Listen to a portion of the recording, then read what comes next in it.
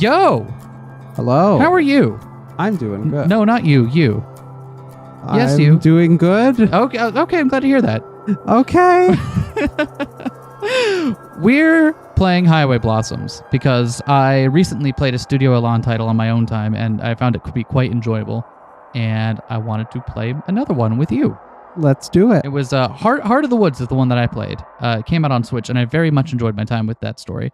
So I was like, we should get back and play another one of these titles from this crew, and we are.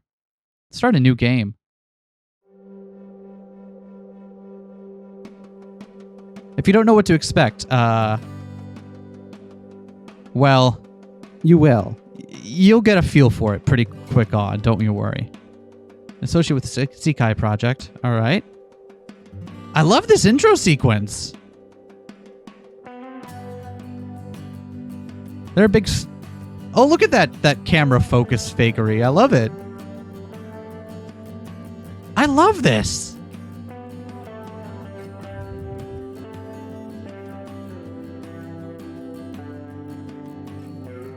Hopefully everyone's enjoying the nice musical interlude here. I like the pre-credits too.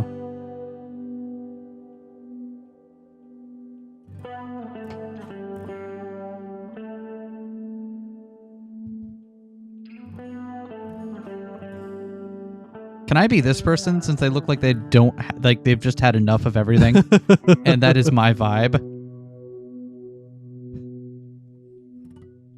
Remember, there are two characters in every Yuri. The one who just doesn't have enough, who's had enough of this shit, and the one who's just way too over.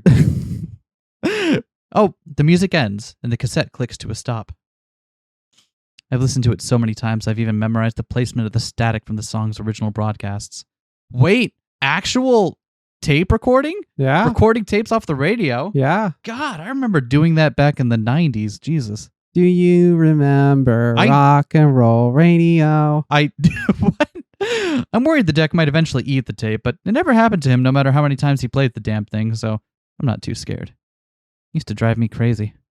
Every day he played it over and over again. Sure, he'd throw on something different after a few loops, but soon enough he'd switch back and the cycle would repeat itself. Sometimes I think he would do it just to mess with me. I would be in the back in bed, smothering a pillow over my head to block out the music. He would just turn it up louder, even during all-nighters. That was so like him. Even near the end, when we finally had to settle down, he was still pulling that kind of crap. I'd come home from school sometimes, the police would be at the door because the entire block had called in a noise complaint. He said it was because he was hard of hearing, but I know he did it just to get a rise out of the old grouches who lived nearby. I think that was his worst fear. Ending up just another bitter sack of bones. So he did everything in his power to be the exact opposite right up until the end. Of course, that meant I would always deal with the fallout. I can't imagine what the neighbors thought, seeing a little girl go door to door, apologizing because some old man decided it would be funny to put plastic flamingos all over their award-winning lawns. Okay, but that is funny. That is objectively funny. I can't help but smile, just a little, even if it does hurt. I take a sip of my coffee. Outside, a heat haze shimmers over the never-ending oceans of sand. So much desert. Even Roswell was just rock, sand, and a few shacks. All alien-themed, of course. Didn't see any UFOs, though. Not used to how dry everything is. Even with the AC on high enough to rip off my eyebrows, I'm still all sweaty. Guess that's what happens when you laze around in snowy Colorado for a decade. In that regard, the desert is a nice change of scenery. I don't exactly hate it. New sights are nice, especially since his health didn't allow him to do a lot of traveling when I was a little girl. I could see myself getting used to this. Well, maybe in another 15 years when I have everything paid off. Damn it, Amber, snap out of it. You can worry about that later. This isn't your trip, so stop being so selfish. I push the eject button. I take the tape out and look it over. Probably for the 20th time today. Oh, we got a gallery. Okay. Interesting. Years worth of brown stains and greasy fingerprints are smudged all over, making it feel grimy to the touch. Still works like a charm, though. There are more cassettes in the glove compartment. A mixture of mine and his. Mostly his. I should just play one of those and get it over with. My hand gravitates towards the latch. It would be okay, right? No. I snatch my hand away from the latch and flip the tape over. Once again, I find myself staring. With a sigh, I stick it back into the deck and reach towards the play button, taking another look to see if the road is still clear. Like always, it...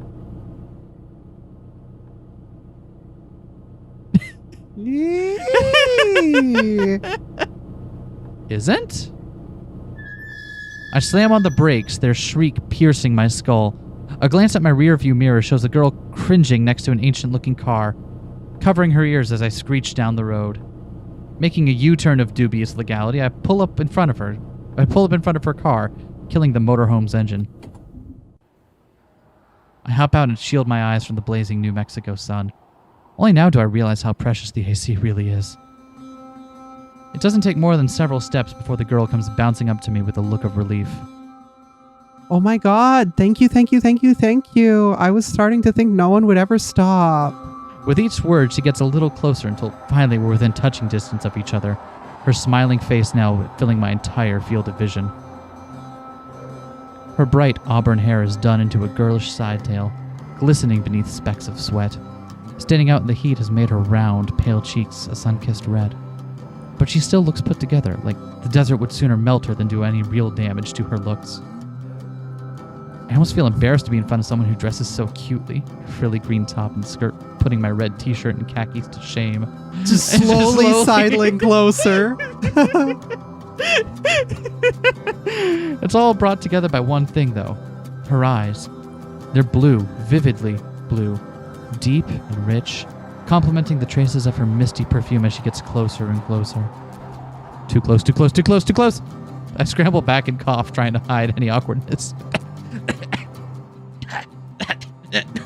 No problem. No problem. What's she doing out here alone? Driving through? Hell, is she even alone? I peer off into the plains on the side of the road, half expecting a guy to pop up from his hiding place now that some idiot has fallen for their trap. That idiot being me, of course. But, much to my surprise, no one does.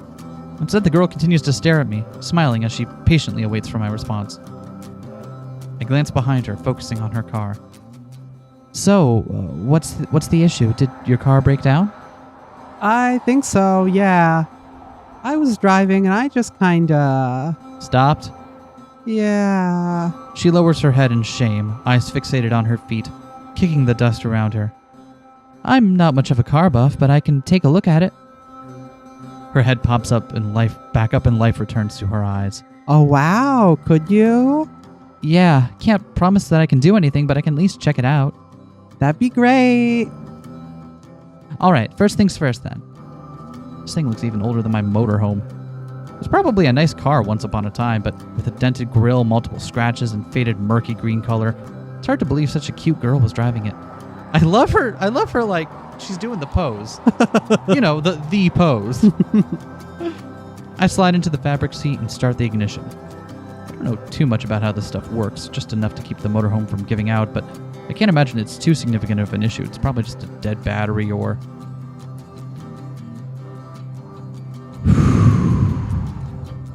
No gas.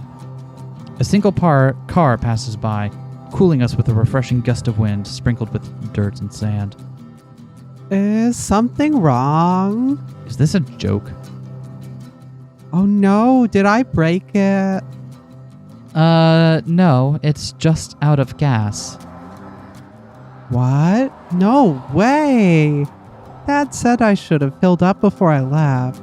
Is she for real? Why is this girl in the middle of nowhere by herself? As if trying to force all the ideas into the center of her brain, the girl grabs her head and whines under her breath. Oh man, and I didn't charge my phone either. What am I gonna do? I'd offer her mine, but I've never had a cell phone in my life. Rock on. Seems like you'd have to be pretty absent-minded to forget that, though. She whines once more and turns to me. Hey, this might seem a little weird. But here's my number. Call me maybe. Oh no. But could you take me somewhere nearby so I can get some gas? And what do you know? She actually did it.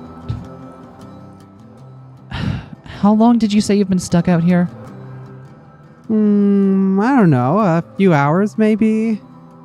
I've been trying to wave down everyone who drives by, but you were the first to stop. Hold on. Everyone? Yep.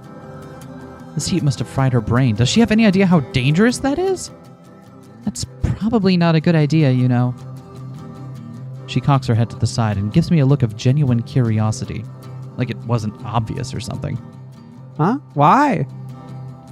Well, you know, a cute young girl alone in the middle of the desert, it's just asking for trouble. I love trouble. Anyway, but you're a cute young girl alone in the middle of the desert. Wait, hold on. Can we revisit that real quick? like in a prepare for trouble, make it double kind of sense? Sure, let's go with that. Wait, what? Her comeback takes me off guard and I turn away a little, avoiding eye contact. Yeah, but that's different. Shut up. A smile returns to her face, the same bright one that she showed me when I first pulled over. I'm still avoiding eye contact, but she leans over to the direction I'm looking and continues to smile. So, do you think you can give me a ride? I don't know. Please, it shouldn't take very long. This girl, it's like she didn't even listen to what I said. Also, can we point out the sound direction having like the cars very occasionally swish by in the background as we're like, that's so nice. I love that. Still, better me than some psycho. Besides, it's not like a small detour will make me late or anything. I guess it's fine. I'm not in too big of a rush anyway. Yay!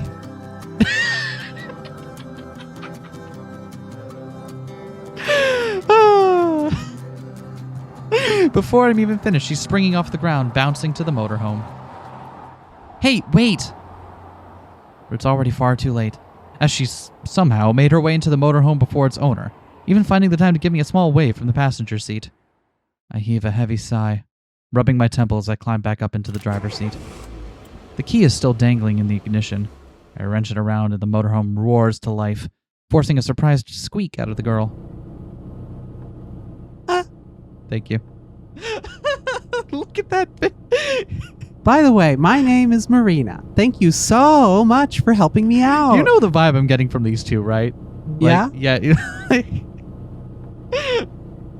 So I've just finished rereading The Other Side Picnic light novels, which I highly recommend. And I am getting very much a vibe from these. I know this came out, I think this came out before, but still. Big vibe. And I love it. I love the dynamic. Amber, don't mention it. Literally, don't mention it. You never saw me. You shall never acknowledge me. All right, that seems weird. I That's like normal. weird. Careful not to hit her car, I back the RV up and turn it around, sending us in my original direction. I reach for the play button on the cassette player, finally giving in to temptation, but Marina starts up again. Why aren't we going the other way? Wasn't there a station a little ways back? It was more than a little ways back. I saw a sign a few miles ago that said there was a station not too far from here, so we're going there. Oh, wow. I didn't even see that. You're really observant. Yeah, or you're just really oblivious. Not really.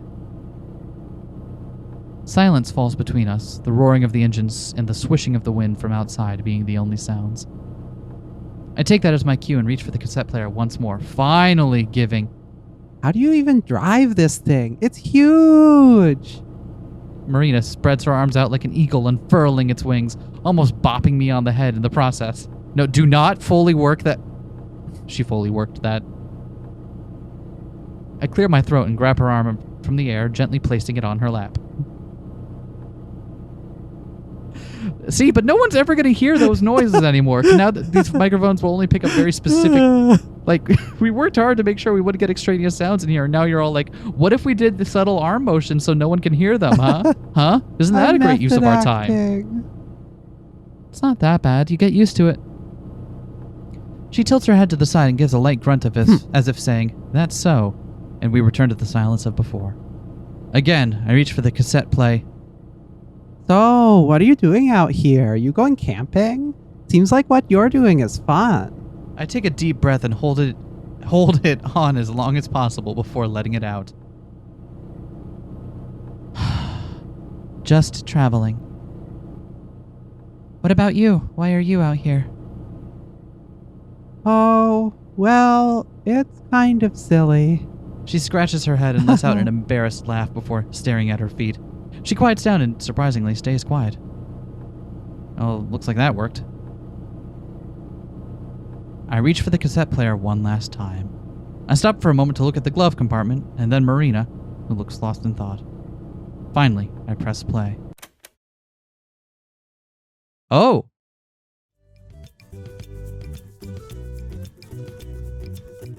Nice. A pleasant little chime greets me as I enter the station, Marina trailing closely behind. The drive was quiet after I turned the music on. Turning the tables on her and asking what she was doing out there seemed to throw her off. I didn't mean to come off as cold as I did. It's just been ages since I've had a conversation beyond accepting some half-hearted condolences. Though, to be fair, I haven't really wanted to hold one. The guy behind the counter is busy ringing someone up, so I set out in search of a gas can. The store is one of those big mini-mart places made specifically for travelers. It's surprisingly clean for a place surrounded by sand. Every corner has an unnatural sanitary shine, accompanied by the scent of citrus cleaning product. Hey, they have the cola flavor here. They have cola-flavored gas? Yeah. I turn and find Marina clutching the slushy machine, her eyes widening like a cat's when tempted with yarn. Don't most gas stations have that? She shakes her head but doesn't take her eyes off the machine. All the places back home only had cherry and raspberry. When we got sick of them, we just had to mix them together. But... Marina finally turns to me, wearing a face of pure, concentrated sadness. I left my wallet in the car. Ah! It's the saddest thing I've ever seen. Just looking at her, I can feel my heart Wait a second. How were you expecting to pay for the gas? I don't know. I just remember. How did she last 5 minutes out in the desert? Fine, I guess I'll pay for it. Really? Yeah, and grab yourself one of those slushies too. But make it a small one. Her pure, concentrated sadness melts into pure, concentrated happiness. You're the best, Amber. She grabs a cup and holds down the button until the slushie overflows and drips down the side. I was going to pay for the gas anyway, but I'm hoping the drink makes up for the drive over. I spot the gas cans and with Marina happily sipping her drink, grab one and head for the counter. I wonder how we see that gallery. The guy at the register is still ringing up the same girl. Lines of flimsy plastic bags line the counter, filled with a mixture of off-brand junk food and gardening tools. He scans the items as the girl digs through her wallet, her bandana-wrapped head pressing a phone against her shoulder. Aren't you supposed to be the badass mechanic? What good are you if you're not? She swipes out a card and hands it to the cashier, more interested in staring at her nails than looking at him. How the hell would I know? Have the squirt check underneath it if you're so curious. On the other end of the line, I can hear the faintest of squabbling. I can't make out anything they're saying, but the tone sounds worlds more tolerable than the girl's. If it's that old, then I say do it. Cash is cash. It's not like anyone's gonna care. Oh no. Did they find... You think they found her car? You better not take as long as last time, though. I'll be waiting for you, slackers, outside. The girl slips her phone back into the crevices of her dangerously unzipped jumpsuit. What little clothing she has on underneath looks like it's going to burst from the slightest movement. Not my type, especially with that personality, but it's hard for me to do anything other than stare. The attendant reaches out to help with the bags, but the girl snaps them away before he can. She shoots him with a heated glare that burns straight through the man and into the wall behind him. Turning around, the girl looks at us for a second before rolling her eyes, then marches out the door, the bags weighing her down as they nearly scrape the ground. Yeah, definitely not my type. Oh, what was that? Oh, here's the... Oh, that tells us the name of the track that's playing. Interesting. Oh, this is just the pause menu. Are those clickable things? No. This is just... Huh. I wonder if this is how far along we've come. I bet it is. I really got to wonder about that The gallery? gallery thing. We'll What check if we... We'll check it out at the end of the episode because I bet it's, Okay. I bet it's like a CG gallery or something. Somewhere. Okay. Good luck. Marina and I set the can on the empty slushy and the nearly empty slushy on the counter. Will that be all? Yeah, sorry. For more boring than that other girl. The attendant hacks out a dry cackle and scans the gas can. He flicks his oily ponytail behind his shoulder, then rings up Marina's drink. Been a lot of folks passing through and stocking up the past few days. Been a good change of pace. I'm guessing that's why you girls are here too?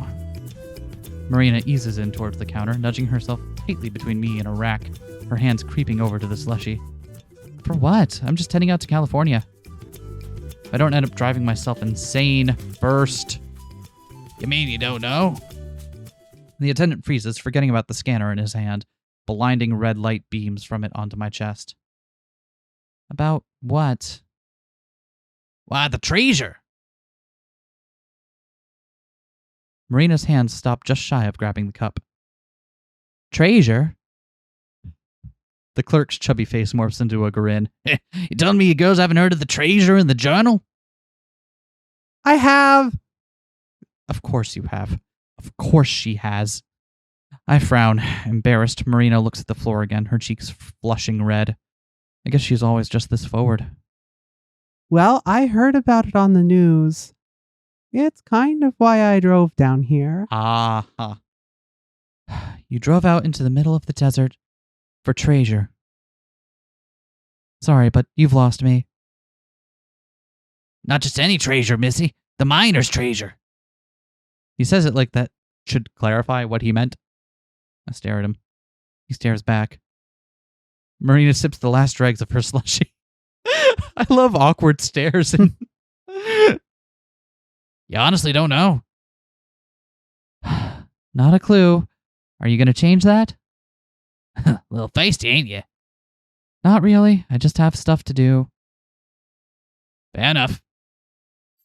A while back, some folks were going through all the trash in their garage. So fate would have it, they came across an old journal. Turns out the thing belonged to their great-uncle, or maybe it was their great-grandfather. I don't know, some dead old man. I cut him off with a cough. A polite hint for him to either get on with it or quit his yammering. Despite apparently knowing all this, Marina continues to stay focused with rapt attention. Sometimes her drink makes that annoying slurping sound again. Hold on, I got you.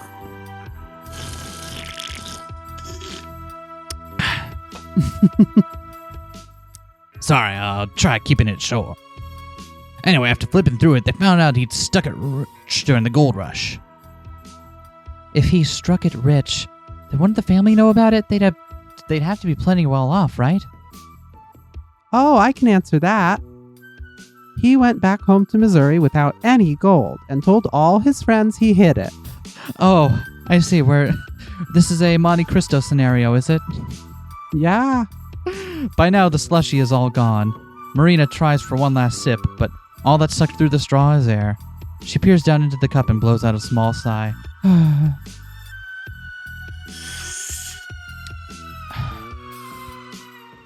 No one believed him, though. I raise an eyebrow. Even if this girl knows about it, then I must be more out of the loop than I thought. Heh, well now. Looks like the sisters here have been doing a research. Mm-hmm. The attendant leads into the counter and smirks. Story goes, he wanted to eventually move his family out west and dig his gold back up along the way, but kicked it before he could. He slides his thumb along his neck and makes a cheesy sound effect to go with it. Marina giggles, but I just keep staring. No, like it's like he's trying to do like the decapitation thing, right? Mm-hmm. Yeah, okay. I don't know how to do that over audio, so just imagine me doing that. Folks around that found the journal ended up selling it to some local hotshot publishing house. Now everyone wants to retrace his steps and find the treasure. Shipments have been selling like hotcakes. Just got ours last week. Treasures of the Desert, a miner's journey. He points to a rack of identical books sitting by the door. A sign hanging above it reads, Treasure of the Desert, a miner's journey. Take part in the new gold rush. I see, we're leading in. I mean, yeah, that'll stick in people's heads. And people are really buying into this? Sure are. Worked here for over 20 years. And I'd never seen this many people passing through. Even the banshee before you here was here for some supplies and a journal. Sure, okay, this is a hoax if I've ever seen one. And where is this supposed treasure? No one knows. Dup-da-da-dup. Not a fan of Queens of the Stone Age? Alright. Scattered all around the desert. They say the journal has hints to its whereabouts. Uh-huh. Let me guess, we need to solve an epitaph as well or something. Marina, you said this is why you drove out here? Yep, that's right. I instantly believe you. But you don't really believe the treasure exists, do you? My God, he's got me doing it. Sure I do. It's in a book, silly. She pauses to think. At least I want to. Wouldn't it be super cool if there was treasure? If there was what? Treasure? If there was what? Treasure. I don't know what that is. Sure would be cool. But there's a good chance it isn't. And even if there were, do you know where to start looking? No, not really. I never got that far. I don't even have a copy of the journal. You wandered out into the middle of the desert without a plan in order to dig up treasure that you don't know the location of. Yeah, basically. Oh my God, how are you alive? I know, right? She lowers her head like she knows there's a good chance what I'm saying is true. But I have to try. Her voice is soft and quiet, but there's a faint glow of determination behind it. It makes me feel ashamed for scolding, but the idea that she dropped everything just for treasure is insane. To her credit, she did a little research, but that's canceled out by driving into the desert without a full tank of gas. She wasn't prepared at all. The people who care about her must be worried sick. I barely even know her, and I'm worried. Ah, don't be too hard on her, Missy. After all, who can resist a good treasure hunt? He looks to Marina and gives a big gummy grin, courtesy of his missing teeth. Ain't that right, sister? Marina springs back with a smile of her own. That's right. Meow. That's right. I knew it was a Pokemon thing. Rolling my eyes, I reach into my pocket and pass some crumpled bills to the clerk. Yeah, well, I'll believe it when I see it. He shrugs and stuffs the cash in the register, though now I'm just paying for the tank in an empty cup. I pocket the change. I give a casual wave from the exit that should be a good enough thank you. Marina follows, though a bit more animated, waving her arm like a fan as she says goodbye. Oh, and sister, Yeah? you go ahead and take one of them there journals. Free of charge. Really? Marina lights up like a firecracker and bounces up and down like she's a kid again. Yep. Oh, wow. Thanks, mister. In one swift motion, she swipes one of the remaining books off the rack so fast that I swear my eyes are skipping frames. Hey, Amber, look. He I- gave me one for free. I can see that. I was there. Yeah, I see it. I tune out her chattering and nod as we walk out to the parking lot so we can finally get the fuel. Hey, Amber, can you teach me to read this? Okay, so can and will are two different... So you can. The attendant shouts one last thing, his voice fading behind the glass of the closing door. And good luck on your trip. Desert people are weird.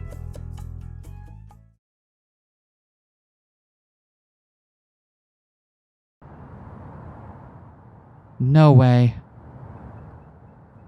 Maybe it's further up the road. Oh, shites. Sorry, Mike. Didn't mean to hit you that badly. We're still getting used to how to deal with our new microphones here, but... And yes, I did rename mine. It's Mike now. My favorite. And you were still Michaela? Yeah. Nice. I can't believe it. It's gone. We could have just passed it. We weren't even away that long. How can it be gone? We stare at the empty space that once housed a certain ugly green car. I look in every conceivable direction, but there's nothing but an ocean of sand and a never-ending stretch of road. Was it towed? No, not out here, not this quick. Where the hell did it go? Yeah, that is kind of weird, isn't it? How are you not more angry about this? I know, right? Marina's hand rests against her cheek as she looks on with only mild confusion, like she's trying to solve a small mystery. Your car is missing! That's more than a little weird! Well, it's actually my big brother's car. He just lent it to me when he left for college. That's even worse. Oh, you're right. That makes everything better then. Oh, it does? Sweet.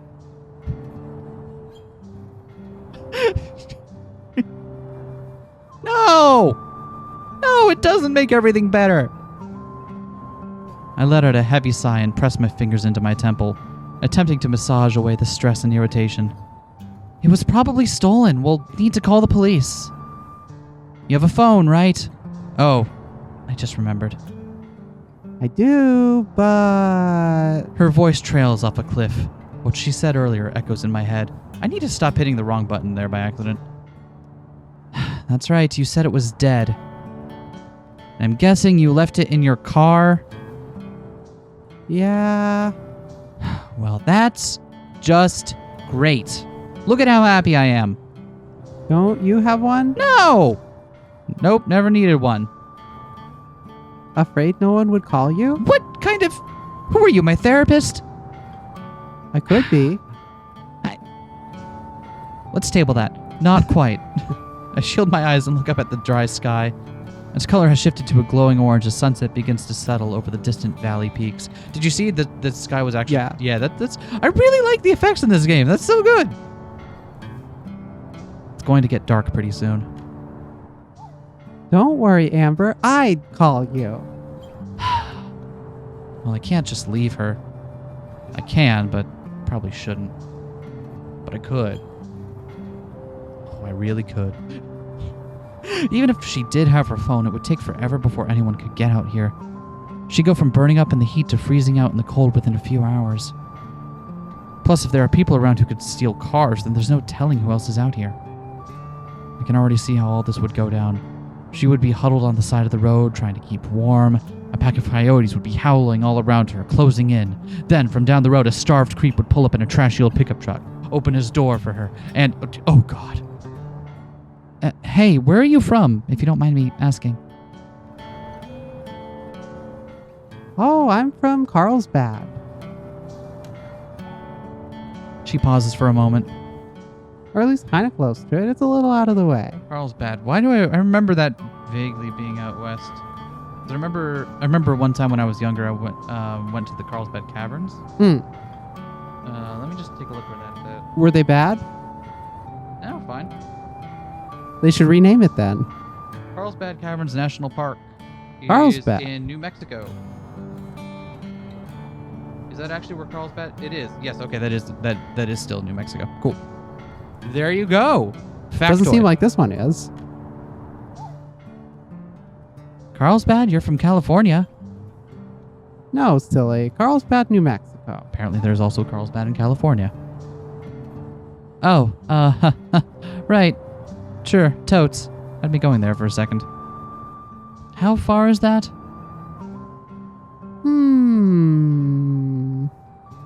Maybe 2 hours from here?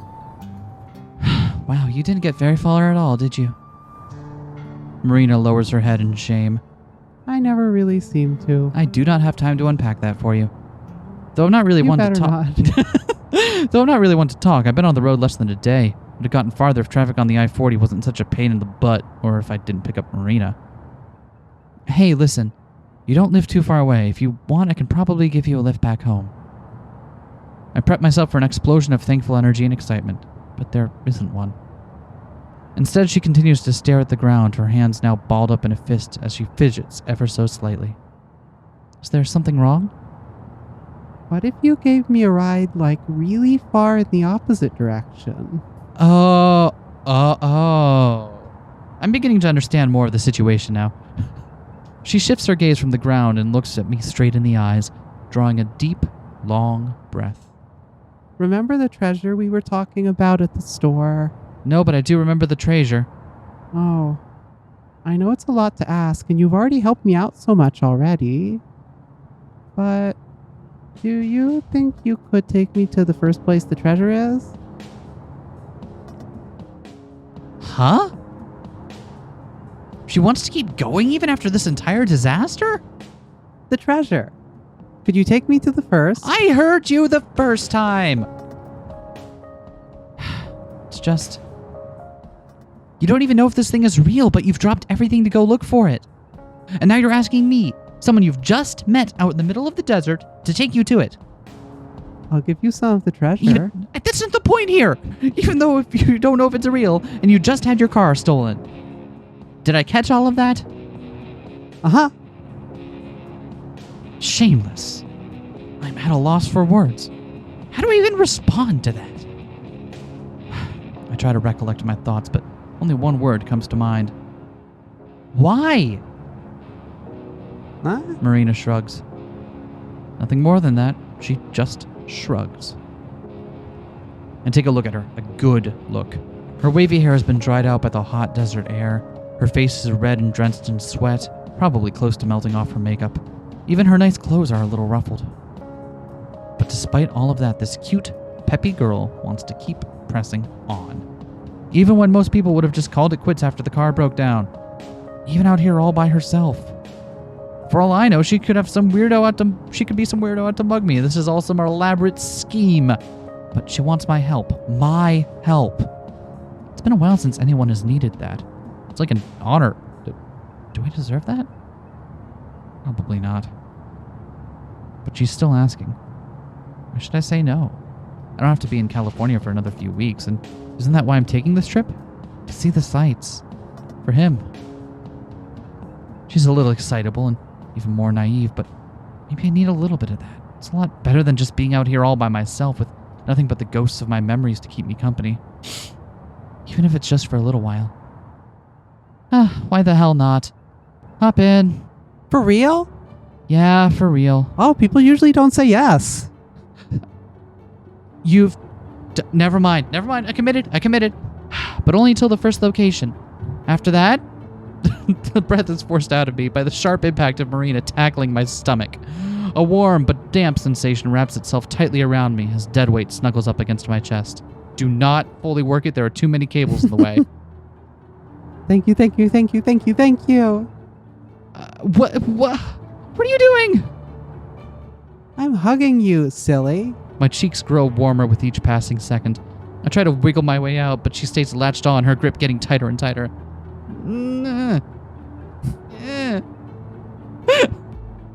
Marina, please. You're all sweaty. Sorry. I'm just super happy. She unlatches herself, letting me clear my throat and recollect myself. Anyway, let's get inside. I'm burning up out here. We clamber back inside the motorhome, leaving the dry hellishness behind. I turn the ignition and let the AC blast away the RV's stuffiness. Letting out breaths of sweet relief, Marina and I collapse back onto our seats. All right, so where's the first place of the treasure? Well... You have no idea, do you? That's not true. The news said a part of it was somewhere here in New Mexico. Probably. Oh, good. We'll just search this entire big square of a state then. Yeah, I knew you'd get it. I'm not surprised at all. I should have seen this coming. You have the journal? Yeah. She hands the cheap paperback book to me. The cover feels like it could fall apart at the turn of a page. The whole thing is fitting of its rustic design. Peter Noel. Interesting. I slide my thumb across the edges and flip through the pages. Thick forwards and passages commenting on the journal's historical significance skip past my eyes, most long enough to be their own damn book. Finally, a photocopied picture of one of the original entries appears, preserving the faded cursed lettering, the entire thing printed on the next page over. Crusting brown stains and wrinkles engrave the photo.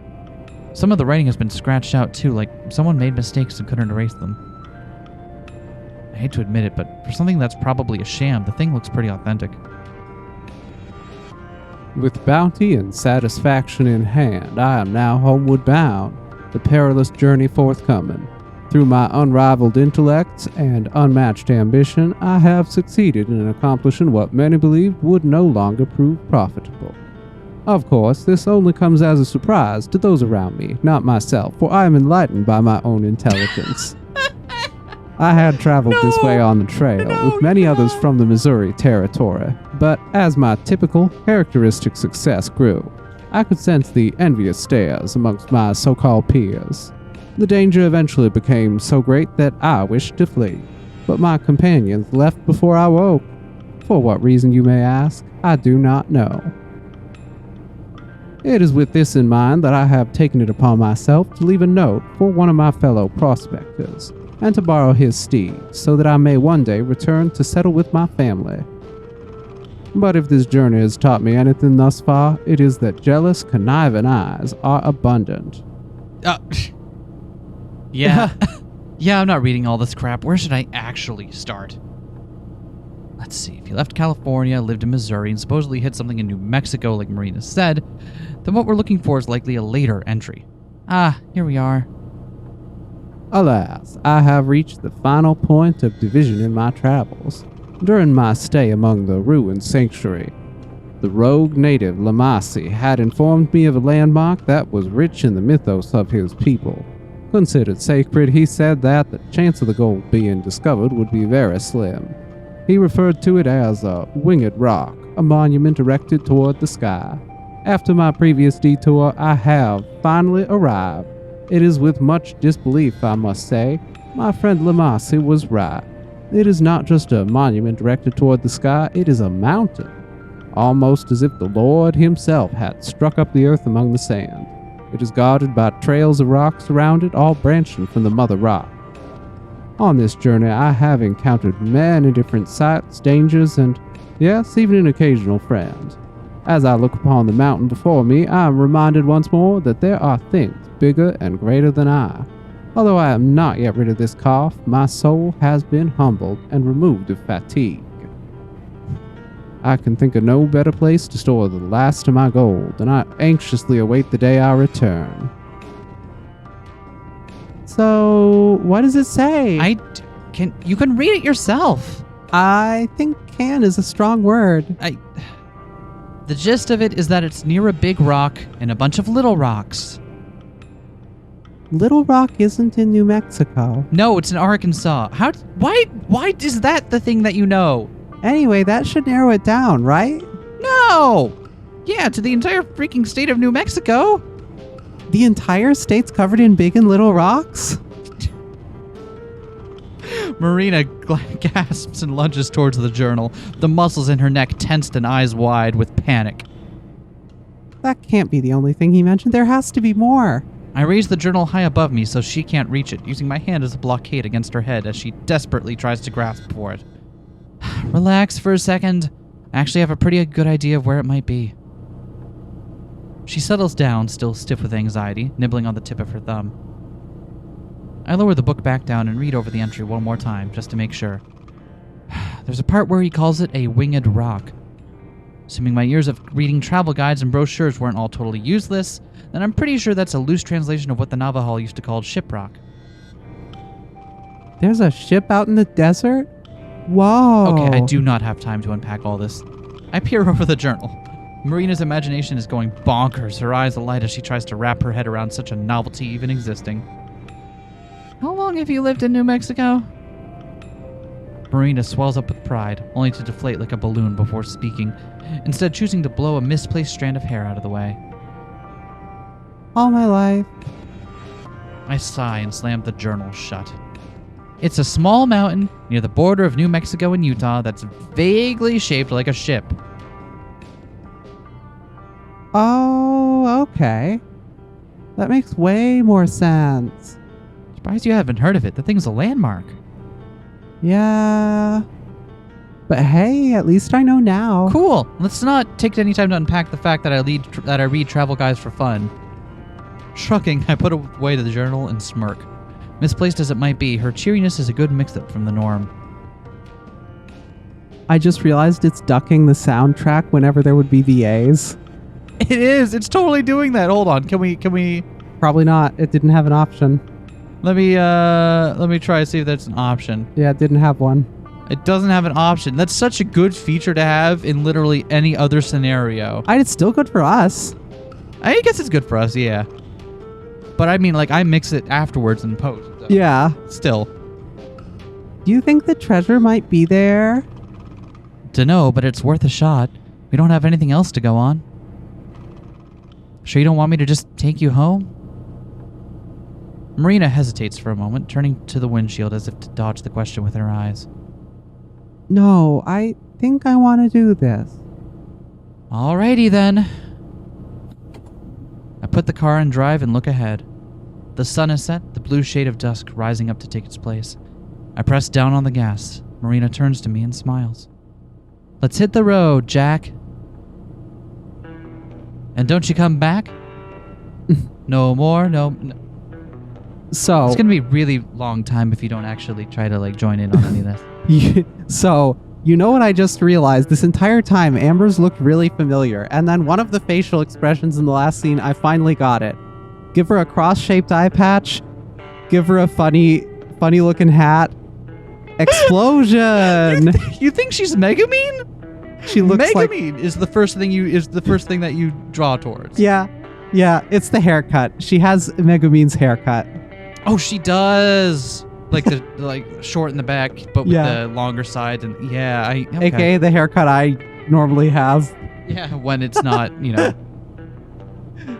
The sun has long since set and given way to darkness. Only my headlights remain, illuminating the road and silhouetting the small rock formations around us. I've been alternating between the old tape and the new ones, immediately throwing on the old tape after finishing a new one, and vice versa. I haven't had any complaints from Marina. She's been sitting at my side the entire time, softly humming off key to the music. Quick, what music is she humming to? Hum me something off key that she's what is she humming to?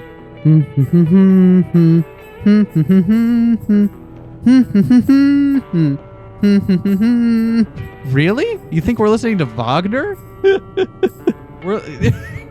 I'm not saying no, I'm just saying that I didn't take Amber as the Wagner type. I mean, she doesn't listen to the new tapes normally. You should see her. You should see the bike she keeps at home. You know what she calls it? What? The ring cycle. That's really funny. She seems to be the type to just accept things as they are, like with her car being stolen or that treasure. Especially that treasure. To make it worse, it's not just her. Apparently it's some phenomenon now. Goes to show how much I keep up with current events. The whole thing smells like a scam. I bet somewhere all the big shots from that publishing house are gathered up in their corporate tower laughing at all the idiots they've ripped off with that book. Christ, I'm even starting to sound like him.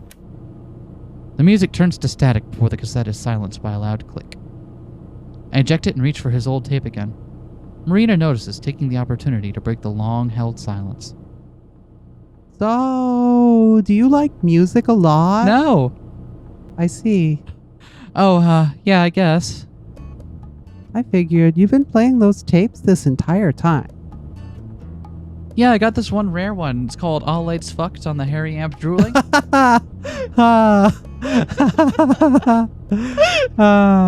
times, good times. Oh, God. It's my favorite bit of media that will probably never, ever be recovered at this point. She picks up one of the tapes on the center console and inspects it, going so far as to poke her pinky through one of the holes. Though I'm not sure what you'd call this type of music. Yeah, I've just been playing whatever. Mostly jazz fusion and alt country. Threw in some new age crap in there for good measure. Ooh, okay, so some of that I recognize. I see. What an odd blend. Not really. I could definitely see an overlap between jazz fusion and alt country, especially if you go through bluegrass. Okay, okay. Some Bela Fleck and the Flecktones, yeah. Yeah, exactly. If you go that direction, I can absolutely see how those could overlap. Okay. Yeah. But the Enya. The Enya is what, yeah, I don't know why that's on here. That's just completely out from the middle of nowhere. Oh! Freaking Dixie Drags. Stuff like that. Yeah? Fusion country, yeah. Okay. Yeah, no, that's totally stuff that exists. Okay. Yeah. Most of these are mixtapes I made when I was little. Cool. Any names I'd recognize? She peeks at me through the holes of the cassette, wearing a wide, genuine smile. Probably not. Yeah, that's fair. Aw, come on, try me. Why not? Maybe I'm not giving her enough credit. You know, Gabriel, Go To, Weather Report, Donovan, Metheny. Oh, I recognize two of those. I know of Donovan. I don't, but Pat Metheny and Weather Report I definitely listen to. Is the Gabriel Peter Gabriel? Is that? Oh, if that's Peter Gabriel, then yeah. Marina gives a sage-like nods and grunts understanding as I lift off the names. You have no idea who any of them are, do you? Not a clue. Excellent. That's what I thought. Sorry, I usually listen to whatever is on the radio. I crack a slight smile. It's all right. I could see how it might be hard to get into. My gramps used to call it road trip music. I still think it's nice, though. It's making you really happy. God, now I want to listen to like Traffic. We can do that. Yeah, like John Barleycorn. Yeah, that's or, a possibility for us. What is it? The low step Low of high spark heel. of high heel Low boys. spark of high heeled boy. Yeah. Hashtag not a boomer. Hashtag not a boomer. No boomers Maybe here. Tony Williams Lifetime, if we're feeling fancy. Oh yeah, actually, can we listen to that later? We can. We absolutely. See, now I'm thinking about all like my old fusion stuff, and I'm like, oh damn, I want to listen. God, I need to recover my music library and bust out my jazz fusion. I've also got like some The Nice we can listen to. Hashtag still not a boomer. Not a boomer. Did you read Marina's line here? Yeah. You think so? She taps her finger gently against my cheek. I pull away a little, but let her do it anyway. Oh, you booped me. That's nice. Yeah, why else would you be smiling? I never really thought of whether it made me happy before, but I do know it made him happy, so that's good enough for me. That's actually why I'm going to California. You know, for a music festival. For real? Where? Not far from Palm Springs. Palm Springs? Like the actual Palm Springs? Don't know if there are any other Palm Springs in California, but yeah, they do it every year for a few weekends. I went to my first concert a little while ago before I graduated. She rests her head against the window and stares at the road ahead, her smile fading, but still there. It was so much fun. An entire weekend of that sounds super awesome. Nah, it ain't that cool. Marina flings her head away from the window and turns to me.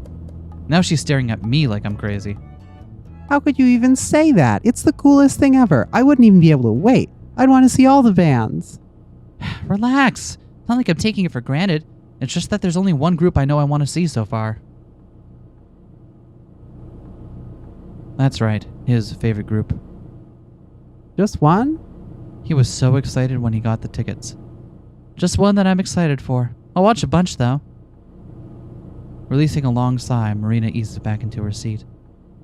Oh, good. I was afraid you were going to head on home after you saw your group. Not gonna ask me what group it is, huh? That's fine. You crazy? I'd like to have at least a little fun before worrying about all the expenses I gotta deal with.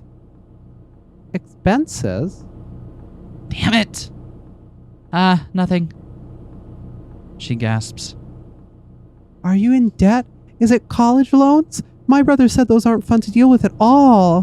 Got too comfortable. Should have kept my trap shut. Or did you just spend too much on your ticket? Without warning, I swerve off to the side of the road and onto the rocky sand, cutting Marina off and nearly giving her a heart attack. Marina shoots me a worried glance, her face still pale. Oh my god, what was that? Are you okay? I pinch the bridge of my nose and my elbows on the wheel. Amber? I have been driving all day. I'm a little tired. Where are we? A little outside Albuquerque, so we aren't too far now. We'll sleep here tonight and drive to Shiprock first thing in the morning. Killing the ignition, I climb out of my seat and into the living quarters. Marina trails behind me. I yank open the bathroom's Velcro latched cupboards. Inside is a folded stack of blanket, sheet pillow, and my old gym clothes from school. I scoop them up and toss them to Marina. She scrambles to catch it, desperately balancing them as they lean out of her arms. Sorry about the clothes. I don't have any actual pajamas. Go sleep on the couch. Folds out into a bed. Oh, okay. All right then. What? Will you sleep on the couch that folds out into a bed? No. I will sleep in my bed that folds Okay. out into a bed. Oh, how do I sleep without a big spoon? Will you at least hold my hand? Tell me a bedtime story? Making some big assumptions that I would be the big spoon. I'll see you again in the morning. And with that, I step into the back room and slam the sliding door before collapsing onto the oversized bed. Even in the darkness, I can make out the pictures hanging on the wall. Once upon a time, they were generic scenic pieces. Now they're photos. Photos of me and Gramps. My favorite one is the one of us in front of a museum for music.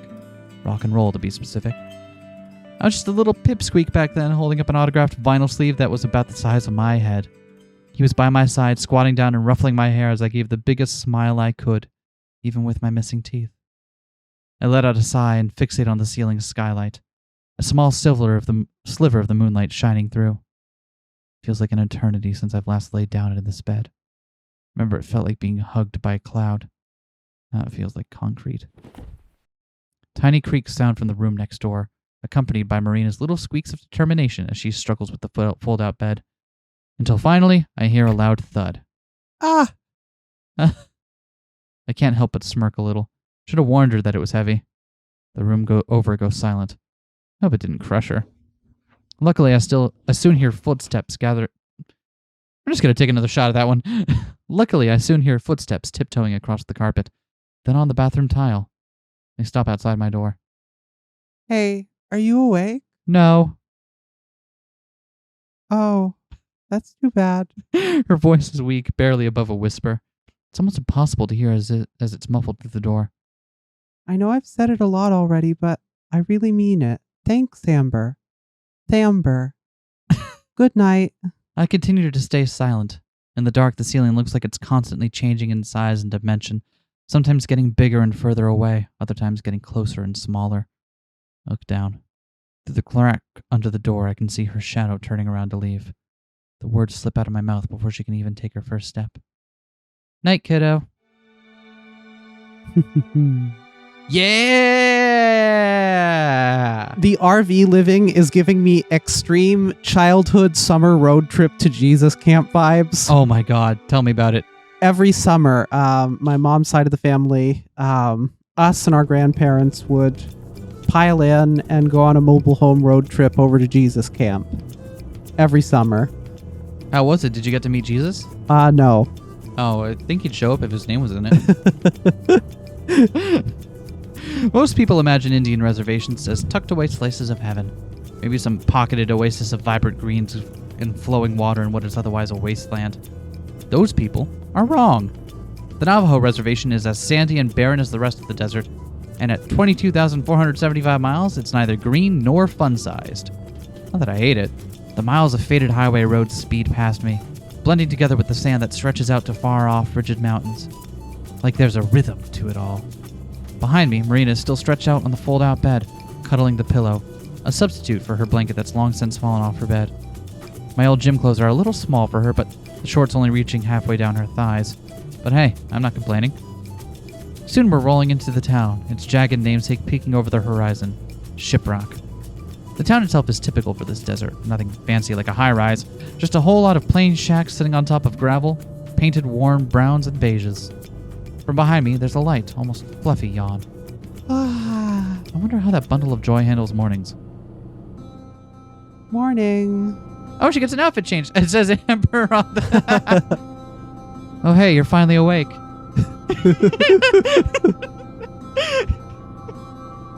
I mean, they are crossing. Yeah? You were trying to cross the border? Uh-huh. She yawns again and thumps back against the bed. Guess she's not a morning person. There's still some coffee in the... Oh, wow, is that Shiprock? I take it back. Marina rushes behind me, grabs the back of the seats, her eyes sparkling. It's huge. I can't believe we can see it from so far away.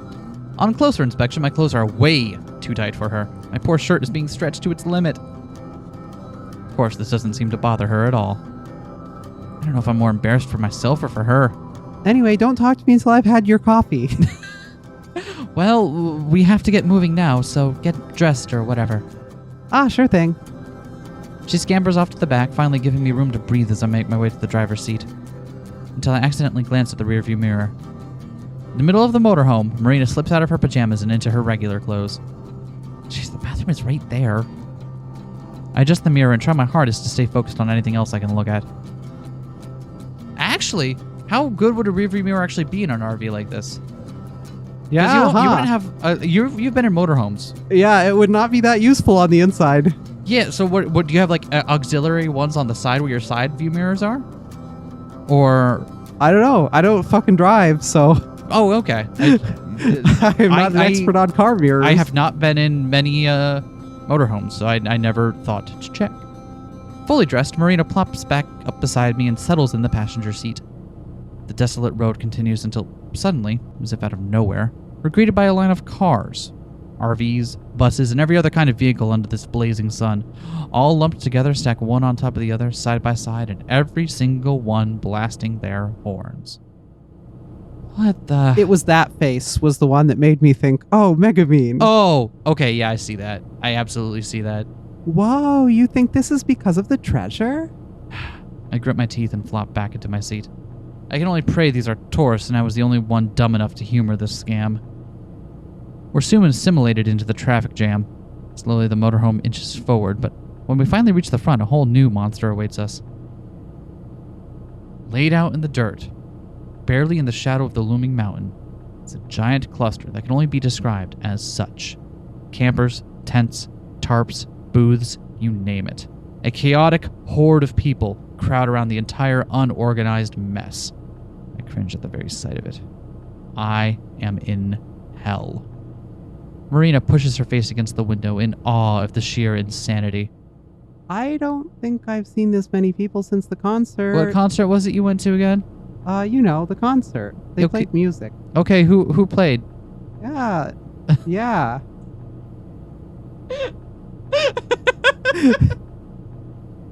God, she's gonna break from the overstimulation. A choir of horns serenade us from behind. Groaning, I pull forward and squeeze the motorhome into the nearest available space, stuffed tightly between everything else. Backing out is gonna be a real pain. Well, what are we waiting for? Let's go find that treasure. Marina sits up and nearly leaps out of the car, but I grab her wrist and pull her back into her seat. Hold on just a second. Her enthusiasm fades. Oh, that's right. You were only going to drop me off and leave. Sorry, but I'm gonna stick around a bit longer. For real? She starts sniffling.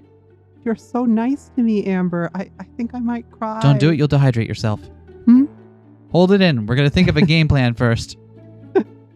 Hey. Marina returns to her usual happy-go-lucky self while I grimace at the chaos outside. If I suspend my disbelief and assume the treasure is real, where would we even start? We don't have any equipment. Guess we might as well start by checking out the place.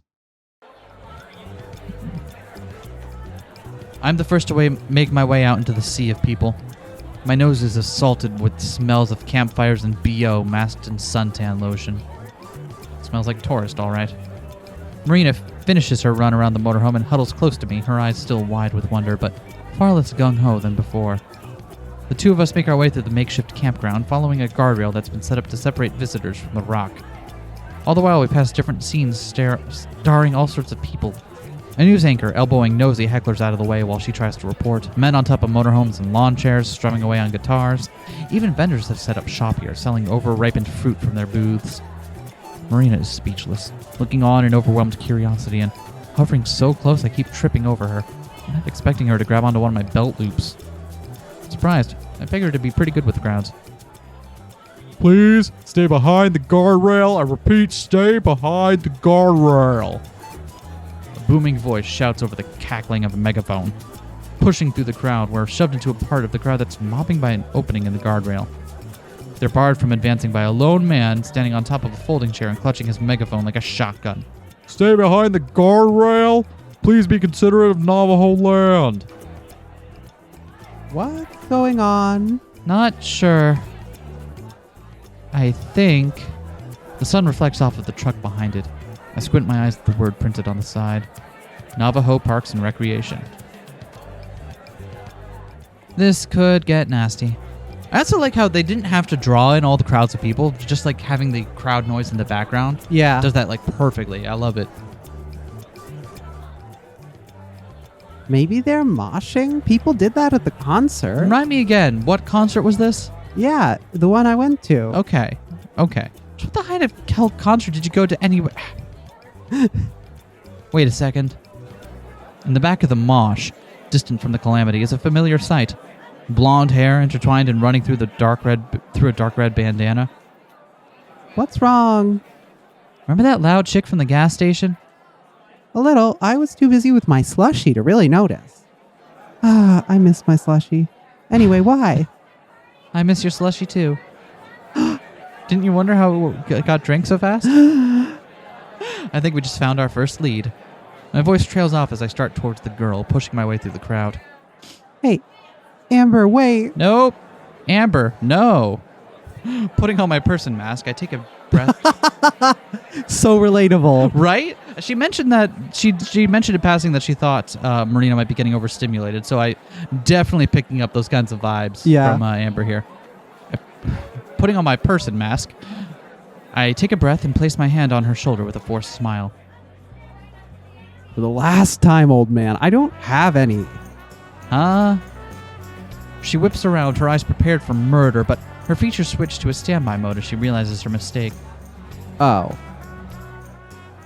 Sorry, but didn't I see you at the convenience store yesterday? Oh yeah, that dumb. Outside of Roswell, right? Yep, that was us. I'm Amber. And the other girl's Marina. Marina waves and I extend my hand. The girl's eyes narrow, but she eventually shakes it with a surprisingly strong grip. Mariah. Everyone here for the treasure? They'd be idiots if they weren't. Hey, what do you know? You were right, Amber. You say that like it's a good thing. You guys here for the gold too? Not sure why else somebody would come out. She looks over the scenery and wrinkles her nose. This place. The ray of sunshine next to me is looking for the gold. I'm just the ride. Step away from the guardrail. You're all getting out of hand. The horde presses in and the yelling grows louder. You aren't getting through, so I don't even know why. A can of beer flies through the air and cracks him on the forehead, the liquid running down his face. Oh, come the fuck on. Navajo Parks and Recreation. They're trying to keep well-meaning treasure hunters from carving up the rock because of its religious significance. Doesn't surprise me. This is a four-corner state, so there's lots of stuff like that out here. I think it's sweet that they're trying to protect big old Shippy. You can't ship the rock. Chippy. He's my friend. I bet you're just jealous that I can make friends with rocks. Only big ones. What? Why not medium-sized ones? Yeah, I've tried. It never ends well. Maria stares at her as if questioning her entire existence. But it's a rock. I know, it's a rock. Don't you think I know a rock when I see a rock? So? It's only good for postcards and carving big monuments. Why is it such a big deal if people want to look for treasure up there? Well, it's not going to make much of a difference either way. Why is that? You a non-believer?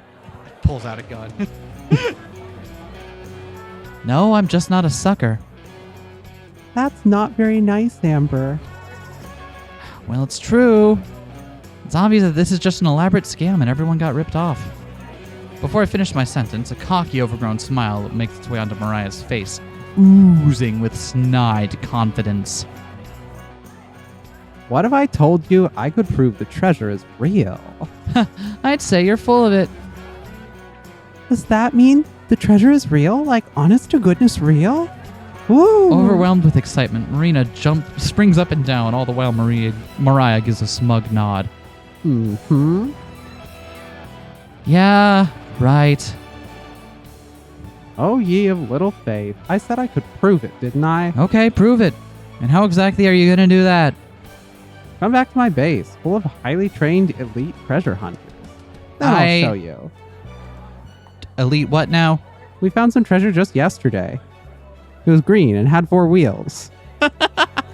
Anyway, highly trained elite treasure hunters. Did you see that the camera was doing the zoom in on her with each word? Oh, I'm sad. I'm sad that we miss stuff like that when we play games our way, but that's just how it. Oh yeah, it is showing us. Cool. Wow. Oh wow, we got a long ways to go. Right. Thanks, but no thanks. We'll pass. What? But why? Well, because you said we needed a game plan, right? This is the best chance we have right now. Also, why is she trying to prove it so hard to a rando she just met? A terrifying amount of determination emanates from her as she forces an unwavering stare on me. Her gaze intensifies. I look down at my dusty shoes and finally give in. Jeez, if it'll make you that happy, then I'll do it. Yay! She's really damn determined, I'll give her that much. I'm not sure I could have said no. But this better be legit, you hear? I point to Mariah. I am not in the mood to be jerked around today. Yeah, I'll keep my word. Hey, stop it! We look back to the crowd. The guardrails have toppled over and the crowd surged toward the man. Warning you, stay back! I have a megaphone! The crowd circles in around the chair and topples it over, the man crashing down with it. We should probably scram. Way ahead of you. Sleek and lavish, Mariah's motorhome is like a mansion on wheels. Its chromy, black paint is so fresh that you can practically smell the primer. Here we are. Bass, sweet bass. She throws the door open. Joe, Tess, buck up. We have gas. Marina and I shoot each other an unsure glance, then enter the motorhome. Oh, hey! You finally managed to make some friends? I Blow it love the reggae. Blow it out your ass, slacker. It's just as big and expansive on the inside, making my RV look like a toilet in comparison. It's definitely a luxury class, unlike my Class C. Or at least it would be a luxury motorhome if not for the seemingly random decor. The walls littered with posters of ska bands, the worst genre of music. Oof. Where's the lie? Where's the lie, though? All of it. Yeah? Well, you're going to have to show it to me because I can't quite pick it up. Ska is fun. It makes you want to pick it up. Did you not catch the thing? What? I said, I don't see where the problem is. You're going to have to show me so I can pick it up. Oh, I didn't hear. Okay. Listen. I'm extending an olive branch here, okay? Even weirder are the license plates scattered everywhere. Some in boxes, some on the table, and some strung together like a wind chime. A beanbag in the corner and bottles of empty beer and liquor cast off on the ground. The place looks more like a frat pad than a base. An impression further aided by the guy sprawled out on the couch, his head wrapped in a bandana like Mariah's. Someone's feisty today. No luck with the treasure, I take it. Yeah, no thanks to you. Hey now, me and Tess were holding down the fort. It's a very important job. We made it out of pillows. It's a pillow fort. He gestures at the cot above him, a hollow space under some cabinets. Looks like a row of cupboards used to be there and were stripped out to make room for it. Lying on top of it is a little girl facing the other direction, fiddling with something I can't make out. She's wearing another identical bandana. Is that right, Tess? Oh my god, the smaller version. Tess gives a barely existent nod, then continues tinkering. See, what'd I tell you? Has she been like that the entire time? Yep, she hasn't moved since you left this morning. It's kind of sad. Please, don't think I haven't noticed you were on that couch when I left. Guilty as charged. I clear my throat, reminding them of our presence. All right. This is my team. The lug who's become one with the couch is Joseph, and the squirt is my kid sister Tess. Joe, Tess, this is Alyssa and Milena. Close enough. Amber and Marina. Whatever. They're looking for the treasure too. Hey there, ladies. Can only hope that the highly trained elite team are hidden in the bathroom.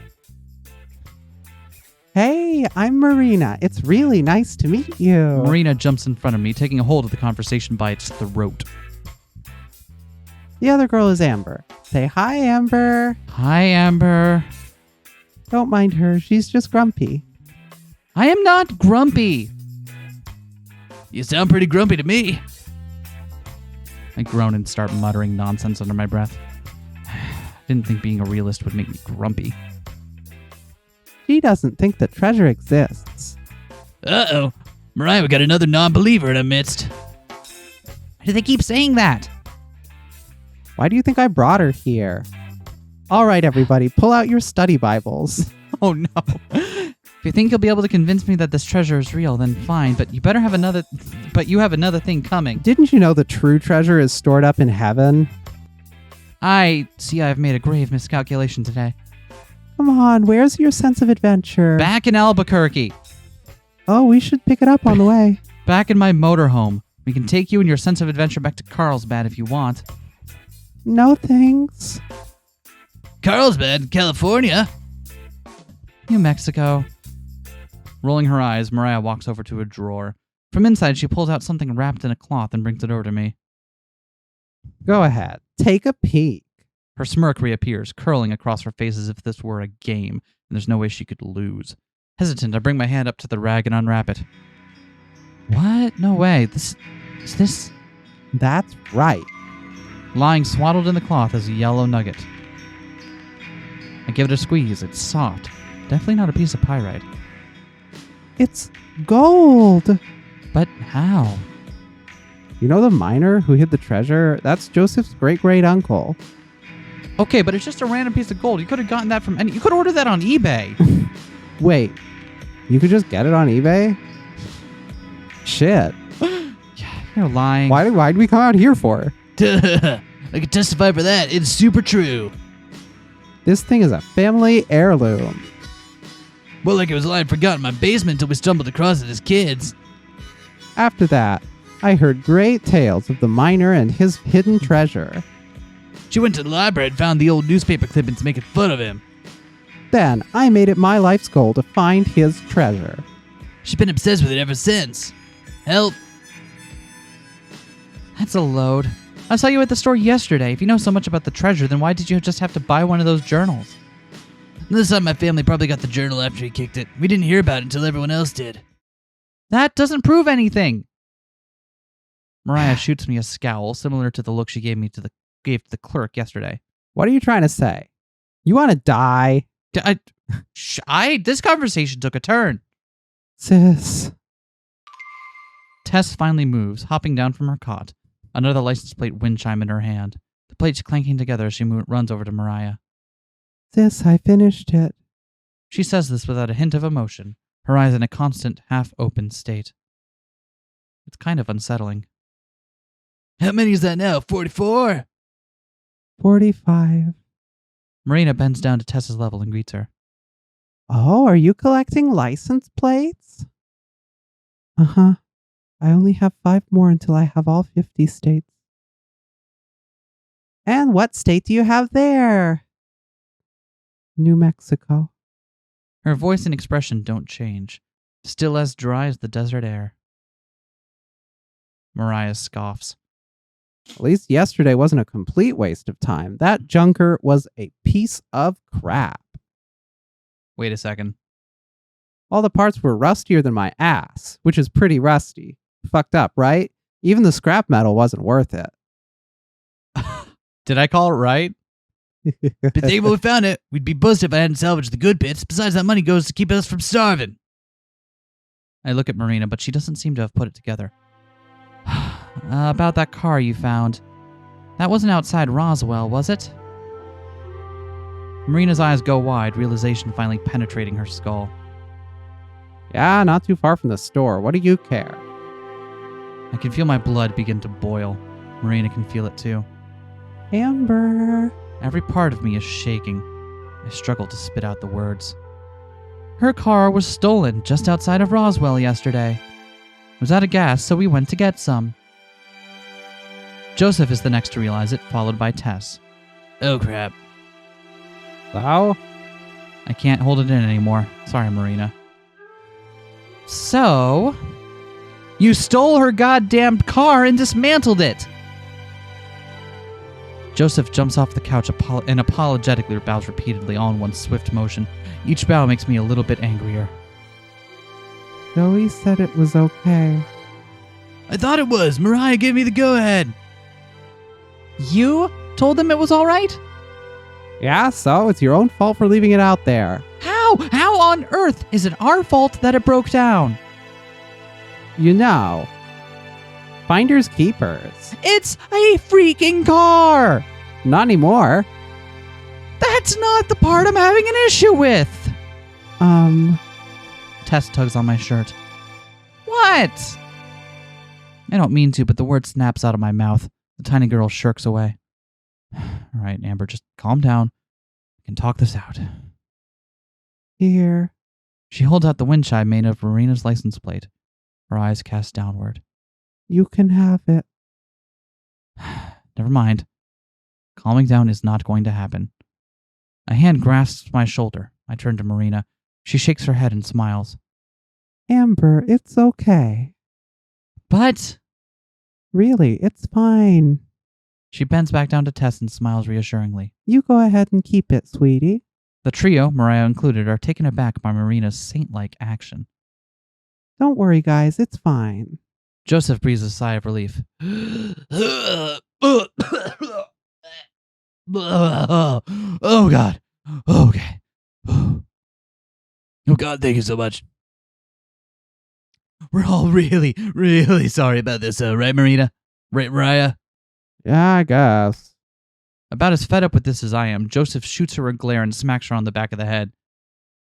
Ow, all right, I'm sorry and stuff. Gee. Marina, are you sure? They destroyed your car. Yeah, but it was pretty run down anyway. Besides, if I had a dime for every time I've destroyed my car... How many dimes would you have? Is Is it more than one? The mystery. You are unreal. You know that? I'm not Anyway, real? Oh my, Is this a Sixth Sense situation? oh my God. Oh, Anyway, we fuck. should head out now. We have a few things to take care of. Thanks for showing us the gold. Now I'm sure the treasure is real.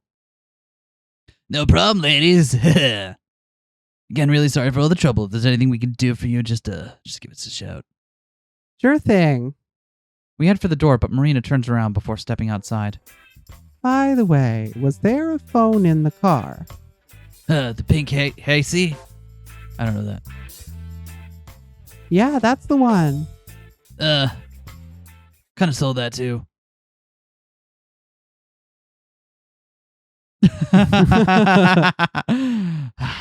It feels like the page is staring back at me. In fact, at this point, it probably is. My gaze drifts from the journal to the window by the entrance. Marina's outside twirling the payphone's cord as she pops in another quarter. What year is this that a payphone still exists? I'm trying to think of the last time I think the last time I ever used a payphone was in high school. Yeah? Because we still had the one payphone, because that was still before cell phones were predominant, but like it could be reasonably expected that you might not have one. Mm-hmm. And there was still that payphone on the main drag downtown. You know the one I'm talking about? Is that not still there? No, it is not still there. Huh. It hasn't been there for years. Wow. Yeah. Not like I worked in that area or anything and should have noticed that. I mean, it's out of the way. Why would you even think about it? But yeah, no, there is not a payphone downtown anymore. Huh. I don't know. My gaze drifts from the journal to the window by the entrance. Marina is outside, twirling the payphone's cord as she pops in another quarter.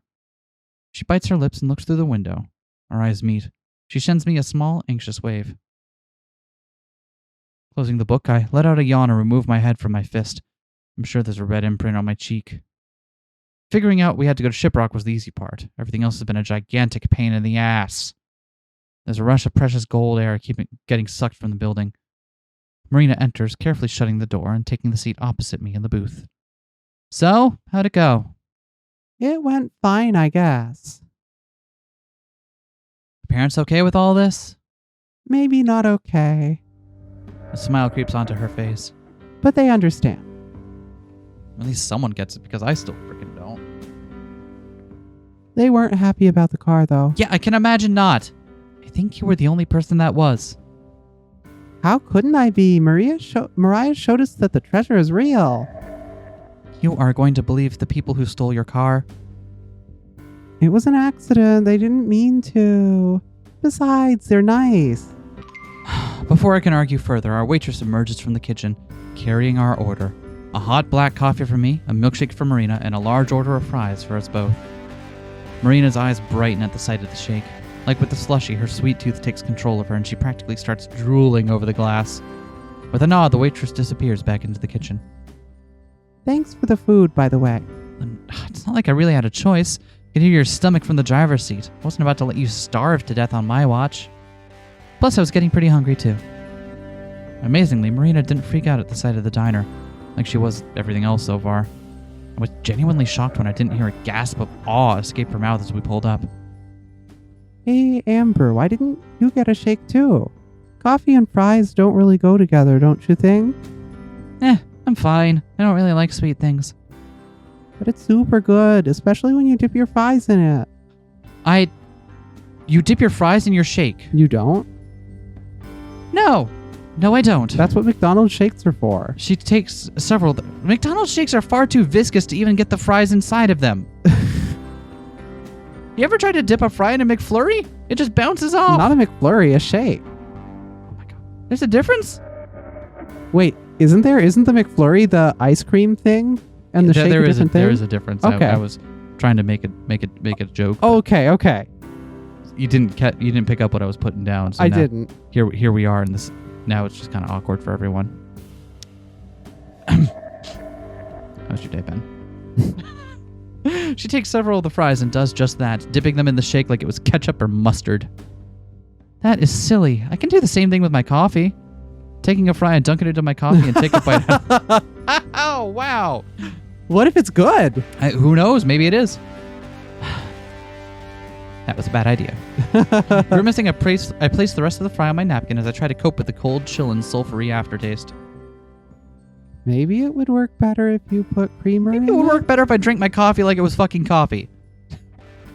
Somehow, I doubt that. Besides, it would just ruin the coffee.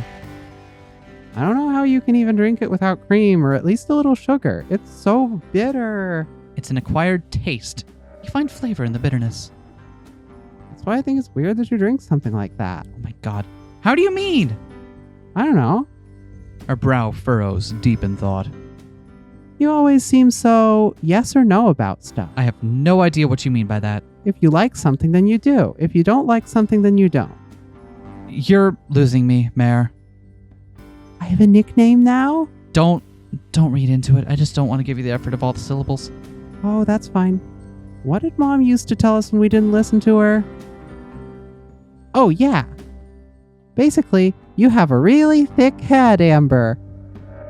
I nearly spit the coffee out of my mouth. Gee, thanks. Or was it a thick skull? Whatever, you know what I mean, right? You're thick. I think so. I have a general idea of what it is you are trying to say. Wasn't really an acquired taste for me, now that I think about it. Maybe I always liked the bitterness. Or maybe I just convinced myself that I did. I don't know. Is that a bad thing? Just like in Mariah's RV, Marina shakes her head and gives me a sweet, genuine smile. I don't think so. I actually really liked it. It reminds me of Shiprock. You are not friends with The Rock. I am now. Oh, look, there's one of the diner pictures in the background. Is the Yeah. Shiprock. I wonder if these are some of the other backgrounds that'll be used throughout the... Could be. I wonder if the game is being cute like that. A warm, tickling sensation bubbles up in my chest.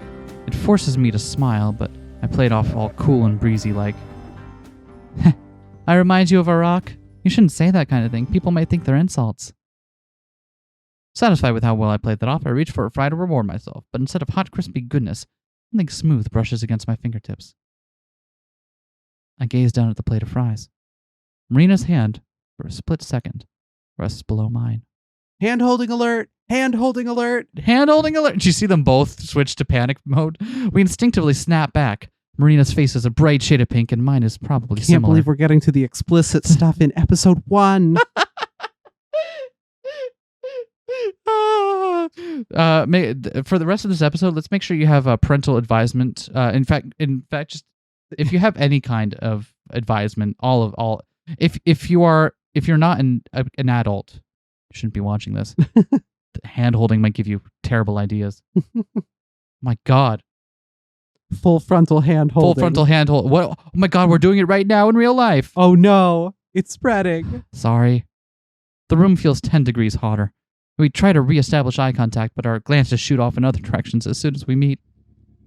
Hey, Amber. That's my name. I managed to compose myself long enough to look back. You said something about bills and expenses last night, right? I don't know what exactly you meant by that or what it is you have to pay off, but since we know the treasure is real now, I was wondering. Maybe you might think about sticking around to look with me? We could even split it or something. Well, first off, we don't even know if the treasure is actually real. Mariah could be pulling our legs. My coffee is mostly gone. All that's left is a puddle and a few stray grounds. I'll think about it, though. Really?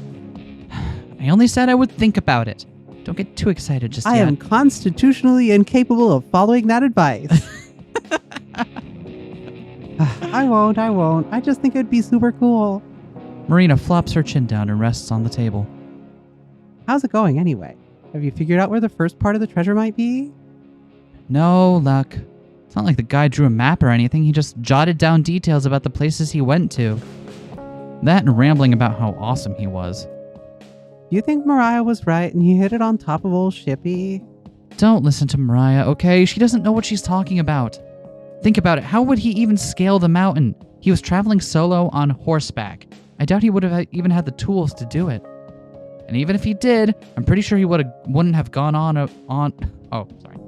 And even if he did, I'm pretty sure he would have gone on and on about it in his journal. The puppy dog whine. Marina frowns. Are you sure he didn't mention anything else? Maybe something we didn't catch. I slide the book across the table over the leftover crumbs, stretching out my stiff joints as I rest against the booth. Take a look if you want. My eyes are going to start bleeding if I read it again. The only things he really mentioned are the rocks and the dikes around it. Not that kind. Oh. Marina forces herself to stare down at the plate, the blush from earlier reappearing. Oh? Oh. No, not like that. I stifle a giggle. Teasing her is going to be a blast. I see. I mean the rocks that branch out from the mountain. That's what they're called. Huh. It's so simple, but it makes sense. I shoot up and throw down some money. Marina jumps at the sound of the table rattling. What's the matter? Did you figure out where it is?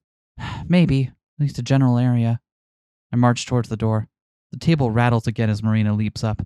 She stays behind to straighten it out before scrambling to catch up with me. We're going now? Hell no, we don't have any equipment. But we know someone who does. I shove the door open, the last bastion between refreshing air and burning dry heat. Come on, let's go cash in a favor. And if you want to find out what that favor is, you'll have to join us next time. Next time? Next time. Oh, well, I mean, you could also read what's on screen right now, but don't. Yeah. That's cheating. Hey, we're back with Highway Blossoms. We're back. Right. So last time, we got what appears to be a metal detector and a shovel. It sure was nice for Mariah and her friends to let us use some of their equipment. Only after that Joseph guy begged her to. I paused to look around. We decided to wait until nightfall to go look around some more. It's like an entirely different world the further you get from the insanity. Quiet and calm, the only lights are the stars and the faint glow of the campground, the campers and motorhomes flickering in the distance. Marina fiddles with the metal detector's headphones, removing them halfway. Sorry, this song isn't very good that it plays. What was that? Forget it. I'm not playing that game, just keep listening. Listening to... Oh. Did you find something? I think so. It's over here. I set aside my shovel and throw myself to the ground, clawing at the sand. No love for my idea that Marina has the headphones on and assumes that the metal detector's playing a little song. Is this a Steve Reich piece? I've been trying to get into minimalism lately. A shiny speck sticks out of the ground. Frantically, I dig it up. Is it the gold? It's Monty Python's Flying Circus. I scrape harder. It's harder. It's... Finally, I unearth it and hold it up to the starlight. A soda tab. Damn it, this is the 5th one! If we find any more, we could start making a curtain out of them. Wait, don't tell me you've already started doing that. I don't know, we need to find more. Be a really small curtain with 5. I send the tab flying, speeding off over the dikes. Maybe we should call it a night. I'm sure we can find it once we're fresh in the morning. Nah, that's no good. We can only do it now because Parks and Rec isn't paying as much attention. Oh, so Though are we like breaking the law? Are we trespassing? Yes. That's fucked Unironically, up. yes. Though even now, someone's still guarding the area near the campground. The rocks give us some cover, so I don't think we'll be spotted, but we still need to be careful. We'll keep looking for a little while. If we can't find anything, we might want to assume the worst. Her face wrenches with hopelessness. That somebody else found it? That it doesn't exist! I thought we established this last time. It's like... oh my God. It's like you never even considered that it might not be real. It's like you never considered that it might be. I did, and then I dismissed it. But Mariah... Yeah, I know. I grab my shovel and swing it back over my shoulder. As we walk, I stay as close to the mountain range as possible. Why are you so gung-ho about this thing anyway? If you're just in it for the cash, there are better ways to make money than dragging yourself around the desert. There are? Yes! Whoa. Anyway, oh no, it's nothing like that. Oh, really? It's just... Her voice trails off. It hangs over us, never fully evaporating into the cool night air. No, you can't have a sip of my coffee till I do. Okay. There. It's okay. Don't feel like you have to tell me. We both have things we don't want to talk about. That's becoming very clear. This coffee's all right. This coffee's better than pot coffee. Yeah, that's fair. At least Marina doesn't swerve off the road so she can go pout. I just don't want to think about it. All I've been doing for the last month is thinking about it. I almost wish my brain would quit working so I wouldn't have to. So, naturally, I take a long, lonely trip with nothing to do except think. Amber, it's happening again. Marina stops, hands quivering as she tightens her grip. I swear, if this is another soda tab... I don't think it is. The beeping is really loud and it's vibrating a lot. Oh, you reached the climax. 5th movement. Wait, it's vibrating? Uh-huh, it feels weird. The metal detector hovers over the ground between the rock and the sand. I thrust my shovel into the spot, metal scraping against the edge of the dike.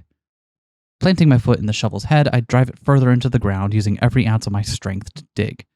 The first load of dirt and sand unclenches from the ground, loosening the earth around it. I throw the load aside and repeat the process. Each time it's getting a little easier, a little lighter. Finally, the shovel strikes something hard, sending a shocking vibration through my hand and up my entire body. Bedrock? I haven't dug that deep. Dropping to my knees, I reach my hands into the hole and brush off the remaining dirt. Marina leans in. The sound of her anxiously swallowing is barely audible over my heavy breathing. My fingers brush against something. I gulp and pull out the hole's contents. A small, rotting wood box. My heart stops. Trembling, I open up the box, the leftover dirt falling into my lap. Gold. It exists?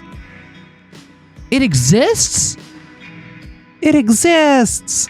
Marina yells at the top of her lungs, a yell so loud that it bounces off the mountain, echoing off to the horizon and then back again. Marina has been unleashed. Not so loud, they might hear us. She lowers her voice to an excited whisper, channeling her energy into the bouncing up and down. But it exists, I told you it did. She's right, and despite being proven wrong, I can't help but smile.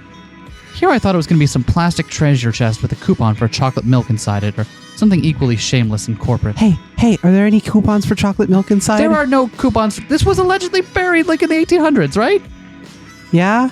They didn't have coupons for chocolate milk back then. How did they live? How do you live? No, right? Amber! My only warning is a quick gust of wind. Before I even have a chance to brace for it, I'm engulfed by Marina in her hug. What? What? Who? What? It's real. I told you it was. I told you. I stop for a second and then smile. Yeah, you were right. It's real. Should we tell someone? What do we even do now? Honestly? I'm not sure. It's getting pretty late, though. Let's pack it up for the night. We can think about what to do in the morning. For now, we can just marvel at the fact that it's not bogus. Sound like a plan? It does, but... She takes a deep, long breath, inhaling all the air around and maybe even some of mine, then releases it all at once. It's actually really real. Marina, quiet! They're gonna hear us! And roll credits. Thanks for coming, everyone. GG. We did it. So, did our protagonists just loot Navajo land? Are we just gonna brush that off? We're just gonna gloss over that? I think we're gonna gloss over the fact where a white woman just came in and took some riches off of native land. Yeah. Okay. I think, to be fair, I don't think it was the natives that left it there. Yeah, I don't think that makes it better, actually, does it? Yeah, no, none of this is making it better. No, we're just going to quickly brush this all aside. And okay. A thunderous banging wakes me from a dead sleep, rattling the entire motorhome. Hey, I know you two are in there. You thieves better not still be sleeping. The muffled shout leaks in from outside, followed by another voice. Sis, it's not even 7. Can I go back to bed? And another voice. You're better off just rolling with it, for it may as well be noon. Open up or I swear Joe's gonna bust down this door. Wait, what? Gee, I wonder who this could be. I roll out of bed and open up the slider connecting to the other rooms. Marina is still sitting pressed up against the back of the fold-out bed with the sheets over her head. Who do you think it is? Take a wild guess. I march over and throw open the door. As expected, my 3 favorite people stand before me. It's about time. Do you have any idea how long we've been out here? A groggy Tess sways from side to side. Joseph's gentle hands are the only thing preventing her from passing out on the ground. It's funny that you, of all people, accuse us of theft. What else would you call what happened to my equipment? I don't know. Borrowing? You loaned it to us, remember? Correction. Joe loaned it to you. Joseph gives us a tired smirk and a wave. I was forced to sit idly by and watch you make off with it. That's theft if I've ever seen it. She pushes me aside and clambers into the motorhome, followed by the other 2. Looks like we're coming in. Good morning. Hey, you 3. Morning. How you guys doing? Tired. For what it's worth, we tried stopping her. Mariah stomps to the middle of the motorhome, analyzing everything before releasing a loud scoff. Where's my stuff? If you don't get out of my RV in 5 seconds, it'll be shoved up your ass. Don't worry about it. You guys are great. Hey, Tess, did you hang up your new wind chime? Tess's eyes flicker with interest for all of a second, then return to their obstinate, droopy state. Uh-huh. Above my bed. What's up with a fold-out? You two don't sleep together? What? Told ya. Damn it. Grumbling, Mariah pulls a bill from her pocket and slaps it in Joe's hand. Anyway, I guess that means open for the taking. So, Dude, I'm right here. does that mean we get to sleep in tomorrow morning? Sure does, kiddo. Sure does. The ringleader of the circus returns to inspecting the motorhome, fiddling with the magnets on the fridge. Anyway, give me back my equipment and we'll get out of your hair. Come on, just let him use it. It's the least we could do after tearing apart her car. Mariah's attention returns to the counter, topped with the open box of stunning gold nuggets from the night before. And whose fault was that? What is this? What is what? The thing on the counter. It almost looks like. Oh, that's the piece of the treasure we found. Ha. Yeah, right. You're kidding. She chuckles. She stops. She's kidding, right? I have a devious thought and crack an equally devious smile. Nope, she's telling the truth. 100%. I wrap my arm around Mariah and bring her close. Joseph and Tess shoot each other in alarmed glances. We found it last night with your equipment. She stands there, stupefied.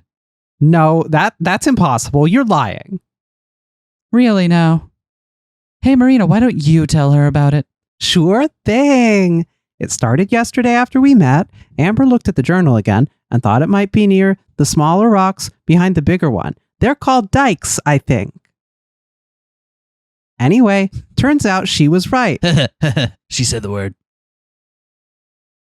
Mariah looks down, muttering to herself. But how?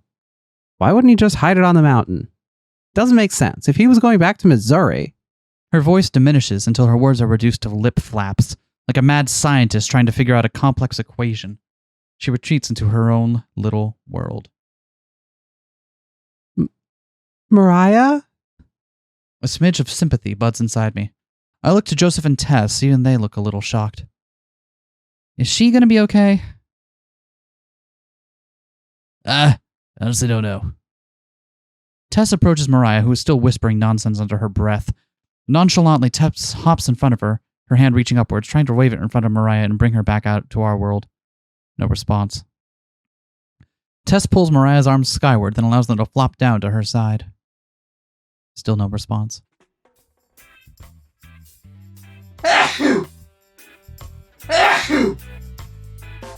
Huh?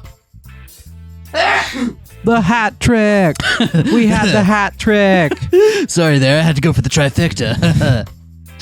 You know, we've been looking into that treasure since we were kids. Joseph sips up to the counter and stares into the box. Never expected someone else to find it before us.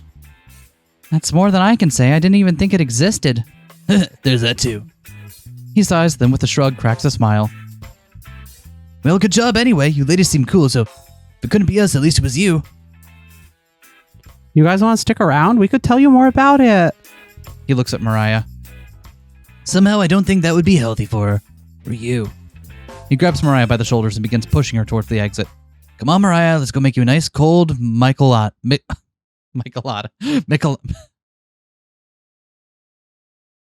Help me. Help me, I'm drowning. Throw me a lifeline here. I believe Michelada. A nice cold Michelada. You two can keep the equipment. Think of it as an apology gift. Because cheaply made tools I could get at anywhere hardware store are of equal value to a car. They're almost out of the motorhome when Mariah flips and rushes back. Sorry, it's a ch. Michelada? Michelada. Michelada. Cool. Beer, lime juice, assorted sauces, spices, tomato juice, etc. Nice. Hold on a minute, thief. She looks at me straight in the eyes, her expression returning to that of a piercing hawk. You just had beginner's luck. You might have found the first piece, but I promise you, me and my team will find the rest. There's more? She extends a hand and smirks. I pause for a moment, then grab it and offer a smirk of my own. You're on. Have we checked to see if it's pyrite or not yet? We checked the one that Michaela,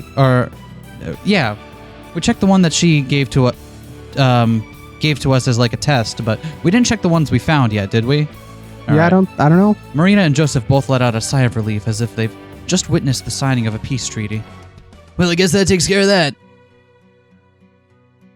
Now let's get out of here and go back to a proper base. Are you going to drink until you feel better again, sis? Oh, poor Mariah. Shut up. Didn't Mom ever teach you any manners? You always said Mom is an airheaded ditz who wouldn't know good advice or a good man if it bit her on the butt. Oh, yeah. Sorry for all the trouble, ladies. See you two down the road. Joseph pulls the door closed. Marina and I stay put as the bickering of the trio That's fades a into good the smug face. That's a great smug face. Hmm. That's a great smug face. Were you serious? Huh? About what? The treasure. You told Mariah that you were going to find the rest. If you were just being nice and want to leave now, that's fine too. You've already done a lot for me. She casts her eyes downwards to hide her emotions, but I know better by now. And let you keep all the treasure for yourself? Hell no! Her eyes bounce back. Besides, someone's got to keep you from getting yourself into trouble. Yeah, someone really does. I can't leave you alone for more than a few minutes. It's dangerous. You need to be under constant supervision. May as well be me. For real? For realsies? But don't you have the festival to go to? It's still a little while away. Wanted to do some sightseeing anyway. Marina launches forward.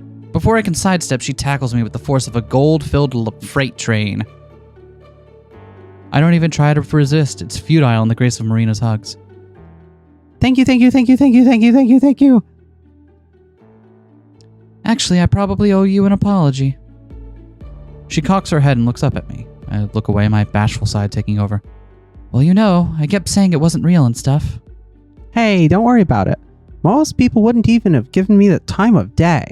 Yeah, but... Speaking of which, what time of day is it? Oh, right, you don't have a phone. I don't have a phone. What time is it? Anyway, relax. Just figure out where we have to go next. I smile. I'll be here also. We walk to the front of the RV and take our seats. Grabbing the journal from the glove compartment, I flip it open. We've got a great division of labor, you and I. You find the treasure, and I'm here. I glance over to the second to last entry. Key phrases like split path, detour, and acres of identical arched stone throw my brain into the deep end, drowning me in dizzying puzzles before I've even fully read it. Are we going to Arches? Marina peeks over, trying to decipher the entries with me. A speck of inadequacy crawls up inside me, and I quickly flip to the next entry before Marina notices I'm stuck. I'll deal with that later. For now, we'll just narrow this down. Much has happened since my last entry, so let me waste no time in beginning. As I mentioned previously, I had begun to develop a cough of sorts during my travels. At the time, I thought nothing of it, just a result of being overexposed to the elements. After all, a handsomely rugged and worldly man such as myself should be used to such things. But I digress. Unfortunately, the more I continued under the blazing sun, the more my condition worsened, until finally my body gave out. The last thing I remember is falling off my steed. Sometime later, I awoke next to a fire with my horse nearby. I myself could not move as I was held down by illness and sweat, but I was reassured by a man sitting across from me. Upon further inspection, I realized he was a native of this land. I had several encounters with people of his sort during my time on the wagon trail, so naturally I was suspicious and fearful for the remainder of my gold, seeing as I'm a racist and so on. I mean, we all knew it. We were all thinking it. However, the man said he had no interest in such things. A dry, quiet fella. The man told me his name was Lamasi and that I was in a canyon his people occupied, although they had been driven to a different segment of it some years back. His English was quite fluent, and when I inquired, he said he had learned from settlers as a boy. Over the next several days, Lamasi would nurse me back to health. We would never stray too far, as he preferred looking after his estranged tribe from a distance, but I was able to explore portions of his home. Eventually, I stumbled upon a long, ruined home built into a cave on the side of the mountain. According to Lamasi, there are many more like it, though they originally belonged to enemies of his ancestors. It was then that I realized where I would leave the next portion of my bounty. On my last day with him, I informed Lamasi of my plans, where he casually promised to guard it for me until I returned. But before I left, he pointed me in the direction of a sacred landmark, one so giant and huge it would simultaneously be a conspicuous and inconspicuous hiding place. With that knowledge, I bid farewell to my new friend and trusted the gold in his care. Perhaps I will reward him with some of it on the return trip. You're my Lamasi, Amber. What? Suddenly, my chest feels like a hummingbird is fluttering around in it. I shift my eyes away from her smile and hide my face. Thanks, I guess. When you strip away the circumstances, I guess I did save and protect her like that Lamasi guy did with the miner. A gorge is like a canyon, right? Marina leans in closer and points to the entry. Strands of her soft hair tickling my cheek. I scoot back and power through it, taking a sharp breath to recollect myself. Basically, yeah. Marina nearly springs out of her seat in a burst of realization, her head an inch away from smacking into the ceiling. Oh my god! Oh, your god! Does that mean we get to go to the Grand Canyon? Do we get to go to the Grand Canyon, Amber? Not unless history decides to rewrite itself. There are lots of canyons with ruins. One of them is the Grand Canyon, but most of them have been cleaned out for hundreds of years. I choked down a groan. Indian ruins aren't exactly rarities around here. Maybe that other entry wasn't so bad after all. So we're looking for a place that was still being used in the 1850s. Oh no. It's the Erie police. They've come to grab us. Actually, I don't even know if those will pick up on the microphone anymore. Yeah, we'll see. This will be a good test. If you heard sirens, that means that they still got picked up on the microphone, which is sad, but hopefully you didn't. Marina hunkers down and thinks with me, wrinkles forming on her forehead as she tries to strain out an answer. Pretty sure she doesn't even know where to start, but hey, at least she's trying. Well, there is one place. Marina hardly gets a breath out before I crush her dreams once again. Not the Grand Canyon. She slinks back into her chair and quietly pouts. Still in Arizona, but it's a different place. Canyon de Chelly. Chelly? Never heard of it. Chelly? The Navajo weren't chased out until 1863, so the timing isn't too screwy. The place is loaded with ruins, too. Oh, are they Pueblo in ruins? My flow of information stops. She knows what I'm talking about? She can actually pronounce it? Yeah, I'm surprised you knew that. Yep, I've been reading some of those travel guides lying around. Super interesting. Yeah, why is it you read travel guides anyway? That's weird. You tried reading a novel? Those things must be about as old as I am by now. I didn't have the heart to throw them away when I was cleaning everything out. Oh. Okay, that makes more sense then. That kind of reading. I gotcha. Hey, that's how I did it. It's the best way to learn. Anyway, Canyon de Chelly is pretty damn close to here. She gasps. So it might have lined up with the route he took. Well, I can't be 100% positive, but... I close my eyes and snap the book shut, the air between the pages puffing out at us. Then with one eye open, shoot Marina a grin. I am pretty sure. Arizona's highways are infamously boring. Nothing but hills, up, down, up, down. There's nothing interesting to look at. Both sides of the road are smothered in nondescript shrubs. It's part of the country where you just zone out and drive on autopilot. When we finally see a sign for the town of Chinle right next to the canyon, it feels like we're approaching the promised land. Marina looks up from the book she's reading just in time to miss the sign. Was that it? Are we there yet? Nah, 40 miles still to go. About half an hour. They're going 80 miles an hour? Jesus! I know it's flat and there's nothing out there, but still. She makes a sound like a popped balloon and goes back to reading. We take an exit in a tiny excuse for a town, one of those places that has a gas station and a few old houses. It's like in Monopoly, where you buy up all the property you can, even though it's not that great. This is it? Wow, rude. Marina repeats her earlier question as I slow down to turn left. Nope, almost. I don't even know what this place is called. She makes the popped balloon noise again, but leaves the book closed.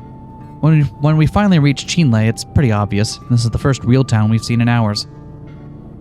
The outskirts are industrial, dominated by what I assume are factories. A pair of stray dogs lope along the side of the road, hungry and lean. Marina makes a sound of sympathy, pressing her face against the glass as we pass by them. Hey, Amber. No. We're not getting a dog. But they're so cute, and we could dress him up in a bandana, and... No way. I've never gotten why people want to dress their pets up like people. It's cute. It's weird. If you wanted a people, then get a people. Oh. See, like I got you. I see. I wanted a Marina, now I have a Marina. Marina pouts. I figured she was just joking, but she didn't actually think I would let her get a dog, right? Seems that all is forgiven by the time I pull into a gas station. She's bouncing in her seat with her usual enthusiasm, or maybe it's her bladder.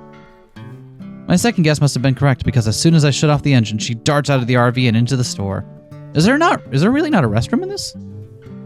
She said she had a bathroom. Yeah. I guess using it while you're moving is probably not the best idea, for several reasons. Huh? Could be fine. While she does that, I fuel up. No telling when we'll see the next gas station.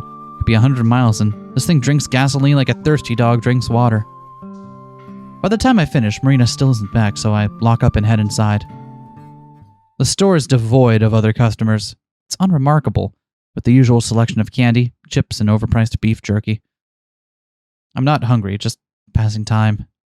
Soon Marina trots out of the bathroom, glancing around. She spots me and heads over. Want anything? Duh. Let's see. I leave her to agonize over the candy bars while I flip through some of the travel brochures beneath the window. There are a couple about Canyon de Chelly, which is our destination just up the road. There are flyers for other Arizona attractions too, including the non-local ones. Of course, there are a few brochures for the Grand Canyon, plus a couple must-see sites in Phoenix, the capital. There's even an ad for a novelty just called The Thing in Tucson, but that's far out of our way. Do you know what that is? No. No, I have no idea I've what always that's wanted to see a thing. I've never seen things before. in the sense that you can't recognize things as they are, or that Silly Billy. No one can recognize the things in itself. Haven't you read Kant? I was wondering if that's where you were going with this. I love you. Okay, I'm ready. I turn around. Marina has a couple king-sized candy bars in her hands and one large bottle of Coke tucked under her arm. You seriously need all that? I thought we could share. She gives me her best offended puppy impression. Fine. I still don't want anything, but I can't say no to that. Here, I'm going to use the bathroom too. Meet you at the car. I place my wallet atop of the pallet of candy she's carrying and send her towards the attendant. When I come back out of the bathroom, Marina's still talking to the clerk. There's a bag in her hand, so she must have already finished paying and gotten distracted talking. I joined the two of them. Closed off. Only the guided tours are open right now. Marina looks like she's seen a ghost. What's up? Take from my wallet from where it's just sitting forgotten on the counter. I was just asking about the canyon and the tours and stuff. The clerk nods. Yep, I was just saying, if you're going to sightsee, you might have some trouble. There's a lot it's closed off because of all the kids coming and causing trouble looking for treasure. Damn. I'm not surprised, but that's frustrating. What isn't closed off? Well, there are still some tours you can go on. Most of them, I think, but you can't do the self-guided ones. Marina looks at me, eyes wide. Clearly, she's expecting some solution from me. I just smile at the attendant. Got it. Thank you. And lead a dumbstruck Marina out of the store. As I unlock the RV, Marina prances around me. What are we gonna do? Well, I am going to take a nap. She stops. Huh? I'm tired, so I'm going to nap for a little bit. I checked one of the pamphlets and there's a tour at 6:30, so we'll just join that and then sneak off. Like on our own? Yeah? Her eyes go wide again. Amber, you're a genius. I twist a lock of my hair around my finger and glance away.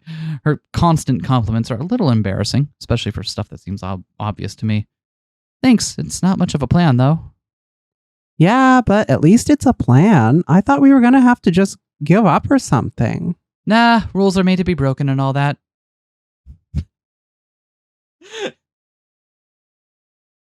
I feel a bit guilty by that we'll be breaking rules specifically put in place because of people like us, but I can safely say that we'll be more careful than the average treasure hunter. Just picturing Mariah, I can easily see her smashing down ancient ruins in her search. Yeah, but wake me up at 5:30 unless you're going to nap too? Nope, I'm not tired anymore, so I'll just read some more. All right, good night. Night, night. I leave her up in the front as I head back to my bed and fall into it. After bunching up my blankets around me, it doesn't take long to fall asleep. GG! We did it! Woo! Sleep percent speedrun complete. Yeah! World Recce. I wake up slowly, fighting to keep my eyes open.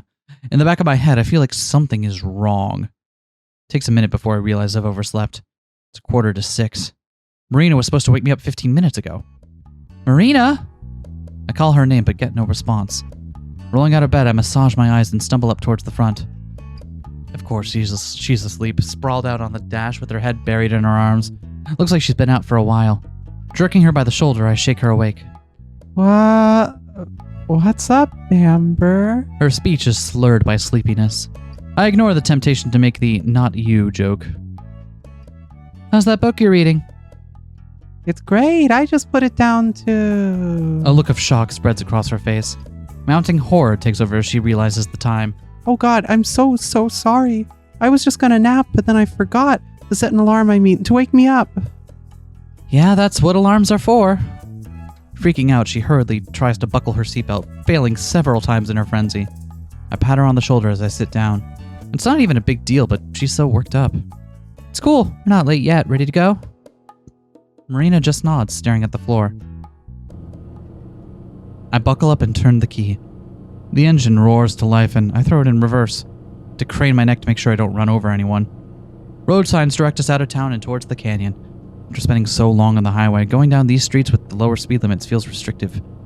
From the corner of my eye, I watch Marina. She's being abnormally quiet. She fixes her hair, pops her knuckles, rubs her shoulders, but she doesn't say anything. Finally, I cave. What is wrong with you? Huh? What do you mean? Her tone of voice is stressed. Maybe more intimidating than I think. You're being weird. Super quiet. Oh, I didn't know if you were mad at me or not. What? For falling asleep? She nods. Nah, I'm not mad. Trust me, you'd know for sure if I was. I told you it wasn't a big deal, didn't I? You promise? Yeah, I promise. Marina bounces in her seat, immediately cheerier. Okay, cool. 'Cause, like, if you were mad at me already, that would be a bad sign. Sign of what? That we wouldn't be good partners, you know, treasure hunting buddies. Oh, we're partners now, are we? You're the sidekick, right? No way, I'm totally the main character. We're here because of me. I laugh, causing her to turn away smiling. She's a lot cuter when she smiles. I've been smiling more too, I realize. As I think that, it starts to make me sad again. Do I really deserve to be smiling right now? Hey, Amber? Huh? Like she read my mind, Marina snaps me out of it. Can we listen to Super Crush again? I don't know that one. You seriously liked that one? Super Crush was one of those groups that Gramps loved to show off to other people because they were so weird. All the members played a different instrument on each album, so it was like a whole other band every time. Yeah, it was different, but in a good way. I need to look this up to see whether or not this exists. Wikipedia. Super hot. Super What? hot. No, but I did find an article for Crush 40. I see. Yeah, if it's a real band, it's not showing up on Wikipedia, and I'm not digging deeper than that while we're live. That's definitely true. With one hand on the steering wheel, I dig around in the bin of my tapes by my feet. I flip my gaze between that and the road. Eventually, I find the one I'm looking for. It has a Halloween orange case with text that looks like slime. When it starts to play, Marina hums along. She's almost on key. Guess she liked it enough to remember how the songs go. I crank the volume up, earning a grin from Marina. The sound is tinny and distorted at this level. More distorted than usual, I mean, but it's also more fun. Our smiles last all the way until we roll into a nearly empty parking lot. As I turn the volume back down, I can tell she's thinking the same thing I am. Amber? Yeah? Shouldn't there be, like, other people waiting here? There probably should. What time is it? Marina twists around to check. 6:20. What Blaze the hell? Did they start early? There are other cars around, but they're all unoccupied. My parking job is hasty, and I take up 2 spaces, but don't bother to correct it. Oh, look at the background. We hurry out of the RV. I almost forget the key in the ignition and have to double back to grab it. Marina's already over at an information desk, probably talking to a ranger. But then she turns back to me, the despair on her face visible even though it's getting dark. There's no one here. There aren't any lights on inside either. Probably closed at 6. I vaguely recall reading that in a brochure, but I thought there would still be someone around for the tours. Don't panic. I jog back to the RV and unlock it again. Rummaging through the glove box, I pull out the little blue flashlight that Gramps gave me a few years ago. I click it on and off a couple times to make sure it still works. After I lock everything back up again, I join Marina by the unhelpful help desk. She's bouncing on her heels, hands clasped together. Hey. It's all right. Worst comes to worst, we'll just do it tomorrow. But what if someone else finds the treasure tonight? No one else found the first one, and that was in a really obvious spot in retrospect, so I know. It's pretty weird that no one found that, huh? I don't have an answer for that one. Guess we'll just have to catch up then, huh? Turning on the flashlight, I swing the beam around. While there's still some daylight left, it isn't much. Maybe half an hour at the most. Catch up to what? The tour group, silly. Even if we're late, they can't have left that long ago, and they'll be stopping a bunch, so we should be able to find them easily. By ourselves? Her voice is almost a squawk, like a surprised parrot. Well, yeah, I don't see anyone else around, do you? I swirl around, illuminating nothing but rocks and bushes. Come on, it'll be fine. It's not like there are going to be bears or mountain lions this close to the parking lot. Those kinds of things live here? If she didn't know that, then what is she afraid of? Probably. I don't know, but come on, we're wasting time. I was afraid of Bigfoots. But you didn't Okay, tell me there plural? were bears here. More than one Bigfoot.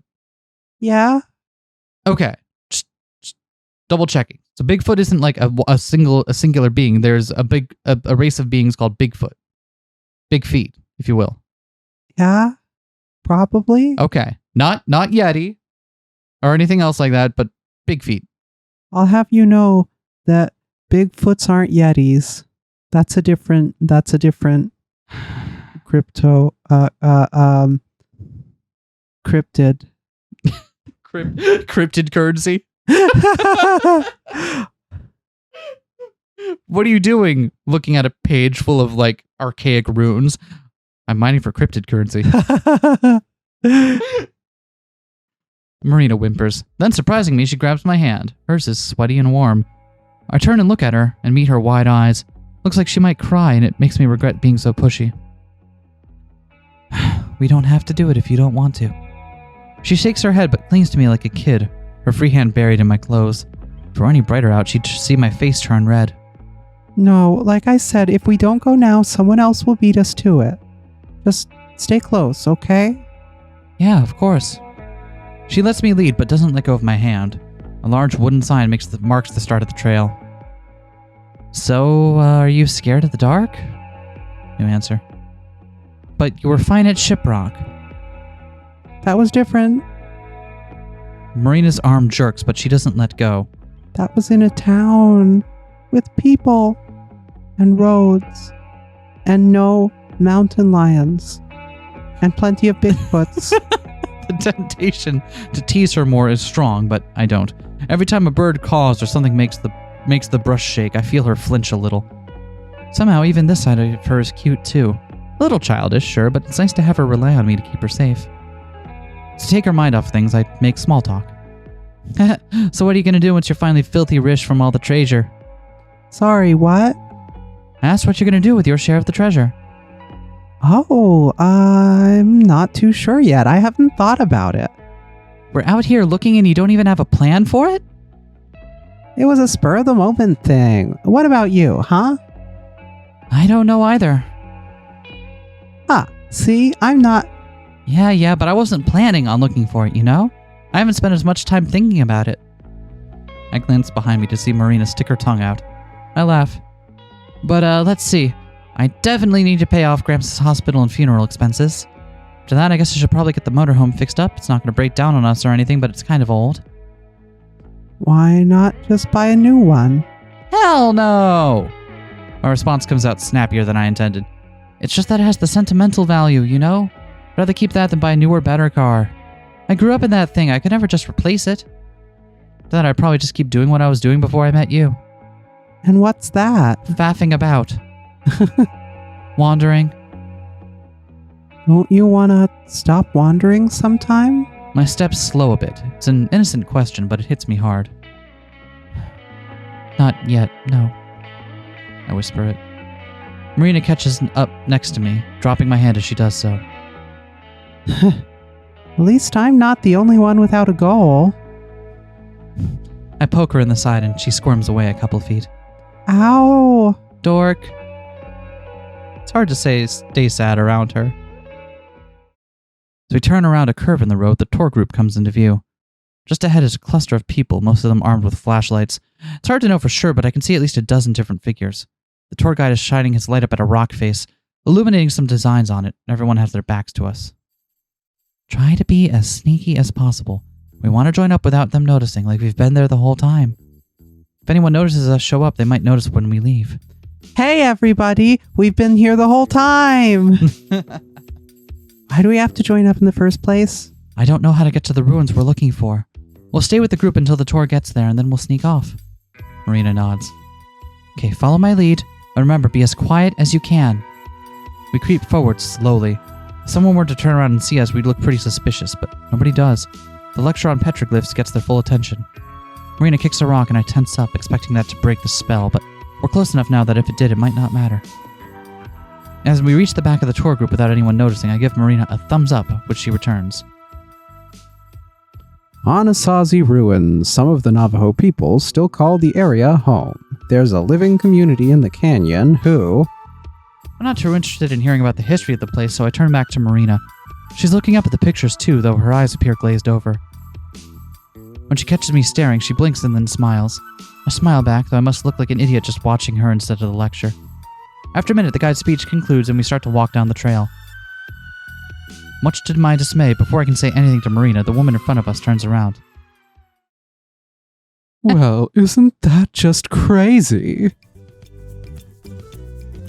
Huh? It takes a second for me to understand that she's talking to me. She fits just about every other stereotype of redneck, from the huge hat on her head to the baby Accent switch. Accent switch? Yeah. Okay. She'd probably be attractive if not for the layers of sunscreen coating her face. Even though it's nearly nighttime, they make her look like a ghost. I said, isn't that just crazy? What he was saying about those Indians and how they used to communicate with each other. Oh, yeah. Even if I had wanted to talk to her, I still have no idea what the guide had said. They were just so darn clever. Really makes you wonder how they all ended up dying out, huh? I wonder if that was our fault. I'm pretty sure a lot of them are still alive, and like some of them live here, in this canyon. I'd heard that much at least, but apparently not everyone did. For a second, the woman looks at me like I'm crazy, but then she busts up laughing. Sorry, you're absolutely right. I was thinking of them Aztecs down in Mexico. You are just a lot to deal with, lady. Her laugh is more like a bray. She sounds like a farm animal. In my head, I keep hoping she'll turn back around and leave us alone. But we're not so lucky. She keeps on chatting us up as we follow the trail. I'm self-conscious about how noisy she's being compared to the low noise level of the others. Say, is that where the name Texas comes from? From Aztec? Oh, we are just swinging for the fences today, are we? Before I can answer, she started shouting at someone else. Howard! Hey, Howard, come over here! By now, nearly everyone is looking at us. Ma'am, can you please keep your voice down? Oops, sorry. She apologizes loudly. So much for staying inconspicuous. Howard makes his way over. He looks rather defeated, face drooping and shoulders sagging. I figure he's the woman's husband. He looks like an aged 45 Kirito sword art. That's exactly what I was thinking. He looks like Kirito after he had to give up on death games and get an office job for 20 years. Kirito changes from sword fighting to accountant class and ages to age 40 instantly. Yes, dear. I was just talking to this girl here about history, and I was wondering, does the name Texas have anything to do with the Aztecs, since the words sound kind of similar? I don't think so. Huh, go figure. She crackles again. Beside her, Howard sighs. For his sake, I hope her family is loaded or something. Every time she laughs, the baby on her chest bounces, but the lucky kid sleeps right through it all. Maybe he's used to this. Anyway, I must have left my manners back in Wisconsin, where they speak like this, I hope. My name's Linda, and this is my husband, Howard. I don't know what a Wisconsin accent sounds like. I'm sorry, so I'm not going to accent switch a second time. It's all right. It's all right. They can have whatever accent they want. This little champ right here. I mean, to be honest, it's probably closer to like a Minnesotan accent, which is very close to a Canadian one. She thrusts herself and the baby towards me. Is Dino. Wouldn't it be Dino? Dino, short for dinosaur. Ain't that just the cutest name? I grunt in response. I'm trying to see around her up to where the guide is alternating between shooting Linda death glares and trying to narrate the walk. If he said anything useful about the canyon in the past couple of minutes, I've missed it entirely. Glancing over at Marina, who has pulled away a couple of feet, it looks like she's enjoying my torture in struggling silence. Tears have formed at the corners of her eyes, glittering in the dying light. They're the good kind of tears, the kind from laughing too much. Her hand is smushed over her mouth like she's shaking with the effort of staying silent. No way I can let her get away with that, especially since I need to get closer to the front for now. I grab her arm and tug her over into Linda's line of sight. I'm Jane. The enthusiasm in my voice is so forced. And this is my friend, Lacey. I use fake names just to be safe. Marina limply shakes Linda's hand, which has grabbed hers. The mirth has vanished from Marina's face. Good. Nice to meet you. Linda pumps her arm like a guillotine, grinning broadly and yet still managing to walk. It's so good to see young people taking an interest in nature and history and all that. Are y'all from around here? We're originally from Tennessee, see, but moved to Wisconsin and... Having been properly introduced, I leave Marina to suffer through the family history. I shift away and walk ahead, passing by most of the tour group so that I can better hear the guide. For a while, he talks about the wildlife and history of the park. After a couple of minutes, though, the lessons become more relevant. We'll be coming up on the Mummy Cave ruins here in just a little bit. That's one of the better-known sites in the canyon. 700 years ago, it was a bustling pueblo and village. We can't get too close to the ruins, so unfortunately it might be a little too late to really see them clearly tonight. While the Mummy Cave itself hasn't ever been open to the public... That's all I needed to know, so I start to slip back towards Marina like looks like she's still being held hostage by the tales of Wisconsin family adventures. Linda notices me approaching. Oh, Jane, there you are. I was just telling Lacey about one of the cows I helped birth when I was younger. I crave for the death games of my youth. I can't get over it. I'm not sure how the conversation went from introductions to cow birth in such a short span of time, but I'm not curious enough to ask. When I rejoin Marina, she mouths 2 words. Save me. I don't know how to get out of this one. Annoyance aside, it'll be impossible to slip away with Linda's attention on us. But it seems we're in luck as we go around another bend of the road. Something more interesting than Marina comes into view. Oh, Howard, look. This is it. This is those mama ruins I was telling you about. Linda elbows forward, moving ahead of us.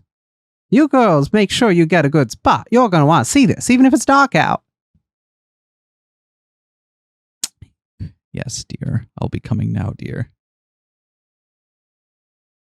She forges ahead, her husband trailing dutifully. As he passes, I think I hear him say, sorry, though I'm not certain. You're not going to have any of this coffee? I had some. Okay. I sipped it. Thank you for sharing. Imagine they're sipping coffee out of an Nalgene. Once they're out of earshot, Marina makes a sound. Can you do that? Can you put coffee in an Nalgene? Is that fine? I have no idea. Probably. I feel like it'd fuck up the Nalgene. Maybe not a Nalgene then, but any of those like temperature-resistant bottles. Maybe you can put. They make hot in cold Nalgene. bottles. They make stuff that's meant to be resistant to both hot and cold temperatures. Yeah, people told me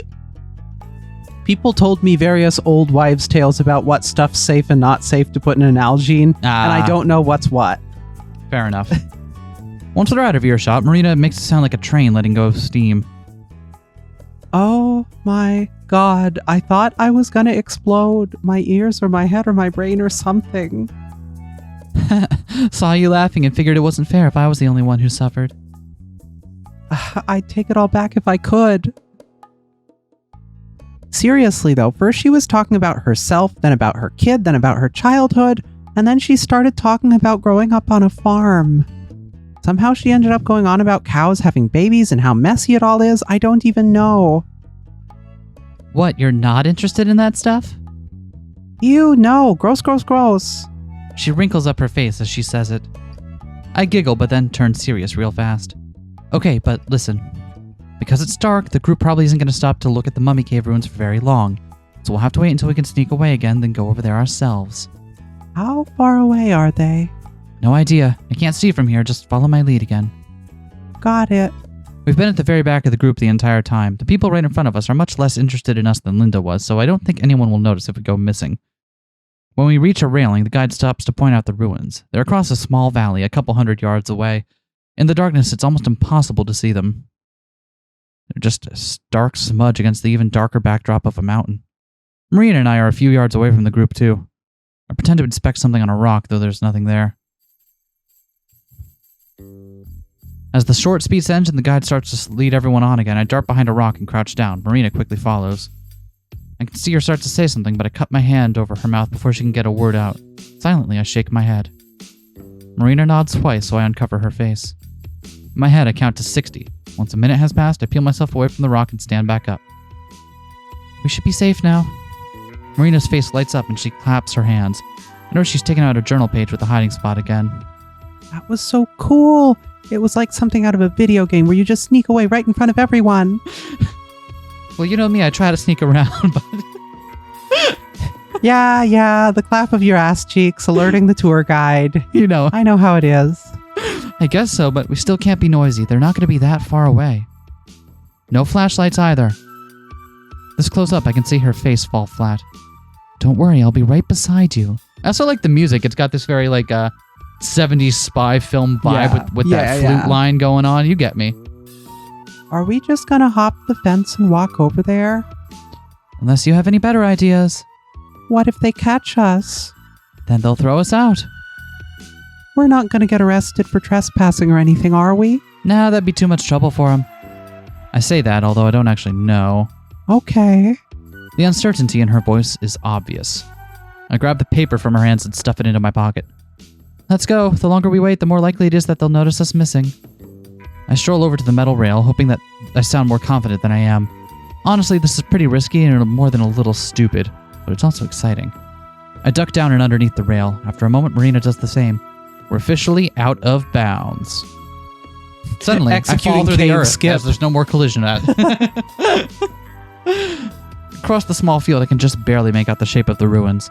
They sit close to the mouth of a large cave that runs up the mountain like a scar. Okay, come on.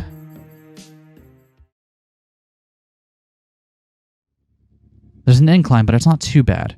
Next to me, Marina spreads her arms out for balance, but I'm confident enough to not need to. Crossing over to the ruins themselves will be the riskiest part. There's no cover, and anyone who happens to look over will see us. We just have to hope the tour group has moved to somewhere without a line of sight on us. Okay, hurry. I grab Marina's hand and start to run.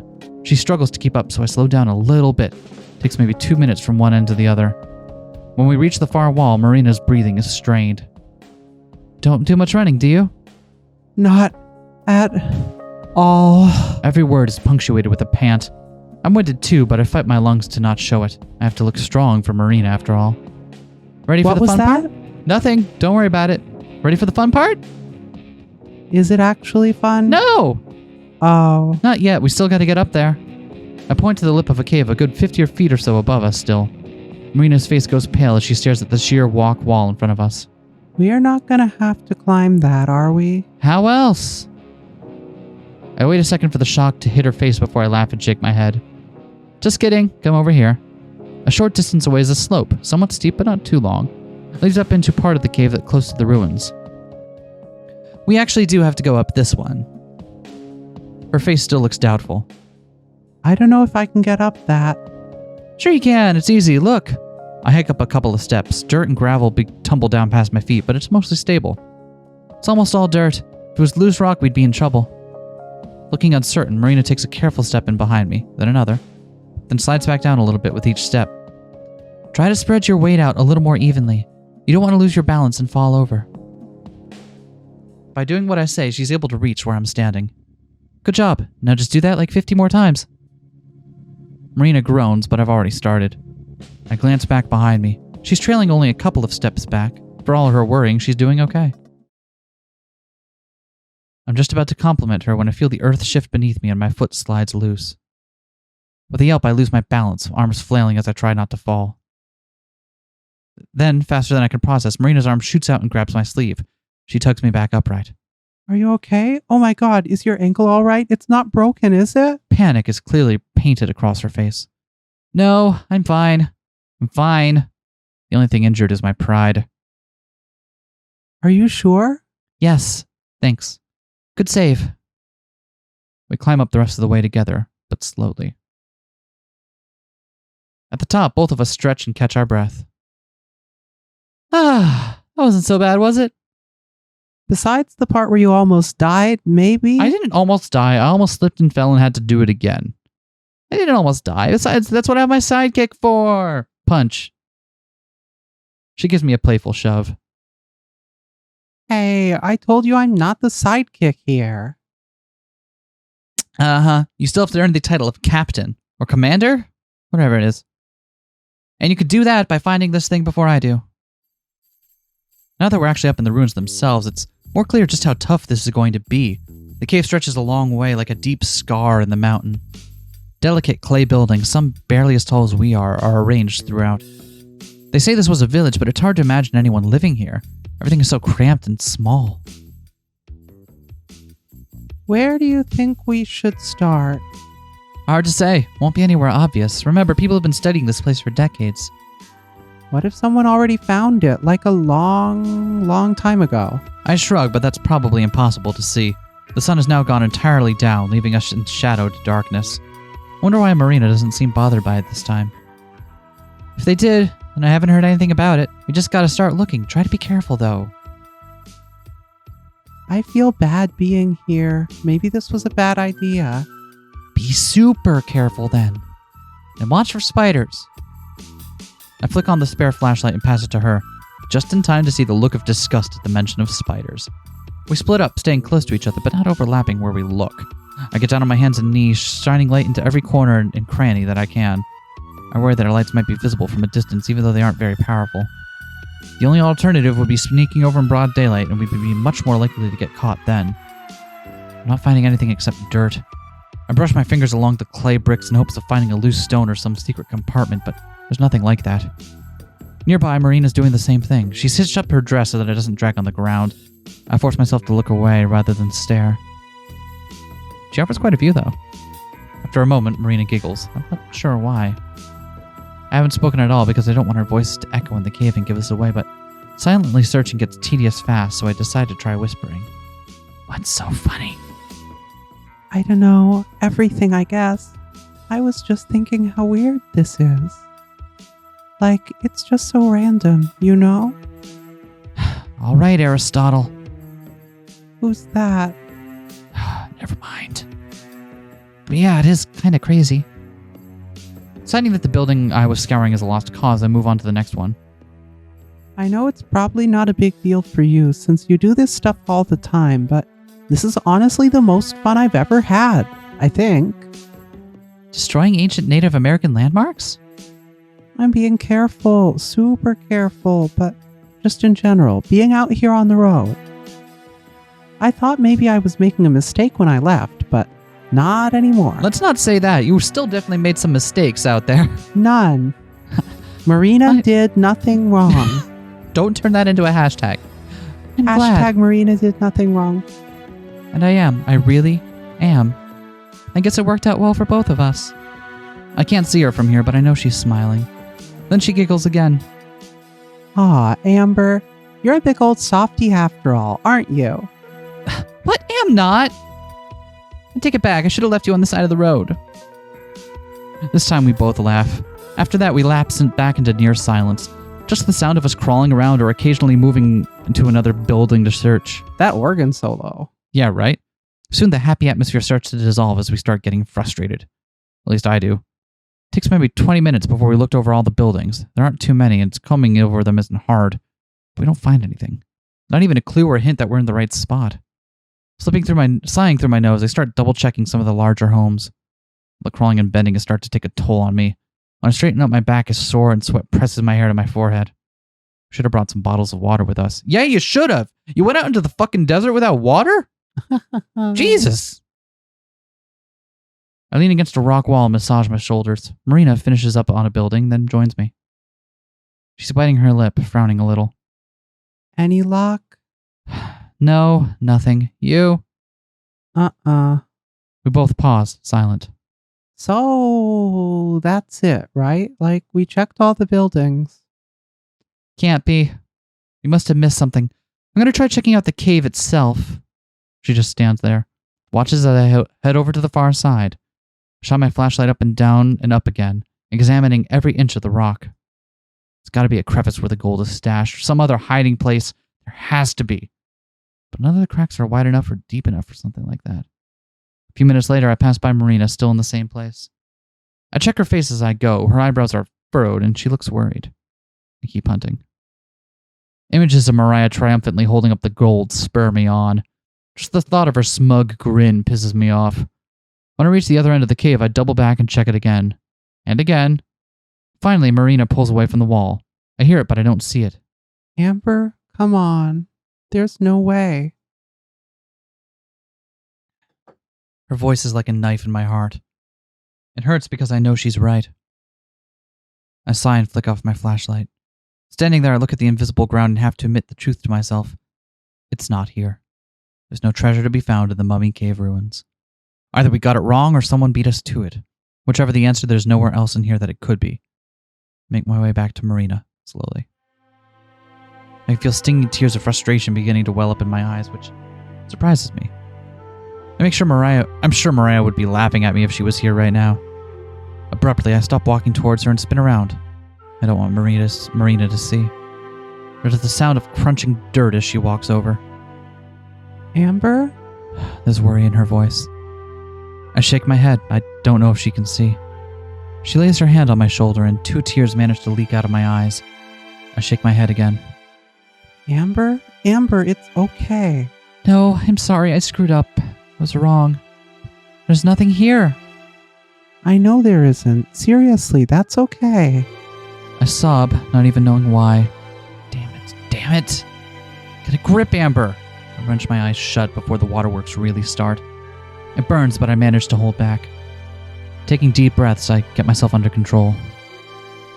I sink down to lean against the wall of the cave. Marina does the same. Aw. Our clothes are dusty from being on the ground so much. Marina pokes me in the side. You okay? I draw a rattly breath. Yeah, I'm fine. I'm sorry. I don't know what that was about. I just got super frustrated. Yeah, I could tell. Can it? I flick her gently on the knee. Ow. But, that was, kind of embarrassing. No, it's okay. Really, I cry all the time at home. Don't worry. I do not have time to unpack that with you right now, but let's earmark that for later. Okay. It's just, it's like losing, not finding the treasure, I mean. So I'm mad for wasting all of our time on this. Aren't you? No, why would I be? She sounds genuinely surprised. Because now we're behind on the next one too. What if someone beats us to all the rest of them? Now you sound like me. Oh God, is there a cure? I haven't found one yet. Meanie, but really, I had fun, so I don't think it was a waste of time. Even if we're not like super rich now, I'm glad we came here. Once again, I don't even have to look to know how she's smiling. She's always smiling after all. It's one of the cuter things about her, and there are lots of those. But I'm afraid to look up and meet her eyes. Afraid because of what I've been starting to feel lately and how I've been thinking of her. It's stupid to get bothered by this now, I know. We've been together all day. But right now, when I'm already being over emotional, I feel like it'd be a bad idea. Amber? And then by reflex, I do it anyway. I look over, and I was right. My heart flutters a little, but the smile I was anticipating has been replaced by yet another look of concern. Yeah, you're right. I guess it wasn't so bad. She brightens up immediately. For realsies? Uh-huh. I'm good now. Still. Sorry for freaking out there for a sec. It's okay. Don't feel bad. Groaning, I stand up again. I'm definitely going to be sore tomorrow. We should get out of here, though. The longer we spend, the more likely we are to get caught. It's probably been 45 minutes or so since we ditched the tour group. Hopefully they didn't get search and rescue out looking for us. I offer my hand to Marina, who's still sitting on the ground. She takes it, and I haul her to her feet. After dusting herself off, we both walk to the edge of the cave. It's impossible to see anything. Even the trail across the way is invisible from here. Watch your step going down the hill. Yeah, we don't want anyone to almost die again. Going down the hill is easier than going up, though we still have to be careful. We make it to the bottom without incident. We don't risk the flashlights until we're back across the fence and on the trail. Now that we're not out of bounds, it doesn't matter if people see us. Where do we go now? I think about it for a moment. There's not much point in catching up with the tour again. Besides, it's probably ended by now. Still, if they did notice that we disappeared, then it would be bad for us to just leave the park. Last thing I want to see is our faces on missing person posters the next time we stop at a gas station. But they got a 45-minute lead on us, and that'll only grow if we try to find them. We'll just go back to the parking lot and get out of here. If anyone asks, we can say we just left early. Thank God. I was hoping you'd say that. How come? I'm so tired. Same. My back is gonna hurt for a year. At least you have the comfy bed. Hey, you could always, grab some more pillows from the closet if you need. Do you see how she leaned into that one? There are more? Oh yeah, Gramps used to have like a zillion pillows when he slept. Oh. She sounds let down. Ugh, maybe I shouldn't have made that connection there. Don't worry, they weren't like his special pillows or anything. You can use them. All right. Damn, she really starts to worry when I mention him. I guess there's a good reason for that. But right now, though the thought is a familiar jab of sadness, I'm not about to break down. I'm doing okay for now. We're quiet the rest of the way down the trail, though. Without having to stick to the slow pace of a guided tour, it's actually a quick walk. There aren't any other hikers out, which surprises me. It's dark, but it's not that late. So we reached the parking lot. It seems like we had perfect timing, or maybe perfectly awful. Spilling out of the trailhead on the other side is the tour group that we were briefly a part of. I recognize the tour guide as well as... Oh, there you girls are. Linda. She came from my blind spot before we had time to hide. I didn't even try to force a smile as I turned to face her. She strolls up to us, Dino still asleep. Howard's nowhere to be seen, though. Maybe he's in their car. I was hoping to see y'all before you left. Yeah, we were pretty tired, so we came back early. Oh, I'll bet you are. She winks at me like she's in on the joke. Problem is, I don't know what the joke is supposed to be. What do you mean? Don't think I didn't notice you two running off now. Figured you were, you know. She laughs and shakes her head. I think that's good enough. I think that's good, though. Reminds me of me and my Howard when we were younger. We used to sneak off every chance we got, if you know what I mean. Nudge, nudge, wink, wink. My face starts to turn red as I realize what she's thinking. Marina's probably tomato-colored too, though I don't turn to look. We weren't, we're not. No need to be embarrassed or anything like that. And besides, at least you won't get pregnant. Hey, Amber, what's pregnant? She laughs heartily, the baby on her chest bouncing with the motion. Sorry, though, I'm getting to be a bit too nosy for my own good. Y'all girls be safe out there. It was nice to get to know ya. She grabs my hand from my side and pumps it in a vigorous handshake, then does the same to Marina. Neither of us react, still dumbfounded. Then she heads off towards the sea of cars, more of a puddle now since most have already left. I turn to Marina. As expected, her face is scarlet. Wow. Right? That poor baby. And that poor husband. I didn't think people like that were real, like that they only existed in books and movies and stuff. And they say the desert does weird things to your head. Or maybe Wisconsin does. Has anyone ever been to Wisconsin? Does it exist? Someone should go check. I shrug and start walking back towards the RV. I'm glad that Marina doesn't push the topic of Linda's misconception. I lock the door and let Marina in first. Oh. I'll unlock the door and let Marina in first. We're one of the last ones here.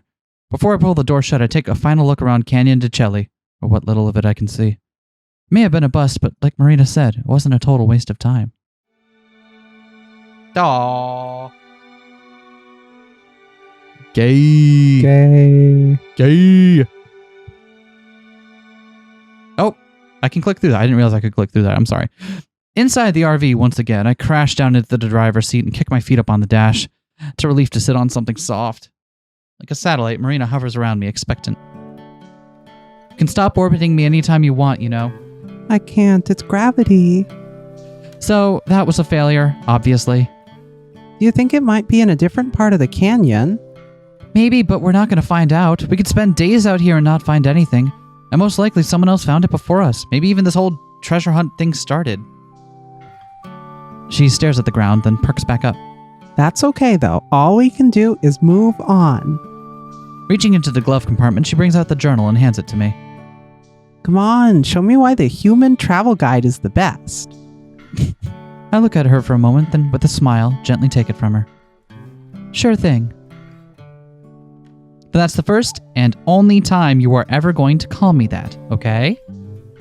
Okay. I flipped through the journal and skimmed the pages. I skipped one of the entries last time because it looked like a jumbled puzzle, but if we're going to find the rest of the treasure, then we need to tackle this head on. Bracing myself for the confusion, I find the entry and groan. I write to you today, not from my dear Lamasse's winged landmark, but from a destination on an unforeseen detour. During my journey eastbound, I encountered a split within the dusted road. I have encountered many of these on my travels, but this one triggered a thought. Rare for me, I know. That maybe, perhaps, I have been too obvious with my hiding. Let us assume a jealous peer wanted to track me. Paranoia or not, if they so desired, they easily could. My steed's prints are set within the sand, and I have not disguised my livelihood. In fact, one may call these a trail. If one were to follow this trail, they may even happen upon my bounty. The likelihood of this is very slim. However, I've always considered myself to be a man who only takes calculated risks, which is why I am shocked that that this thought has never crossed my mind before. This man is insufferable. Surely, an intelligent, rugged, and worldly individual such as myself would have come to this conclusion by now. Or perhaps I am none of those things. Nonetheless, I marked the split and took the path I felt was less traveled. After I had covered enough distance, I found a satisfactory location. Acres of identical arched stone were spread across this area. The more I traveled, the more there were. On occasion I had seen some, but never so close together, nor so plentiful. Though I do worry one could narrow down the gold if they had the will. Alas, the remnants of my illness reappeared, forcing me to find a rest inside. Eventually I settled between two stones, unlike the arched stone. I often feared they would fall or collapse on me, but their balance seemed steady, and they provided shade and scenery. Oh, this is in Arches, right? This is in Utah. Maybe. So, once again, I am rested and determined. While this detour took precious time away from me, I very much feel it was worth the security it provides, even if it was unnecessary. P.S. This morning I looked in my pouch. It would appear as if I have enough gold for one last burial. Lamasse's landmark seems more than proper for this. Yeah. So he's absolutely talking about what is now Arches National Park. Which is a place I've been to. This is exciting. This is part. This is part of the stuff I actually start to recognize now. How were the arches? Legitimately, if we ever post-COVID, if you ever want to go out there at some point, that would be a fantastic vacation idea, because Arches National Park is genuinely awe-inspiring. When you see it's one thing to look at the pictures and be like, oh, that's neat, and then seeing them up close, it's genuinely holy crap. Where I was about in Texas, we only had one arch. We all had to share it. Out here in the East, all they have are the golden arches, if you know what I mean. Hey, yo. But legitimately, arches. I didn't get to see a lot of national parks and stuff like that growing up, but the one, that was the one I felt most awed by, I would say. It was genuinely a wonderful experience, and I would love to go back there sometime. We can. Yeah! Maybe. It would involve going out on a trip, on a plane. I don't do those anymore. Or by car for a really long time. I am not doing that. Okay. Oh no. Oh no? Does that mean you don't know where it's at? The opposite. I know exactly where it's at. Then what's the problem? I lean back in the chair and look at the ceiling. It's in Arches National Park. You called it. Cool, then let's go. I ignore her and keep looking up at the ceiling. Arches has over 2,000 natural stone arches. The miner said he hid it between two stones. She blinks and I sigh. An arch is a rock formation that curves in the air. Think of it like an upside-down U. Okay, so let's start with U, and then we can go on to rock. Finally, she gets the message. Her face morphs into a blank canvas and she stares out at the windshield. Oh no. And I think what he might be talking about is because there's other stuff in there aside from just the arches. Mm-hmm. There's some balanced rock, literally one that's called balanced rock, which is a huge rock that is balanced super improbably. That's There's tons cool. of stone columns and shit as well. It's there is so much cool shit out there. Rocks are really cool. They are. I used to like going in the caves near our one arch. Was there really an arch near, a stone arch? Yeah, Natural Bridge Caverns was the place. There was one stone natural bridge type thing, arch thing. Yeah. And then there was some cool little caves. That's awesome. We'd go out there every year. That's really cool. That's genuinely really cool. Yeah. Yeah. If we want to find this thing, then we need to look between every single arch in Arches. For a moment of petrified silence, because the petrified woods are also close by, Marina takes back the journal and returns it to its proper place in the glove compartment.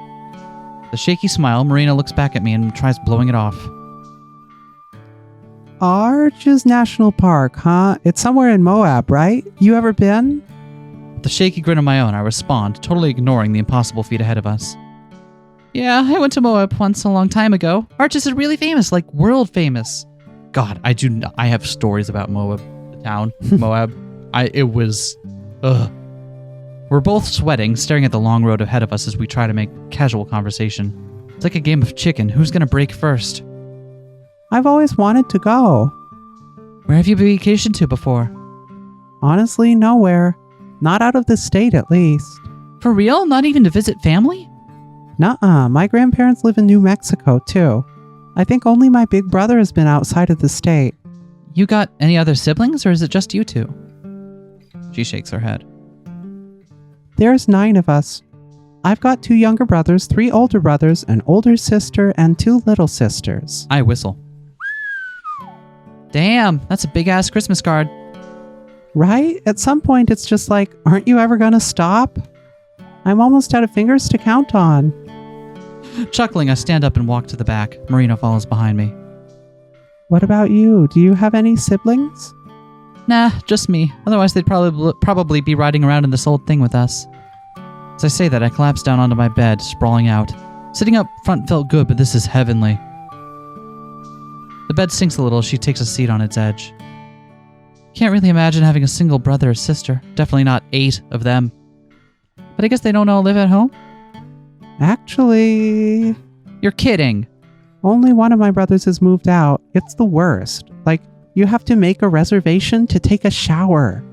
No wonder you ran away. Pretty much, as soon as I finished school, I was just like, okay, time to get out of here. How long ago was that? Just a couple months, 2-ish. And what did you major in? Huh? Like, what'd you get your degree in? Oh, not college, high school. I just finished high school. Huh? Using my elbows, I prop myself up. What? How old are you? Putting her hands on her hips, Marina puffs out her cheeks and looks offended. I'll have you know, it's very rude to ask a lady her age. She deflates. But I'm 18. Why? Oh, thank God. I let myself fall back again. I was afraid you're going to be underage and that I'd get arrested for kidnapping or something.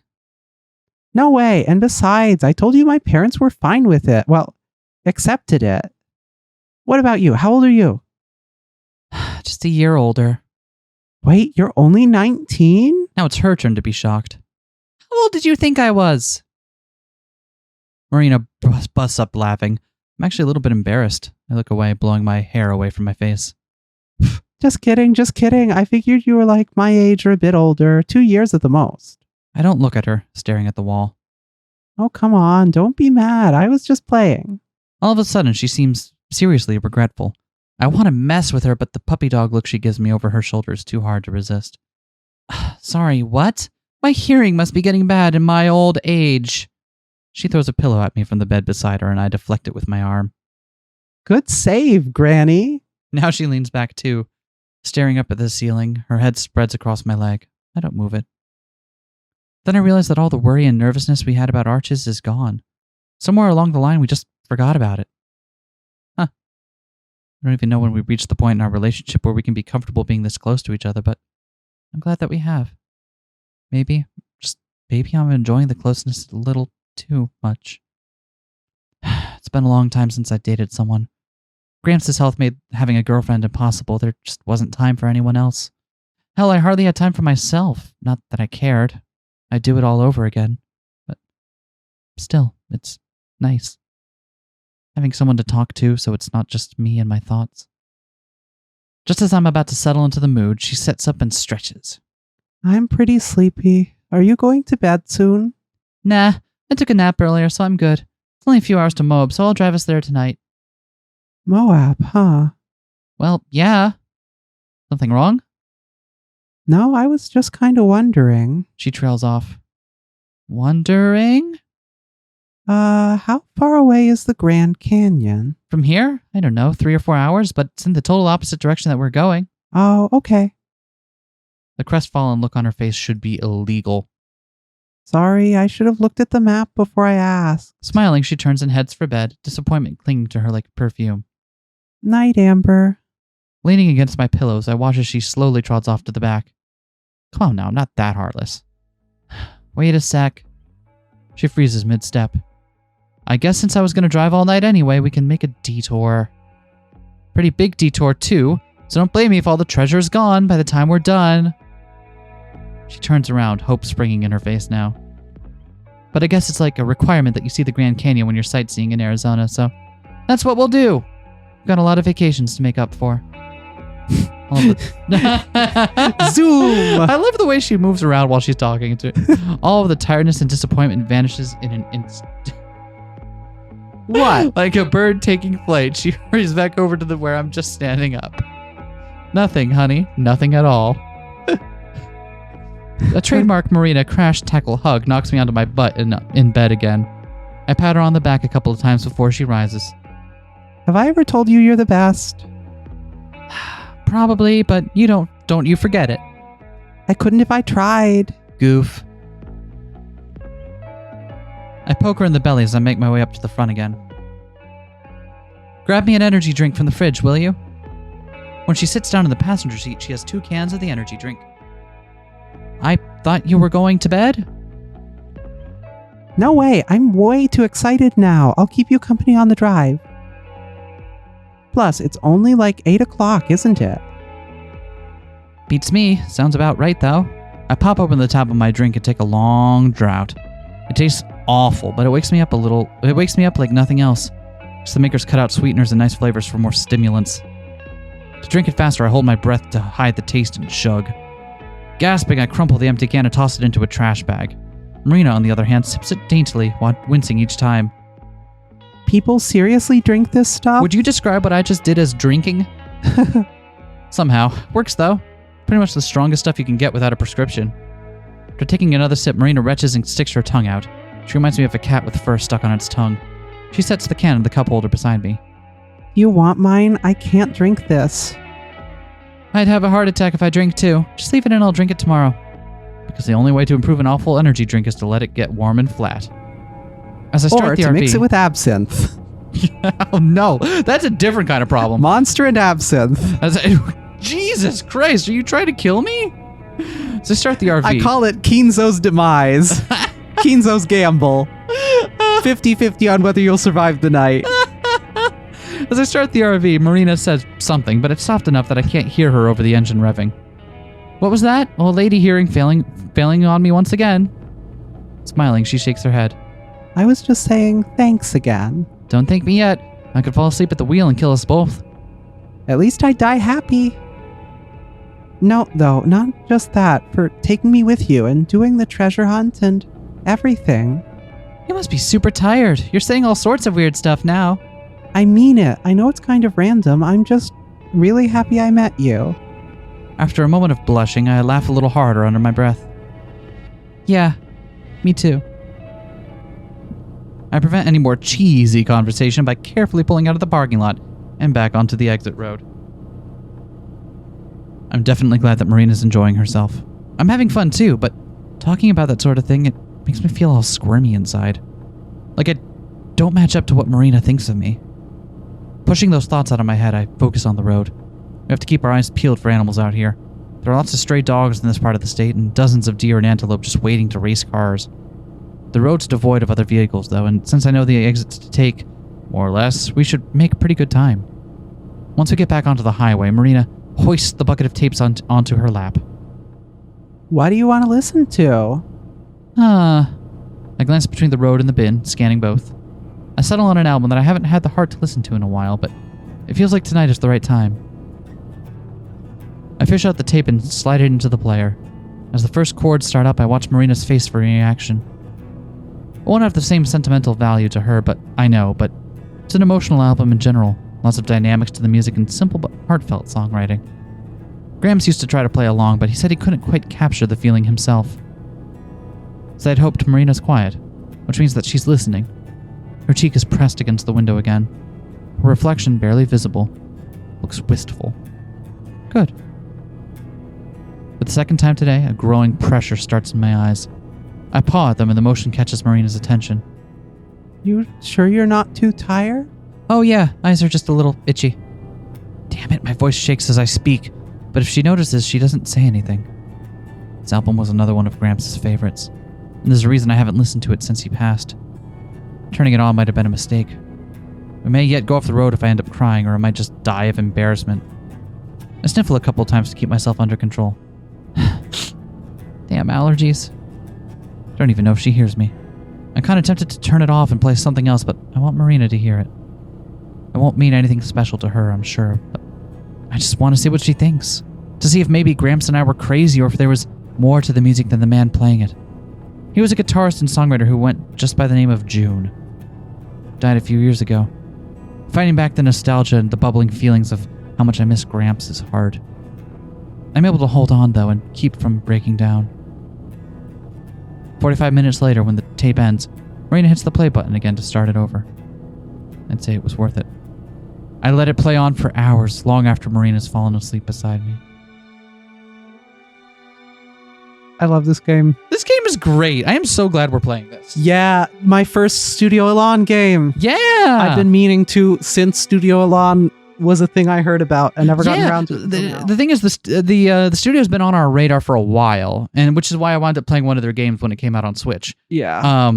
But we just haven't had room in the schedule yet to get it on the channel. And while we were in this break right here, we really wanted to make sure we made time for it, and I'm glad we did because this is exactly our kind of crap. Oh yeah. Like this is exactly what we love to do on this channel. And you could bet we'll be playing more from them in the future. Oh yeah. I think we got a little more time in this episode. Let's go for another scene or two. Everything aches. It takes me a long, lazy minute to remember why I'm sitting up, forehead plastered to the steering wheel, rather than in my bed. I drove all through the night to get us to the Grand Canyon, arriving at the South Rim right around the time that I couldn't keep my eyes open any longer. We're at a campsite apparently, but I don't remember anything past reaching the park's edge and paying the entry fee. I probably shouldn't have been driving, but we made it here all right. A sour taste pervades my mouth, courtesy of the empty energy drink at my side. I groan as I clamber up and go to brush my teeth. When I exit the bathroom, Marina's waiting at the front, all dressed and ready to go. Good morning. It is morning. I'm still too sleepy to match her enthusiasm. Undeterred, she comes forward and presses a mug into my hands. I made you some coffee. But it was a couple hours ago, so it's kind of cold now. Thanks. It's also brewed too weak, but I don't tell her that. I drain my cup in seconds and then pour myself another. That's also finished in a few long gulps. You really like coffee, huh? Oh, did you see she got bags under her eyes now? I guess. Think I'm just addicted. You don't even put any cream or sugar in it, right? Nope, always drink it black. She wrinkles her nose in disgust. I can't stand the taste. I noticed. You gone and looked around yet? There are dozens, if not hundreds of people milling around, and that's just what I can see from here. Most likely the treasure hunters. Look around without you? Yeah, it's what, noon? Almost, but I didn't want to leave without you. That's sweet of her. What if I got lost? You're like my map. Maybe not. Besides, it's boring to go look around by myself. You think? I used to do it a lot before we met up. It was nice to be alone and think. Her face falls. Seconds later, I realize my mistake and mentally kick myself. Not to say I don't like having you around. It's just... I meant it's not so bad being on your own for a little bit. She ponders for a moment. Well, I don't like being alone. A small frown makes me think she's upset, but then it melts away and is replaced with her trademark smile. Something about how the sunlight frames her face right then makes my heart skip a beat. I want to admire her for longer, but I think my face gives it away. Soon, she shifts, asking with her eyes. Something wrong? Very many things, but that's not what we're talking about right now. Okay. I shake my head to clear it. Nah, sorry, just zoned out for a second. Let me finish this coffee and then we can go. Okay. I don't know how you can be up and at 'em just like that. Usually it takes me hours to wake up. I know. I do a lot of waiting for you. Marina stomps over to play hit me on the shoulder. Meanie, I do my best for you. Yeah. There aren't enough hours in the day for you to sleep as much as you want. What, are you saying I don't need my beauty sleep? She's just kidding, but I freeze. She is joking, right? Amber? The jaunty tone in her voice is gone. Yeah. I croak out a response. Zone out again? Something like that. Even I'm surprised by how off guard that caught me. It was just a simple joke, but it was a little too relevant. Seconds after of thinking of how pretty she looks. I need to stop being so weird sometimes, or that'll scare her off more than her finding out that I might, just maybe, could possibly have a crush on her. Maybe you just need more coffee. Yeah, that's it. Pour me 5 cups. Probably. Her grin gets huge. You need as much coffee as I do sleep. See, we're even. I laugh as I pour myself a 3rd cup, tilting the pot to get the dregs. Maybe you're right. She prances back to the front door, nose held in the air like she's won some sort of great victory.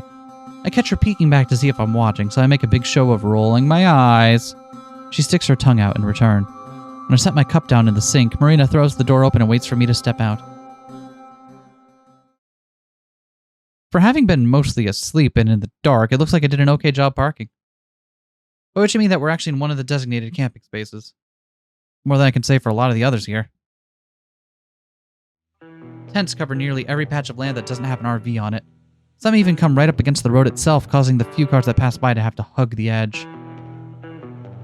Just like back in Shiprock, this is a fiasco. Squads of little kids rampage around, squirting each other and everyone else with water guns and just being in the way. One little brat runs up to us and holds up his squirt gun like he's going to shoot me, but the death glare that I give him sends him running back in the other direction. Not a fan of kids? Not the rotten ones. Marina, on the other hand, waves at the retreating boy and giggles as a weak burst of water hits her. I don't know how you can stand it. They're just kids. Besides, I'm pretty used to it. Big family, right? Yep. We start to walk in the direction of the canyon itself, pausing sometimes to let cars or tour groups pass us by. This is such a mess. Wonder how many of them are treasure hunters. Well, it's the Grand Canyon, so a lot of people are probably just regular tourists, right? Yeah, probably. Feel bad for them and all the other people who just want to enjoy these parks. You really hate people, huh? What? Where did that come from? I don't know, you're just always complaining about there being too many people around. Do I really complain that much? Thinking about it, I guess I kind of do. I don't hate people. I just don't like it when it's all chaotic like this. So you don't like crowds, then? That's a bit closer, yeah. Kinda weird that you're so hyped for this music thing, then, don't you think? Isn't that gonna be the biggest crowd yet? Sure, but that's different. Why? I don't know, it just is. Why? What are you, 5? No wonder you get along with kids so well. We both laugh. But I guess it's just because everyone is there for the same thing. You have something in common with them. Isn't everyone here for the same thing? Yeah, but... I struggle to find an explanation. But she laughs it off and shrugs. I'm just kidding anyway. You can't be the only one who teases. You don't like big crowds, and that's fine. What about you? I think it's fun, and besides, you get to meet all sorts of cool people. Who knows, maybe you'll meet a special someone or a long-lost relative or something. Don't jinx it. Special someone, huh? Maybe. Would be pretty unlikely, though. Probably, but it's still fun to think about. And speaking of odds, Amber. Marina points at another cluster of motorhomes down the road. I follow her gaze, immediately understanding. Taking up 2 spaces, because of size and bad parking, is a familiar titan of an RV. God, no. But Marina's already heading towards it. My nemesis. Mariah's motorhome. Motorhome. I can't English sometimes, I like okay? motorhome. It's a piece of artillery. The door flies open seconds before Marina reaches it.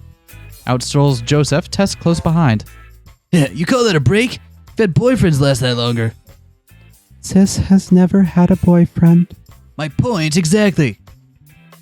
Quit your moaning. You two just need more work ether. I think you mean ethics, but you probably never heard the word.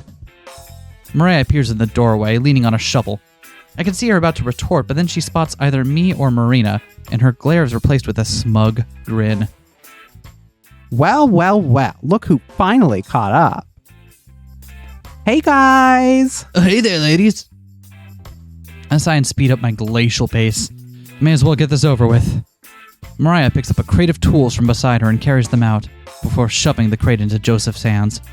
His knees buckle at the weight and he sets it on the ground. Did you follow our dust all the way here? I wish you'd seen it so we could have stayed away.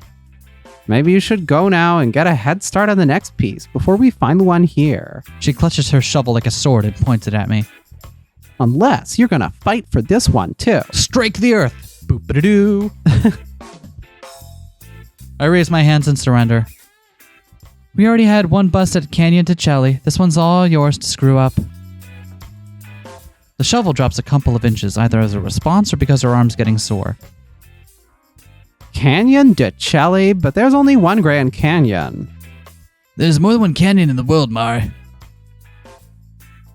I figured it was at the Mummy Cave ruins, but we didn't find anything. So if you want to search all 2,000 miles of the Grand Canyon, then good luck. Damn it. Mariah throws down her hands and the tool bag slips from her, plummeting onto Joseph's foot. Hard. Oh, hey! Ow! The crates in his hand are the next to fall, this time on the other foot. Double ow! The boxes burst open, flooding the ground with heavy hammers and wrenches. A gasp escapes his mouth, then silence. Are you gonna get drunk and cry yourself to sleep again, sis? Somehow, through pained grunts, Joseph manages to speak. The limit is once per week. Mariah's eyes twitch. In one smooth motion, she whirls around and clunks her companions' heads, huffs, and crosses her arms. Joseph reacts like any normal human being and rubs his head to soothe his never-ending pain. Tess hardly acknowledges it, wobbling back and forth like a human bobblehead. I don't think I'll ever get over how creepy that girl is. She clunks Joseph again for good measure. Marina and I both wince. I imagine this is how it was for Howard when he first met Linda. At least we get to see the canyon that way. Wow, I sounded like you for a second there. Oh. At least we get to see the canyon that way. Jesus! Mary and Joseph! Out of nowhere, Tess pops up at my side. She's been wanting to go out and see the sights, but Mariah's too busy breaking her back for that. Big sisters are bossy, huh? Tess nods, which prompts Marina to stoop down and hug her apathetic kindred spirit. You're not alone. Marina looks up at me, eyes big. Can we keep her? She's so cute. That's property theft. Sorry, only one stray at a time. Aww. Marina releases Tess and reaches out her hand as they float apart. Anyway, let's get going. If they're going to waste all day here, we can at least leave them to it. But Mariah waves her shovel in Joseph's face. Pick up our crap. We're going to rethink our strategy. Crab? Yes, this crap. She taps the crate that she just forced on him minutes ago. Joseph covers Tess's ears, then mutters something that I can't make out. Wait, I have an idea. 4 pairs of eyes turn to look at her. Me and Amber were about to go sightseeing. Why don't you guys come with us? That is a terrible idea. That's a terrible idea. No, we have to do it in time with one another. That's a terrible idea. Oh my, we can't do this. Hey, we agree on something. But Tess's eyes sparkle with determination, nodding as she reaches up to tug on Mariah's suit. That's one vote yes. She turns to me, pleading look in her eyes, hoping it to make 2 yes votes. That implying that Marina isn't a yes vote yet? I think that sounds like a good time, too. Be a nice break. I forbid it. You've already had a break.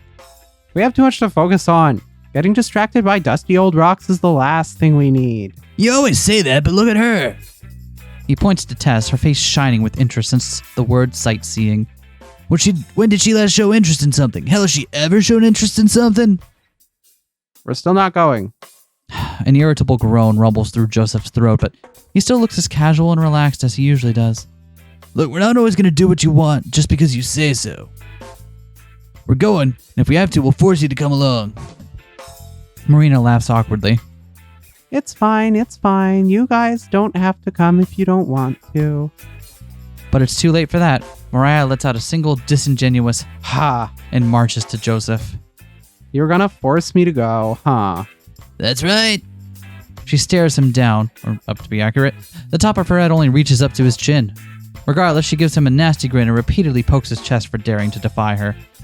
This doesn't seem to faze him, though, as his lips curl into an ominous smile. And how exactly do you plan to do that? And we'll have to get to their Grand Canyon adventures next time. Next time? Next time. Next time. Next time. Hey, we're back. We're back. Anyone remember this game? I do. I do. We were just playing it the other day, and now we're playing it again. Funny how that happens. Time to have a grand old time. Listen, that's not okay.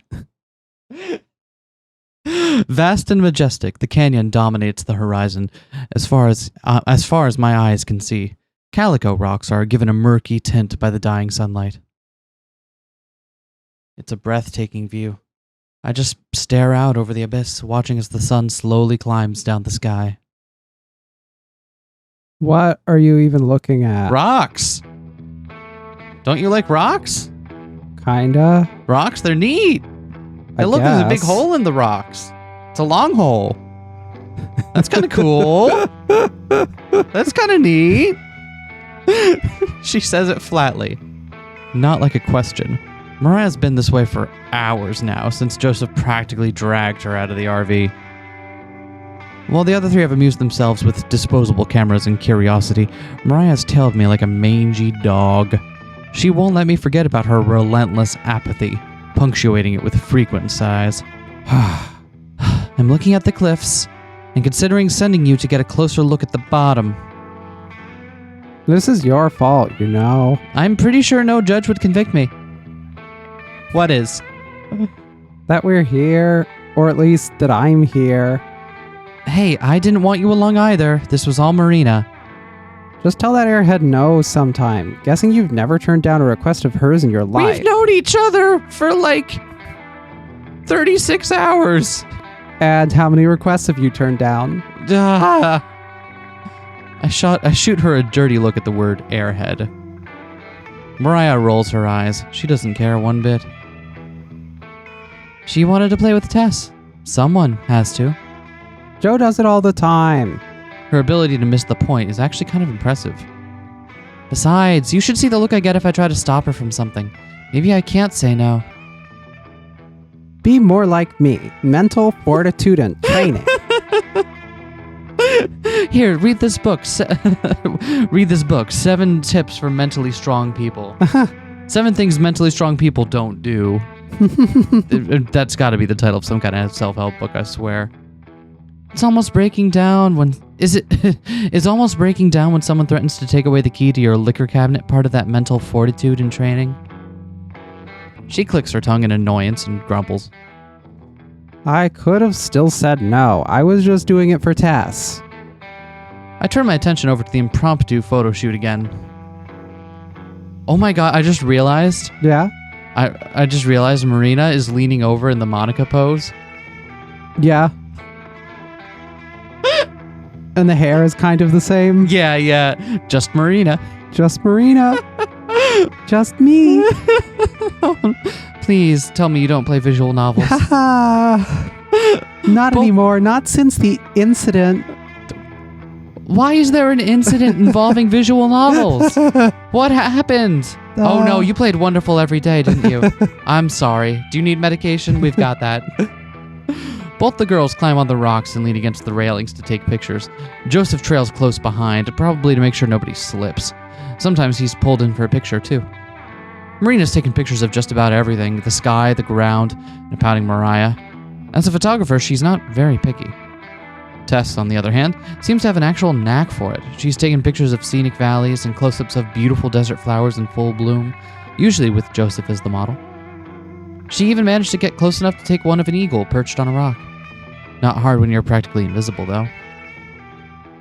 I have an invisibility cloak! I don't even know why she's so interested in this stuff. What? The wonder and majesty of the naturally formed geographic wonders? That's a fancy way of saying overgrown rocks. Not overgrown. Overcarved. Who cares? Shouldn't you be glad that she is? Why? I'd prefer if she cared about something that matters. Like getting rich? Exactly. If she wanted to get rich, she should start a YouTube channel. It's Americana this, sightseeing that. What the hell even is Americana? That's actually a really fascinating question. I know, Because, right? Like, Americana posits this mythical time in American history and seems to, like, suppose this kind of peace and wonder that never really actually existed. It's very strange. Don't mess with Texas shirts and old rocking chairs that some hicks farted on.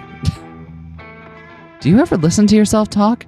Just be happy she's interested in culture and expanding her horizons. See? It's all the way over there now. That's how far her horizon went. Culture? Our favorite foods are bastardized versions of foreign cuisine. Okay, that's fair. Culture's a sham. When I was her age, I was interested in things that actually mattered. Like treasure. Oh my god. Years later, nothing's changed. I gave him a voice like that, right? Something to that effect. Probably. Probably. Since the other girls are taking a break, Joseph has joined us. They want to take some pictures with you. Mariah starts to protest, but Joseph cuts her off. Your sister wanted me to ask. Her mouth shuts and she rolls her eyes again. Fine. She also wondered if you wanted to wear like a shirt or something. No. Like, I get it. Like, I love your look and all that. It's very you. But just like the amount of extra sunscreen you have to use to cover your chest when you really don't need to. Like, you don't fuck around with desert sun. You don't do it. She stalks over to where they are, kicking up clouds of dust with each heavy step. Sorry if she's causing you trouble. She can be a bit of a handful. I know it's hard to believe, but there's a good heart in there somewhere. And she'd probably sell it for $1 if she could. Joseph laughs heartily. You might be right. That's just how she is, I guess. Been that way since we were kids. Hard to imagine that someone could not only know Mariah as a child, but want to maintain a friendship with her for the rest of their lives. Come to think of it, Joseph's a bit of an odd case as compared to the other two. Odd just because he's so normal. I mean, he has cloud strife hair, but aside from that... Hey, can I ask you something? Shoot. Why do you have cloud strife hair? What? Is that like a cumulonimbus or? You're not gonna help me. You're not gonna help me out here. I am neither of these characters. Yeah, but you can jump in any time. With what? I don't know. Help me out here. How? I pick over your characters for one-off jokes all the time. And you're over here just letting me flounder all on my own? This isn't the SK show. It's two queers play. This isn't one queer monologues and the other one occasionally giggles. I'll have you know, I am voicing many of the characters in this game. All right. Do you care about the treasure? He scratches the stubble on his chin and thinks about it. Like, you have a good head on your shoulders. Why do you let her drag you around? It's not that I don't care about the treasure. Being rich doesn't sound like a bad gig at all. But I wouldn't say I have a good head on my shoulders either. Getting out treasure hunting or kicking back on a couch all day, I'd pick the couch. Figures. His own broad smile returns. I didn't even notice it disappear. But as for them, one of them needs someone to look out for her, and the other is 10. Now we both laugh. See? There you go. Natural.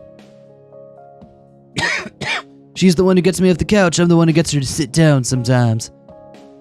Even back in school, she was always picking fights. Didn't matter if it was with another kid or a teacher. Got her ass kicked a couple times. If she were all on her own, she'd tear apart the whole Southwest.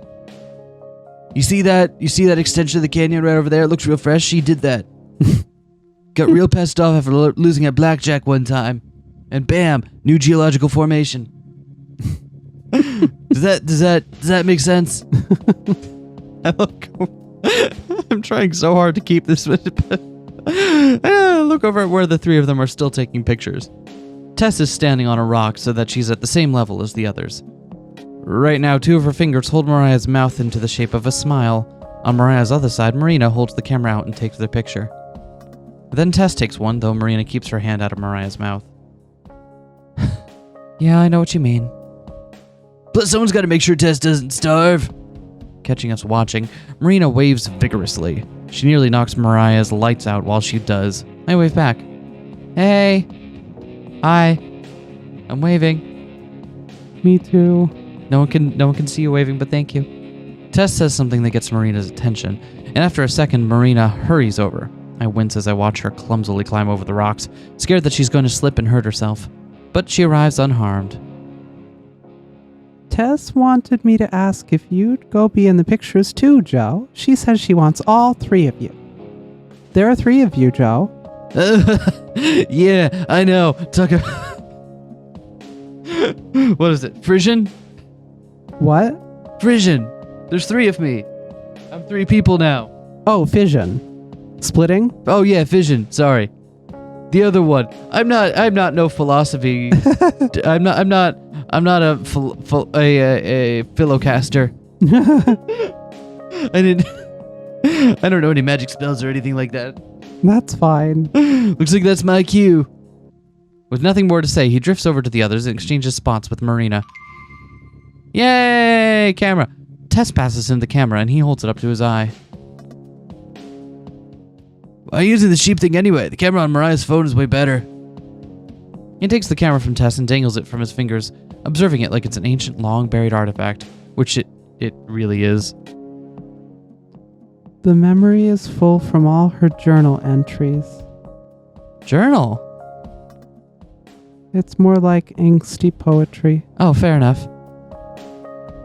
Did you see her faces? Mariah turns toward me, panic and fury in her eyes, but she is too slow. How'd that one go again? Oh, yeah. Rivers of amber pour for my bottle like tears, forever sweeping El Dorado beyond my grasp. Mariah slouches. I hate you both. Hey, what are you talking about? I did serious poetry reading. Come on, I tried to give you the best reading possible. But we love you, Mariah. Tess clings to her sister's waist like a magnet, showing her affection. Fucking magnets. How do they work? Nice one, Tess. Boop. It goes ignored. Now squeeze in. I'm not sure how we're all gonna fit. We watch for a moment before I tap Marina on the shoulder. That should keep them busy for a while. Quick, while they're distracted. What? I grab Marina's hand and dash off, dragging her behind me. Her feet have trouble keeping up, but I don't slow down. I don't look back. Just keep running!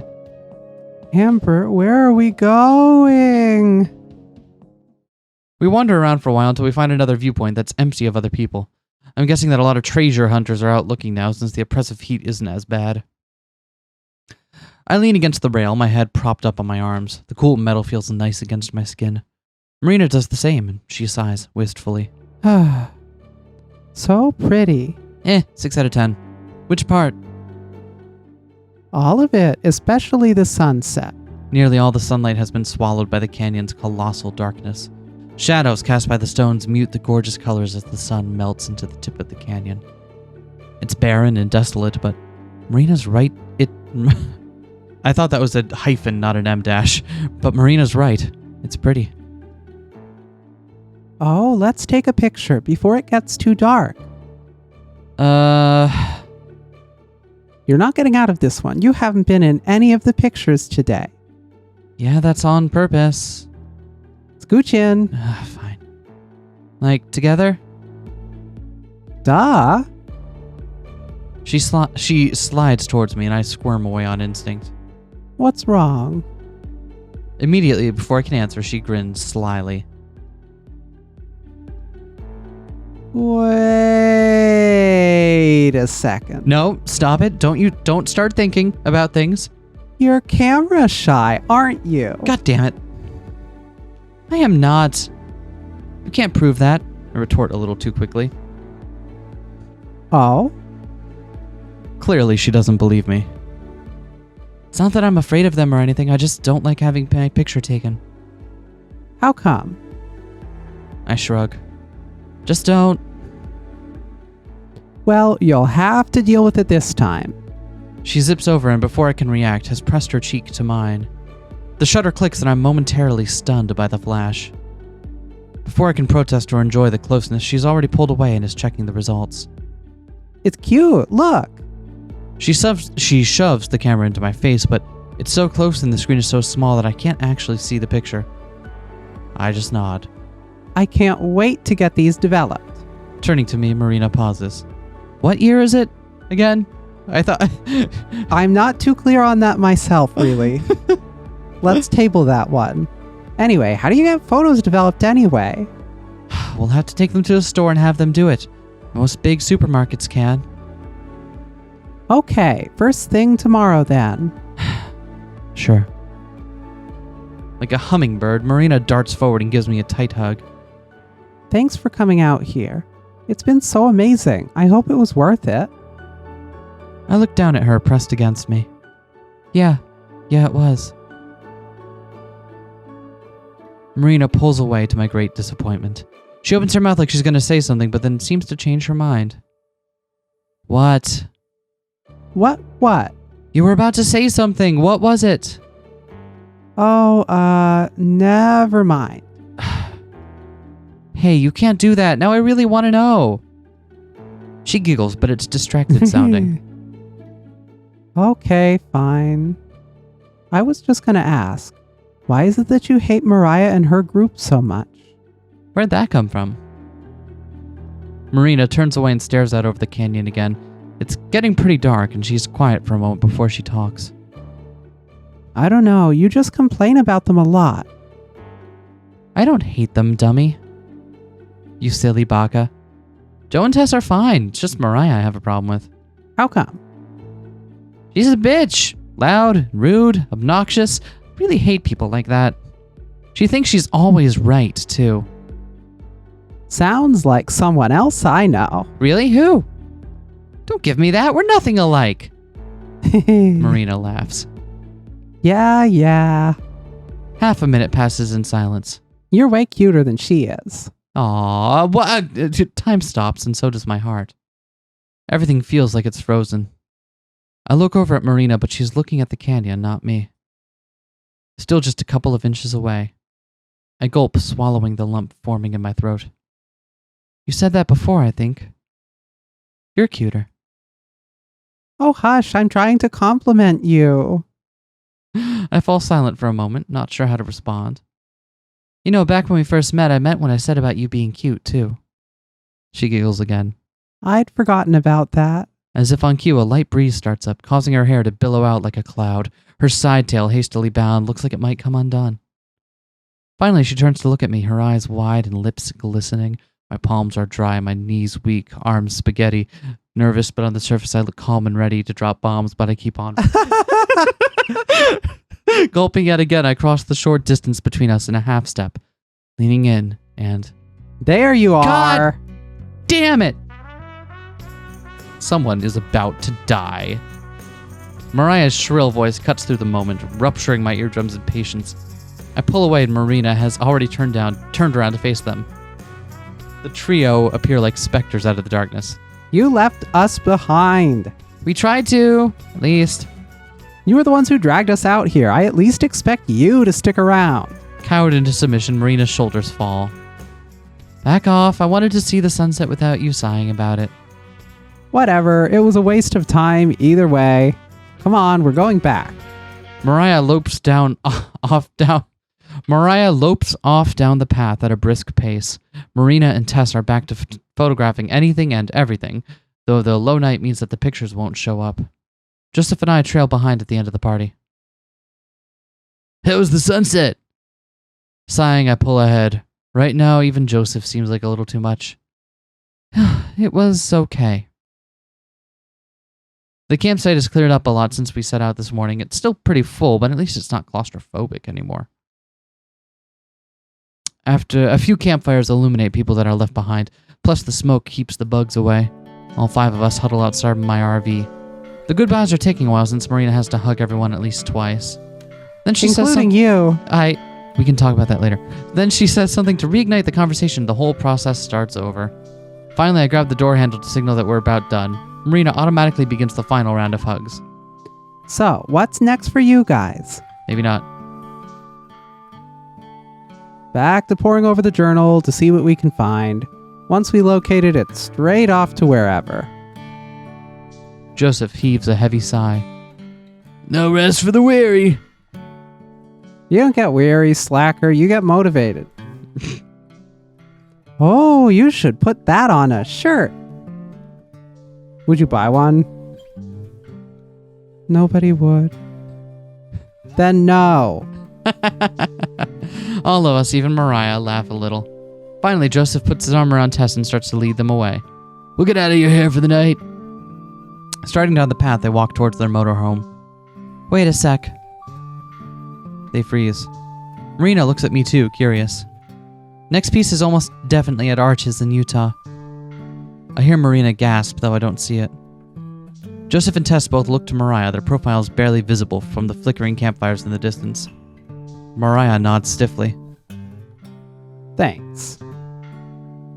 Thanks, Amber. Amber. It's probably the first time she's ever said that word. With the wave of her hand, she turns and they finally leave. Marina and I both watch until they vanish out of sight. Then Marina squeals. I'm so proud of you, Amber, and shocked. That was super nice of you. Wasn't much. This one's pretty easy to figure out when you take the time. Probably save them a half an hour at best. Still, it's the thought that counts. Is it? Do we have to count the thought? Why'd you do it, though? Someone's got to take care of them, after all. I look away, pretending to scratch an itch on my cheek. They're not that bad. We ended up spending the night in a department store parking lot. There were plenty of rest stops, but those are off the table. Permanently. Like usual, wait, why? Yeah, I don't know why. Like usual, I woke up pretty early and got us on the road again. Even after waking up briefly, Marina passed back out until we were already in Moab. Moab is the quintessential outdoorsy town. It's built alongside the Colorado River, winding through a canyon. Every other store sells rafting supplies or hiking gear or camping equipment. Even some of the houses are made to look like log cabins and other rustic architecture. You can see tall, forested mountains from any part of town, but it's not entirely out of the desert either. At the time of morning where most people are on their way to work, there's a disgustingly large amount of traffic. It's obvious why. Shovels and pickaxes stick out of the truck beds and cracked windows like porcupine quills. At a glance, I'd say 3/4 of the people contributing to our glacial pace are prospectors, which means I don't have any room to complain. After watching the next light change 3 times, but still not reaching it myself, I sigh and pull into a nearby diner. Why do I keep hitting the wrong button? At first, I was just planning to grab some coffee and a bagel and something from Marina when wakes up, but with her trademark perfect timing, I hear her climb out of bed right as I turn off the RV. We there? Is this Arches? She stumbles up to the front, still looking mostly asleep. I don't know how she can still be tired. She must have gotten 10 hours. Oh, you sweet summer child.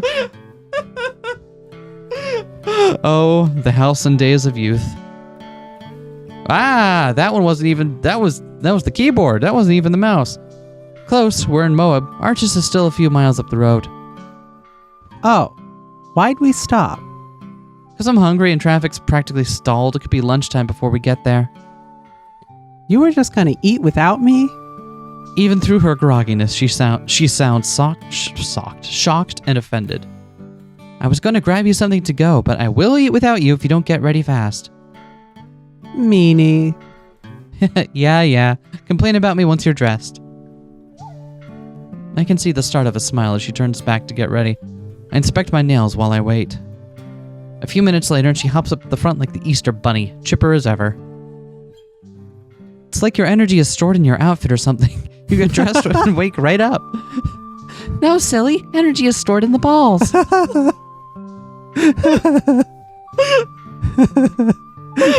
I just do coke every time I change clothes.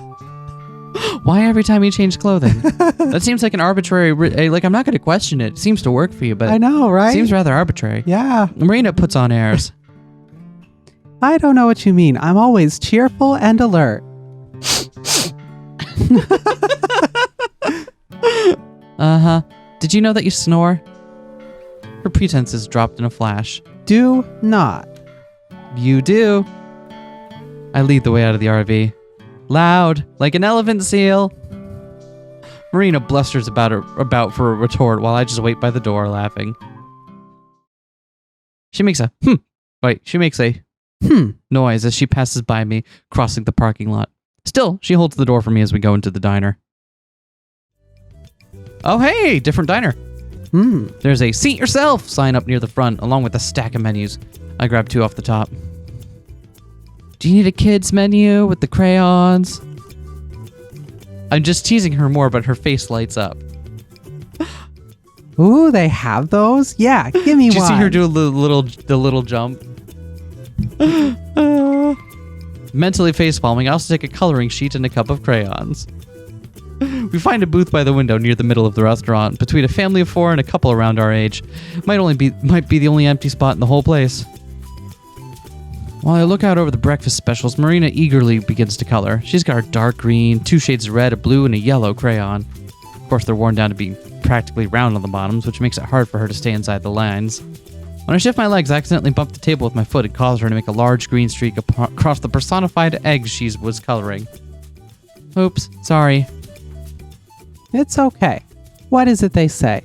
There are no mistakes in art, just happy accidents? Something like that. Why green? Do you not see what I'm coloring here, Sam I. Amber? Okay, just for that pun, you don't actually get food. If that's okay, I'll eat the crayons. Why were you so ready to go to that as your backup plan? What is it with you and putting things that are not food in places that food are meant to go? I groan aloud at her awful joke. I'm saved from more of them by the arrival of the same waitress who greeted us. Her white uniform is stained with jelly and ketchup and who knows what else. Can I get you girls something to drink? I'll have some chocolate milk, please. Her already questionable maturity suffers another blow. With the crayons in hand, I'm not sure I can stand any more hits. And for you. Just coffee, no cream or sugar. You got it. Once she walks away, I nudge Marina with my foot. Chocolate milk? Seriously, are you 8? Mimicking my voice, Marina shakes her shoulders. Black coffee? Seriously? Are you 40? Hey now, I like the taste of coffee itself. And I like the taste of milk itself, just with chocolate. You're a dork. But you love me. She chimes back in a sing-song voice. I know what she means, but it still causes a small lump to form in my throat. I swallow, trying to pretend that she didn't hit a little too close to home. I watch her while she goes back to coloring human breakfast hybrids. That was not a word I expected to say today. A phrase, human breakfast hybrids. Her lips are pursed in concentration, and there's a little gleam of white as she bites the edge of one. She seems she's really focused. Surprisingly, she mostly manages to stay inside the lines of the pictures. Rather than trying to use the full dull tip, she switched to the flat round ends, using the edge for more precision. It's kind of working. Without looking up, she starts to chat again. So, where do we start looking today, Captain? Oh, you finally acknowledge me as captain then, huh? I figured you deserve a turn, just this once. Thanks, I'll try not to let you down. Anyway, I have literally no idea. You said you think it's by one of the arches, right? How many arches could there be? Well, yeah, but that doesn't really... So, Like, okay, what is the biggest number 2 you or can think 3? of? Looks at hands. 9? Okay, so it's going to be several times more than that. Oh, hello there, Michael. No, you're not Michael. You're Mike. Sorry, Mike. Michael's over somewhere else now. Off in a audio setup upstate. Greener pastures. Well, yeah, but that doesn't really narrow it down. Pausing her coloring, she looks up at me. It doesn't. Nah, have you seen any pictures of the park? A couple, I guess. I don't know much about it, though. Well, they named the park after the arches since there are so many of them. Probably hundreds.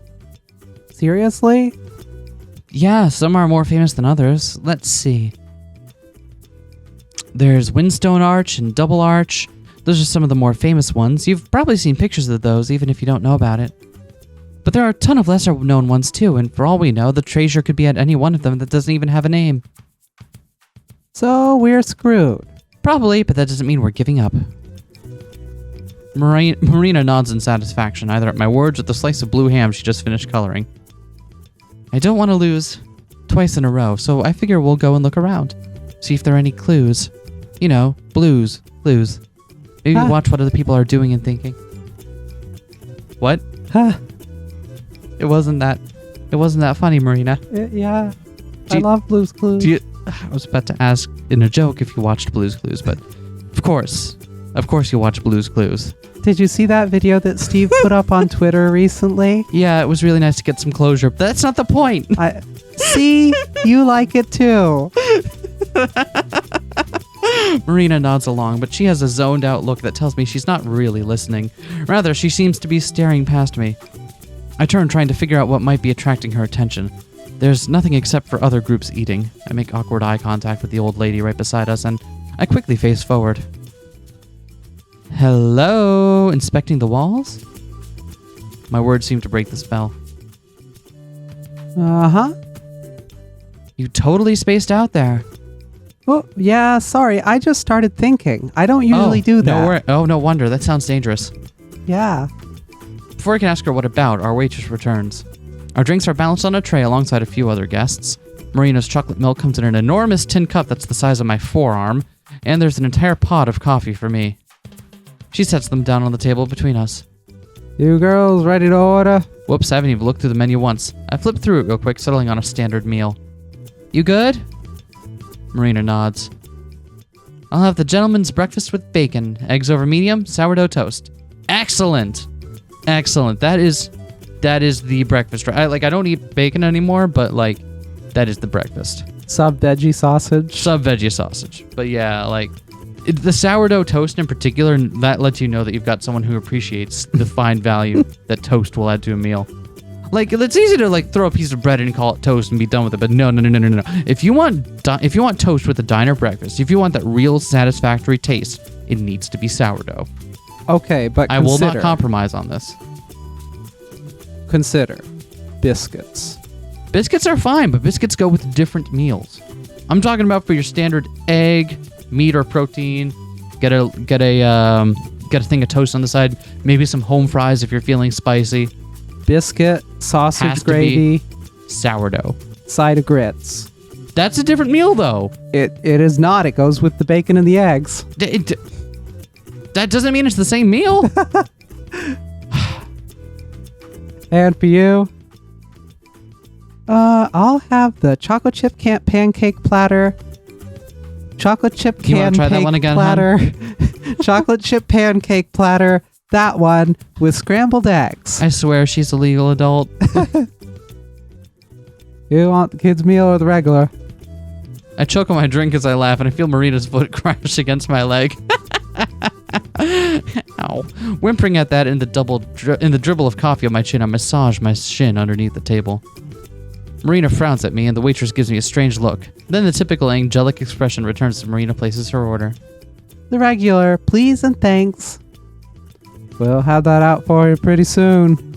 Once again, she heads back to the kitchen, heels clicking against the tile floor.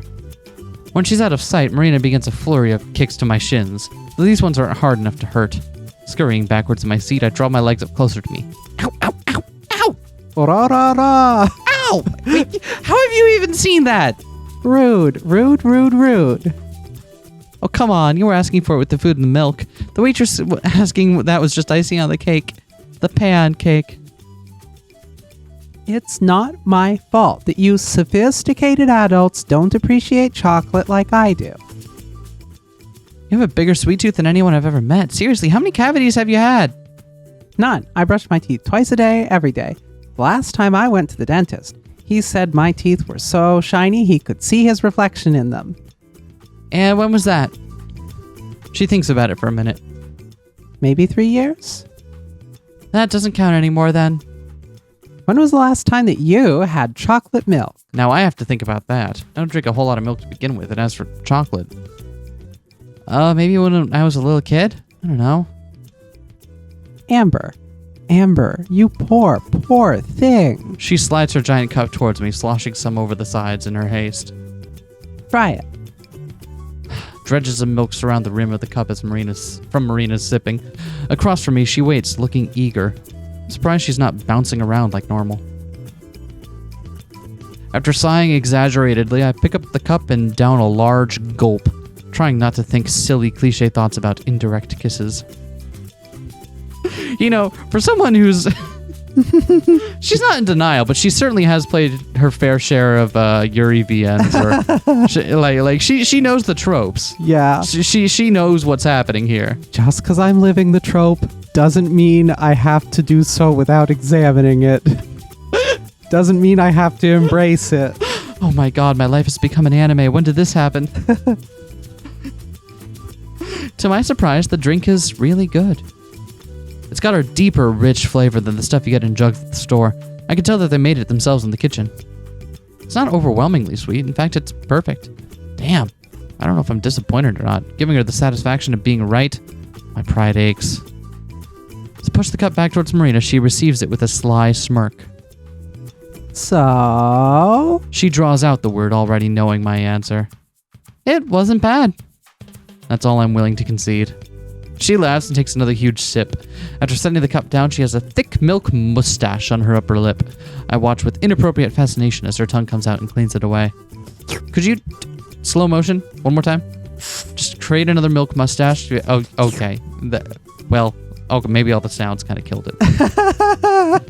Marina grabs the sheet she was coloring and pushes that over to me as well. Wanna color something? Well, you're acting like a kid and all. I roll my eyes but snatch away the crayons that she offers. Most of the pictures, all of them, breakfast foods with faces and dated outfits, have already been colored in. There's a stylish looking piece of bread with a dress and a wig that's still blank though. I colored the dress with the green crayon as lightly as I can and use the lighter shade of red for the hair. When I'm done, I hold up the page to show Marina. It's you. She leans in. Huh? The colors. Look, you're toast. It's you. You're a toast now. What? What, don't you want to say something about not becoming bread? Being bread is fine, actually. That's what I thought. She collapses backwards as if my pun physically wounded her. She shakes her head and looks down while I crack up. That was even worse than Sam I Amber. Uh-huh. You better step up your game some. Please stop. I don't plan to. The only thing that saves her is the arrival of our waitress right then. That's pretty fast service considering how busy this place is. I love how she doesn't even laugh at him. She's just like, please stop. I know where this is going and I want no part in it. Keeping in the style with our oversized beverages, the portions are enormous.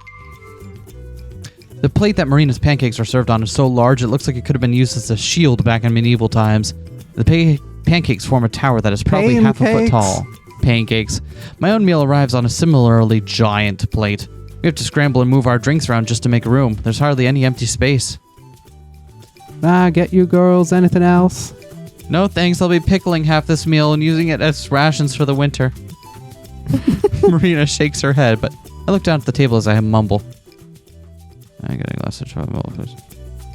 The waitress departs yet again. I glance over, prepared for the inevitable teasing, but instead Marina just stares at her food, dumbstruck. Maybe I should have gotten the kid's size. I finish about half of my meal before the dismay sets in. There's no way I can possibly finish this. Most people I know couldn't eat this much food in one sitting. Every bite is a struggle. Marina's faring similarly. Her plate of eggs is nearly untouched just because there's so much pancake to work through. And I can tell that pancake fatigue, that feeling when you get halfway through them and then you realize you're sick of pancakes, has long since set in for her. She cuts off a bite, looks at it for a while, then sets her fork down. I think I'm done. Yeah, you and me both. The largest plate I have consists of a mess of potatoes, cheese, and bacon with the eggs laid over it. And then, of course, there was the toast, the fruit, and the sausage, which each got their own smaller plate.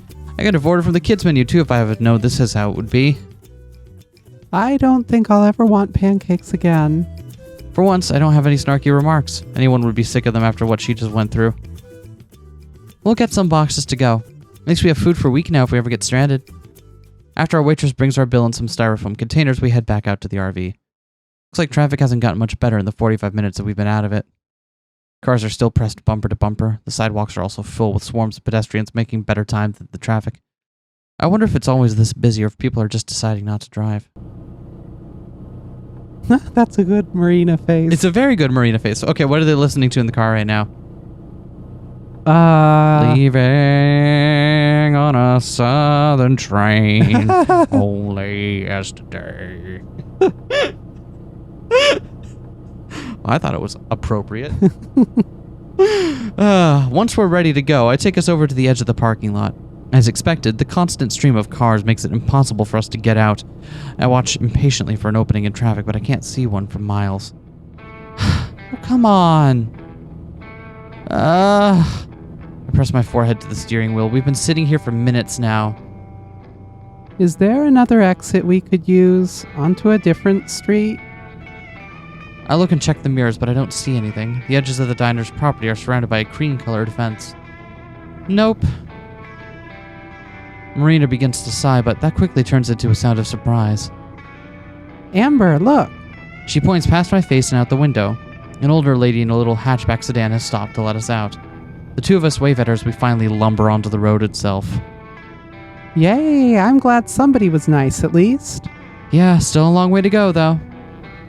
The long line of cars extends as far as I can see before it finally goes out of sight around a bend in the road.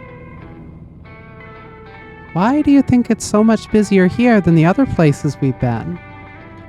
Arches is one of the most popular national parks. Like, when you think of parks in the U.S., you think of Arches, the Grand Canyon, and how do I pronounce this one? I think it's Yosemite? No, common mistake really. It's Yosemite, but that's an easy mistake that anyone could make, and it's not embarrassing.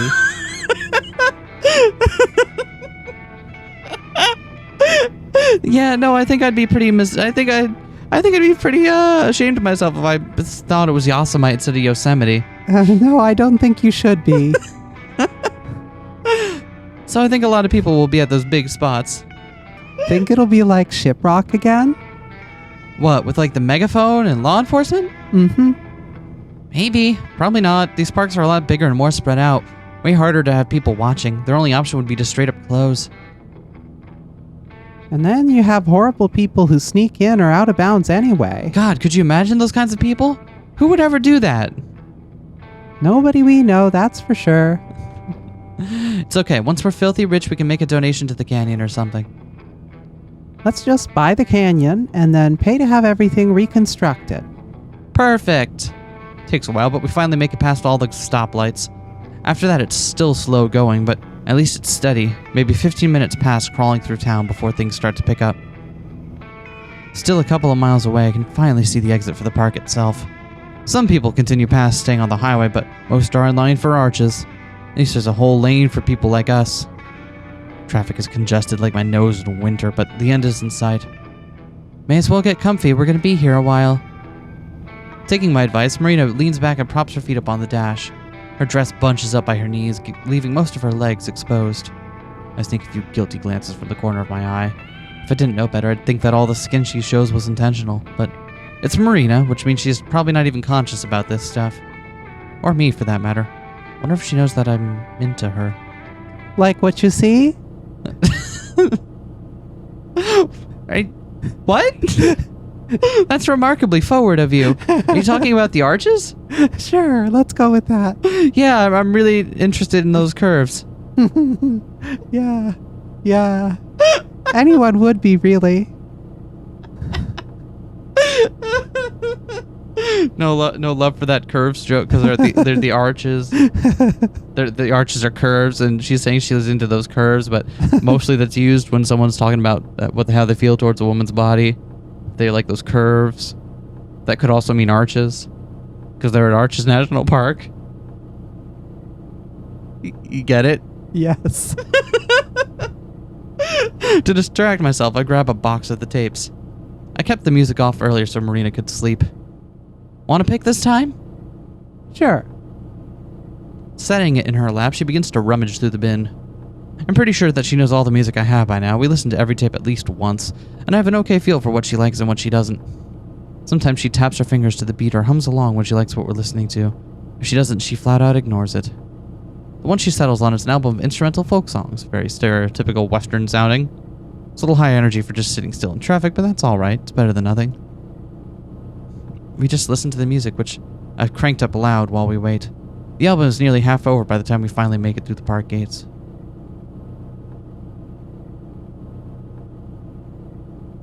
Do you have Pentangle? I really like Basket of Light.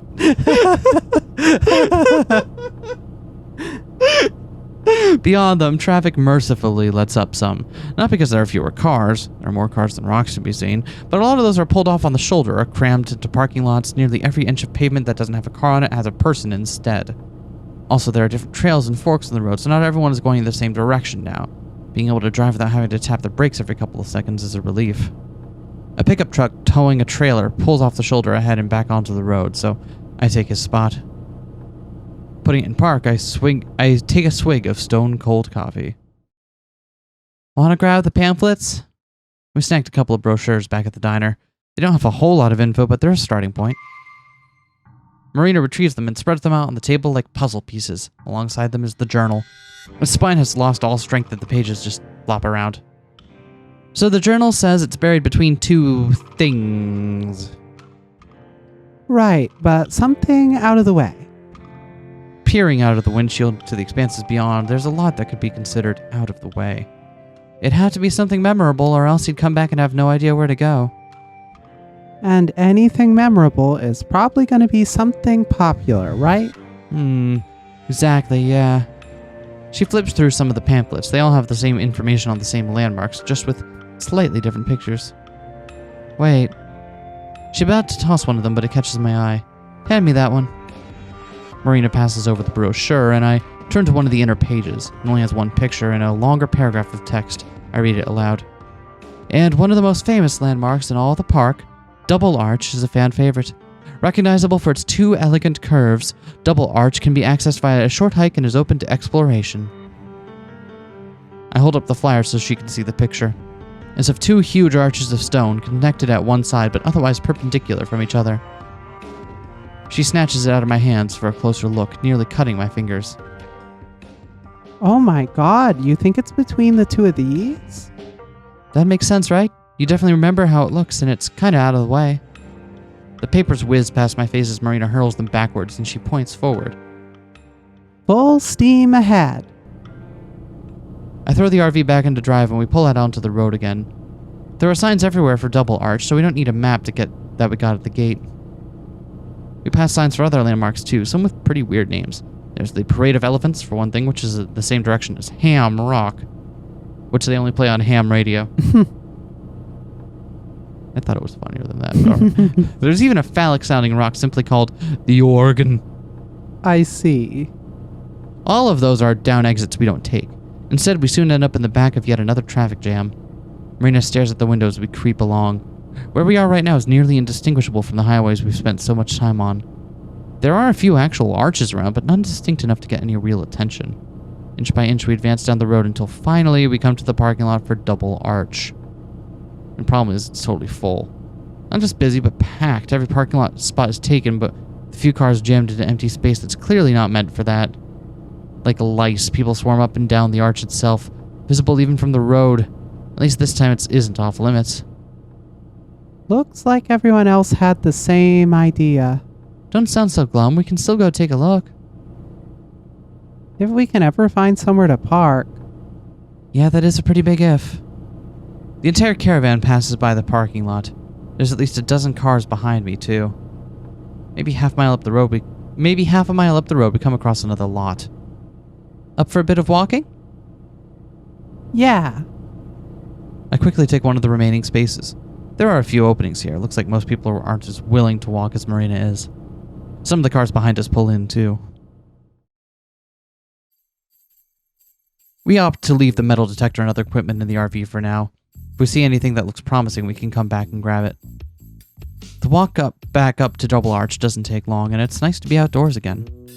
We have to stick to the very edge of the road to avoid the stream of cars flowing towards us. Seems there was more than a dozen behind us after all. There's a short hike from the Double Arch parking lot to the arch itself. It isn't an easy one, and we don't even break a sweat. Up close, it's obvious that there aren't many people here just to see the sights. Almost everyone is carrying a shovel or other tool. There's a pair of park rangers watching, but they don't seem to be intervening at all. They just slouch against a wooden fence, looking defeated. Can you imagine how big of celebrities we'd be if anyone we here knew we found the Shiprock treasure?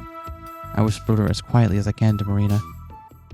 Right? I was thinking about that earlier. I kind of wanted to show off, but that's probably not a good idea. That's remarkably prescient of you. Thank you. Like anyone would believe us anyway, but you don't want to have your face all over the New York Times as one of the girls who found the treasure? Being in the local newspaper is on my bucket list. Dream big, Marina. And my friends from school would totally have a heart attack when they found out.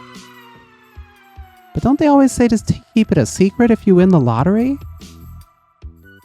Yeah, otherwise people will never leave you alone. You get all sorts of messages from people you used to know or long-lost relatives. I have enough not lost relatives to deal with. Really? How many? Enough. How many is that? Plenty. 10? 17? Am I getting warmer or colder? Yes. Plus, I don't want to get kidnapped and held for ransom or something like that. What about you? No way. I'm just going to quietly retreat into one of my 3 mansions when this is all over. Oh, you're only going to buy 3? Yeah, I got to save the rest of my 14 new motorhomes after all. She giggles. Do I get to drive one of them? Why not? But you could buy your own, you know. No way. I'll just come bother you if I need one. We've gotten as close to the arches as we can. The mob of sweaty people is too thick for us to push our way through. There are dozens of people sweeping over the dusty ground with metal detectors. Hanging back around the edge, Marina's smile fades away quickly. Yeah, this is a bit of a mess. People jostle and push each other out of the way. It's hard to believe anyone is actually prospecting so much as they are just trying not to lose their spot. Maybe we should come back later? I don't know if it'll be any better later, but maybe. I guess, though, if the treasure is here, I feel like someone would have found it by now. Just like back at Canyon de Celli. You know, this must have been going on for a few days now. Yeah. All the enthusiasm she had just a minute ago when we were joking around has evaporated in the desert sun. A rock slips past my foot as she kicks the dirt. I poke her and she yelps in surprise. Ah! Hold on, I'm going to do it again. Ready? Poke. Ah! Poke. Ah! Oh, that's a very good feature you have. You know, I'm not saying we give up. I'm just saying we regroup and re-strategize. We can go see the rest of the park in the meantime. Didn't you say you wanted to see this place for a while? Yeah, I guess. It's obvious that she's still bummed, but there's nothing I can do about that. Once we're back in the motorhome, we leave the busy maid road ASAP and spend a while seeing the sights from our air-conditioned comfort. Marina's mood improves steadily throughout the day, counteracted only by our growing hunger. As we pull back into Moab, we're both ravenous. Gee, I could go for some chocolate chip pancakes. Want to just heat up our leftovers? Guessing that's a no? I'm not ready for pancakes again yet. I need a day, or maybe a week. Let me know if you see somewhere you want me to stop. Now that it's approaching evening, there aren't any more massive traffic jams going through Moab. We can cruise through at a steady pace, just like when we first got to Arches. Until I slam on the brakes. You're fucking kidding me. Marina had been slouching, but bolts upright at the sudden stop. What happened? Just a few feet ahead, in the parking lot of the diner we ate at this morning, is Mariah's motorhome. Look at it. It's them. I point and Marina leans forward. When she recognizes their RV, she grins. Should we go see them? What? No way! That's an extra reason to avoid that place. Aw, but Amber, maybe we could see about teaming up for the treasure here or something. That would never happen. Mariah would rather lose every time than have our help. Besides, it's not like... Please? Already giving up in my head. I give Marina one last desperate look. Seriously? Yeah. Even if we don't team up, it'd be nice to see them again. Not sure if nice is the word I'd use, but despite my muttering, I flick on my blinker and change lanes, pulling into the parking lot yet again. Like this morning, it seems pretty busy. I have to park next to Mariah's RV because it's the only open spot large enough. Marina skips out and towards the entrance while I trudge behind her. It doesn't take long to find the trio. Even amongst all the eccentric people that the hunt has drawn, their questionable fashion sense stands out. They have a large table near the back, bigger than the one Marina and I ate at this morning. Joseph and Tess share a bench, while Mariah's is spread across the opposite table. It's probably supposed to look sultry, but comes across more like the bench is devouring her. When she sees them, Marina scurries to the back, hand raised in greeting. I bring up the rear, still slow. Hey guys! Tess and Joseph both wave, the latter smiling when he sees us. Mariah looks surprised for a second, but then scowls and turns towards the wall. The feeling is mutual. Hey, imagine it's running you two here. Just get into town. Nope, we've been here all day. We actually ate breakfast at this place this morning. Oh, there it is. Yeah, you're always a couple of steps behind us, I guess. Mariah's glare is stonier than a double arch itself, but of course she keeps looking at the wall instead of at us. Joseph laughs, though. Here, let's break bread. He and Tess scoot down the booth, making some room with Marina, which Marina promptly fills. I'm left next to the smoldering fury that is Mariah. She moves her leg just a little, but enough for me to sit down. Thanks. Sorry to barge in on you guys like this. That's no problem. The more the merrier. I hope you don't expect us to cover your bill. Groaning, Joe puts his hand over Tessa's ears. Could you at least try not to be a pain in the ass between the hours of 5 p.m. and 6 in the morning? It'd make my life a lot easier. He uncovers Tessa's ears and gives us a blank look. She's right, though. There's no way we can afford that. We had to dine and dash for breakfast. So what about you? How long have you been here? It's got in around lunchtime. It's been forever and a half stuck in traffic, though. He sounds worn out. I wonder if Mariah ever lets him drive, or makes him. Us too. We were gonna look around Double Arch, but it was too busy. You took one look at it and just kept driving. Didn't even want to try it. This said anyone who bothered to get out was a You weren't supposed to hear that. No, I'm interested. Let her continue. Told you, this girl heals everything. Anyway, we were thinking about heading back this evening to see if maybe it cleared out some. We were gonna do that too. I was telling Amber that we should see if maybe you guys wanted to team up and we could look together. Hell no. Fist bump. Now I'll wash the sand, but thank you. The two of us look at each other. It seems that all we ever agree on is not sticking together. No offense to you, Joe. Just don't want to, I trail off trying to think of an excuse that didn't want to deal with Mariah, which is the truth. But Joseph just laughs and waves it off. Now I get what you mean. Didn't think Mariah would be too fond of splitting the goods either. Marina frowns but perks back up after just a second. Soon a waitress comes to take our order. Marina and I are careful to order meals on the smaller side, just sandwiches with fries. On the other hand, Mariah's orders comes with a bunch of requirements as to what can and can't be on it. By the time she's made so many substitutions and extras, it hardly resembles the item described in the menu. So I can tell you ladies that it's not Parade of the Elephants. Delicate Arch was a no-go too. Think we might try Skyline next. Good luck, I guess. I wonder how many of those the miner would have known about, though. Pretty sure this park wasn't found until after the gold rush. Joseph shrugs. Amber knows a lot about these places. She's like an encyclopedia. I have Wikipedia on my phone. You've seen me use it. Oh. You know what Wikipedia is, right? Let's go with yes. I can feel my face flush like always when she praises me. Not really. I just know bits and pieces. Still something to be proud of. Aren't too many girls your age care about anything that happened more than 5 years ago. Nothing really special. I just spent a ton of time on the road when I was younger. That's so. I appreciate he's leaving it an open-ended question rather than prying. Marina looks at me eyes wide, probably to see if I'm about to cry or something. I try to be nonchalant. Yeah, until I was in middle school, my grandpa used to drive me all over the country. Sounds like a fun time. It was. He, guess there's no point in hiding it. Plus, Joseph has this kind of disarming air to him. Like he exudes calmness. Passed away a little while ago. Still a little, I tap my throat, hoping that gets my point across. It does, and Joseph nods. Sorry for your loss. I know how hard that can be. Thank you. Marina's eyes flick between me and Joseph. She must be pretty worried, so I force a smile, even though I can feel that growing glumness that shows up anytime I talk about Gramps. Eating this dork has helped out a lot, though. I jerk my chin towards Marina, who looks shocked, as if I could be talking about anyone else.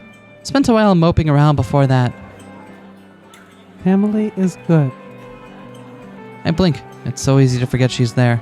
Sometimes I forget I'm here too. Do they like keep you in a box? You're so tiny.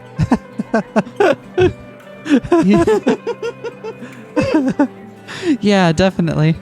I hadn't really thought of it before, but Tess seems to be in a similar situation to what I was, growing up on the go and all. I'm curious how it happened, but I won't ask. It's not my place. A far-off look seeps into Joe's face. He stares out the window like he's gazing at something 100 yards away. Marina glances up at him for a split second, if that. She looks even a little concerned, but then it's right back to business as usual. She leers over at me and shoves herself back into the conversation. So, what are you gonna do? Huh? When all this is over? She gestures around. Dinner? No, dumbass, I meant the treasure hunt. Forget it, I don't actually care. Don't know yet. Mare and I have been kind of talking... Mare. Mar? Is it Mar, right? Mar and I have been... Like, for Marina? Yeah, I guess. Mar and I have been talking about that. She's gonna buy 3 mansions. Yeah, that. I'll have plenty of time to figure out stuff in my mansions. 3 of us chuckle, but then the conversation trails off. Tess and Marina are working on coloring Tess's menu. From what I can see, it has different characters than the one this morning. They look like they made a good team. Each of them work on separate pictures, but switch from time to time. So Marina will color the hair on one character, then Tess gets the clothes. Despite not talking at all, they don't ever get in each other's way. Joseph also observes from above, smugging slightly. He's usually the one to play with Tess, so it must be nice for her to have some company. On the other hand, like a jug of milk, Marina's mood seems to be getting more and more sour. I don't even know what she's mad about this time. Maybe something that happened before we showed up, or maybe it's because we showed up. Either way, she ought to have memorized every single detail of the wall she's been staring at this entire time. She doesn't look up until our food arrives a little bit later. It's a good thing we have a large table because there's hardly any room left once all the plates are set down. My sandwich is so big it takes 2 hands to hold. I have enough fries to sustain Ireland for the winter. Oh. When Marina picks up her sandwich, all the ingredients pour out the back. She quickly gives up trying to reconstruct it and just uses a knife and fork instead. Watching the other 3 eat is amusing too. Joseph chews with slow, measured bites, whereas Mariah attacks her meal like it owes her money. Across from her, Tess is cutting up chicken tenders with surgical precision. Marina catches me staring and smiles at me covertly. Seems she noticed too. Mariah's the first to finish eating. I'm just a couple of bites behind. That's embarrassing. She wipes her face with a napkin, then finally looks at me. Where are you 2 staying? It could be an innocent question, or it could be a trap. Around. We'll find a parking lot somewhere. You thieves are gonna have a late start then. I guess. Don't tell me you planned ahead and got a campsite. Don't be stupid, of course not. Wait, that's not what I meant. I scoff as she backtracks to keep from insulting herself. What I mean is, there's no way they're gonna bother checking every single permit. There's too much going on right now. Just pick a nice spot, out of the way, don't make trouble, and it'll be fine. Joe flatly stares at Mariah. Easier said than done. Good luck with that. I don't want to take the risk. On foot, if you're trespassing and get caught, most of the time you'll just get thrown out, but I don't want our license plate getting written down or something if we were to do what she suggests. Mariah shrugs. Suit yourself. Don't say I didn't ever try to help you. Didn't ever. You ever camp here before, Amber? Sounds like you know the place. Long time ago. I don't remember the whole lot, just good at remembering names, I guess. Useful skill to have. Yeah, it used to be before we'd go anywhere. Gramps and I would research the place we were going. History and stuff like that. Sure learned a lot of useful information from him, huh? Yeah, always wanted to make him proud. He used to say I was a real chip off the... My words catch up in my throat. Not because I'm emotional, but because I just realized something. Or remembered it, rather. Mariah and Joe know it too. Mine and Mariah's eyes lock and she bolts up at my words. The other 2 look confused. We're leaving! What was it? It's unclear. We'll find out. Chip off. Oh, there's got to be something like... There's going to be a formation called something like that.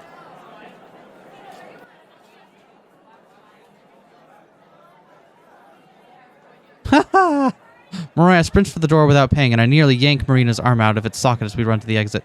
Other diners turned to watch us, but I barely noticed them. Amber, what the heck? Her voice is shaky from being jolted around. I know where the treasure is. I yell behind me as I turn to look and see the trios exit the restaurant close behind us. Joe's carrying Tess on his back. I know where it is. I say it again to assure myself. We reach the motorhome seconds after Mariah and her crew reach theirs. I practically hurl Marina up and into her spot before I leap into my own. Not even bothering to buckle up, I hurry towards the road. Why does she have pink hair now? It happens. Less than a minute, we're already falling behind. I watch Mariah's taillights as she speeds up the road, horn blaring to scare away cars unfortunate enough to be in her lane. I'm going as fast as I dare to, worried about cops that could be lurking around in one of the bends in the road. But I can't let her out of my sights. There's no room to pass just yet, but I have to watch for an opportunity. With one hand, Marina clutches the headrest bar of her seat. Then she leans over past my face, nearly causing me to swerve from shock. What are you? She grabs my seatbelt and buckles me in. Then she does the same for herself. Okay, now that we're at least not gonna die if you hit something, can you tell me exactly what is happening? She sounds a little frantic and a little curious. Okay. So do you remember Balanced Rock? It wasn't one of the places we visited earlier today, but it's one of the spots that's on posters in a lot of the ads. Is that the one that got toppled over recently? I don't know. I remember one of these natural formations got toppled over because, you know, we can't have nice things. I think so, or at least hearing about it. There used to be another really famous rock right next to it. Smaller, but a similar shape and everything. They called it Chip Off the Old Block. What do you mean, used to be? I was getting to that. A long time ago, like 50 years or something, it fell. And you can't even tell it apart from the rest of the rocks on the ground. 50 years? So that was... Her eyes go wide in understanding, a fact which I look away from Mariah's rear to take in. So it was still standing when the miner came through. Yeah, exactly. I'll bet you anything he had the treasure between Balanced Rock and what used to be Chip. I look over again to smile at her, only to see genuine admiration and awe in her face. Her eyes are wide, her mouth slightly open. Like always, I can't look at her for too long. Oh, ah! Help! I was trying to do too many things at once. I'm good now, though. Thank you. Like always, I can't look at her for too long, or it starts to make me uncomfortable. Nothing I've said or done is that impressive. Even Mariah knew about Chip. Instead of singing my praises again, she just faces ahead with a little smile. Then her face crumples up. Amber! That's my name. I see it. The semi has begun pulling out into the road ahead of us. There's no passing lane, so I can't get around him that way. Damn it! I tap the brakes since I'll have to stop and wait for him to get onto the highway. Ahead, I can still see Mariah, but just barely. A few of the cars between us have exited, but her lead has grown. Oh. And so I make a quick, reckless decision. Hold on to something. What are you? Tokyo drifting. Oh, fuck. Blue sparks. I don't wait for her to finish her question, since she grabs onto the seat as she asks it. To answer, I yank the wheel to the left and into the other lane, even though it's a no-pass zone. Headlights as far ahead are speeding towards us, maybe a quarter mile away, getting closer. A concrete barrier prevents me from going any further to the left. I smash the gas pedal to the floor, putting all my weight on it. Marina begins to moan with dread at the oncoming car. It's a wordless sound, or maybe the start of my name. My heart is in my throat, and I can feel beads of sweat on my forehead. One slides down to my eye, but I can't wipe it away. We're even with the semi now, who seems to be stopping. He probably knows me is waiting for me to complete my illegal pass. The car ahead of us is close enough that I can see it in our headlight beams. It's a maroon SUV. They're braking as they approach. But I'm still accelerating, going so fast that I couldn't stop in time even if I wanted to. Like a missile, we shoot forward. I'm at least double the speed limit right now. We come even with the front of the semi, which is hardly rolling. The SUV has come to a complete stop, but there's barely any room between it and the semi now. And then suddenly we're past the cab of the truck. I wrench the wheel to the right, hard right, throwing us back into our own lane. We zoom past the stopped SUV, who gives me a well-deserved horn blaring. The bassy sound of the semi's horn also booms behind us. But it doesn't matter because we're okay. We didn't die. The need to breathe hits me and I realize we've been holding it in. I sigh, adrenaline still coursing through me. Oh my god, Amber! Her voice cracks and she starts to laugh hysterically. I do too, laughing away the anxiety of the last half minute. It felt like so much longer. We almost died. Yeah, we did. In a completely avoidable traffic accident. Yeah. Yeah. There was no reason for me to do any of that. Uh-huh. And it's not entirely over yet. Don't get too comfy. Marianne shoot back to where she was hanging on. Uh-oh. Just ahead, Mariah still has the lead, but it's shrinking quickly. I wonder if she saw how I caught up. Jamming the gas pedal down again, I start to narrow the distance even more.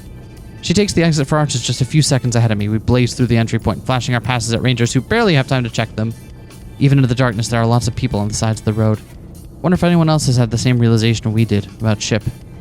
Mariah's starting to gain ground again, so I mash the accelerator farther down, but her motorhome is newer than mine, and it's hard for me to keep up. If I'm going to beat her there, I'll have to do it soon. I check to make sure that Marina is still holding on tight. She is.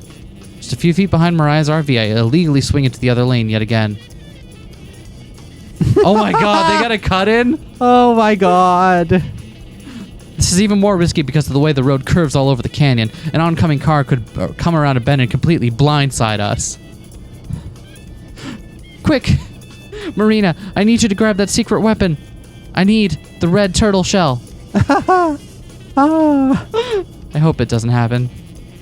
By pushing the RV to its absolute limits, I'm able to break even with Mariah. Looking over, I can see a wild flare in her eyes. Hair disheveled, her expression changes to one of shock when she notices us beside her. I relish in the look of disbelief as I nudge the wheel to the right.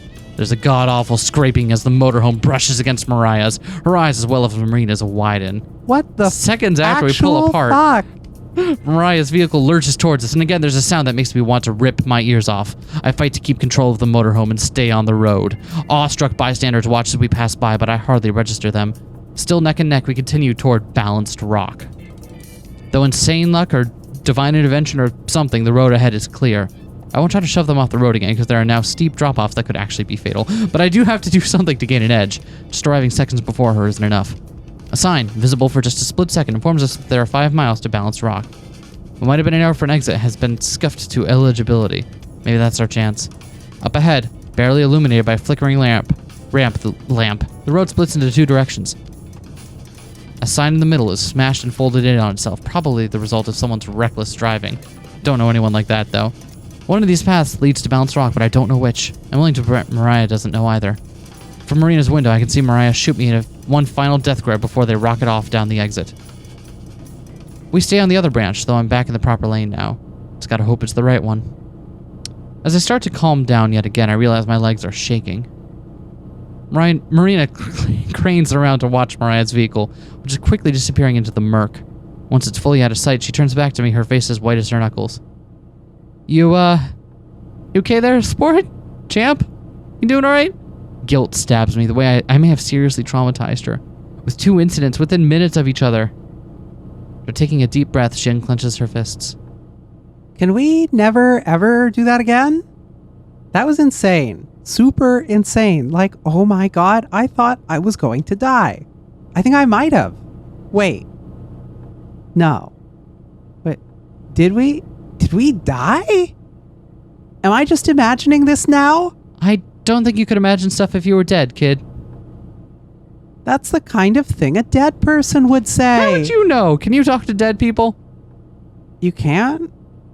Like in that one movie where it was all about the guy who could talk to dead people, except... Fine. I am 90% sure we are not dead then. Okay, that's fine. That's over my threshold. Okay. 90%. That's not bad. And being a ghost might be kind of cool, too. You could spy on people without them ever knowing. I'll keep that in mind if there's ever someone I want to haunt. Our voices are shaky, even though our conversation isn't serious. I keep checking the rear view, expecting to see the headlights of Mariah's approaching vengeance, but so far we're in the clear. Each passing minute that we don't see the rock itself, though, makes me worried that we took the wrong turn. Right on the verge of turning around and tailing Mariah, another sign suddenly looms up ahead of us. We've reached Balanced Rock. I slow down as we approach the parking area. While not empty, there are far fewer people here than there were at Double Arch earlier today. A good number of them look like they just might be sightseers, since they're standing around talking or looking at the stars instead of searching. Parking is easy, since there are a lot of open spaces. When I stand up, my legs wobble. I stumble, grabbing Marina's shoulder for support. She smiles at me, but doesn't say anything. No more jokes to crack. It's time to get serious. We grab our equipment and hurry out into the night air. Solid ground feels foreign after the rocketing motorhome. This must be what it feels like to return from a voyage at sea. Marina, the landlubber, doesn't seem to be having any trouble now that we're not barreling along the highway. The spring in her step has returned, and I worry that she's going to bang the metal detector against the ground as she half walks, half skips. Some of the other people watch us go, but no one follows or says anything. They probably assume we're just next to the line of failures. A line which must be pretty long given how much trash and misplaced earth there is around here. Pangs of guilt remind me yet again of the broken brick at Canyon de Celli, and I make my umpteenth resolution to be more careful. Just ahead, Marina's... This visual novel is full of a bunch of terrible advice. Yeah? Yeah, don't... No matter how much you got your Yuri goggles on, don't ever get involved in a road race, especially with a motorhome. Yeah? That seems like a poor decision. Just ahead, Marina's come to a stop. Head tilted back, and can tell she's admiring balanced rock. It's certainly an impressive view. Someday I'd like to take her back to all these places we've gone, but without the pressure of the treasure hunt rushing us, just taking in the sights. I slow my steps a little so I can keep watching her from behind. Maybe sensing me, she spins around and waves.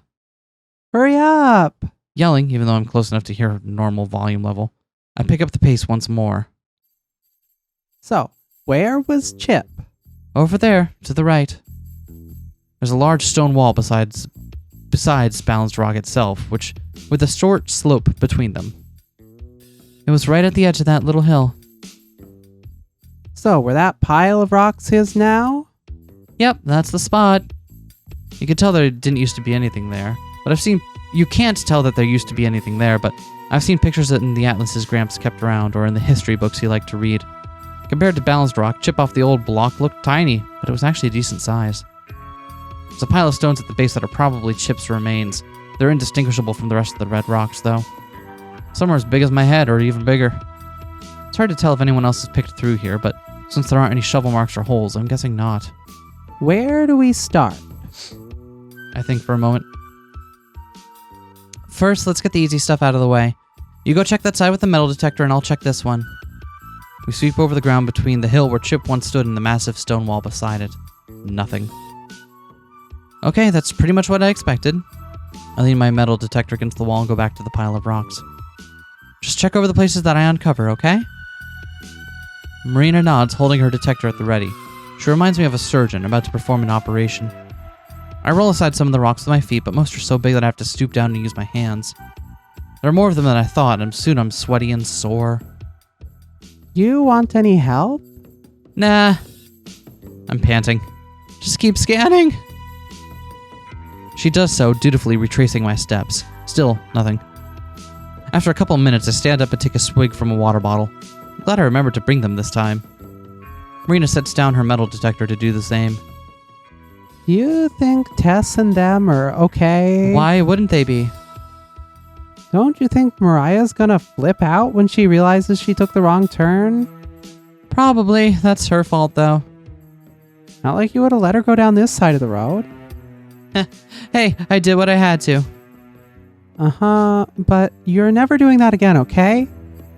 If we get the next treasure too, I won't have to. When we get it, you meanie. Right, when. Only one more to go after this, one more frantic search, and then... Draw 2, then discard 2, then you may untap up to 3 lands. Oh no, no one told me she was a magic dork. Unsubscribe. I drain my water bottle and crumple it up before shoving it into my pocket. Break's over, back to work. I pop my back and resume moving rocks out of the way. I've been working from the outer edge of the rock pile inward since they're more concentrated in the center. Like a shadow, Marina continues to stick to me at going where I go. Nearly 10 minutes of uninterrupted shuffling pass. By now I'm expecting Mariah to have caught up or to get here soon. But she never arrives. Maybe she just gave up. Although knowing Mariah, that's just wishful thinking. I've just finished moving a torso-sized rock when it happens. The metal detector begins to chirp, bright and earnest. Marina and I exchange a look, and I nod. I'll get the shovel. It's leaning up against the wall by the second metal detector. Marina grabs it and starts back towards me, then doubles back to set her detector aside as well. I move to take the shovel from her, but she holds it away, shaking her head. Nuh-uh, you moved all the rocks. Yeah, but She frowns at me, and I can tell this is an argument I won't win. I want to diggy hole. What? If you want hole that badly, we can talk about it. Diggy, diggy hole. Are you trying to make yourself sound vandalized? Do you think that's an admirable quality to have? No. Okay, fine. Be careful. Just don't throw out your shoulder. I know what I'm doing. And she stabs the ground like she's wielding a salad fork. It bounces off with a jolt. You need to go at it with more of an angle, like you're trying to slide it into the ground. I move behind her and adjust her arms a little. Her shoulders are damp with sweat, though. I'm drenched with it. She tenses up when I first touch her, but relaxes almost immediately. It's enough to make me self-conscious, though, and I take a quick step back. Sorry, I'm mumbling.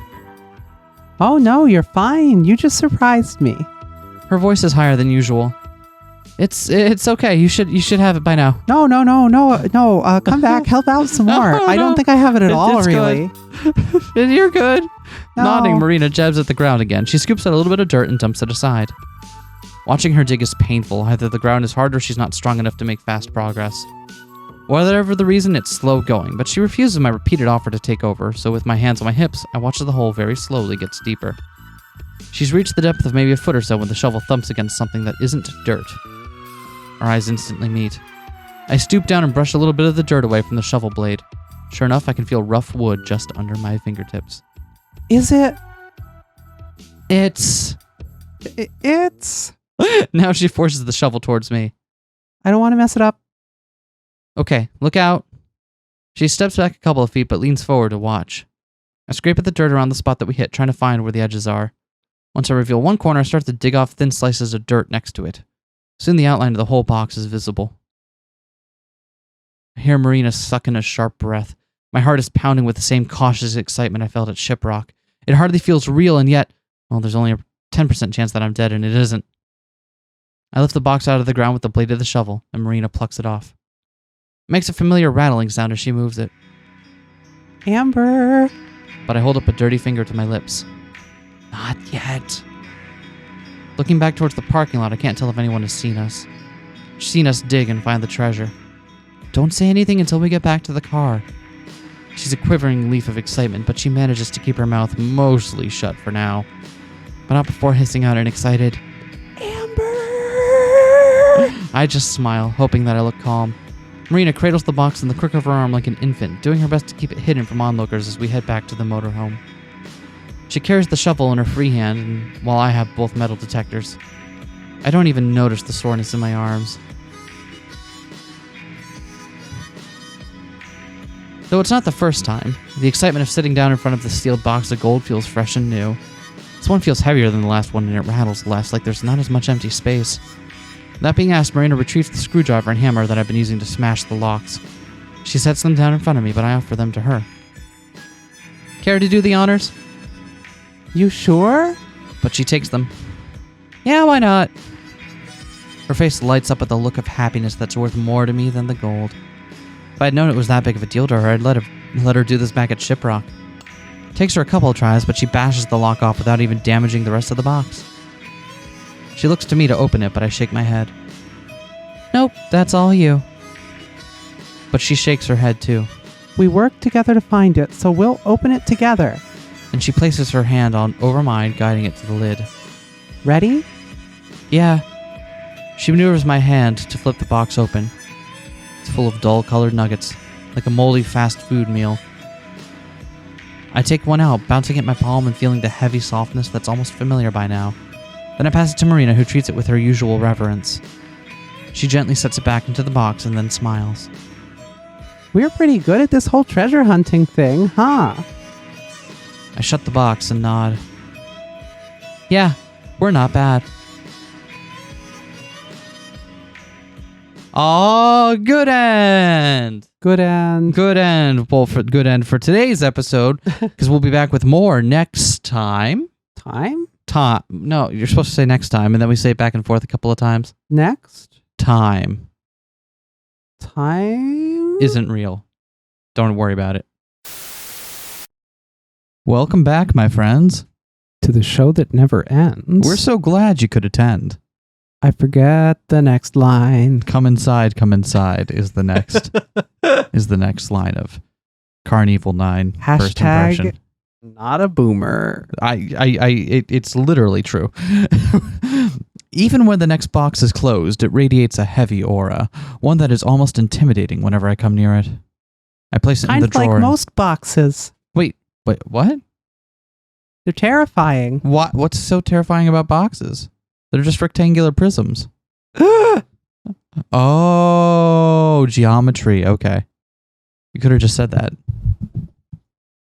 Oh, hold on. I place it in the drawer and seal it away, a sigh of relief following. 2 down, 1 to go. Whoa, there's only one more piece left? I think so. There's only some experts writing about historical relevance after the next entry. Flopping down on the couch next to Marina, I take a sip of my coffee and flip to the final entry of the journal. Marina glosses over the page, a hazy look forming in her eyes as she soaks it in. I can't believe it's almost over. I can. Yeah, it's weird that it hasn't even been that long. Yeah, it really is.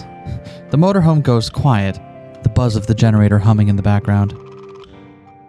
Well, it's not over yet. We still have to figure out where it is, and then there's still the search. I think Marina's enthusiasm is becoming infectious. She simply nods now, just gazing into her lap. Well, let's see what it says. After several days of travel, I believe I have finally arrived at my first destination. It is well known I have an astute eye for locations. After all, this is how I found my precious bounty. So it is no mistake that I easily found the perfect hiding spot within this valley. I arrived on horseback at the blistering peak of noon. Looking for shelter from the coming night, I began noticing something different, something distinct. Crimson, all of it. Shades lighter than pink and darker than blood. The color stained it all. From giant unmovable stones to the tiniest grains of sand. It was as if the land had absorbed the sun's heat and reflected it outwards. Even at sunset, the cave I settled in emanated a bright red glow that speckled out from its opening. That night, as I lay on the ground, watching the flames of my fire shoot up to the cave's roof, I wondered if there were more places like this out in this unsettled land. During my travels on the trail, I was too preoccupied with preparations to observe the world around me. But now that I have achieved success, maybe I shall. It would be a shame if my superb observational skills went to waste. Was he trying to create a treasure hunt? I was never certain about the other locations, and considering how many giant rocks, canyons, and arches are in this country, most of them were probably just a fluke. But this is unmistakable. The vivid and breathtaking imagery, the constant allusions to flames, and most importantly, the heat. He hid it in the Valley of Fire. Marina snaps back to attention, my conviction pulling her back from Marina Land. It's like a theme park. Yeah. Can I get season tickets? Yeah, sure. I really want to ride the rides at Marina Land. If you Are we flirting? Are you? Was that a come on? Is it working? Okay. Is a come on one of the rides at Marina Land? Sure. If you're into that. Anyway, are you sure? Positive. There's no other place it could be. Oh. She might as well have shot down my momentum with an elephant gun. Oh? That's all? Yep. No. Oh. What's that? A place always on fire? I mean, it's right in the name. I already know it's always on fire. She narrows her eyes to an unimpressed squint. If they could shoot lasers, they would be right now. Amber, how dumb do you think I am? I didn't say you were Always on fire? Really? Now I feel dumb for saying it. You probably should. Ouch. If her enthusiasm is infectious, then so is my unrelenting realism. It's corrupting her innocence. By the way, what's the Valley of Fire? Well, maybe not too infectious. Whoa. Did you get attacked? Yeah, the mic fell over. It's all right. You is Michaela okay? Yeah. Okay, that's the important part. Yeah, that's true. Massaging my scalp, I shake my hair, hopefully creating enough new wrinkles in my brain that will help with explaining this. Alright, so you take a whole bunch of rocks, sand, and dirt, okay? I'll wait. Go gather some. Yay! I'll be right back. Okay, I'm done. Now, make most of it red. With, like, blood? No, just, it doesn't have to be. I mean, blood isn't really red once it's done drying. It's more kind of like a crusty brown. You're going to want... I guess we'll need to keep it fresh. My explanation is met with a vacant stare. I swear it's a lot cooler than I'm making it out to be. Just kind of hard to explain without pictures. Don't worry, I believe. Sounds awesome. Where is it anyway? It's a little ways into Nevada. Nevada? Her knees bounce, jolting the table. Are we even old enough to gamble? There's more in Nevada than Las Vegas, dummy. Still, isn't that pretty far? That might work to our benefit. I'll need to check the map again, but I think we'll be passing by a place I want to check out. Her voice brightens.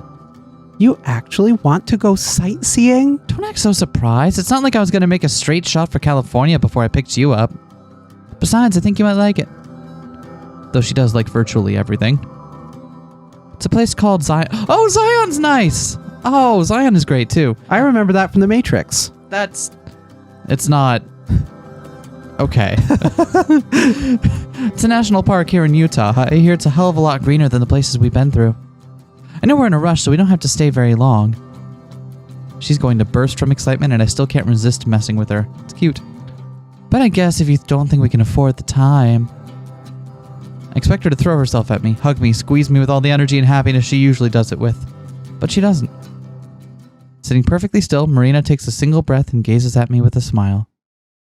I've been surrounded by desert all my life. Seeing green for once would be nice. Oh, is that why she wears green? Yeah. Is that emblematic of her desire to get out of her hometown? Sure is. Or that just green looks nice? Also, it's emblematic of I like green, and I don't have any other clothes.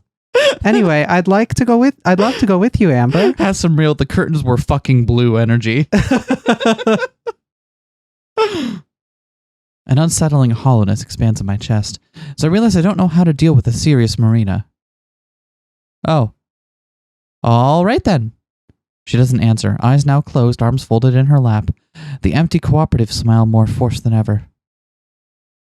Well, there's still a lot of hours left in the day. I'm not sure we'll make it in time to check into the campground, but we'll be close enough that we can do it in the morning if we leave now. Marina nods. Are you okay? Are you, like, broken? Do I have to replace a part? Yeah, the nuclear reactor in my back. What? I thought you were battery powered. Not anymore. I run on rice. We scooch out of the booth and then walk the 10 awkward steps to our seats. Strapping ourselves in, I switch on the ignition, the RV snorting into being. I reach for the cassette player, then look to Marina, already lost in her thoughts as she stares out the window. I don't have the heart. No. I don't have the courage to snap her out of it this time. Sighing, I bring my hand back without pressing play and pull the motorhome into drive. It's too bad, too. I think I'm really starting to like Marina's hugs. Hours and several cups of coffee later, we've arrived at our destination, or at least close enough to easily check in the morning, yet hidden enough to not get towed. Marina looks to the window, but her eyes drift back over me, then mine to hers. For one drawn-out second, our eyes are interlocked, petrified by the other's stare. Petrified. Because we're at Zion, and it's funny, I swear. Okay. Then time continues. Our heads swing in the other direction so fast it takes my mind a few moments to catch up. The side of her cheek I can see is still flushed. Glancing in the rearview mirror, I find mine are too. I grip the steering wheel, then, cautiously, without turning my head, look back to Marina. She notices. Our eyes connect again. Blush, rinse, repeat. The past 4 hours have been excruciating. 4 hours of just repeatedly looking and blushing and looking away. That's extremely on brand. Oh my god, it is exactly how this kind of thing works. The past 4 hours have been excruciating, especially while fighting the urge to throw on music. I wanted to give Marina the space she needed to say what she has to, or give myself the space to blurt out what I need to say. It was just... Again, Marina looks. I jump. We blush. Never the right time. Oh, come on, you two! Ah! Deciding I've had enough, I hop out of my seat and stretch. Marina follows. I grab my mug from the holder and drag myself across the starchy carpet to the sink. A small jolt shocks my finger as I reach for the faucet. The mug slips from my hand and crashes onto the counter, splashing coffee everywhere. I'm not doing the Foley work for that part. I need this cup. Crap. Let me help. Marina springs over and reaches for a kitchen rag, but I swat her down her hand and grab it just as she does. Don't worry. Now we're forced to look directly at each other, but there's no blushing this time. I nod and pull away the rag as her fingers slide down the fabric. I got this. She stares down at the counter, the spilled coffee trickling onto the floor with a steady drip. Oh. Without another word, she slouches back to the couch. If you give me a second, I can set up the bed. The bed's metal frame slams down with a loud clank that vibrates underneath my feet, followed by the couch cushion swishing past me, landing on the other side of the motorhome. For ya. Damn it. Whatever, I'll deal with this in the morning. I toss the rag into the sink and head to my room, hesitating in front of the slider. Please don't let it end like this. Amber. There's a pause. Several times I hear small gasps like she's about to speak, but they all just melt into sighs. Good night. Good night. As my hand balls into a fist, my fingernails clawing deep into my skin, I step into the room and shut the slider behind me, immediately throwing my face onto the pillow. I can feel my heart pounding as I roll onto my back. Lying there, twisted up in my sheet, it just keeps getting beating and beating, never settling down. Managing to lift myself up on my elbows, I look at the picture next to the slider. The one with the vinyl sleeve. I still remember how his hand felt against my head, from the bony joints of his fingers to how their calluses massaged my scalp. For such a breezy old man, it's amazing to think just how strong and confident his love was. I let my head fall back against the bed and rest my forearm over my face. Man, what am I going to do, Gramps?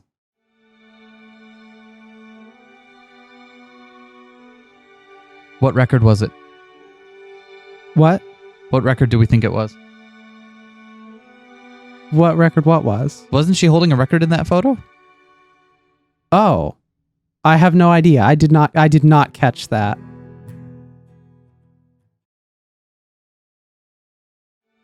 Oh, I must be making that up. Ignore me! A brisk wind curls around me as I step out onto a patch of dirt that can barely be called a parking spot in a place that can barely be called a campground.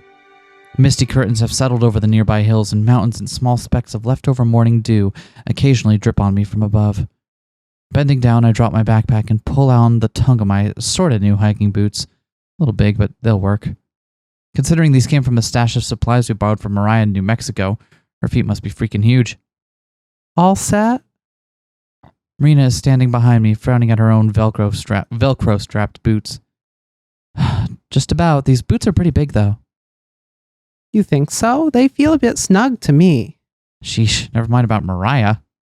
Hey, forget about the treasure. Let's just dress you up as Bigfoot and turn you in for a cash reward. The joke is awful, and I know it. Still, Marina plays along, sticking her tongue out in a half-playful manner before she forces a tired smile. The whole time she doesn't make eye contact. So much for lightening the mood. Last night's sudden tension is still present. Even though we try to ignore it or pretend it isn't there, we both know. We both can't look at each other directly, and our conversation feels awkward and stilted. But we pretend everything's normal as we try to put on our best performances and reenact our usual routine. So, how long is the hike? Brochure said about 90 minutes each way. Might take even longer in this weather. Oh. I can feel the gulf between us. It's like yet another canyon, except I don't know how to cross this one. The picture in the brochure was super pretty. Angel's Landing, right? Now it's her turn to try to lighten the mood. I hate how we're both too afraid to just address the issue. But I'm just as guilty as she is here. I sigh and play along as best I can. Yeah, it's nice. It's supposed to be the most scenic view in Zion. That's what Gramps told me anyway. This hike was one of his favorites. Said the view was so lush that there's so many types of trees and plants that he discovered several new shades of green up there. It's one of the spots that he was most looking forward to while visiting with me. I glanced back up at the mountains. The mist doesn't look like it'll clear anytime soon. In fact, it seems to be swallowing up more of the landscape. It's got Marina's attention too. She stares up as if she's picking out specific details in the fog. While she's distracted, I let my gaze rove over her again, guiltily like I'm sneaking glances, but I don't care. Admiring the sweep of her shoulders down to her collarbone and the rest of the curves of her body. I let myself examine her like I did when we first met, and like I've been consciously abstaining from looking her over like it doesn't matter if she catches me over anymore. She doesn't, though. I may as well be invisible to her right now while she studies the mountaintops. I want her to pay attention to me. She's wearing her usual boutique brand clothes, their cute frilliness just as perfect as ever for Marina, but they clash with the clunkiness of the ugly brown roots. Boots is what I meant to say. You sure you want to wear that? It might just get in the way. She gasps, almost offended by the suggestion that she wear anything else. But my skirt is so comfy. Aren't you supposed to wear comfy clothes on hikes? Besides, with a name like Angel's Landing, it has to be pretty relaxing. She gives me a big, honest smile, tipping her head to the hills. The first real smile I've seen from her all day. So, what are we waiting for? Let's go. I melt, letting her skewed reasoning fall into the wayside just this once. Warm fuzzies and a goofy grin take over my dour mood, just for a moment. All right, but no whining if they end up being a problem. Slinging the backpack over my shoulder, we head for the shuttle that leads to the trail. Logs and a stone fire pit adorn the side of each lot that we pass. Maybe when we get back, we'll go to the camp store and pick up some supplies to roast marshmallows. I think she'd like that. Oh yeah, we only get glimpses of it because of the text box, but yeah, it's hard to... That is not a good skirt for hiking. Marina's heavy breathing guides me as we slog our way uphill, the previous light mist having now morphed into a thick, dreary fog. I cling to the chained railing as I stumble my way up the trail of rocks. It's the only protection from the sheer drop-off beside us. All it would take is one slip for me to take a nosedive into the valley below, and I wouldn't even see it coming. Turns out the fluffy and enticing name Angel's Landing doesn't come with the relaxing stroll Marina was hoping for. It feels more like a ghastly death march. My sweat-drenched legs feel like pudding under the anchor that is a measly 5-pound backpack. No one else on the shuttle even bothered to attempt the hike alongside us. I attempt to form words between pained breaths, feeling like a rock is being smashed into my lungs with each step. We should turn back. I can't see Jack. It's not safe up here. What? She sounds like she's doing about as well as me, echoing the same lung-puncturing gasps. But we're so close. There's no way we're not almost there. We stop, collapsing against our knees as we try to catch our breath. Not going to mean a whole lot if we end up falling off a cliff. I thought you were the one who wanted to do this so bad. Every couple of words are punctuated by her gasping for breath. Yeah, but... Amber, please. Let's keep going. Her voice is a whimper, fragile and meek. I fold. Okay. Marina has a way of making me shut up when she wants to, whether she knows it or not. Today, it doesn't make a difference. I'm not going to be the one who makes things worse. She's wrong about one thing, though. I wasn't the one who wanted to hike up here. Gramps was. It gets easier after our break. The trail begins to plateau and the steepness evens out, fading behind us until the return trip. Oh, I think we're already here. See, what did I tell you? Marina darts ahead, disappearing into the fog so she can look at the mythical view that the brochure and I have preached to her, and Gramps to me. But if my suspicions are right, this weather and the view aren't going to be very compatible. Following behind, I step out of the cloudy murk and into an area that offers only slightly more visibility. Marina stands still in the center of the cliff, her hand clutched to her heart. What should have been a bird's eye view of Zion is nothing but a sea of fog. The lush greenery and full valleys are invisible, only a few overgrown bushes and some rocky points peek out from above the clouds. I was expecting it, but the sight itself is really numbing. The hollowness in my stomach, the one I've gotten so used to feeling, rears its head once again, only intensified by Marina's silence. An expression shrouded by her bangs as she tilts her head down. I'm sorry. Gently, she shakes her head. Don't worry about it. It's not your fault. That was clearly an empathic sorry rather than an admission of guilt, but... You tried to warn me. Marina. But I don't know what to say. I'm disappointed, too. There were a lot of places Gramps always talked about visiting. After we settle down and kick back for a few years. After I finish repairing the RV. After I get better. This place came up more than the others, though. Not just Zion, but the landing. Kept saying we were going to hike up here, have a picnic, maybe watch the sun come up. A slight smile comes to my face as I think about him trying to make that hike. I'd have liked to see the geezer try. While I'm not a big enough sap to try to make all of my and Gramps' plans happen now, it would have been nice to see the view. With Gramps, Marina, and everything that's happened over the past month, it just seemed fitting to make the trip. Angel's Landing. I glanced back to Marina, the hand that was clutched to her chest now stretched outwards, grasping at the empty air. A slight breeze blows through, ruffling her hair. She looks beautiful. She looks angelic. I didn't go to church much as a kid, but she looks like someone I'd see on a stained glass window right next to a rendition of Calvary or Skull Hill. It's frustrating to have come this far for nothing. Is it because of the fog? Because of Gramps? Or because of Marina? My teeth grit, grinding against each other under what feels like an unimaginable weight. Come on, let's go. I turn around and begin down the slope. There's nothing else worth seeing up here. Marina doesn't follow. No spirited footsteps trailing behind me. No speeding bullet blazing ahead. Marina, we're going. It comes out with more bite than I intended, but I don't care. I just want to get out of here, now. Marina is hesitant to answer, but eventually manages to spit it out, sounding more like a question than an actual statement. I don't want to? What? I don't want to leave. Not yet, anyway. I know I'd turn back to her for an explanation, only to be greeted by a pleading look instead. I'm used to it by now. I know I am, but do you think we could wait a little longer just to see if the fog clears? I don't know what it is. I respond with a blank stare. It's like she's not even talking to me. Don't be stupid. I start back down the hill, not bothering to wait for Marina this time. It's past noon. If it hasn't cleared by now, then it's not going to anytime soon. So much for not making things worse.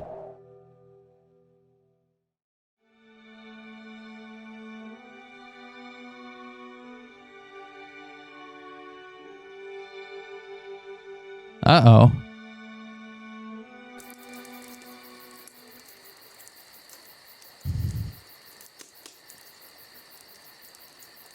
I nudge the fire with the stick.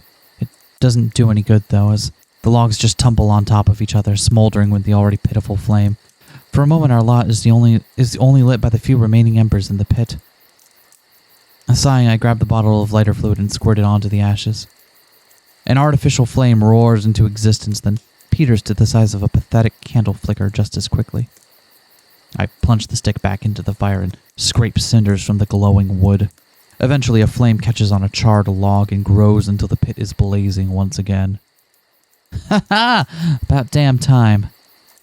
The joy is exclusive to me, however, as Marina stays silent, staring into the fire. Want another s'more? She bounces back to life. Oh my god, yes, please. She catches herself and switches back to broodiness. I mean, sure, I guess. I roll my eyes, but I can't help smiling on the inside. No matter how hard she tries, she's still the same Marina she always has been. I grab a marshmallow and stick it on the end of a bent coat hanger before handing it to her. Without another word, she plops it into the fire. Meanwhile, my eyes are drawn to the neglected bag of hot dogs lying behind the chocolate and graham crackers, unopened and ignored. I bought them because I thought Marina would like the variety, but I should have known that she would only go after the marshmallows. She's been devouring them. She opened the bag when we left the store, and it was half empty by the time we got back to the campsite. She clung to the bag like a security blanket the whole way. It's a miracle there are even any left. Shrugging, I take one of the hot dogs out of the bag and impale it on my coat hanger, then put it in the fire next to Marina's. Even when we're this close to each other, there's still an air of tension. One that's pervaded since we left Arches. Neither of us have addressed it, but the inevitability of the treasure, the thick uneasiness that hangs over us, it's suppressed, but it's definitely there. But it's gotten better since we left Angel's Landing. The snacks were a peace offering of sorts, I guess. Although I was pleasantly surprised that she sat so close to me, even with the other 3 logs around the fire pit. I fix my gaze on the flames. The dog is slimy, oozing with condensation that drips and sizzles in the ashes. Oh God, it's on fire, it's on fire, fire, fire! Marina's coat hanger whooshes over me like a spastic comet, the marshmallow now a smoldering ball of inferno. Here, give it to me. But it's on fire, Amber, fire! I can see that, just give it. She panics, squirming as her precious marshmallow burns before her very eyes. All right, just don't hurt yourself, please. Frantically, she passes me the wire, biting her nails as I try to blow it out. Soon, the fire clears. The marshmallow, once white and fluffy, is now black and charred. Aw, now it's ruined. It's no big deal. You can still eat it. Preparing the s'more, I break apart the chocolate and cracker, then squish the marshmallow between them. Ew, gross. But it's all black and stuff. Hey, don't knock it till you try it. Honestly, I think I might prefer it a little burned. That's so you. She gives a nervous laugh. Here, just try it. Marina stares at the s'more and gulps. Fine, but only because you asked. Ah. Closing her eyes, she opens her mouth wide. Wide open. This time it's my turn to gulp. I shuffle back, subtly trying to avoid eye contact and once again failing. I pop the s'more into her mouth and let out a restful sigh. Like bubblegum, she munches on it in the corner of her mouth, intently trying to dissect the flavor in her own cute way. So? Her eyes grow wide in shock. It's good. Right? Doesn't it give it like a nice smoky flavor? Mm-hmm. It's a little bitter at first, but the marshmallow gets really crunchy. So good. I told you so. You just gotta give these things a shot. I can't believe I had my first s'more and found a way to make it better in the same day. I feel like that would take most people like a bajillion years to figure out. But it only took me one night, because I got you, Amber. Gobsmacked? Dumbfounded? They're both stupid, fancy words, but I think they work when trying to figure out this thing sitting beside me. Amber? You're kidding me. What? Your first s'more? Well, I've seen people eat them on TV and stuff before, but... You have never ever had a s'more in your entire life? Now that I think about it, I guess I haven't. That confirms it. Huh? Confirms what? You're an alien. The government has just been keeping you hidden all this time. That's why I met you near Roswell. It's the only explanation. I am not. If I were an alien, then why do I look human? That's just a flesh suit, a disguise so you can blend in. That's mean. You can't just buy these good looks at the costume store. What's your sector ID? Is this your first time away from your home planet? Amber, stop. It's not my fault. Her face puffs out and I have to resist the urge to poke and deflate it. If I don't quit, she may actually start pouting. I'm sorry. I'll stop. I'm tempted to squeeze one more joke out, but decide against it as I try to hold back the snicker under my breath. I think I like you better when you're serious. She crosses her arms, turning away as she closes both eyes to block me out. Then with a grin, one eye open, we both burst out laughing. Since the hike, the fog has climbed down the hill, enveloping the campground. Even here it's carved out a small pocket, the breezy chill surrounding us as we take in the warm glow of the fire. It feels nice. But for real, I still can't believe this is your first time leaving home. She settles down a bit and places her hands in her lap, teetering side to side as she looks to the sky, even though there's nothing to look at but mist. Yeah, sometimes I have trouble believing it too. Since there's so many of us, I guess Mom and Dad could never afford to take us anywhere. That's what I thought. If her family is as big as she says, it's not like they could have just packed up and traveled like me and Gramps. You said you have 9 brothers and sisters, right? Yep, there's 9 of us, plus Mom and Dad, so 11 altogether. Jesus. Right? Everyone says our house is pretty big, but it's always been so cramped that I've never been able to tell. I've never even had my own room. I've always had to share one with some of my sisters. My older brothers shared too until one of them went off to college. Is that the same brother whose car got torn apart by Mariah? She laughs guiltily. Yeah, he always called it his love wagon. I did not need to know that. That thing was a love wagon. Then my motorhome is a love palace. Oh, that's a good name It is for not. it. Do not agree with me. Don't even start. Anyway, he said he wanted to get a new one when he got to Salt Lake City, so I don't think he'll be too angry. Hold on, that's in Utah too. Why didn't you tell me? The detour would have been a pain in the ass, but if you wanted to visit him, I wouldn't have minded the extra miles. Not if it was for you. Marina does a double take, and I realize I've given too much away. You'd have to pay for gas, though. Marina blinks, then smiles. Crisis averted. Nah, it's okay. I want to do this without my family's help. Besides, it's only a community college. Your brother moved from New Mexico to Utah so he could attend a community college? Uh-huh. He sends me a gift every month. Last month, it was a top hat. I put it right on top of the desk in my room. Oh, because it's a top hat, so you have to put it on the top of... Is that... She pauses for a moment. Mine and my sister's room, I mean. Your family sounds about as weird as you. Really? Huh. Yeah, I guess we are. She beams, wearing the title of weird like a badge of honor. That's not a good... You know what? Actually, maybe it is. I like it. Besides, Dad keeps us all in line. He's a defense lawyer, super straight-laced. Oh, are defense lawyers meant to be super straight-laced? I didn't realize defense lawyers were super straight. if defense lawyers have got to be straight-laced. If they were like some kind of weird screwball who always shows up totally unprepared and then somehow turns the case around at the last minute, Right? that would be just fucked up. That would be inappropriate for the job. Right? Could you imagine just like showing up so unprepared for your job that you have to bluff your way through every single encounter? Actually, yeah, that's kind of what all my days are like. Okay, fair enough. You remind me of him, actually. He likes everything nice and orderly, which is bad for him because he's surrounded by us, but... She talks for a long time, chattering and laughing about her family, the smile never leaving her face. I almost get lost in it. I almost want to. For the precious minutes that she speaks, I forget the tension that shadowed us since Arches and could believe it was never there. I love that about Marina. Even when we're wet with rain or humoring truck drivers or racing a lunatic down the highway, she never hesitates to smile. I disagree with your characterization of how you were racing down the highway there. I don't think Mariah was the lunatic in that scenario. For her, it's always poised on the brim, waiting to shine through. I could listen all night, but she trails off only a short time later. Ah, I'm sorry. This must be boring, right? Nah, I can tell you love him a lot. It was always just me and Gramps, so it's sort of interesting to hear how other families work. The lot falls silent, save for the crackling flames. I brace myself for what I know is coming.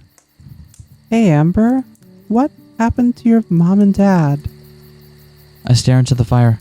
It pops, casting up delicate embers that fall and vanish in the dirt. I'm sorry. That was too personal. No, it's fine. They're both around, I think.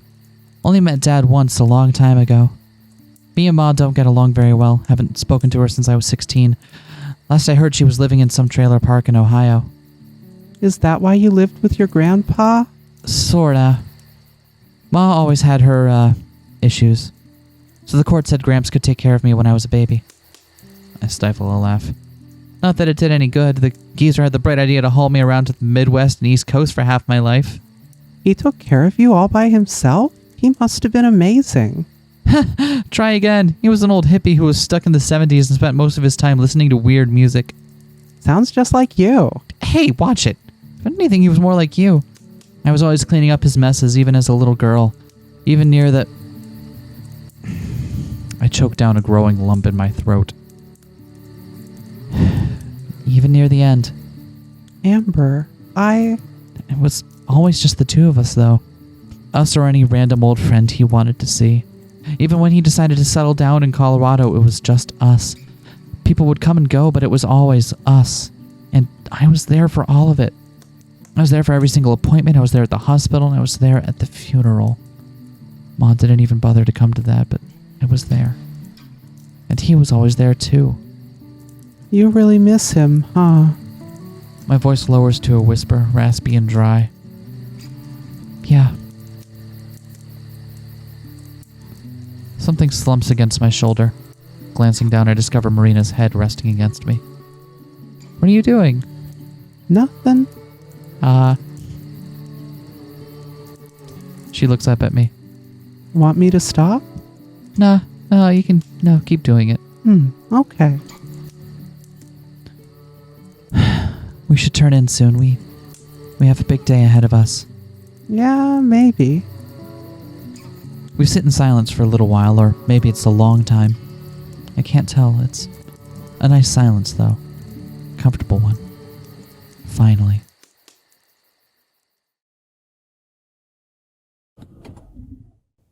The engine dies. I can still hear the power buzzing before it surges down, leaving us with the ambience of the settling motorhome. We're here. Not a lot of cars here, huh? Guess the rest of the world just hasn't caught up yet.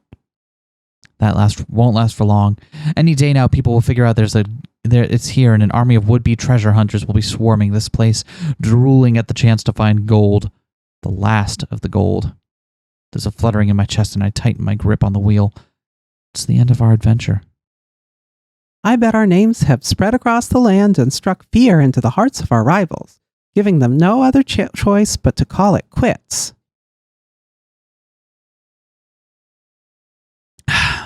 Yeah, or maybe someone already came through and found the treasure. What? Don't say something scary like that. Still wrapped around the wheel, my clammy hands start shaking.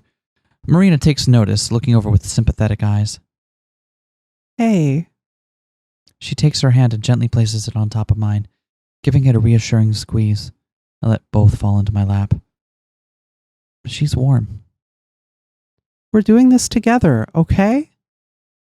The flutters tickle the inside of my chest until I can't stop smiling. Right. Let's do it.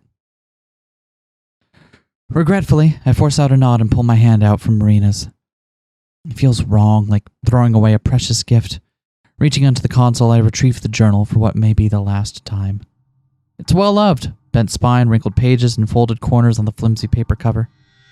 Looking back, it's been getting roughed up since the moment we got it, or since that weird station attendant let Marina have it for free way back at the Traveler's store. Hard to believe this cheap thing was the roadmap to something so valuable.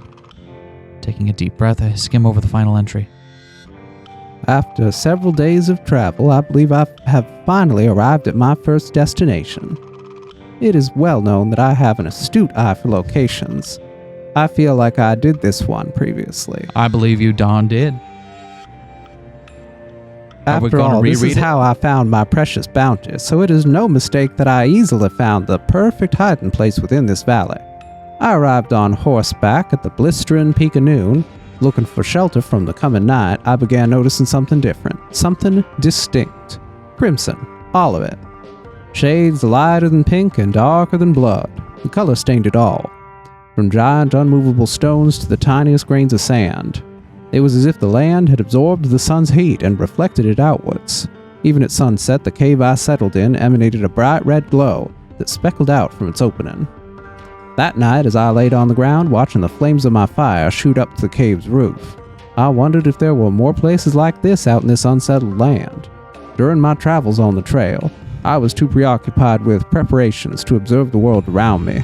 But now that I have achieved success, maybe I shall. It would be a shame if my superb observational skills went to waste. Windstoned Arch. It's probably the vaguest entry so far, but I can feel it. It has to be there.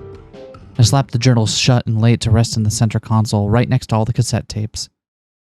Marina and I look at each other, now sharing the same piercing determination. Right. Let's get the show on the road.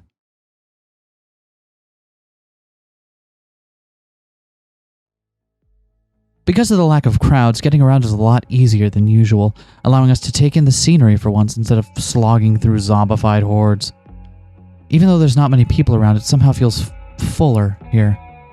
Everywhere we walk, we're surrounded by layered dunes and sandstones, towering over us, striped with faded reds and calico browns. Somehow we do eventually manage to find the Windstone Arch. Unlike the arches back in Utah, it isn't big and majestic. It's not a giant upside-down horseshoe that lords over us as we look in awe. It's not even an arch as much as it is a cave, really, just a jagged, overgrown rock with a few crevices big enough for a person to enter. Still, despite the fact that it doesn't compare to the size or grandeur of everything else we've seen together so far, and despite that it hardly took us any time at all to find it, it's still imposing. The longer I stare at it, the bigger it gets, like it's judging us. It isn't calling into question our abilities or even if we can find it, it's gauging us to see if we're ready. Are we? I look over to Marina. A small bulge forms in her throat before she swallows it back down. Is she? I return my gaze to the arch, asking the same questions over and over in my head. Am I?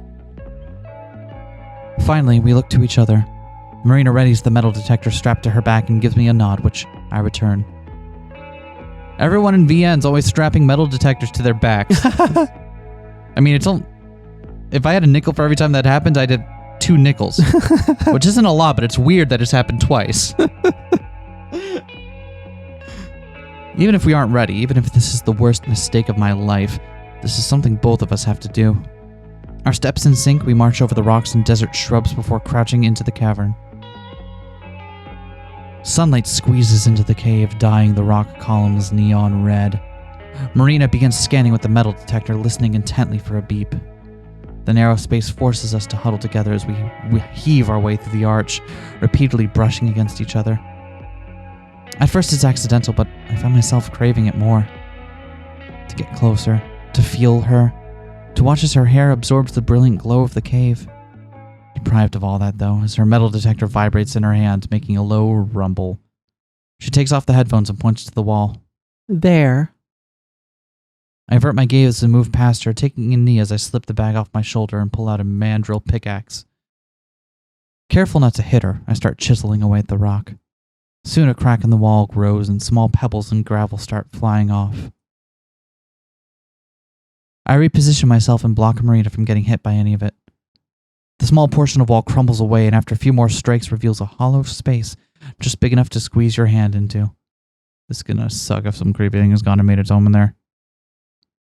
Shuddering, I reach into the space and feel something square and wooden. With some budging, it comes free and easily slides out. A box. Its familiarity is expected, but it doesn't stop my heart from leaping any less, nor Marina's, who squeaks out a gasp. Ready? This time she barely nods. Unsure of what to say, but like ripping off a bandage, I swing the lid open before she can give any real answer. Nuggets. A pile of them filled from top to bottom, all misshapen and morphed. The sight isn't anything new, but this time it feels different. It's like, for the first time, the reality has finally sunk in and everything up until now has been a haze. We both just stare at it. An entire universe of thoughts race through my mind, yet it all comes up blank. What now? It's directed more towards myself than Marina, but it's the first thing I managed to spit out, and it's ultimately the most important. Marina doesn't answer it at first, instead just tilting her head trying to process the question, but finally she gives me a simple smile. I saw a sign for a trail on the way over here. Why don't we go hiking? Hiking? I freeze for a second and then laugh under my breath. The more I think about the simplicity behind her words, the more I laugh until I border on sounding like a hysterical madman. Hiking? For real? I keep laughing, struggling to keep it together even after I start having trouble breathing. Poor Marina isn't in on the joke, though, and within a matter of seconds, her face goes from confusion to concern, then pouting. I don't know why you're laughing. I was being serious, you know? Settling down, I wipe a fake tear from my eye, an occasional chuckle still managing to break through. No, I know you were. Then what's so funny? Nothing, it's just... I finally regain complete composure and smile at her. Yeah, sure, let's go hiking. That sounds nice. Can you please keep to the signs? I will. Stop being such a worrywart. Marina skips through the sand, gleefully oblivious that her trail is a badly marked patch of dirt over the plains of the Mojave. That's what you said last time. If you're not careful, we're going to get lost. Again. Aw, you didn't like those old cabins we found? It gets old after the second time, Mar. It kills daylight, too. The sun has faded to orange and will soon sink out of view. There's no way we're getting back before dark. But hey, maybe that's not such a bad thing. We already found the treasure, so spending some time with Marina is a nice reward. So, about this fire wave thing. And yes, I know it's not an ocean of lava, smarty pants. Damn, I must be running out of material. It's an ocean of magma. I mean, it's Okay, so cool. Well, hot, I guess. How is it you managed to be what both is it? right and wrong at the same time? Hold on, I gotta get Mike back in position here. There we go. But what's the fire wave? It's a windy thing that winds around rocks and stuff and looks like windy is what I said. Yeah. At least it's what I think it was. Oh. A devilish grin slinks onto Marina's face and she attaches herself to me like Velcro, nudging my shoulders. You don't know what it is either, do you? What? No, do so. Do so. Her grin grows until I force myself to look away. She's not going to get the satisfaction. I've seen pictures. Oh, you've seen pictures. What sort of pictures? You know, the picture-y kind. I can just feel her reveling in this. For the first time, she's got me playing right into her hands. Oh, shut up. I feel a slap against my wrist and then a tug. Looking down, I see Marina's bright dimples shining through her round cheeks. Why don't we find out together? I'm stunned. It's a position we've been in before, but it's supposed to be the other way around because I'm always pulling her. That's my job. But now her smooth fingers locked around my wrist, her fingernails grazing above my skin. The realization doesn't even have time to sink in before she propels herself forward, with me in tow. Hey, wait, hold on! I kick up sand and grit as I'm practically dragged along by Marina, who meets my yelps with silence. Then she halts as quickly as she took off, leaving me to shoot forward and stumble to a stop. Could have at least warned me before you... Go silent. Marina does too. The fire wave. Swirling ribbons of red wrap around the hillside and stretch out onto the horizon. The setting sun casts light and shadow across the ground and sky, shading it all with intense golds, pinks, purples. As the sky dims, a shred of stray light passes over the shade and shines directly on us, directly on Marina. She stares on, silent. I can feel every glint of emotion coming from her, every breath taken away, every raw feeling that builds up inside her only to be choked back down. All of it. I glance between her and the scene stretched out before us. The pockets of sky with their deep, vivid colors are beautiful, but the choice is easy. I fixate on Marina, her clear, sweet blue eyes, her cute, round cheeks, her lips as they quiver ever so slightly. Laying a hand on her shoulder, I turn her towards me and softly touch her cheek. Her mouth slips open with a faint gasp, but all it takes is a gentle stroke of her face for that uncertainty to be wiped away. Marina holds my gaze. My eyes relax and I step closer so I can feel the warmth of her body against mine. Then I lean in and press my lips to hers. So soft. I keep myself pressed against her, letting my lips move with the natural flow. But she doesn't press back. Afraid, I pull away, but before I can step back, she pulls me closer and lets her lips melt into mine.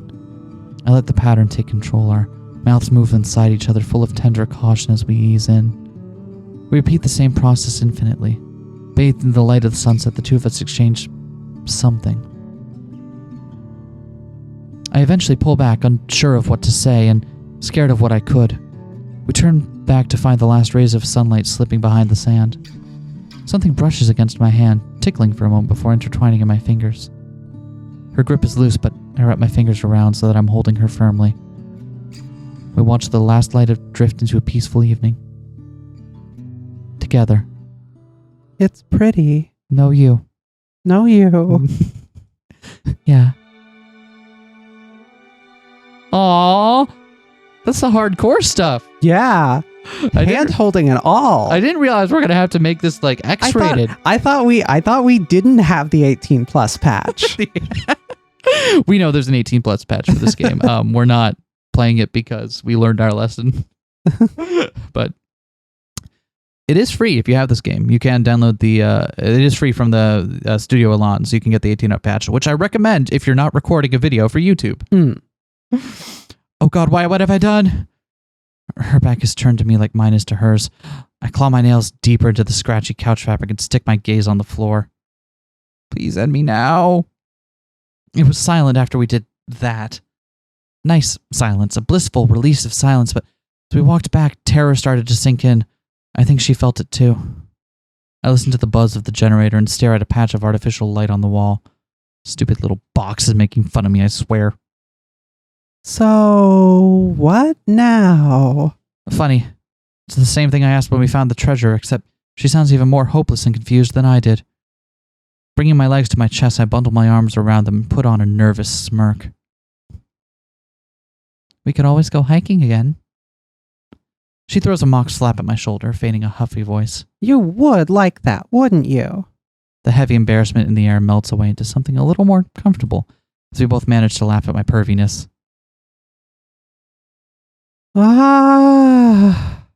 Marina lets out a whiny cry and slides against the couch. But seriously, what are we going to do? About what? About everything. All of the things. What things? Be more specific. The internet? I can never find what I'm looking for. Wait, was that an AOC reference? Yes, but it took me a moment to realize you meant Agents of Cracked and not Alexandria. Yeah, okay. Yeah. No, yeah, sorry. Yeah, the other AOC. Yeah. God. In the year of our Lord 2021. Why I never. The treasure home. The what?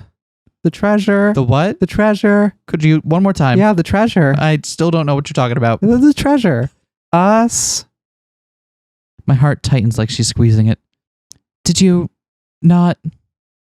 No, I did. I do. I just don't know.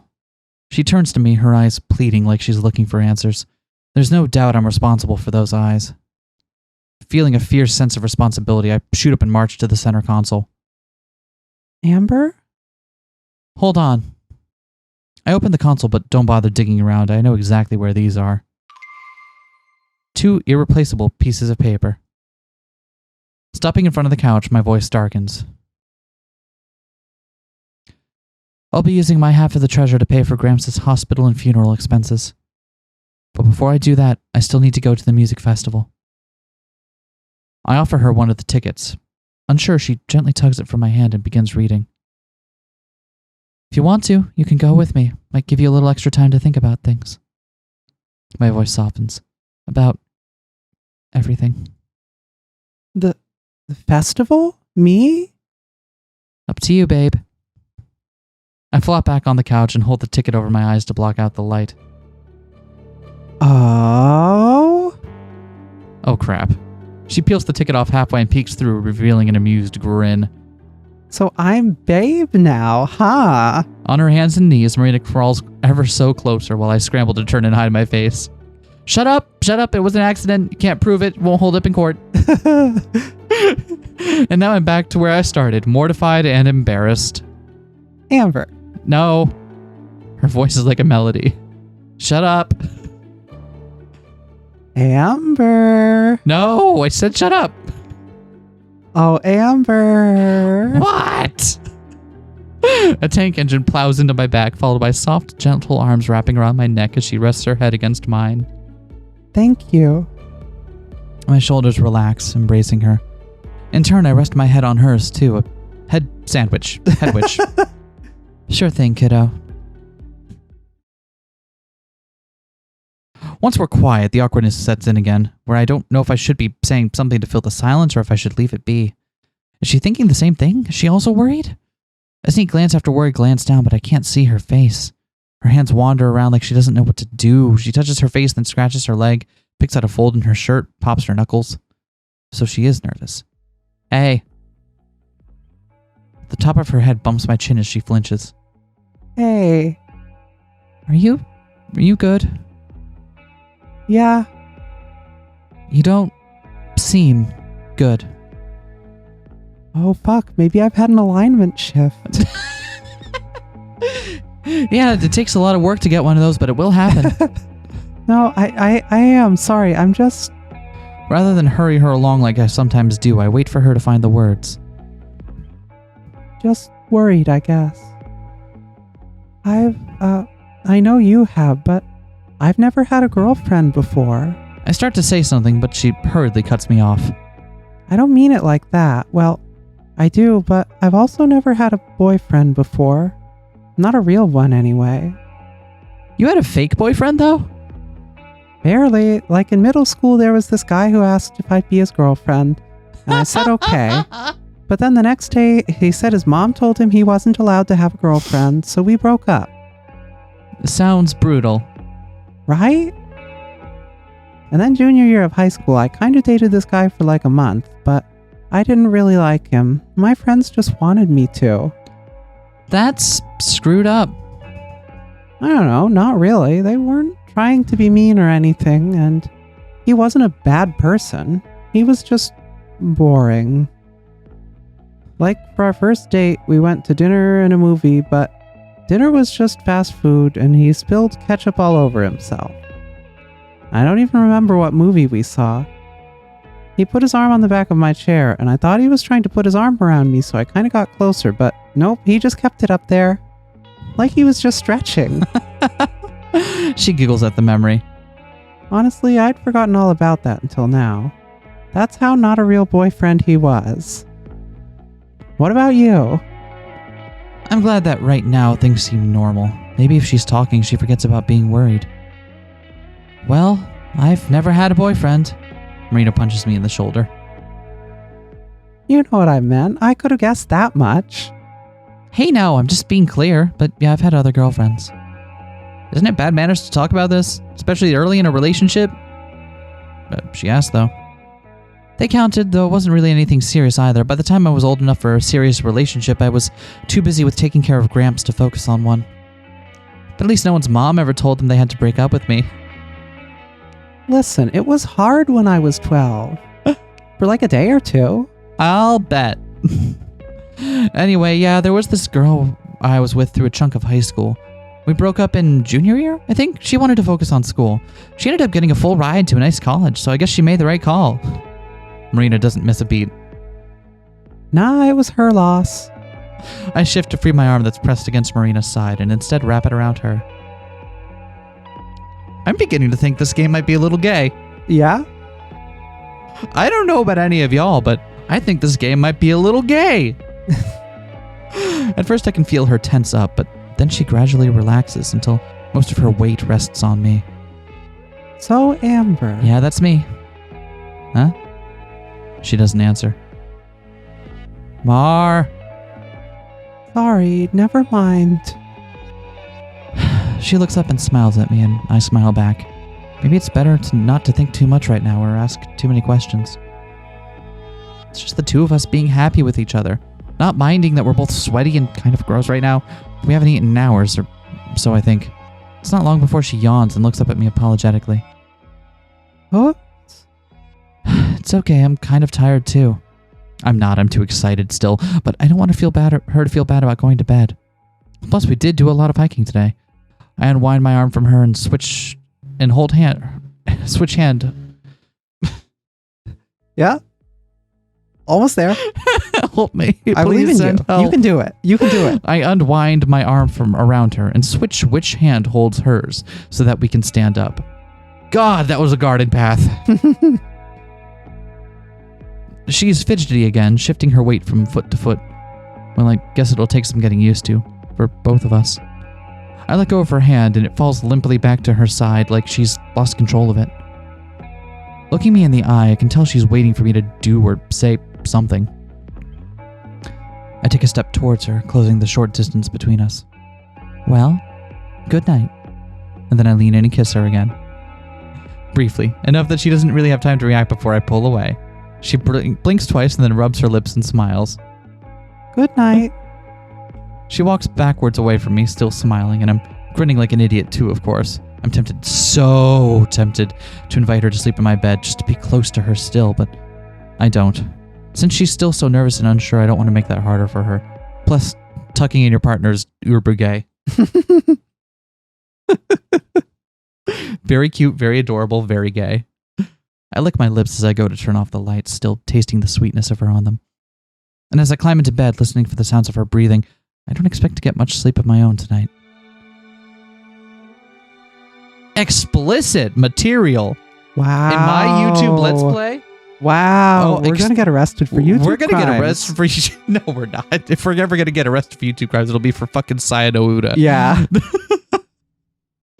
Oh, God.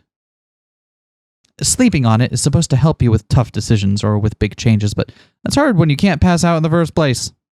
Thoughts of Marina and of Gramps and of things changing and of things staying the same all brewed together to keep me awake just like the coffee is right now. When I got up this morning, the first thing I felt was surprise that I'd managed to sleep at all. The 3 hours I got must have snuck up on me.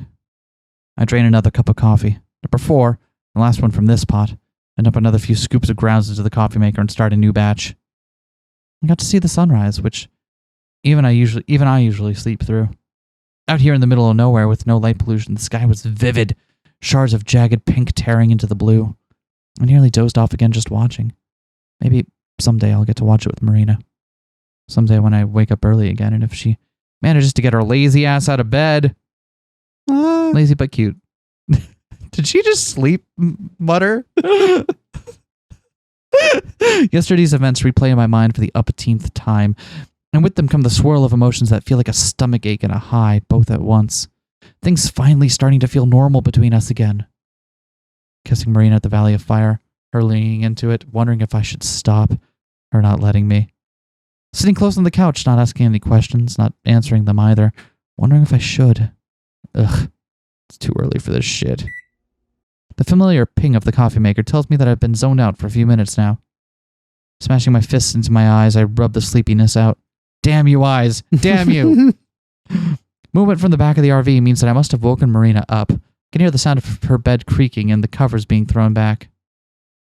I feel a strange, nervous elation as she appears in the hallway, looking bedraggled. Good morrow. How's the day find you? She groans like a zombie and stumbles towards me. Want some coffee? A stiff head nod. Smiling, I prepare her a cup. It's only half coffee, the other half is a boatload of sugar in the creamer that neither Gramps nor I ever drank. I don't even know when we had it, but it's not expired. When she reaches me, Marina leans into me, sort of falls, really, crushing against my shoulder. Hey, careful! A bit of coffee sloshes out of the mug and onto my hand, but I don't mind. She takes the drink in a couple small sips. Minor bliss replaces her glazed expression. You good? Good.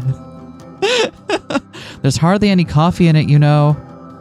Just the way I like it. I wonder if she had a hard time falling asleep like I did, but I'm hesitant to ask. Afraid she'd say no. Afraid she'd say yes. So I just sit down and she takes a spot next to me. We both quietly sip our coffee as she rejoins the land of the living. Once she finishes her first cup, she's alert enough for a conversation. Sleep okay? I figure that's safer than flat out asking. Yeah, kinda. Kinda? She trails off. Maybe I gave her alertness too much credit. I forgot what I was just saying. I laugh and stand up. Don't worry about it. I'll talk to you in like 20. Okay. Marina mumbles something yeah, incoherent. you better. What was that? She clears her throat. Sorry, I asked if you slept all right. Took me a while to fall asleep, but after that, yeah. It's not strictly a lie. Eyes half closed, Marina smiles thinly. Good. Marina shines. Dumby.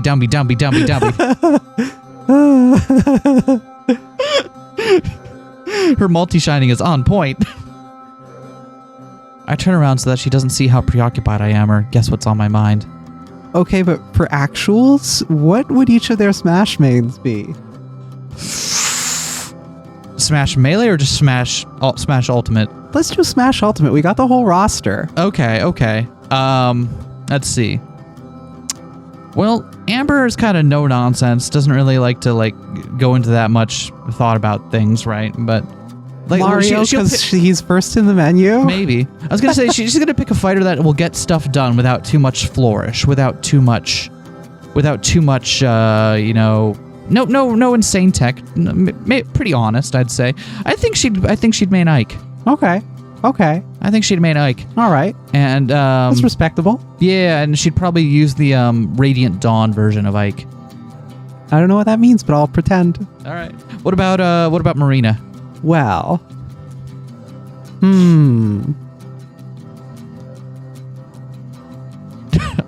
She already is associated with the character in my head, but I'm interested in what you will pick up on.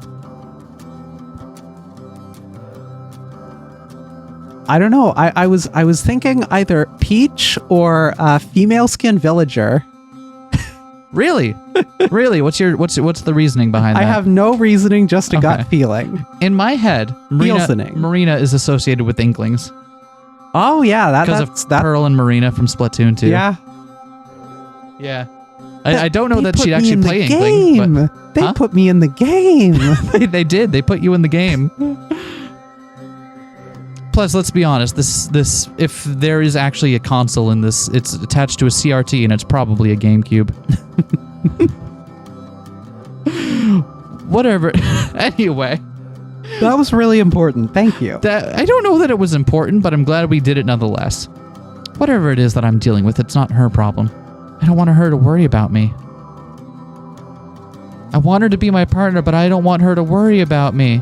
I can't get up. I'm gay. This is homophobia. The floor.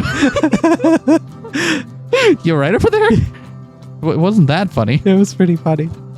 The floor creaks as Marina stands up too, but I don't face her. So, where are we going today? No idea. We have a few days before the show. Anything you want to see? Whatever it is, I'll make the trip. We are not very far from Las Vegas, right? Not at all. It's just a couple of hours. Let's go there. Finally, I meet her eyes again. The smile on her face is pure and earnest, and I can't help but return it. I fucking love gambling. Sir, we need to have a different conversation. Sure, that sounds like fun. And she hugs me. Her warm figure is pressed close against mine. She smells like my shampoo. I wrap my arms around her and hold her close. Just for a second, everything feels right. Like it's all going to work out. And I realize how badly I want it to. I squeeze tight and then pull away. What was that for? Just felt like it. Worry creases her face. Should I not? Nah, no, definitely. You definitely should. Go get dressed and then I'll get us on the road. You cool with waiting to eat until we get there? Yeah. Cool. There are a million buffets and exotic restaurants there, so we can find something good. I like Las Vegas already. You say that. We haven't gotten there yet, dork.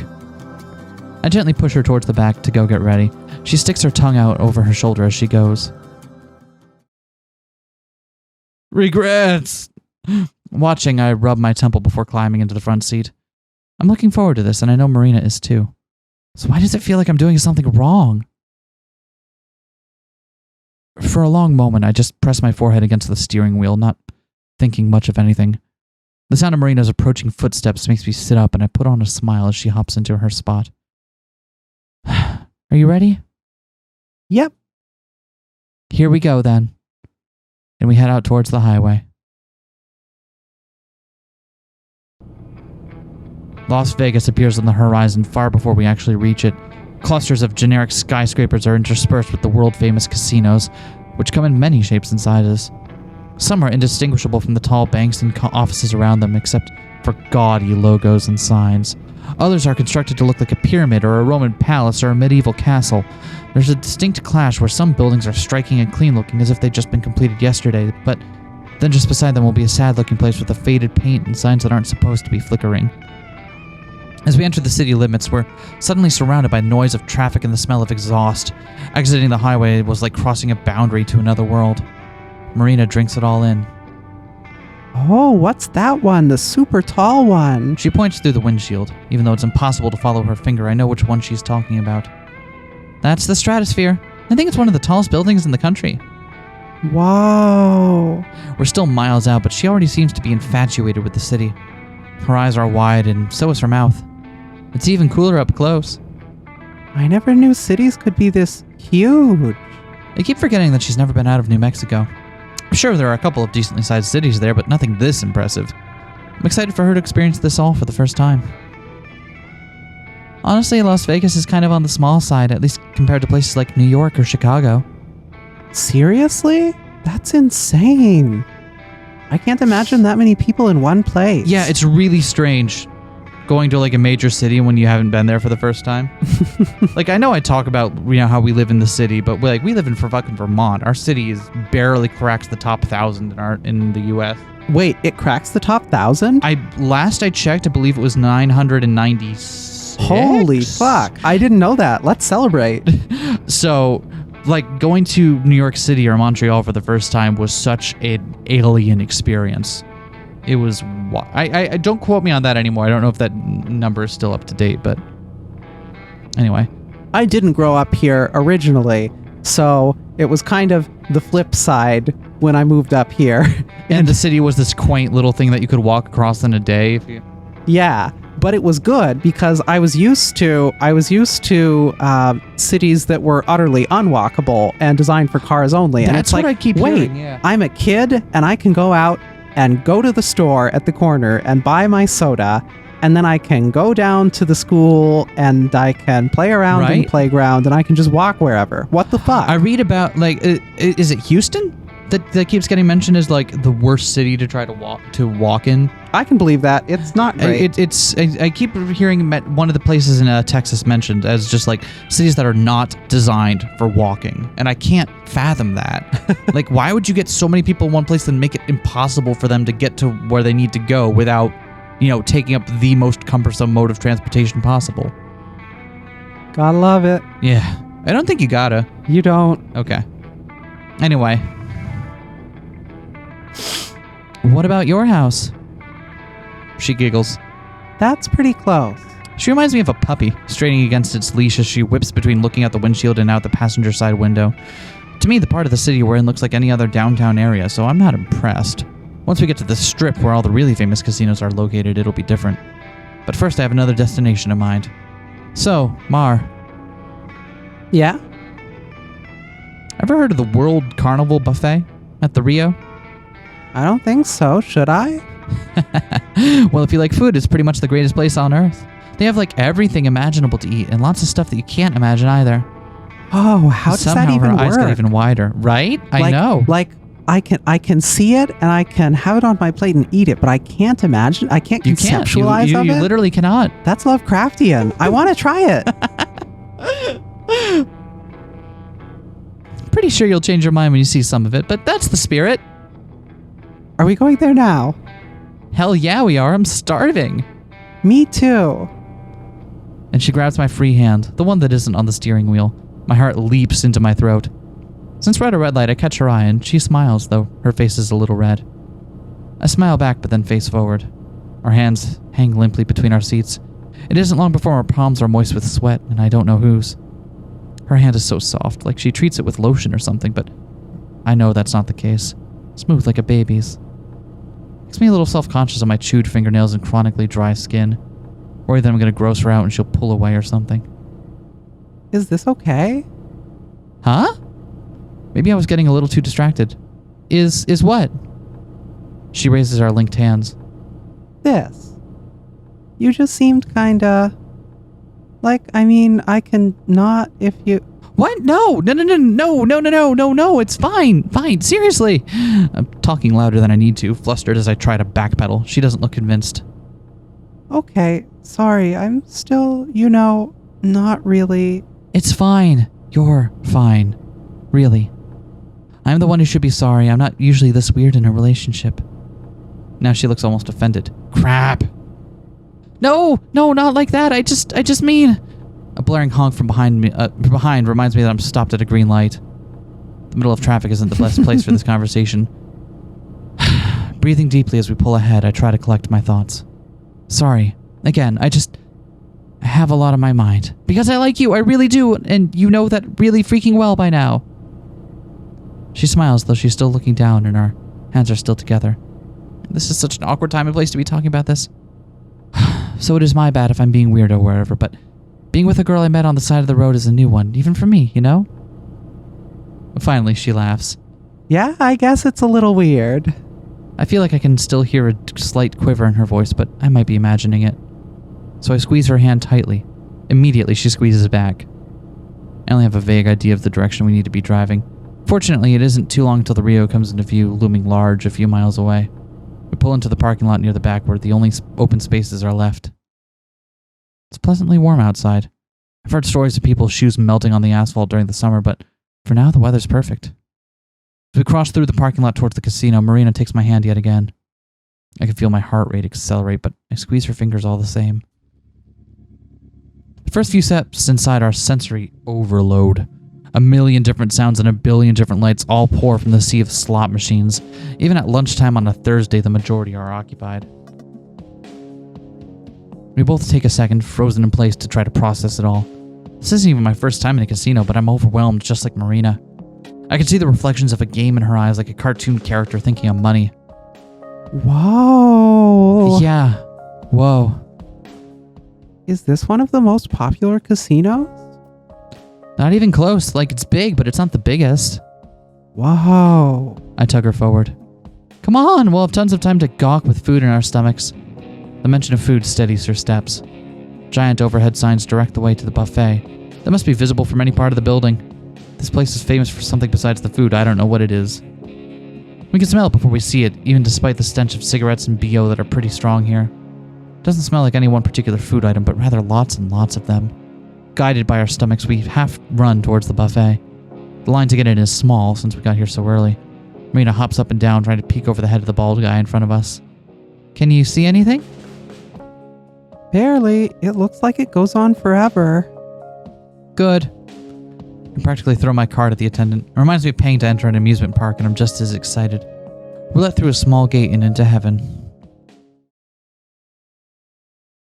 Rows upon rows of stations form a small maze in the massive room.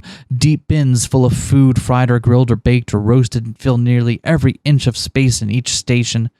Marina and I grab plates from the small snacks nearby. Meet you in the dining room? She nods, already distracted, and heads straight for the desserts. Ha ha! That's how you do it. I load my plate with a slice of prime rib, 2 rolls, and a scoop of mashed potatoes. I pour gravy over them, letting it run down and soak into everything else. For good measure, I also throw in a pair of chicken wings from a nearby basket. They're so fresh that I can see the steam coming off of them. I'm gonna need a second plate.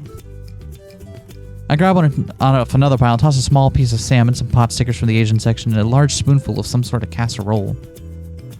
Can't even guess what it is, but it looks good. Everything looks good. Solely because I can't fit any more food on my plate, I head to the dining area and pick a seat where Marina will be able to find me easily. Sure enough, she emerges just a minute later carrying 2 plates like I did. Wow, you weren't kidding about trying everything. Instead of big portions like a few things like I got, Marina has 1 or 2 bites of a couple dozen dishes. Roughly half of them are cakes or other sweets. When in Rome, you know? I slice off a bit of steak and close my eyes in ecstasy while I chew. It's divine. Holy cow. Because it's steak. Get it? Got him.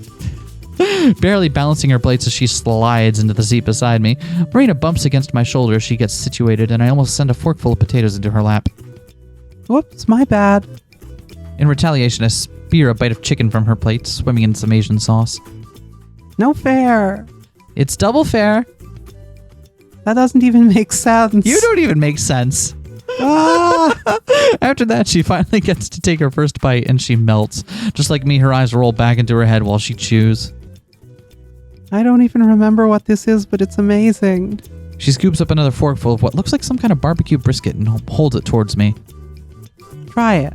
I open my mouth and she guides the fork in. I pull back to chew. It's got a nice smoky flavor. That is good. Right? I almost want to go get a whole plate of just that.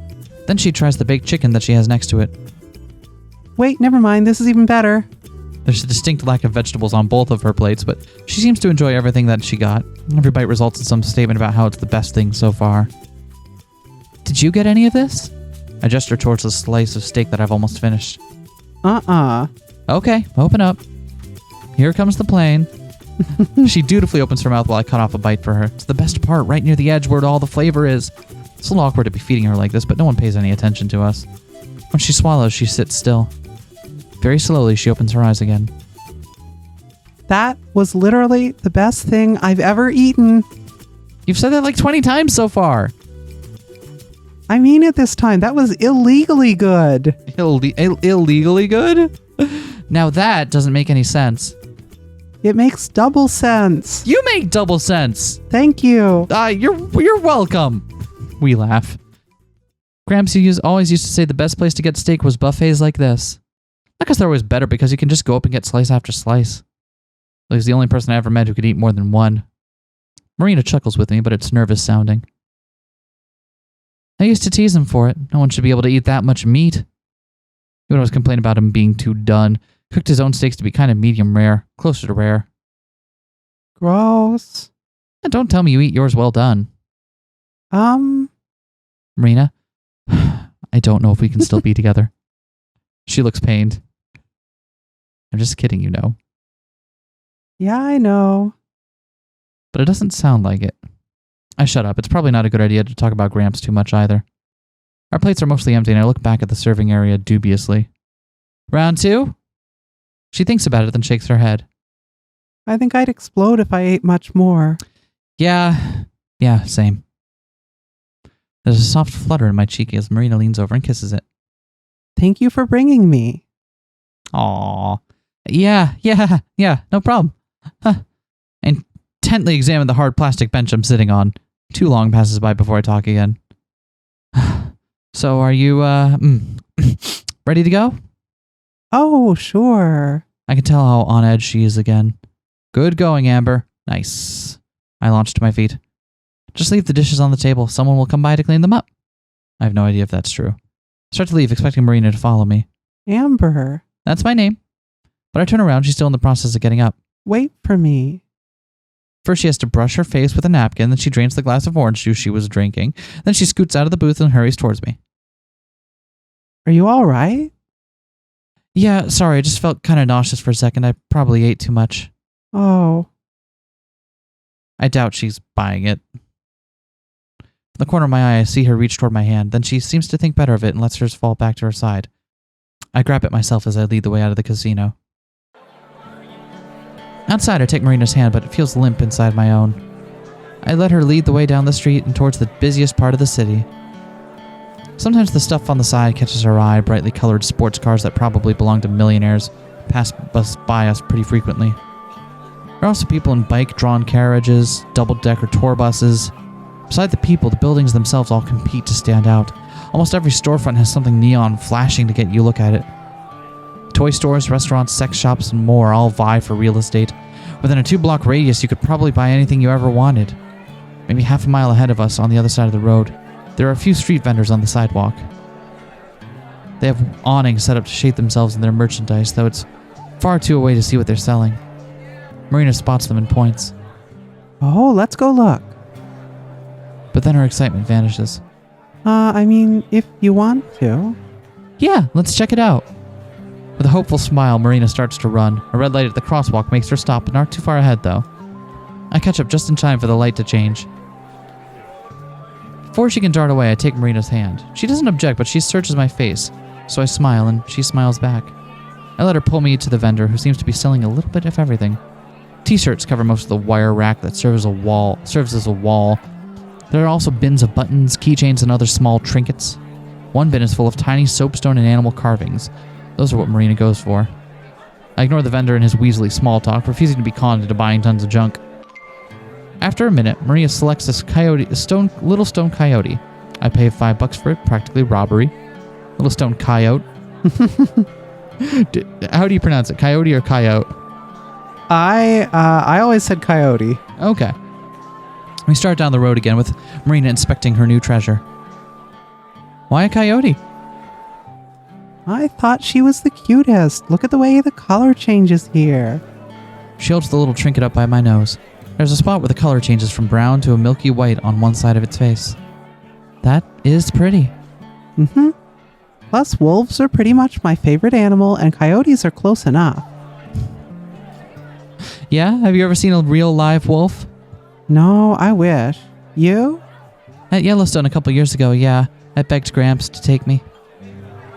As soon as I mention Gramps' name, I see Marina's eyes flit towards mine. What else do they have there? All kinds of stuff. Wolves, bears, buffalo, elk, deer. Pretty much any kind of forest animal. Also, I feel like we shouldn't get too far before we acknowledge this.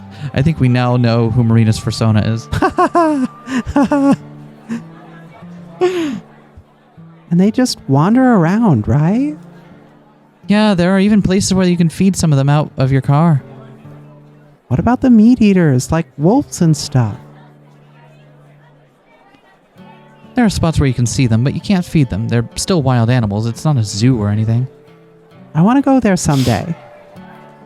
I'll take you to see them sometime. It's a cool place. Really? Yeah, sure. I try to play it off like it's not a big deal to me, but talking about future plans, anything that would happen after the festival ignites that sense of uncertainty in my chest. The way her eyes light up when I promise to take her both soothes and agitates the feeling. No matter what, I'm happy that she is happy. I follow behind as she darts from stall to stall like a hummingbird.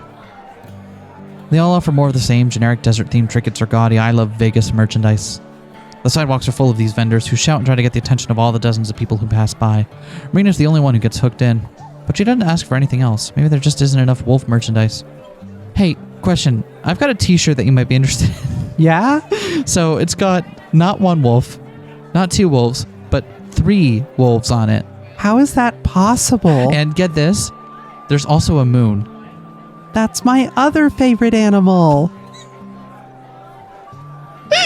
Wow. Thanks, Amber. It's perfect. Can't.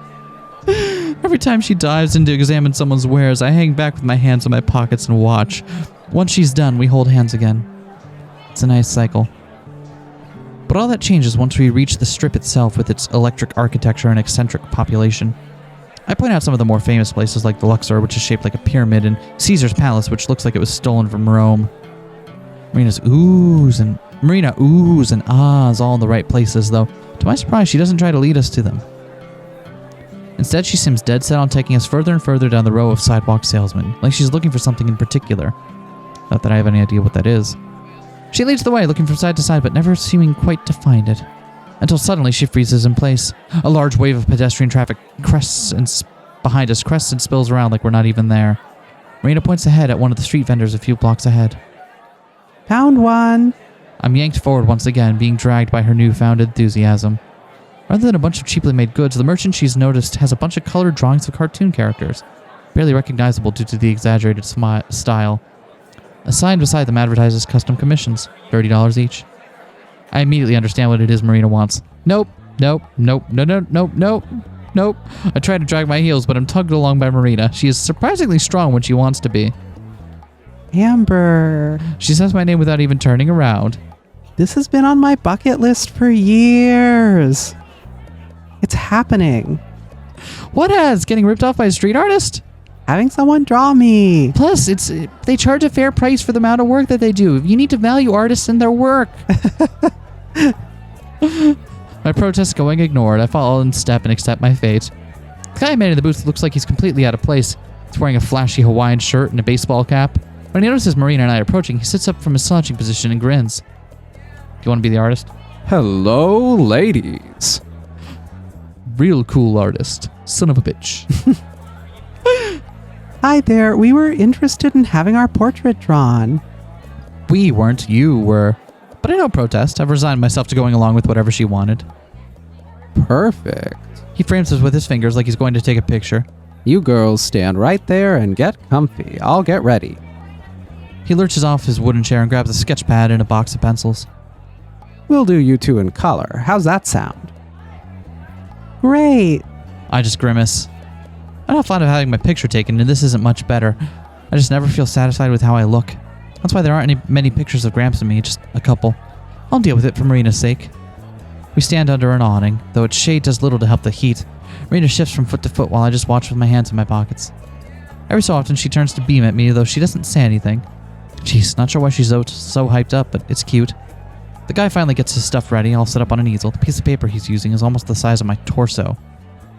Go ahead and scrunch together now. He makes a motion with his hands. Marina stands near me and I wrap one arm around her. Closer. Our shoulders are touching. Closer. Now we're cheek to cheek. Perfect.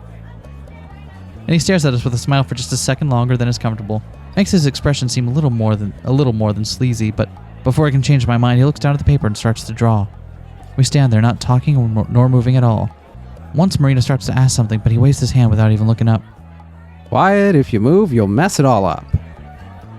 So she shuts up. I can feel her jaw snap shut since it's smooshed against my own. Smooshed. Smoosh. 15 minutes pass. My mouth is starting to get sore.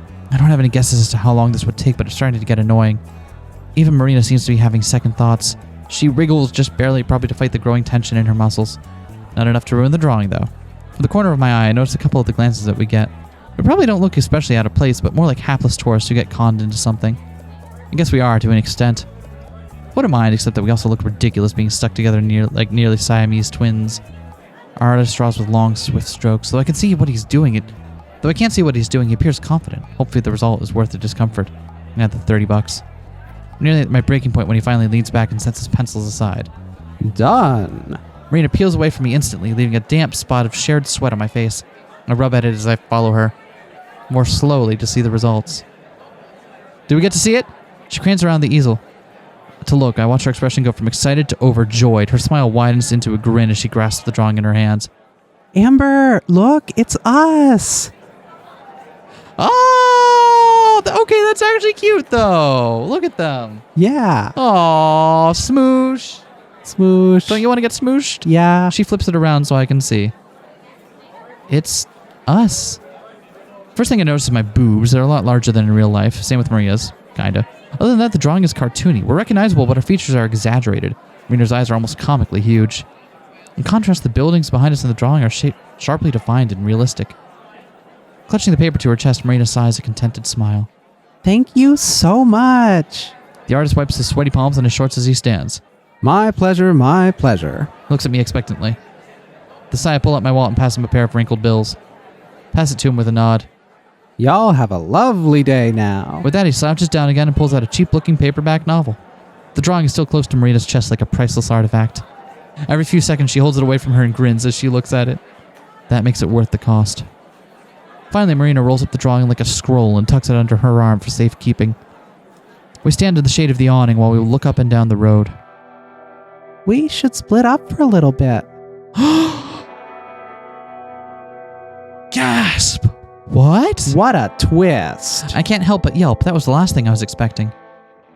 Not for long. There's just something I want to do. And you can't be there. Why? Why not? Shuffling in place, Marina looks away. 'Cause it's a surprise. Mar, no, this isn't some small town. This is Las Vegas. What if you get lost or some creeper tries to mess with you? It'll be fine, Amber. There's like 1 million people on this street.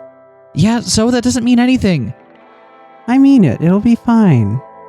There's a fire in her voice that takes me by surprise. There's even a small spark in her eyes like she's angry. My frown deepens. But... Seriously, it's nothing bad, I promise. I just want to do something, but it's a surprise for you, so you can't be there. Her face softens. Please? It'll only be a couple hours. Marina, I don't know. Of all the cities to split up in, this is one of the worst. Not only do we not have a way to contact each other if needed, but the people are just the sort you can't trust. If I leave her on her own, there's a good chance I'd never see her again. But the way she stands there, hands on her hips, looking determined, makes me not want to argue. I sigh. Are you sure?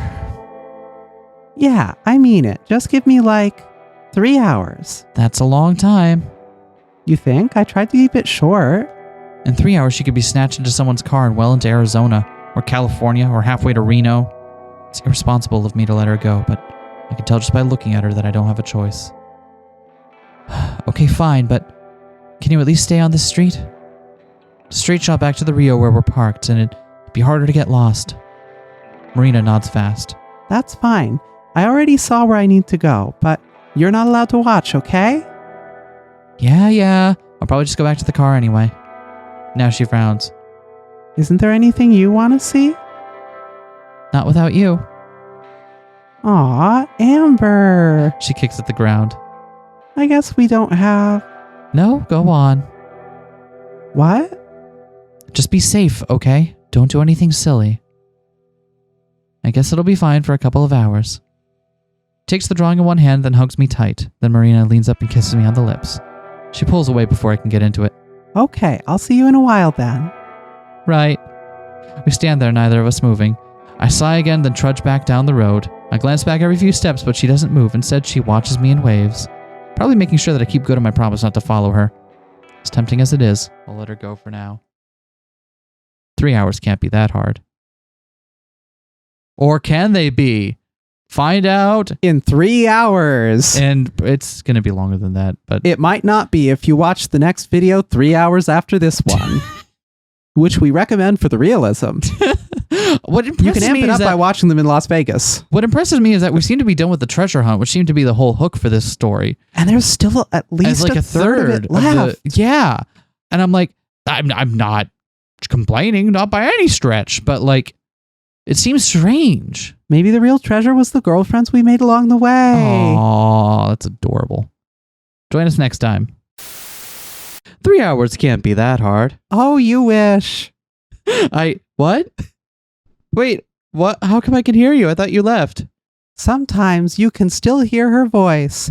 Gay, homosexual, gay. Guess just there's no way for me to know what she means. Right? I forget what voice I gave her. I think I...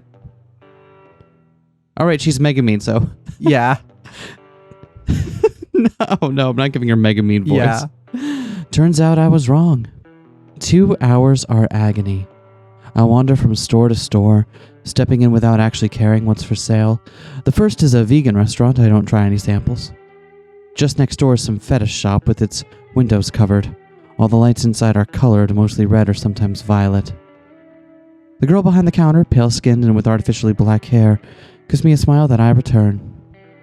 But I don't stick around. I don't even know what I'm doing. Going through the motions of being a tourist, I guess.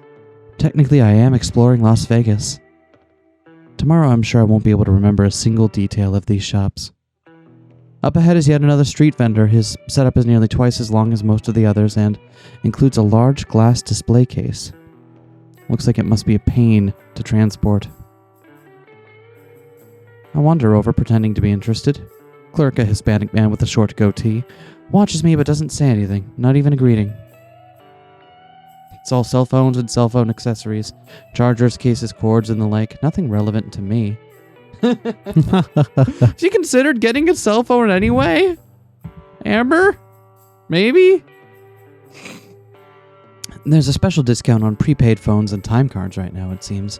Half dozen identical posters plaster the wall of the longest case. I stare at one of the flyers, though I'm not actually reading it, just imagining if Marina and I had cell phones. Might help at times like this. Times when I'm being a ridiculous and clingy and idiot.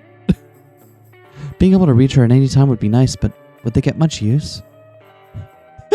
Circle wipe to like 2 weeks later, texting Marina at 3 a.m. Oh, where you at? Help, I'm lonely and gay. Brownie You're emoji. literally on the other side of this couch. Oh my god. But you're over there. Ellipsis. Peach emoji. That's when I realize something, and I'm dumbfounded by a simple fact. What is it that's been bothering... What it is that has been bothering me since we split up? This is the first time since meeting Marina that I've been on my own. That she isn't just a room away or within shouting distance. Even though it's only been a couple of hours, I suddenly feel profoundly alone. It's pathetic, I know. I'll see her again in less than an hour now, but the anxiety of separation gets the better of me. It makes me sick all the horrible scenarios rush into my head again. The ones where something bad is happening to her and she's not able to call for help. I look at the phones in the case. Never had one, so I'm not very knowledgeable, but they look cheap and flimsy.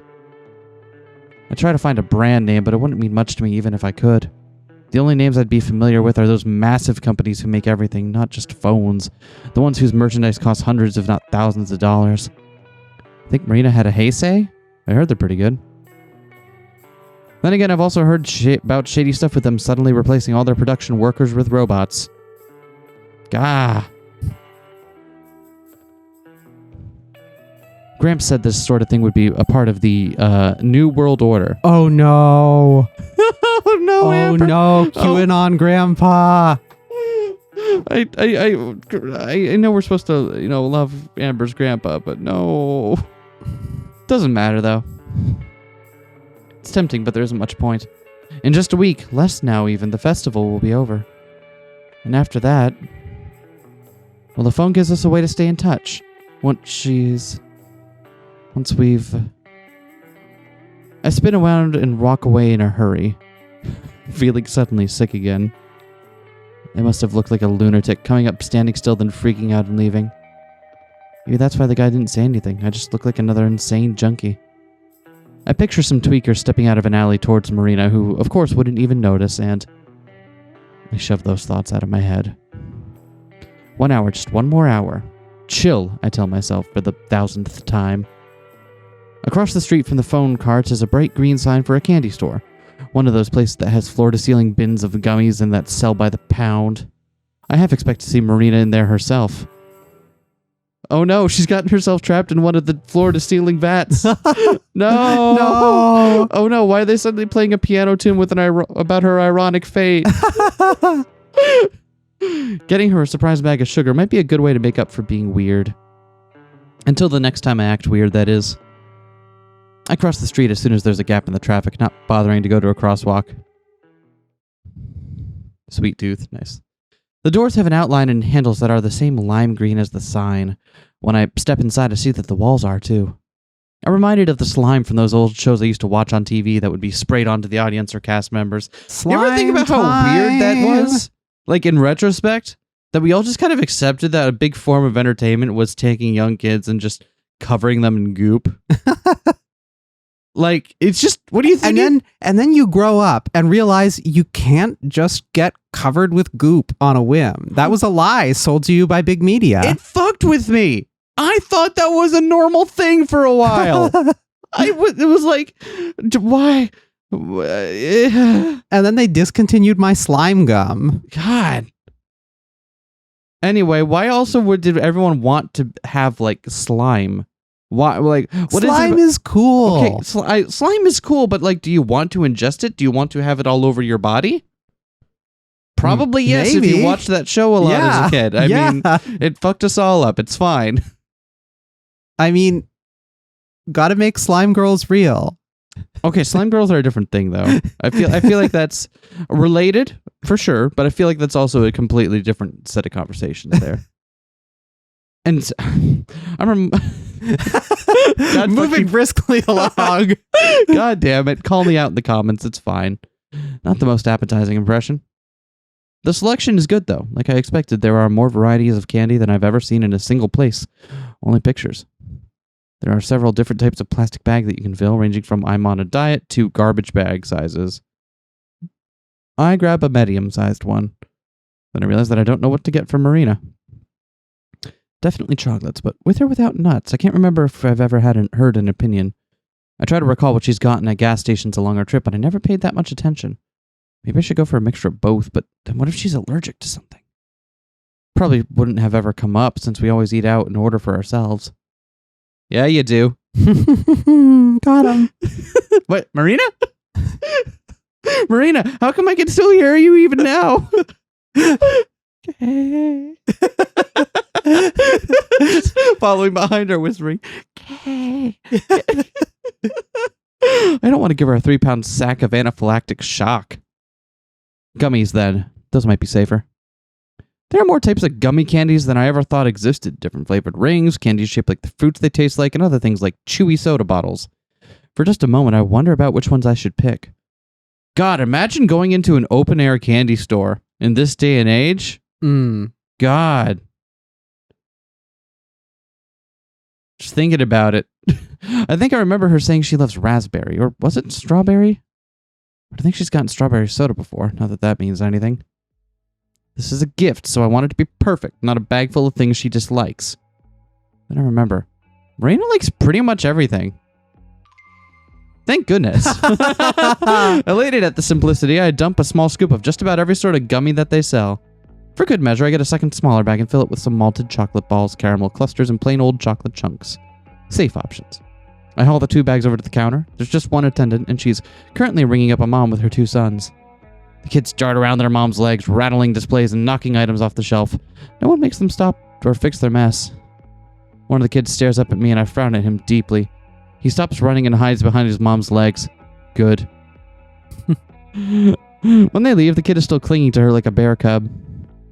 I set my bags up on the counter and kneel down to replace some of the spilled items. As I do that, the shopkeeper comes around front, nearly bumping into me. Oh, you don't have to do that. Thank you. Yeah, no problem. I look up directly into her knees. I straighten up and we're suddenly way too close. Stumbling backwards, I grab the counter to support myself. She laughs, eyes crinkling. She's cute. Her tan skin is complemented by the bright red uniform she wears. A little name tag on the counter says that her name is Cassie. You know, there's a special going on right now. Oh, yeah? A stack of postcards sits by the credit card machine. She hands me one. If you buy 10 more bags, you get one for free. I try to imagine how much candy that would be. You'd need a wheelbarrow to haul it all out. Cassie laughs, probably at my expression. Yeah, we haven't had many people spring for that one. The person I'm buying for this stuff for probably would if she was here. This'll probably be gone by tonight. I gesture at the bag, still sitting on the scale. Shopping for your sister, or... Nah, my girlfriend. I try out the word, seeing how it sounds in relation to Marina. It's expected, it makes my heart skip a beat. Do you see Cassie go all sweat? During that beat, I feel like I see the shopkeeper's face fall, just for a second. Yeah? Lucky girl. Oh no! Why'd you do that to her, Amber? You were only going to know each other for like 30 seconds. You could have given her that. Oh, thanks. I don't know if she means because of the candy or because of me, but after bringing up my bag, she dumps them into an even larger bag. That seems unnecessary, but I guess it makes them easier to carry. She passes me the candy as well as the receipt. Have a good day. Try the peach rings. They're my favorite. I will. Have a nice day, too. The girl waves as I leave the store. Outside, I checked the receipt since I wasn't really listening to the total. Looks like she didn't charge me for the smaller bag. I glance back inside, but she's disappeared into the back room. Guess that answers my earlier question. Flattered, I head back to the Rio where we're parked. It's not long until I'm supposed to meet Marina, and if I spend too long outside, her present will melt. I was wondering if she had thought that far ahead about it, but walking back to the casino where we parked is way faster than leaving it was. It's probably because I'm still missing the human pinball, so I'm not held up every time we pass the shop. Hey, I resemble that remark. Yes, you do. That's why I said it. Wee. Boom, boom, boom, boom, boom. That's what I think pinball machines sound like. I say that, of course, but I'm eager to see her again. In some parallel universe where I hadn't met Marina, I might have stuck around at the candy store to chat for a longer time. But unfortunately for Cassie, I already have someone. The parking lot at the Rio has filled up even more. Getting out of here is going to be a pain since there wasn't a whole lot of room to begin with. I love how suddenly it's desert outside the window. I get it. I'm not shitting. I'm not shitting on the game. It's just funny. I didn't even notice that, but now I can't unnotice it. I'm sorry. I make my way up to the RV and let myself in. It feels like an oven. Do you ever wonder why they call it an oven when you oven the cold food of out hot eat the food? Yeah, I do wonder that. Me too. About once a day, actually. Yeah, I bet that checks out. First thing I do is turn on the AC. The ack. I set the bags of candy down onto my bed and inspect them. Said fear the chocolate is slightly melted, streaking brown against the clear plastic. Not too bad though, and a couple hours in the fridge should have it good as new. I leave the gummies on the counter since they didn't suffer as much on the walk back. Marina and I are supposed to meet up here in about half an hour. Since it's so soon, I may as well just wait in here where it's more comfortable. I lay down on my bed and try to read the book that Marina's been sucked into for a few days, but I can't stay focused on the words long enough to process them. It doesn't take long before I give up and set it aside. Gay longing. Ugh. I'm too gay to read right now. This is homophobia. Read, yearn. Read, yearn. Tough to say. Now I just stare up at the ceiling. I used to do this most nights when I couldn't sleep. After Gramps passed, but before I met Marina. It wasn't that it comforted me or anything, but the amount of effort it took to not think of anything usually led me to fall asleep without realizing. Instead, this time I let my thoughts wander. Sleeping has been easier lately. Actually doing something during the day and getting exercise helps a lot. But also my thoughts have been less cloudy, less muddled. Sure, there are still moments where I think of Gramps and the pain hits me again. Having Marina around makes those rare. Someday I might be able to think of him without it hurting. I don't know if I want that, though. Isn't that just like forgetting? People say you move on and get over deaths, but what does that mean for the person you've lost? I roll onto my side and stare at the picture of me and Gramps hanging on the wall. I can't take it, and I roll onto my other side. Groaning into my pillow is cathartic. Without Marina here, I can be as loud as I want. To my surprise, no tears come. Anyone walking by outside would probably think I'm dying or in pain, but I don't care. Alone time has its upsides, after all. Grieving is complicated and exhausting. Sometimes I wonder if I'm even doing it right. There must be something wrong with me if I don't even want to get over Gramps. I sit up, still hugging the pillow to my chest. Marina will be back soon. Maybe I can talk about this with her. As I think that, I feel a stab of guilt. It's not her problem. It's something I have to deal with myself. I force myself up and over to the driver's seat. I'm not going anywhere, but I can listen to music and watch for Marina's return. I stick in a tape and kick back. A few songs passed by. It's been 20 minutes or so. I start to scan the parking lot looking for her familiar red hair. I fucking love how she can't be alone. I mean, I get it, because being depressed and alone with your thoughts is really tough, but also, like, she's been gone 3 hours. Yeah. Settle the hell down, girl. The tape ends. It's a 20-minute oh, it's a tape, so it's 20 minutes to a side. Yeah, it makes sense. That's about right? I don't remember. I'm thinking like an LP would be about 40 minutes or so per 40 minutes or so in total, 20 per side maybe. Huh. It's okay, it was a short one. I replace it with another one chosen at random. Still no sign of Marina. I get up and check the clock. She's about 10 minutes late now. Maybe the clock is off somehow? I hop out of the RV and ask someone for the time. It matches up exactly with what the clock said. Worry begins to tighten my stomach, but I force myself to calm down. It's Marina, and it's only been 15 minutes. Most likely she got distracted and is on her way right now. 5 more minutes pass. I begin to pace back and forth. Do you see her do the pacing? Yeah. Oh my god. I love those little touches in this game. they didn't need to, but I appreciate that they did. Does that say Wedgie's Wieners? Maybe. Kyle's Bar. Kyle's Bar. I thought that said Kyle's Hair at first. And I was like, wow, all right, that's a sign. Should I go look for her? I have no idea where to start, though. And if she got into the RV and I wasn't there, then she might go looking for me instead. Eastern and Smith. Ah, I get that. Easton and Smith. No, I have to stay and wait. Another 10 minutes. She's half an hour late now. I'm so buying us cell phones. As soon as she's back here, we're going to that guy on the street and we're getting prepaid phones, and I will staple it to her hand. From a few streets away, I can hear the sound of a siren, a fire truck or ambulance or something. The knot in my throat feels larger. I cough just to relieve some of the tension. I have to go look. I can't take just sitting here. I switch off the engine, throw my shoes on, and climb out. And then I see her. Head down, walking slow but coming towards me. Marina! The relief in my voice probably conveys the panic that just drained out of me. She looks up at the sound of her name, and that's when I see that she's crying. What's wrong? I rush over. What's wrong?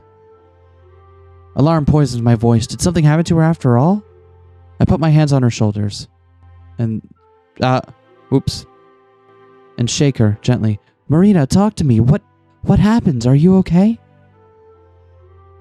She still can't talk, but she nods. Thank God. There are no sobs, but her eyes are pouting tears.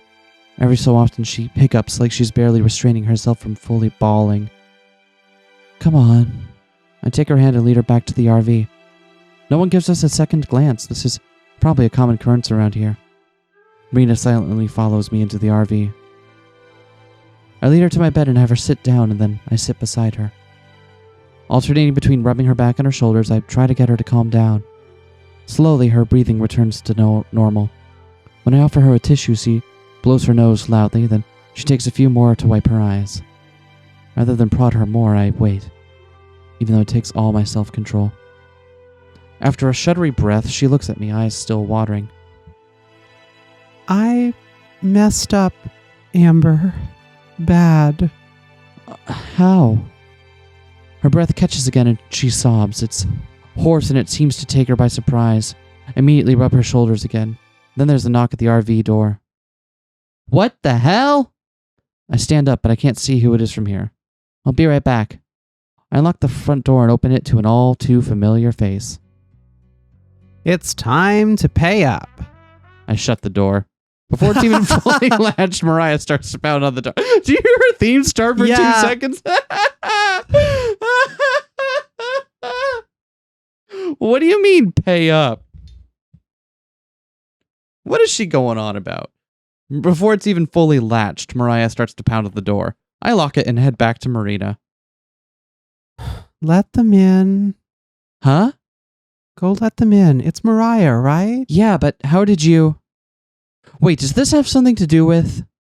Marina nods. With a bad feeling about it all, I go back to the door, which is still suffering from Mariah's assault. I open and step back so they can enter. Mariah storms in with a huff, acting like always as if she owns the place. Joseph and Tess file in after her. Joseph gives me a smile and a small shake of the head. Sorry. Says it so quietly that I don't think anyone else hears. I figure I'll find out why he's apologizing here in a second. Like a conqueror, Mariah marches over to Marina and jabs a finger in her face. Time to pay up, ditz. Hold on. You stole and disassembled her car. You must feel like you have a lot of high ground here. In 2 large steps, I move between the two of them. Okay, what the hell happened? Didn't you hear? Clearly not. I was about to when you attacked my front door. Well, allow me to deliver the bad news then. Why are you smiling? Don't smile when... Sis stole Marina's gold. What? Did not. What did not? I totally misread who was talking for a bit there. It's impossible to figure anything out. Marina is crying too hard to talk, and Mariah's just yelling nonsense like always. I turn to Joe, who's keeping a safe distance along with Tess. Can you please explain? Sure.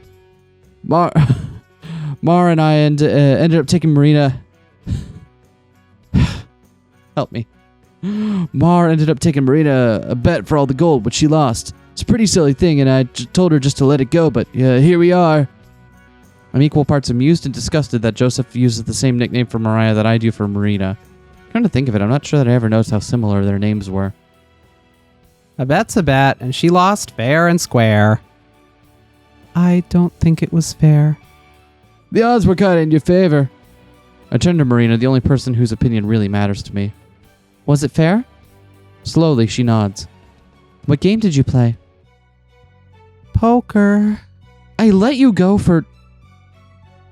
Why did... We are going to have a talk later. I glare at Mariah, who at least has the shame to look away. Anyone who spent more than a minute around Marina would know that there's no way she could keep a straight face. I sigh and sit down on the bed beside Marina. I wrap an arm around her, and she leans into me, eyes moist. You know you can only take half the treasure, right? Marina and I split it equally, so she couldn't bet away my half. That wasn't the deal. That's the only deal she could have made. But... I'll bet you my half against hers. Amber, no. I squeeze her affectionately, but I shake my head. It's fine. I stand and go to where we've been stashing the gold. I pull out the box of nuggets and open it so Mariah can see. Her eyes light up and she licks her lips. I snap the box shut. Fine, but we're not playing poker. Oh yeah? What game then? She thinks about it for a moment. Blackjack. Seriously? Blackjack is more about luck than it is skill. Not that great at poker, though, so blackjack might be the most fair game we could play. I wonder why Mariah suggested it, though. Maybe she expects me to win at poker. If that's the case, then the mind games have already begun. Fine, it's a bet. I can already see the move they're going to pull at the end, though. They only think they found the one box of treasure.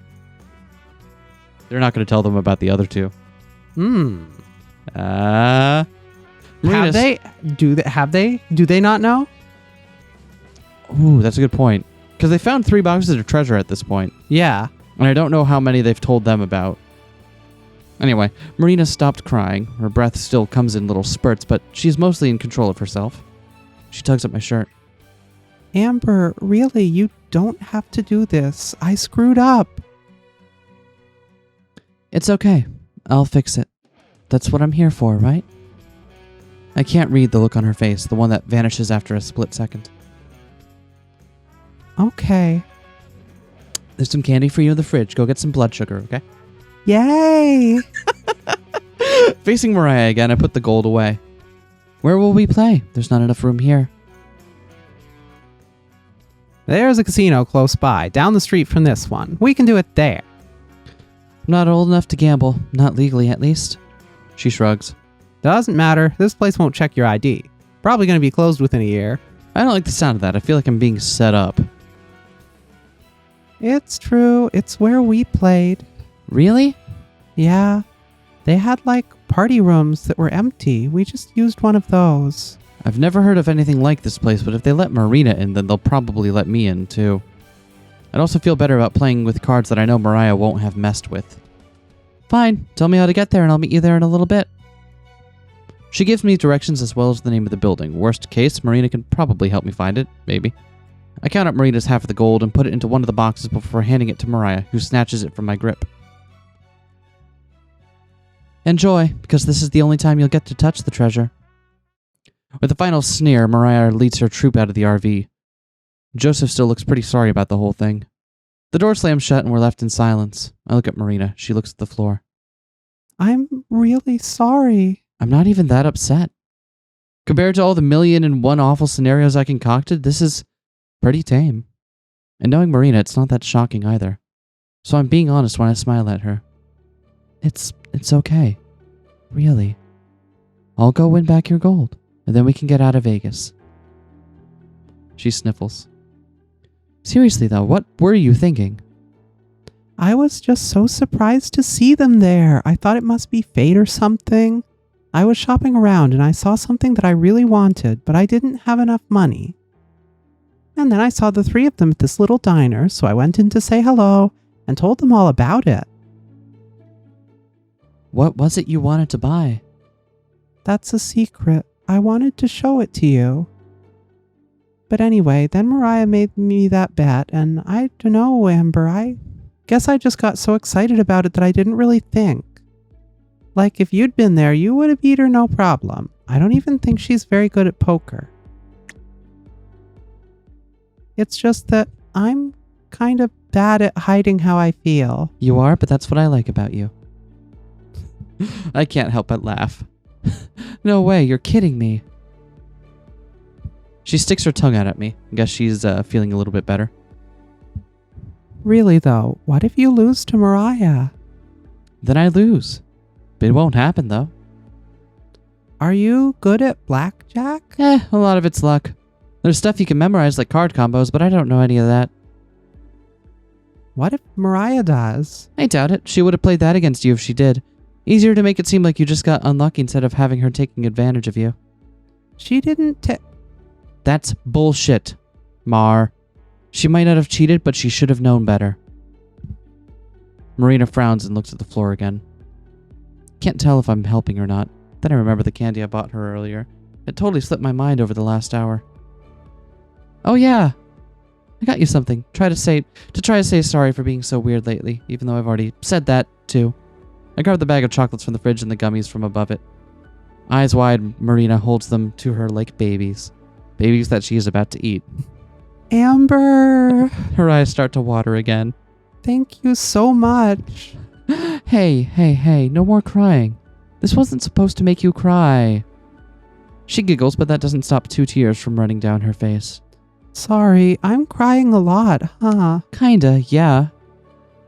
Marina laughs again. She unties the gummy bag and digs around in it. The chocolates got a little melted on the walk back, but they've been in the fridge. They look fine to me. She pulls out a few gummy soda bottles and then offers me the bag. I don't want to take too much, but I do find one of the peach rings the cashier recommended. It really is good. Sweet, but in a mild way. Actually tastes like peaches. Are you ready to go? Marina spins the bag to twist it, then ties off the top. Yeah. I love how her default look is just, I don't have time for whatever this is that is going on in front of me right now. You there. You the person that I happen to be staring at. I don't have time for you. But I thought we were dating. Not you, Marina. I was just standing around. I vaguely know where the casino Mariah mentioned is located. We passed it earlier today, but I didn't pay much attention to it. As we load out of the RV, Marina's dragging her feet. Do you want to wait here? I can just go take care of this and come back. No way. I don't want to split up again. After I lock up, I take her hand. Since I'm in the lead this time, the walk isn't as slow. With the evening approaching, the temperature's gone down. At the same time, traffic is starting to build up. In a few hours, it'll look like an entirely different city here, once all the lights come on. The view of a big city at night, far in the distance, has always been one of my favorite sights. I can remember staying up late when Gramps and I were on the road so that I could press like a sticker against the window and look. They sell postcards of New York and Atlanta and other places all lit up because it's so pretty. We've got a couple of hours until then. Neither Marina nor I say much while we walk. Given the situation, it doesn't feel as awkward as some of our quiet times before. Soon we reach the building Mariah described. Is this the place? Yeah, this is it. We step inside. I can see why Mariah said this place might be closed soon. Although it's pretty clean looking, there's hardly anyone here. A couple of people occupy slot machines far away from each other. Aside from those two and a bored-looking host, the place is pretty empty. Well, those three and the trio, Mariah and her posse, are seated on a semicircular couch. It and an identical couch form a circle around a card table. No greetings are exchanged as Marina and I take our places across from them. Why did they let Tess in here? You think about that? A sealed deck of cards sits on the table. It's got gaudy Las Vegas landmarks and logos all over it, but it's at least legit. Should we ask that guy to come deal for us? Hell no. The only reason they don't check ID is because they don't care. If you attract any attention, they'll throw you out. Okay, so who will? Tess can. Tess nods. Really? No offense, but does she even know how? Of course she knows how. She's not an idiot. And before you get any ideas, she's more likely to help you cheat than help me. Tess nods again. Yeah, I will. Just ask. All right, that works for me. Because if two underage girls are going to play, then why not have a 10-year-old deal the cards? Mariah slits open the plastic wrap on the deck, then hands it to Tess. The little girl takes out the instructional cards and the jokers, then shuffles. I have to say I'm impressed. She creates a high bridge with the cards that's way tighter than I could ever do. Mechanical, even. So there are 16 pieces total. We'll go piece by piece, I guess? Sure. That means I'd have to win 8 hands in a row without Mariah or the dealer winning any to earn all back Marina's treasure. And I won't settle for anything less than the full amount. We have a small stack of tokens near us that each represent a single piece of treasure. How does this game work? Basically, you try to get the cards in your hand to add up to 21, or as close as possible without going over. Whoever's closest wins that round. The dealer can win too. We all get 2 cards, then you can stand.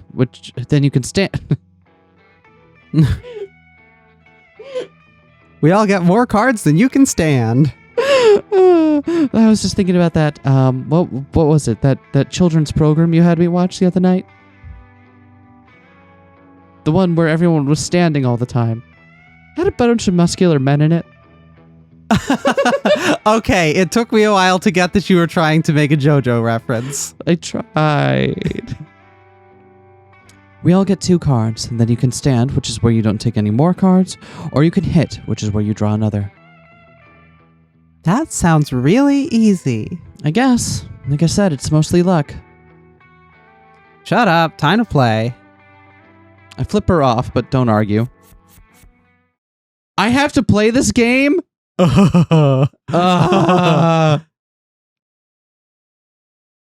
deals us the first hand. I stand while Mariah hits.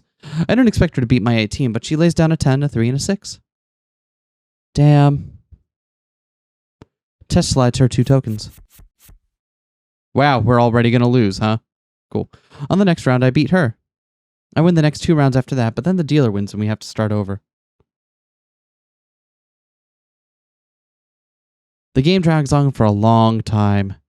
Joseph has fallen asleep, head lolling back over the couch. I know that's not what that word where that word comes from, but imagine if it did. Lol. Lol. Head lolling backwards over the couch. Head lamowing backwards. Head BWLing backwards. Even Marina, who has both her honor and money at stake here, is starting to fidget. Honey, do you need a fidget spinner? Yeah, always. Joseph, I'll give you a 20 if you find Marina a fidget spinner somewhere in this godforsaken city. All right. We've been playing for close to an hour. She doesn't complain at all, though. After a while, even Mariah and I are starting to get annoyed. She sighs and shifts irritatedly while I debate what to do. When she takes her time thinking, I bite down the urge to say something snarky and hurry her along. Once Tess wins again and we're both sitting at 3 pieces each, Mariah wipes her palms and clears her throat. This is taking forever. Yep. But if you're saying we just call it here, the answer is no. No. But let's just go all or nothing. One final hand. Then you won't be able to say I cheated or took advantage of anyone, and I can finally relax with my treasure. I think about it. One more hand, huh? The odds are probably better than if we were to sit here all night. Are they? I don't think that's how statistics works. What are the long-term outcomes for blackjack? Is the house more likely to win the longer the game goes on? I don't remember. But I mean that the odds don't change as the game is played for more rounds, right? Well, the variance may differ, but the odds don't, right? I guess, yeah. Anyway, maybe. I'm not good enough at math to calculate. I mean, unless there's actually, I legit don't know enough about blackjack to know. Yeah, I don't know. I've never really looked into the statistics of gambling or how these games work, so. It would be possible that we're here until the festival comes around if we keep going back and forth like this. I look over at Marina, whose interest has been piqued again.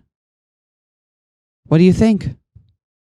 She gives it a long thought, her face betraying nothing. Then she shrugs. I have no idea. Right then. Fine, all or nothing.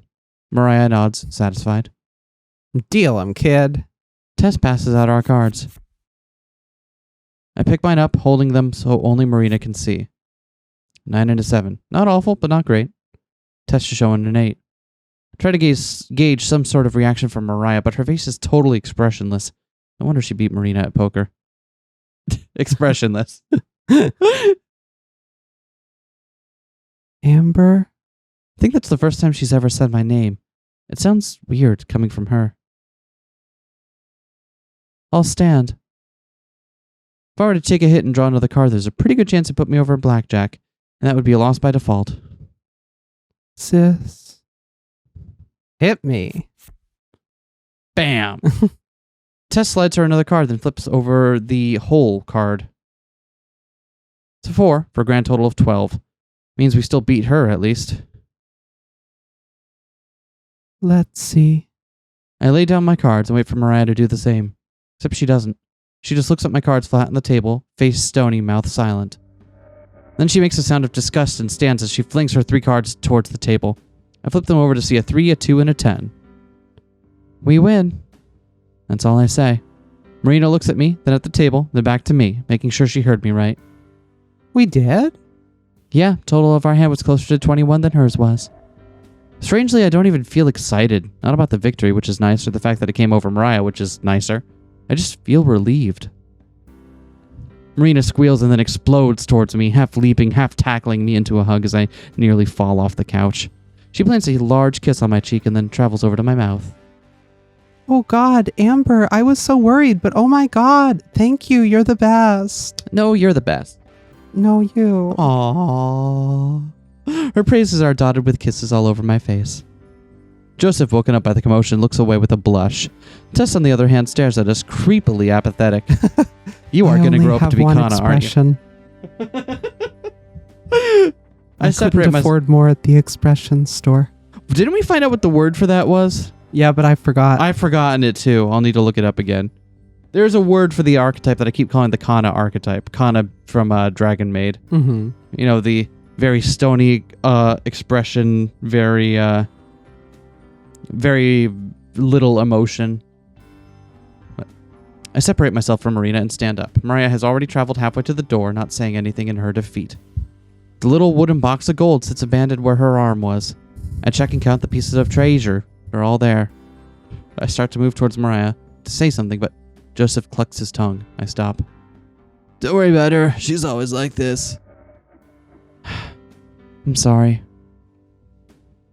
Not sure what else to say. I half shrug, which is hard since Marina still clings to my arm.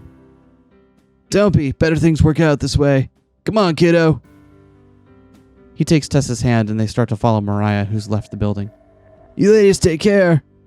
You too.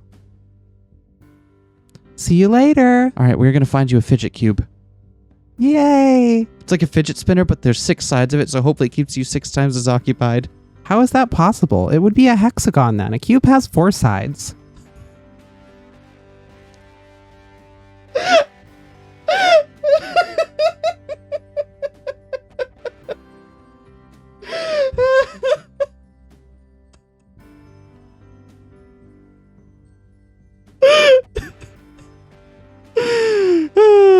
Okay, I'm back. All right. I don't have time to unpack all of that right now. Yeah, you better not. Once they leave, I look down at the mess of chips and cards on the table. Someone will come by and clean them up. Marina tugs on my shirt. When I look at her, she kisses me on the lips again. For the first time today, we say like that for a long time, not caring about how many stares we might be getting. Though it can't be more than 3. I can still taste a faint saltiness from her tears. Feel her lip curve into a smile even before we pull apart. Thank you. Seriously. I know I'm always saying thank you and sorry, but I am sorry that I screw up so much. Don't worry about it. It all worked out, right? Yeah, thanks to the magic of gambling. But only because you were there. When you put it that way. I don't know what I would have done if you weren't. Well, if I wasn't, then you wouldn't be either, you know? I mean it as a joke, but she doesn't laugh. She just leans into me. I know. Then we kiss again. Gay! Gay. Why did you just say out the word gay? I don't know. I just do that sometimes. We must look like perverts just standing in the middle of a casino making out. Ready to get out of Vegas? Definitely. But, one thing first. What's that? Can we get something to eat? Hell yes. I was hoping you'd say that. I saw this Chinese place earlier that smelled amazing. Sound good? Very. Hand in hand, like always, we leave the casino and make the quick walk to the restaurant. I'd come across it while waiting for Marina before. Along the strip, more and more lights are coming on. It's hard to tell that it's getting much darker out because of how much artificial light there is. We get to the restaurant and eat outside on the patio, watching as more and more buildings are illuminated. By the time we're done and back at the RV, Las Vegas has shifted fully from daytime to artificial daytime. Before we buckle in, I pull back all of the curtains. Make sure you get a good spot by the window. You're going to want to see this. It starts slowly, just a few lights in apartment windows coming to life or lonely streetlights flickering on. I drive slowly so as to keep us here longer. Beside me, Marina shifts impatiently but doesn't say anything. By now she knows when I'm being serious. I know she won't be disappointed. As more and more lights flare up across the skyline, I can see Marina shift to get a better view. I smile to myself. This is what I was waiting for. What she was waiting for, even if she didn't know it. The Las Vegas Las Vegas lights up like a forest of Christmas trees, glimmering orange and yellow against the muddy blackness of the night sky. The further away from the heart of the city we get, the more of its gorgeous sprawl we can see. Soon it's so immense that the entire world seems to be awash with forced color. I ignore the signs that'll lead us all the way out of Las Vegas and instead cruise along the streets that'll let us admire for a little bit longer. Marina's head slowly turns with every bend of the road, her gaze magnetically fastened to the city. Skyscrapers zoom by, each one another pillar of light. The casinos, which have gaudier decorations, make an exotic contrast to the mundane office and apartment buildings. Marina drinks it all in like water out here in the desert. Light from the window frames her face, and I remember how I thought of her as angelic back at Zion. Now the world is even more fitting, because of the way her open-mouthed smile enhances the effect. She catches me watching, and, for just a second, the smile is directed at me. Then she turns back to Vegas, which is finally starting to recede as we head out of town. Gay contentment. She's silent until long after it's faded from the rearview mirror. Then she clears her throat and finally looks at me again. We're going back one day, right? Sure, if you want. Maybe in the DLC. Whoa! I can't believe we're getting a DLC. I've always wanted one of those. You ever think about what the DLC campaign for your life would be? No, I haven't. Huh. Huh. Is it having a child? Is that what it is? I don't know. I feel like maybe this metaphor's falling apart. Please read your line. Good, because we didn't even get to do like a nickel. Quarter. A quarter of the super cool stuff we should have done. Oh yeah? Like what? Even if I do live like a gross hermit, I know what Vegas has to offer, but I like seeing her excited. There's always a genuine spark of wonder that's ignited when she is. It might have to do with her lack of experience, but I like to think she'd be the same regardless. I'll have you know you're not a gross hermit, and hermits aren't gross. They're a very friendly frog that kids all across America love. It's not easy being green. Well, there's this pirate stunt show that looks really cool. I heard about another show with fountains and lights that shoots water way up high into the air, and I want to see the one with all the blue men and the percussion stuff. Actually, I legit, at some point, I do want to see Blue Band Group live. Yeah? But, yeah. She spreads her arms far apart and scrunches her face down, giving herself a double chin. I want to try every single buffet in town. That's a lofty goal, Marina. But we're rich now. Have we even gotten this goal appraised yet? Do we know how much this is? I'm not saying it's not good, but I don't think it's live off of forever money. I thump her head and squish her down with the palm of my hand. Nice. And we almost lost all of that in a single day. So you should know how easy it is to blow it. Well, I think it would be romantic. We could rent out a hotel room, order a really nice bottle of wine, and just cuddle by the window and look at the lights. Just cuddle? I think that this version has those scenes removed, so I had to improvise. That's right. When it fades to black, all we do is sit there and stare at each other. Yeah, that's what we'll go with. A wistful look gleams in her eyes as she gazes out the window to the vast desert night, sighing like I just stepped out of the royal carriage and swept her off her feet. Never mind the fact that Marina has probably never tried wine in her life and would spit it out the second it touched her lips. That does really sound nice. Guess I have some high expectations to live up to. I've always had them, but now it feels more official. Now more than ever, I'm obligated to keep her happy and safe. Those thoughts occupy my mind for an hour or so as we traverse the desert highway. Marina's gone back to staring out the window at the barely visible roadside. We pass a sign right off the side of our deserted lane. We're pushing 80, so we almost miss it, but I catch a quick glimpse as we speed by. Nothing special, just a dusty sheet of aluminum with a picture of poppies and 3 words printed on it. Welcome to California. It's gone before I can even process it. Huh. I guess we're in California. It doesn't look like Marina noticed, and why would she? We've passed several state lines and it was never a big deal then. No welcoming party or even a government checkpoint, and that suits me just fine. She hasn't brought up her surprise anymore either, whatever it was. Probably better to just let her forget about that. But that doesn't mean the day is over yet, and the places that geezer would always yak on about may as well be stapled onto my brain. Hey, do you trust me? Her head perks up and she turns away from the window, answering without delay.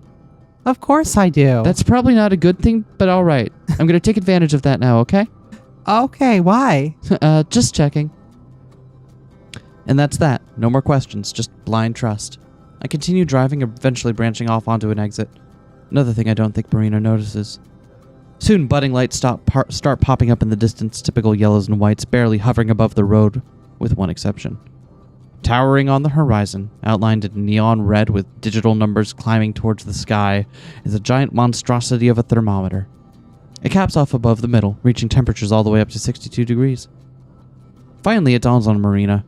Her head twists towards me like an owl, her eyes just as wide as one. Amber, what's going on? She feigns concern at first, but her voice curls up mid-sentence, unable to hide her smile any longer. You said you trust me, right? And I do.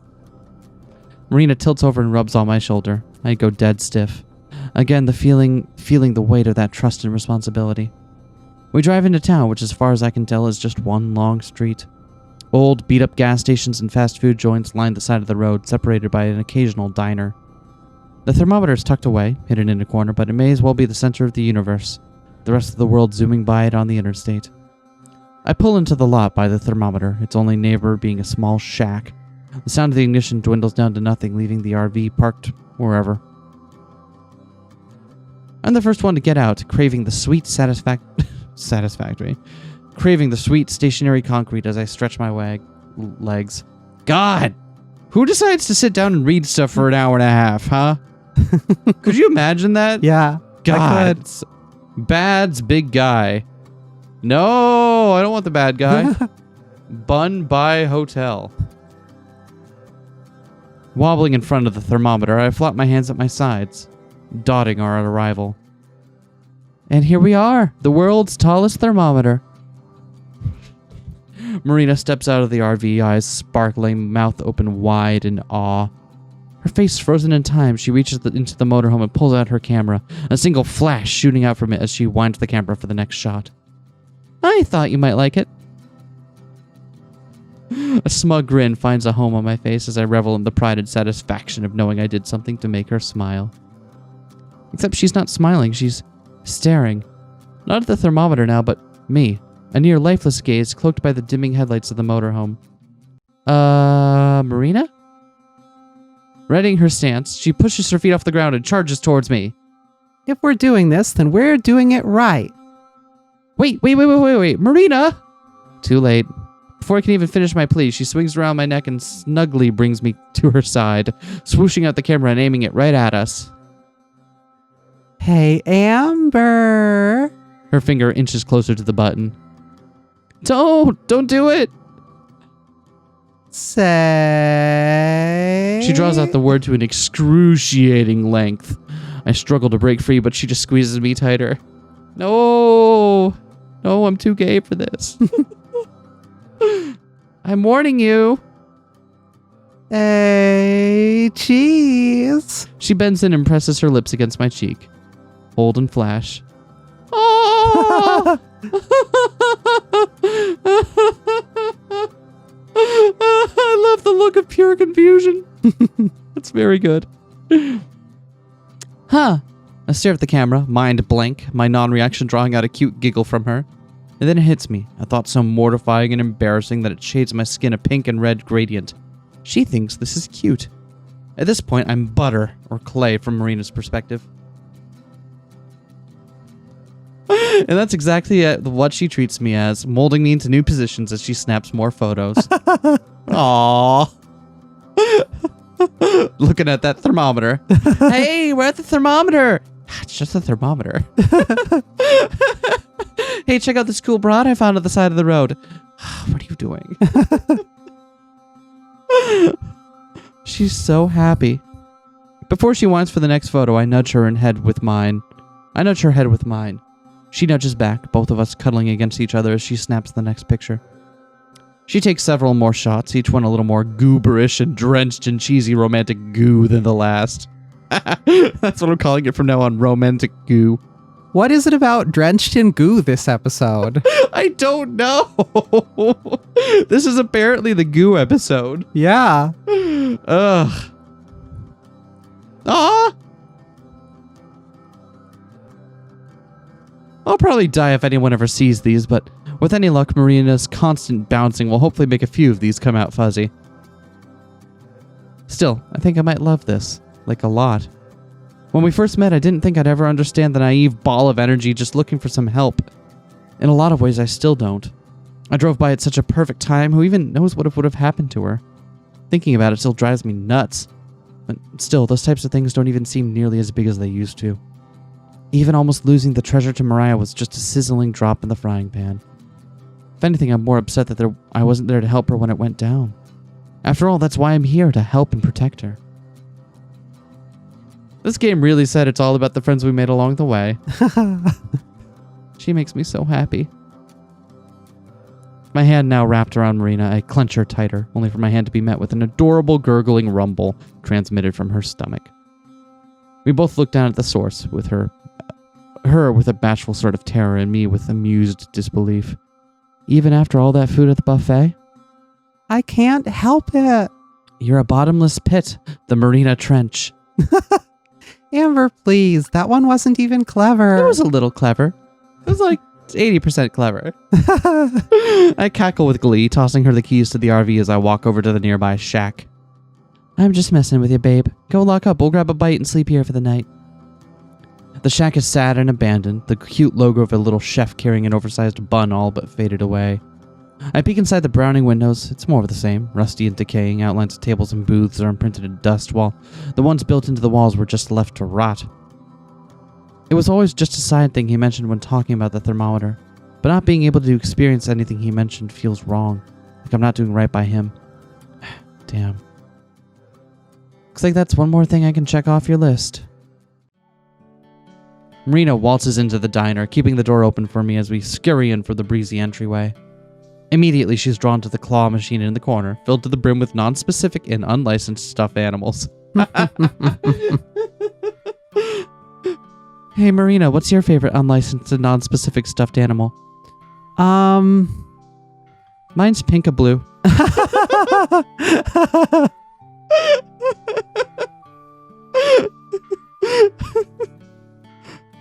Her eyes glitter as she tries to get me to notice the glass box of wonders.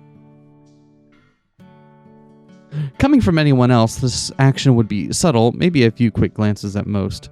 Coming from Marina, not so much. Instead, she repeatedly swings her head in the direction of the machine like she's trying to form a giant crescent moon with her neck.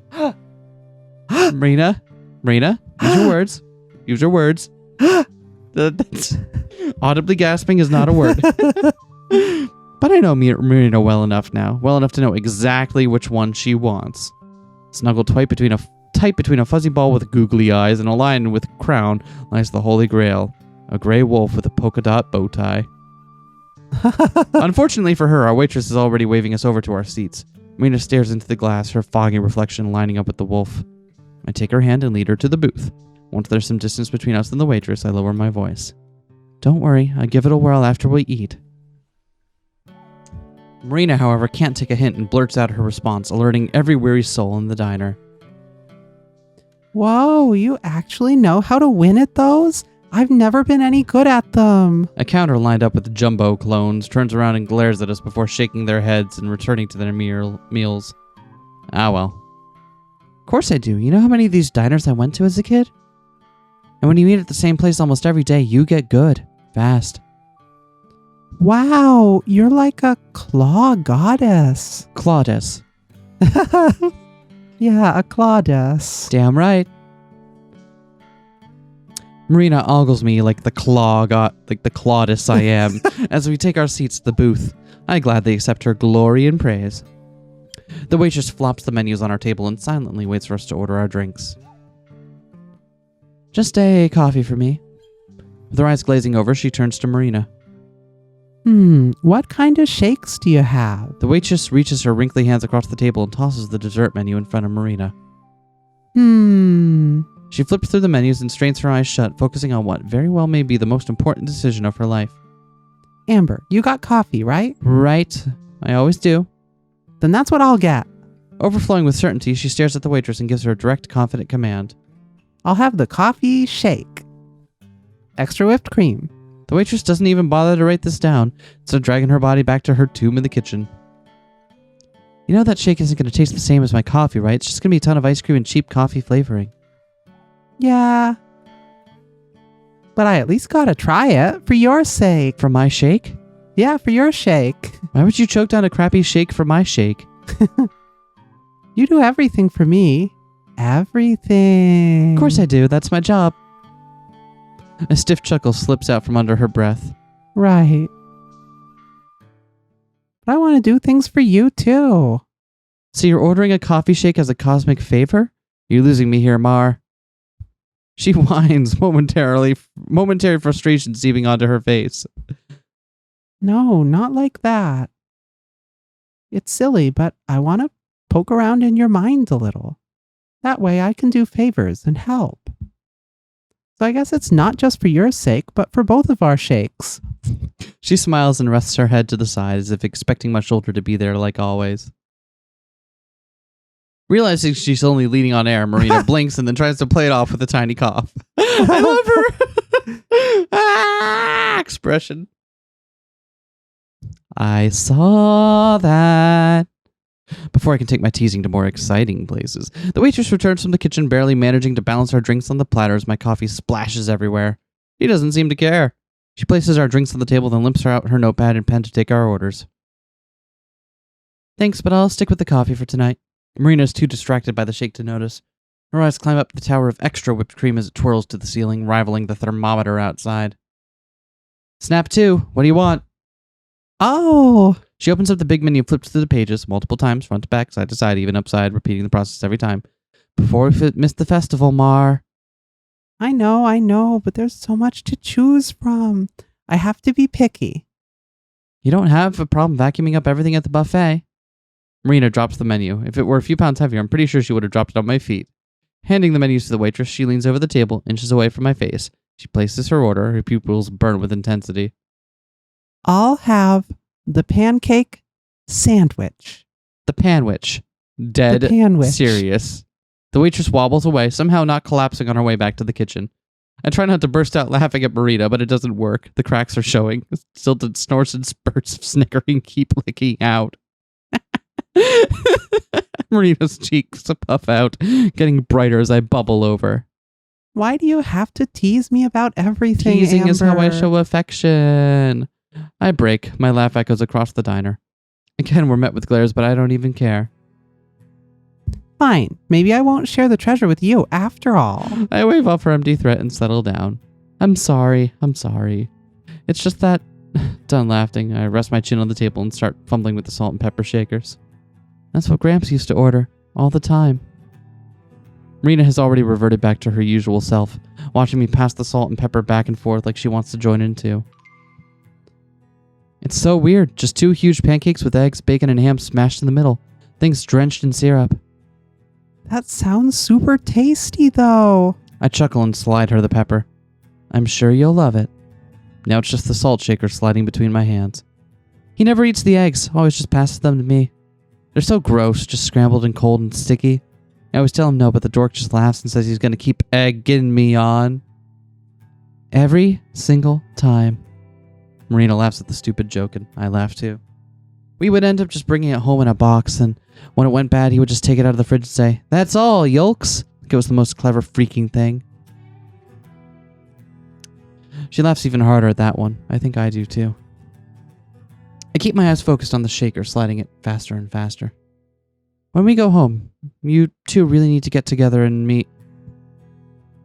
The salt shaker tips on my pinky and topples over, spilling a few grains of salt. Marina is tense but forces a smile anyway. She sighs. We both look down and go silent. I think I'm going to head back to the RV. I get up and reach into my pocket, placing a bill on the table. Amber. Don't worry. I'll be fine. I need some time. Leaving Marina behind me, I walk out of the diner. Blazing hot tears stream down my cheeks as I stumble through the motorhome. I'm choking, and there's nothing I can do to stop it. How could I forget even for only for a second? Am I really that heartless?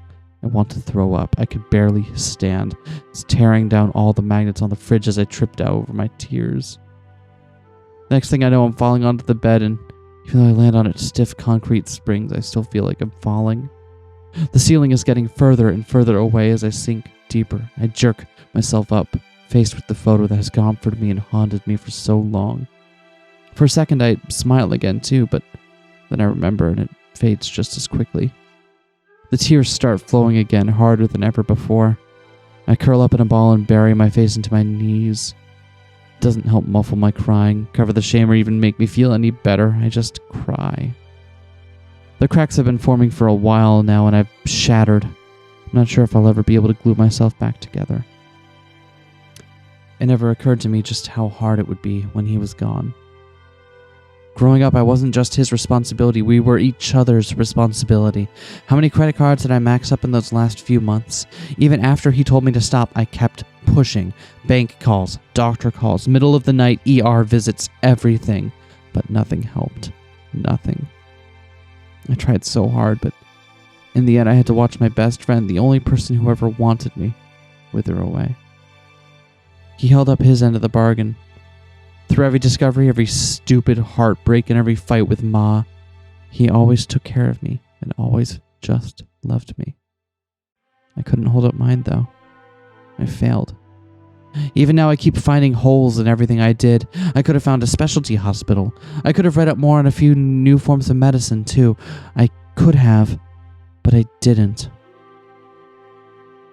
And now he's gone. My pants are damp. They've been soaking up all my tears, but I don't care. I just want my grandpa back. The motorhome door opens and brushes against the outside wall, followed by soft footsteps that creak along the floor. Marina. I try to act quick, sneaking in a few final sniffs before wiping away my tears, but it's no use. They just keep trickling down. She appears in the doorway, and I turn away and drown out the sobbing with my hand. It's so embarrassing. She shouldn't have seen me like this, but I don't think I can muster enough composure to ask her to leave without breaking down. Marina reaches out for me, drenched with worry, but realization sets in and her eyes soften, reflecting a deep sense of genuine empathy and love. Silent, she sits down next to me and wraps her arms around my head before I can squirm away. Cradling me on her lap, she caresses my hair and cheeks with the tips of her fingers. My crying stops as I process it all, feeling nothing but her softness embracing me. Marina begins humming, gentle and breathing. I recognize the song instantly. It's from Gramps' favorite tape. She probably doesn't know the significance behind it. I've never even told her, but she remembered it. After all the times I've looped it, she remembered. The tears come back, but quieter this time. She keeps humming regardless. It's a little choppy, her voice breaking off in some places due to a lack of air, but I adore it all the same. I cry and I cry and I cry, letting myself go for the first time since it happened, all while listening to her hum, hiding in my warm, safe bubble with Marina bundled tight around me. Right now, she's the most important person in the world to me. So much warmth. I don't just feel moved. I feel a resounding sense of something that's even more special than that, and I want to build on it. Turning around, I work my way up and kiss Marina's neck. The humming and caressing stop. This time I move to her collarbone. She winces back, tensing up, and I pull away. For a moment, I feel like crying again, this time out of a different shade of guilt, but Marina looks back at me and smiles. I stare back, but she gives me a short nod and cranes her neck out. Then with a nod of my own, I lean back in, returning to her neck. And then the screen goes black and nothing else happens. Oh, sad, sobbing sex. Boo.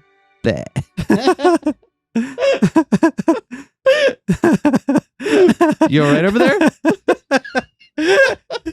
It wasn't. It was pretty funny. Sound off in the comments if it was funny. Like, comment, subscribe if it was funny. Like, comment, subscribe if it wasn't funny. The glow from the half-opened skylight creeps in from above and shines down on a strand of light onto the blanket. It divides the bed in two and slowly spreads across the room, casting off the morning shadows. My palm is warm and sweaty. Moving my fingers reveals my hand is still interlocked with Marina's. She never let go. I turn over and face her. She's still sleeping, curled on her side and laying on her arm, just so she can keep holding my hand. Soft and rhythmic, her breath brushes against my face. If I could, I'd watch her for hours. Trying not to wake her, I unchain my fingers, wiggling them until the numbness sets in and picks away at my sleeping hand. Marina's nose wrinkles and the steady breathing stops. Swallowing, her eyes flutter open and she smiles. The day's first word slips out of her with a yawn. Morning. Sorry, did I wake you up? She snuggles in closer and takes a deep breath, keeping her deep, wide eyes on me. You sleep okay? After the fire wave, Marina seemed unsure for a bit, but when I look at her now, none of that is there anymore. She's completely trusting. It's a little terrifying that I gained that trust so fast, especially since we pivoted around each other for so long. That kind of trust, that kind of responsibility, it's a very special thing. I had it with Gramps, and now Marina has given the same thing to me. From taking her to a gas station, finding treasure, and even fending off weirdos, she's put her trust in me to be responsible for all of it. Sometimes I wonder if I deserve it. Sometimes I have moments where I know I don't. Like when I can't find some lousy treasure, when I'm not around to help her out of a jam, like when nothing I do can save someone no matter how hard I try. Like when I just can't function. Like last night. Marina picks up on my silence. Her expression fades from trust to concern. Something wrong? No, it's all good. I slept fine. I lean over to kiss her forehead, but pull back halfway. Ripping off the blanket, I leap out of bed and stretch. Marina turns a crimson red and eep,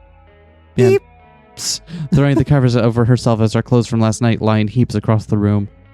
I dig through the cupboard and toss her a change of clothes before slipping into my own and beginning our morning routine. Oh, we're still here, okay.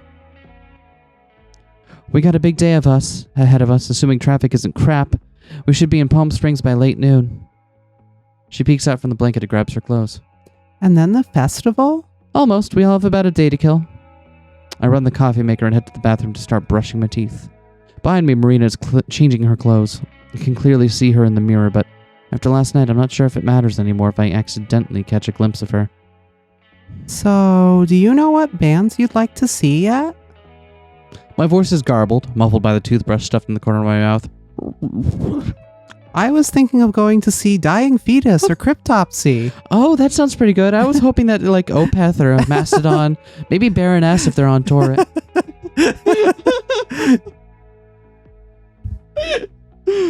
Kinda, I had a few ideas. Spit. Most of which are just bands me and Gramps liked. Actually, this is all gonna be like dad rock bands, right? It's all classic rock stuff. Maybe. Who would still be performing? I don't know. I want to go see Yes. They're still touring. Help me out here. We should look up the lineup later, see if there aren't a few bands you might want to check out. Finished changing, she scoots in behind me, directing our eyes to the mirror as she rests her head on my shoulder. Oh, she does. She knows where her resting place is. It's right there. It's fine. I'll watch whoever you want to watch, Amber. This is your shoulder. It was made for you. I watch the mirror as my face goes blank. Marina nuzzles against my cheek, bringing with her an aching burden that presses down on my entire being. Why does she believe in me so much? Even when I'm such a wreck. The coffee maker beeps, saving me from being crushed by my own thoughts. I rip myself away from her. Anyway, get ready. We're going to hit the road as soon as you're done. I rush to the sink. Steam rises out of the cup as my shaky hand pours the coffee, splattering most of it on the counter. Steadying myself doesn't work. My body won't listen. The burning coffee splashes on my skin as I wrench it to my mouth. It scalds my tongue and blisters down my throat. The pain sizzles all the way to my stomach. I gasp out a short scream, but quickly muffle it with my hand. The tears forming, I turn to make sure Marina didn't hear it over the running water. Once I'm sure, I wipe my eyes. After several sharp breaths, I pour myself another cup. I drag myself to the driver's seat and slam my cup in the holder, then plant my head on the steering wheel. It honks. Having a morning. Yeah, well, I mean, she just sounds like she had the worst night, like she probably, like, in a while, so, yeah. The handles from the bathroom squeak and the sound of water is reduced to a drip. A few moments later, Marina trots down to the motorhome and hops into her seat. I jerk up my head. All set? Yep. But you sure nothing's wrong? Forcing a smile, I turn the key and put the RV into drive. Don't worry, everything's fine. I'm just a little tired. Marina studies me for a few seconds, then shrugs and looks out the window, happily staring at the giant thermometer outside. Woohoo! It's going to thermomet. They call them thermometers, but I've never seen them thermomet. Oh, there it goes. Oh,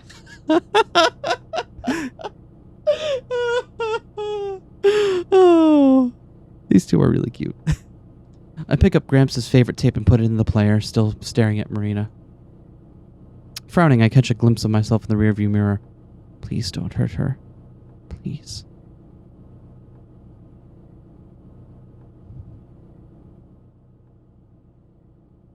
Oh, and it says here that there are giant dinosaur statues just up ahead. Oh, that's great. Everything she's been saying for the past few hours has been zooming right past me. It's not that I don't understand it. I've read that guidebook and she's been pointing to about 1,000 times as a kid, but it's all being drowned out by the music and my constant thinking. The drive hasn't done much to soothe the budding anxiety inside of me. In fact, I'd say it's just made it worse. After 4 states worth of desert and endless stretches of road, it's maddening to see it all get mauled over by overpasses and the slowest, most painful and rage-inducing traffic I've ever seen. With nothing but Gramps' tape to keep me grounded, it's been a battle to not go mental. My eyes keep wandering back to Marina, how we're together, what exactly that means. Her trust, my responsibility. And the more I think about it, the more Oh, wow. Amber, look how white the sand is. It's like snow. Her observations haven't been helping either.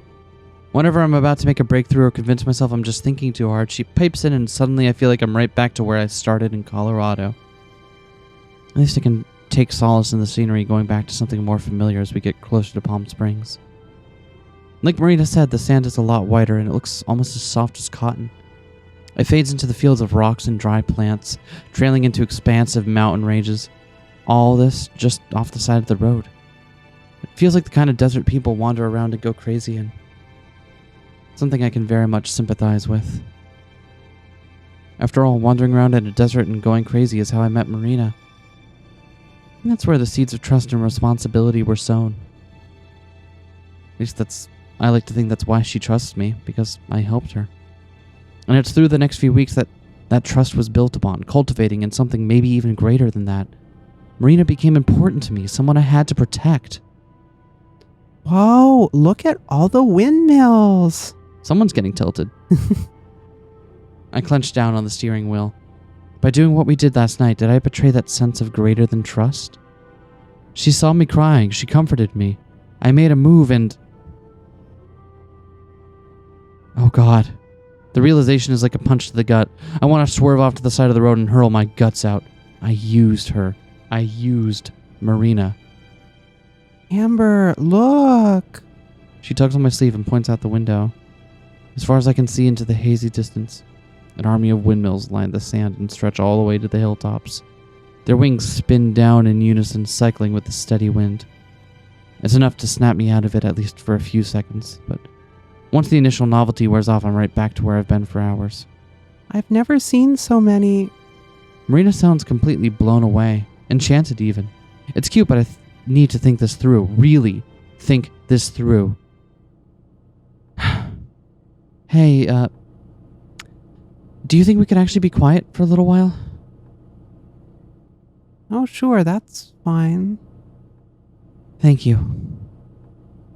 Are you sure you're not going through the terrifying ordeal of being known over there? It No. looks like you're going through the terrifying ordeal of being known. Shh. I imagine her like putting her finger over her face and just like shh. She goes back to looking out the window and swaying to the music. So pure, so innocent. And I took advantage of that. Is that all I've been doing this entire time? Using her to make myself feel better? I don't even want to consider it, but it adds up. I was lonely, I didn't have anyone else. I saw a cute girl and picked her up and consistently used her to curb all that all the while telling myself that I was just helping out and protecting her. And then I convinced myself of more, hoping to forget about the most important person in the world to me. The tape clicks to a stop, jolting me back to reality. I eject it and flip it around, fumbling with the tape as I shove it back into the player and press play. It starts off the same as always, the same static, the same first note, everything. But soon the audio starts to slip, like someone is sliding on the tape. The music jarbles into something distorted and ugly, speeding up, slowing down, and going backwards all at once. I frantically push the eject button over and over, but it's too late. The deck spits out the tape, a string of tattered ribbon tangled around it. Marina is too captivated by something outside to notice what happened, but I feel all of it.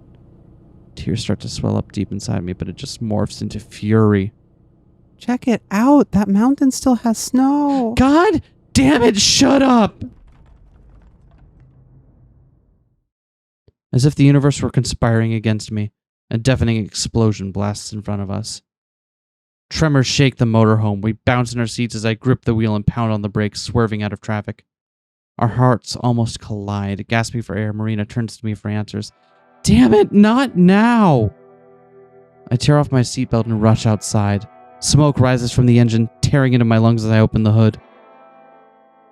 Shit! Marina runs to my side, waving away the smoke. Her jaw drops. Oh my god, what happened? What do you think happened? The engine blew! I punt the bumper. Leaves a small dent like my numb foot is made of steel. What? But how? How the hell would I know? She flinches back but manages to put on a hopeful smile.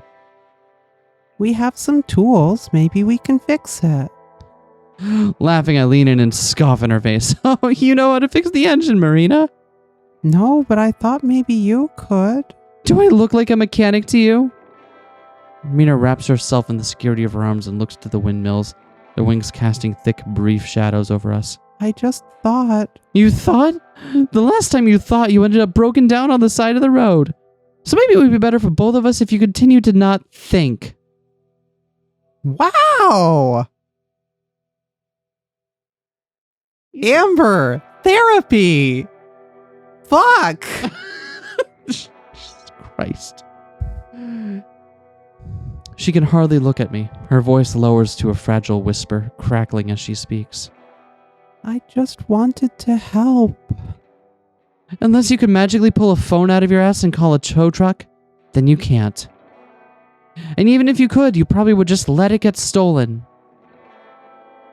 No response. You want to make yourself useful? Go back in the RV. Marina keeps her eyes to the ground. Without saying another word, she slinks back to her seat. I sigh and space myself out in front of the motorhome, waving my hands back and forth as cars speed by, ignoring my signal. Even I can't follow my own stupid advice. Yeah, all right. I understand. Thank you. Untangling the cord, I set the phone down and sit on the bed, then sigh into my hands. Hotel sheets are surprisingly soft, and a lot softer than the stiff rags I've been sleeping on lately. Downtown Palm Springs, a 5-star hotel. We were lucky they had a vacancy, let alone checked us in this late. Of course, the nugget of gold can go a long way in the art of persuasion. I would have sprung for a cheap motel, but every place has no vacancy signs lit up, and, well, I guess I just wanted to pamper Marina one last time. Especially after earlier. Especially before what I'm about to do. The door Bathroom door creaks open. Marina walks onto the carpet, her hair still damp and stringy. Noticing me, she stares down, avoiding eye contact. I do the same, letting silence overtake the room until one of us is forced to say something.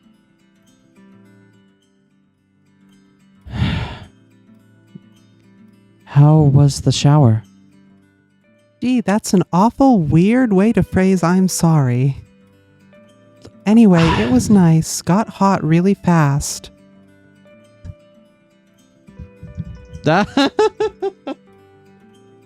Well, that ruined the mood. The room goes silent again. Neither of us can look at the other, but we're both stuck, trapped until one of us can get past the awkwardness. Marina is the first to look up.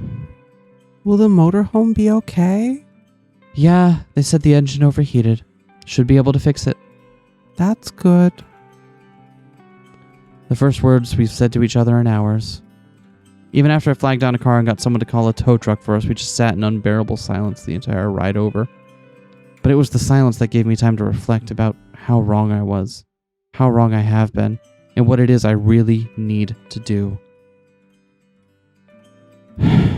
I'm sorry about yelling at you earlier. I was angry. Yeah, at myself. I shouldn't have taken that out on you. I was being annoying. I should have stopped talking when you asked me to. No. You've never done anything wrong. It's always been me. Always. Don't be so dramatic. She feels her arm over her forehead and falls dead onto my shoulder. Everyone gets mad sometimes. Don't beat yourself up over it. I shake my head and pull away. It's not about getting mad. It's that I didn't live up to my end of the bargain. Again. Amber? I look at the curtains and sigh. We're not missing anything, just an ugly view of the parking lot. I just got off the phone. I bought a bus ticket home for you, one way. Huh? The cab should be here 10:30 tomorrow morning to take you to the station. Marina shakes out a stilted laugh. She's not smiling, though. You're just teasing me again, right? I ignore her and continue. You can call your parents with the phone. I don't mind paying the extra charge. You're serious? Bug-eyed, Marina freezes, the truth slowly setting in. But what about the festival, the treasure? She snaps back, desperate to find some kind of rope to pull me back in. You can keep it. You can keep all of it. I don't care. I'll go to the festival, go home, get a job. Just pay everything off that way. Right. How it should have been to begin with, when this trip was just about Gramps and not me. I don't care how long it takes. I owe him and Marina that much. Marina sniffles. The tears are starting to leak out, but she braces herself, trying to remain strong. Then what about us? What about it? I feel like I just ripped my heart in half. For Marina, it looks like her entire world has been nuked. It makes me want to hug her, to hush her and tell her over and over that I didn't mean it, that she can always count on me, but I can't. Why? It doesn't matter. Tell me. I said no. Why not? Because you wouldn't understand it. Look, you'll be fine. Just keep your head down. Don't talk to any... Stop treating me like a fucking child. Angry tears streak down her face. Through heavy breathing, she recoils, shocked by her own words. I didn't mean... She steps closer and strokes my cheek, turning my face to hers as I try to hide my watery eyes. Amber, please, don't do this. I love you. Please stop. Don't make this harder. How can I understand if you don't tell me? She barely manages to speak, the tears now in free fall. She chokes out the words. Let me help. I squeeze my hand into a fist, tripping back as I back away to the door. I'm sorry. Amber. Her knees buckle and she crumples to the ground, bawling as she squeaks out another plea. Stop. I am sorry. I throw open the door and sprint down the hallway, leaving Marina sobbing as I wipe away tears of my own. I'm sorry.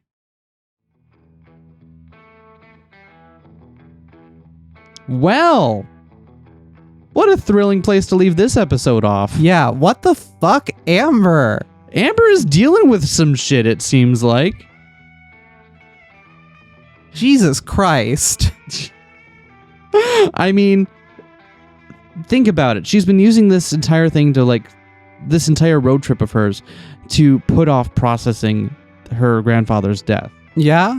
So it was only a matter of time before that caught up with her. Mm-hmm. Still, what the fuck, Amber? Anyway, join us next time for more What the Fuck, Amber.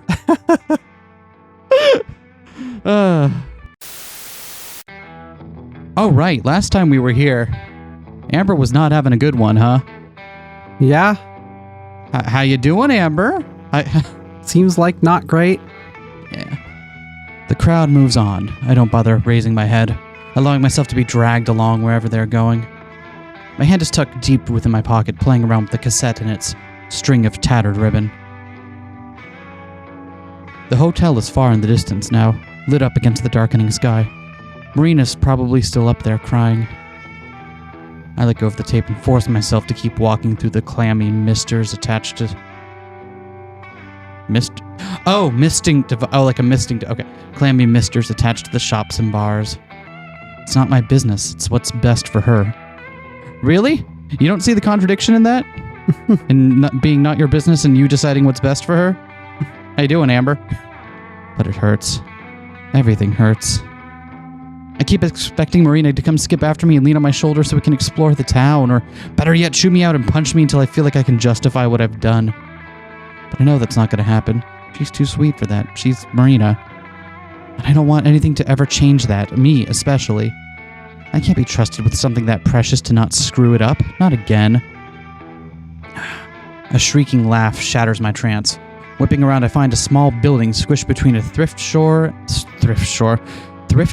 and a pawn shop. Thrift shore. That's where we're at. I pull off to the side and peek in, wanting nothing more than to forget about everything. It's smaller than the RV, the entire middle dedicated to 4 mismatched bars set up in a square, surrounded by cheesy island decor and streamers hanging from the ceiling. Under it all, a legion of girls. Girls. Tall girls, girly girls. Red girls, blue girls. 1 girls, 2 girls.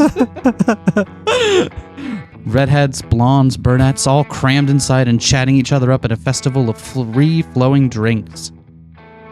Oh, I can see myself blush in real time thanks to the window.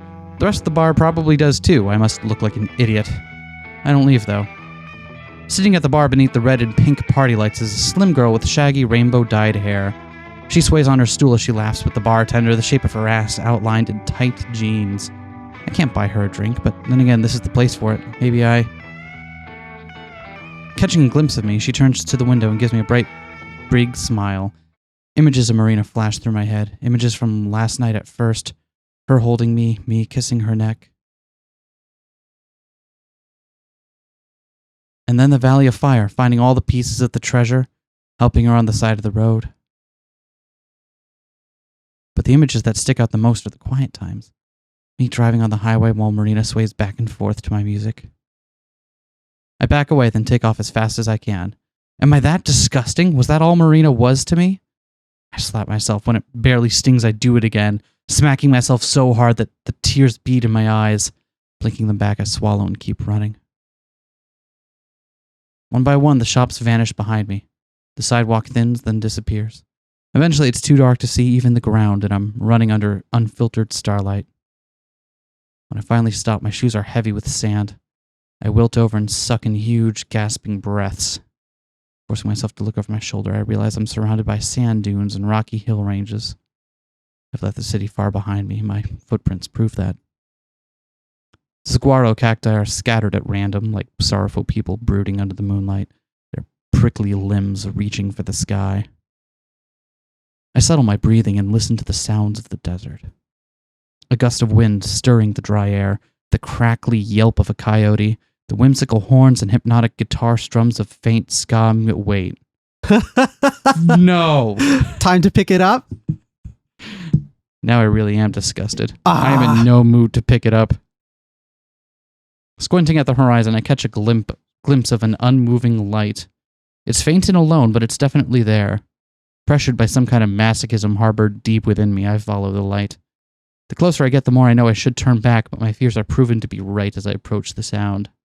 A black motorhome with stripes just as hideous as the music blasting from it. Wow, rude!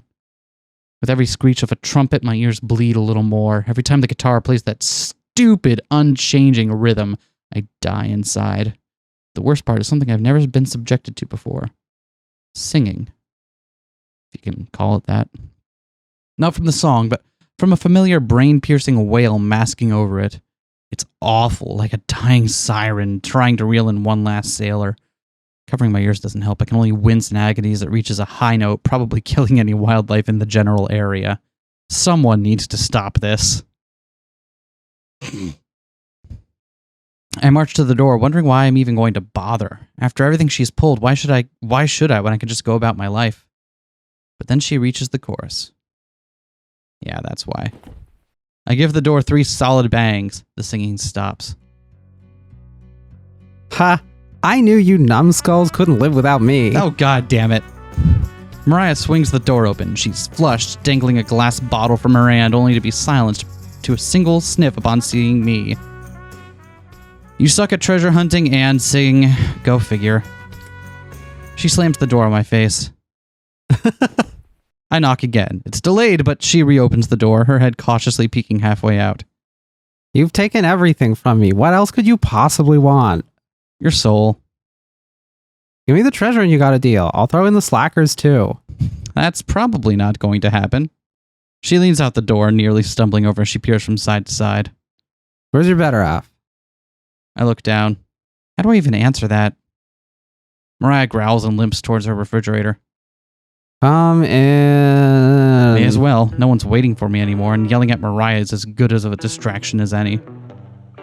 I climb in. My nose is instantly assaulted with the smell of rancid beer and whiskey and vodka. There might even be traces of a skunk. No. You're thinking of skanking. Common misconception. Indeed. I decide to breathe through my mouth. The couch and the cot are both empty. No lackeys to feed into Mariah's delusions tonight. Where are the other 2? Head into the depths of her fridge, Mariah only snorts. Tess wanted to see some stupid walk of fame, so Joe took her. Palm Springs has a walk of fame? According to the squirt. She leans back out of the fridge. How old are you? 19. Why? Close enough. Drink. With a loose throw that I actually that I actually have to dive for, she tosses me a bottle. Yeet! The print is in Spanish, carved into the thick glass just above the label. I try pronouncing it, but it comes out sounding depressingly American. You should be worshipping me. That's the good stuff. I'm ecstatic. I think she's too far gone to notice the flatness in my voice. Even if she did, I doubt she'd care, with something resembling happiness on her face as she cradles half a dozen or so bottles to the couch. You gonna drink all that? Haven't you had enough? Go die. You stole my equipment and my treasure. I'm not letting you steal my 40 ounces to freedom. You stole her car! What? The 2 are not the same! I shrug and flop down beside her. Mariah drunkenly reaches for the remote, misses it twice, then switches off the music and hurls the remote across the room. I love Amber's, I love both of them. Neither of them are happy to be here. Finally, thank you. I hate ska. Mariah snarls at me like a toothless piranha. It's reggae, you uncultured brat. She slumps back down. The ska's okay too. Uncultured? You were the one who wanted to blow up Ship Rock. It was a suggestion. A suggestion. I don't have nearly enough TNT for that. The fact that you even have it is what bothers me. Whatever. At least I know what I listen to is good, unlike whatever you're into. Oh, I can assure you what I listen to is better than ska. Reggae. Jazz fusion, new age, world music, all better than your circus noise. You actually like that hippy-dippy crap? What Volkswagen did you fall out of? The one that hit your mother when she was pregnant with you, apparently. We both click our tongues.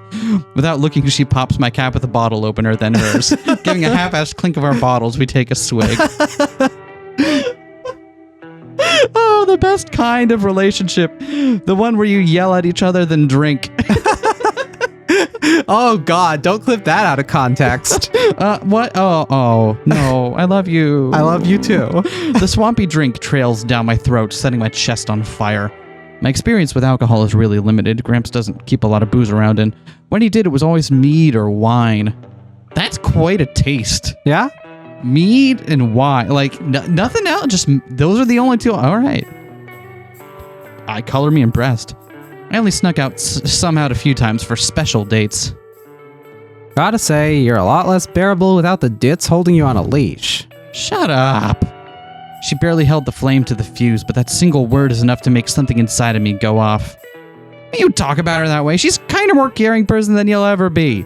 Mariah scrunches her nose like my outburst didn't make any sense to her dumb, drunk face. That's not a very high bar. She's not wrong, but shouldn't she have at least tried defending herself? I groaned and let my blood simmer down, but not before spitting out one more shot of venom.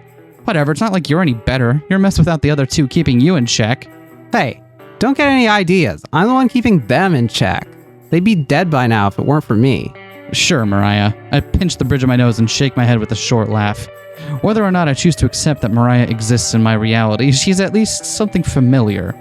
Comforting probably isn't the right word for it, but she's someone to talk to. Why are you here anyway? Who even knows? It feels like you were summoned here by some cosmic need for this particular scene to happen. Do you ever feel like you get pulled around by the strings of fate to go to, like, from one vantage point to the next? Every day. Yeah, me too. Joe mentioned something about a music orgy thing. Music orgy? You mean the festival? Yeah, that.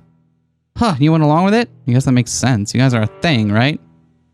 Building up from a bunch of snorts, Mariah bursts out laughing. Me and that slacker wouldn't be a thing if the planets collided, wiping out everything, formed a megaplanet, and we had to repopulate. Why do I get the feeling that this exact scenario has played out in her journal multiple times? Besides, there's more important things to focus on. Or at least, She looks at the drawer again, then glares at me. there were. I hide the temptation to laugh in her face and take another gulp. So nothing, huh? You grow up with someone and don't feel the tiniest thing for them? Huh? She takes another swig, but this time just gives the wall a dry, blank stare. If he's still single in 10 years, maybe I'll marry him out of pity. I bet she'd marry the treasure in a heartbeat, though. Probably do more than just marry it. Oh yeah.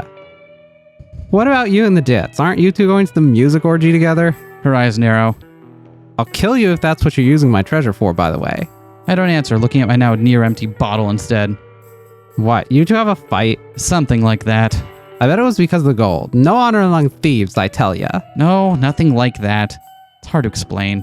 Well, I don't really care, but go ahead and moan if you want. It's not any different than what you usually do. I look at Mariah. She doesn't seem particularly interested in downing more beers than anything. She's a maniac that has always been and still is abundantly clear. She probably would tear apart the entire Southwest if left unattended. Hell, maybe even the entire nation. She's no Joe. No way she could hold up an actual conversation. No way she could accidentally offer some good advice. No way she feels any sympathy. Still, I feel like I can vent to her. Oh no! You're red? You can't vent? That's pretty darn sus, Amber.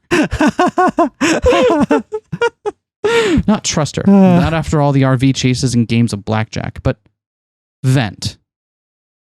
She doesn't care, but maybe that's what makes it so appealing. I stay silent and stare at the ceiling, mulling over everything that's happened, searching for the right words I can't even give to Marina. Not that I don't care. Not that I'm willing to wait all night so you can steal my time, too. Just give me a minute. I'm not really used to this. Taking a deep breath, I look past Mariah, unwilling to let her see my shame. The single shred of pride I have left snaps, and I let all the weakness come fumbling out. I met Marina a little after my grandpa died. He was... My chest tightens. He was my best friend. My parents didn't want me, but he did. He raised me in that motorhome. He didn't have to, but he took care of me anyway. Mariah sips at her beer, listening in silence. No smarmy remarks or deluded rambling. So when I was a kid, I decided I was going to take care of him too. Gratitude, you know? Gratitude for a lot of things. His love, his acceptance, the music. I stifle a laugh. God, the music. The goof could sprout random trivia about the weirdest music bands you've never even heard of, but I loved it, and I loved him. It sounds dumb. A little girl feeling responsible for some full-grown geezer. I didn't care, though. I wanted to prove how much he meant to me. And that's how it worked for the longest time. But then he got sick. I funneled down the beer and searched for another one. Mariah shoves her hand in front of me and pops up off the cap, right as the next cycle of heartbreak starts closing in. I whisk back the bottle and force it down. Soapy foam rushes to the top and spills over as I pull it back. Mariah only shrugs. That festival? He was the one who bought those tickets. It was going to be our trip. That didn't happen. I failed at my job, but I could at least take the trip for him and try to make up for it. And then I met Marina. A smile slips onto my face. Despite everything, even just saying her name makes me feel cheerful. She really was cute and needed a ride, not to mention oblivious. Maybe it was just instinct, but I wasn't going to let someone so innocent fend for themselves in the desert. I didn't plan on sticking around for long, but when we found the first part of the treasure, I don't know. I told myself I was going to stick with her because I had to pay off Gramps' hospital bills and funeral. But the truth is, I stuck with her because I felt like it was a second chance. I could do some good, help and protect someone who really needed it. And the closer I got with Marina, the more I felt like she was my responsibility. But even more than that, when I was with her, my voice cracks, trembling under the weight of my words. I was happy. It was like Gramps was never even gone. And then I remembered that he was, and I completely shut down. Maria tried comforting me, but I just took advantage of her. When I woke up, I realized that's what I've been doing this entire time. I was never protecting her. I was just using her to cope with Gramps. So I bought her a ticket home. She yelled and cried, but I did it anyway. I didn't just fail Gramps. I made this trip about me, and I hurt Marina. I don't deserve to be happy, and I don't deserve her. Soaking in the silence, I blink away an annoying, watery speck in my eye and fight back a few sniffles. You done? Yeah. Mariah polishes off the rest of her drink and slams it down, rattling the other empty bottles on the table.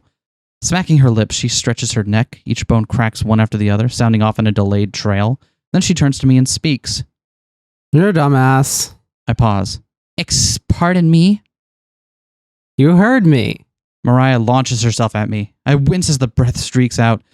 The smell was bad before, but now it's like she's rinsed her mouth with whiskey. God, you pissed me off. A growl emerges from deep within her throat as she looks me over. Then, as if acting on simple instinctive desire, she delivers a stiff smack to the back of my head. For a split second, everything is fuzzy white. The infuriating image of a snarling Mariah greets me as my vision fades back, partnered with an even more infuriating throbbing. Ow! What the hell? Why are you hitting me? I just spilled my guts out to your jerk. Shut up. I'm talking now. Mariah stumbles off the couch, gripping the table for support. Her face is darkened by several shades of red since I've gotten here. Listen here, thief. Dad is dead is dead.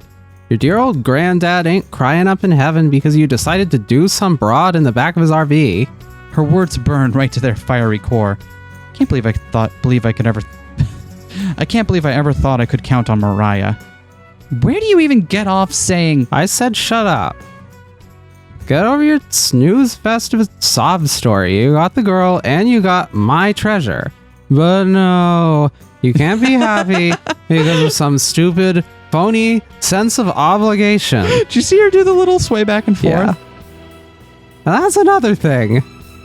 Her voice gets louder as her words get sloppier, slipping and sliding over each other. I couldn't get a word in even if I tried.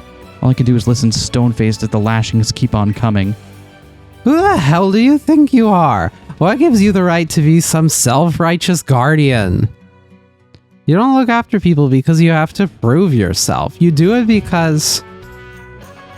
She stops and scratches her head. I lean in, my breath frozen by anticipation as she tries to decode her own logic. Because you just do, okay?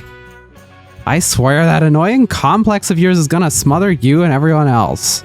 Mariah grabs another bottle and swings it straight down on the sharp corner of the table. The cap somersaults through the air. By the time it lands, she's already chugged most of it. But I used her.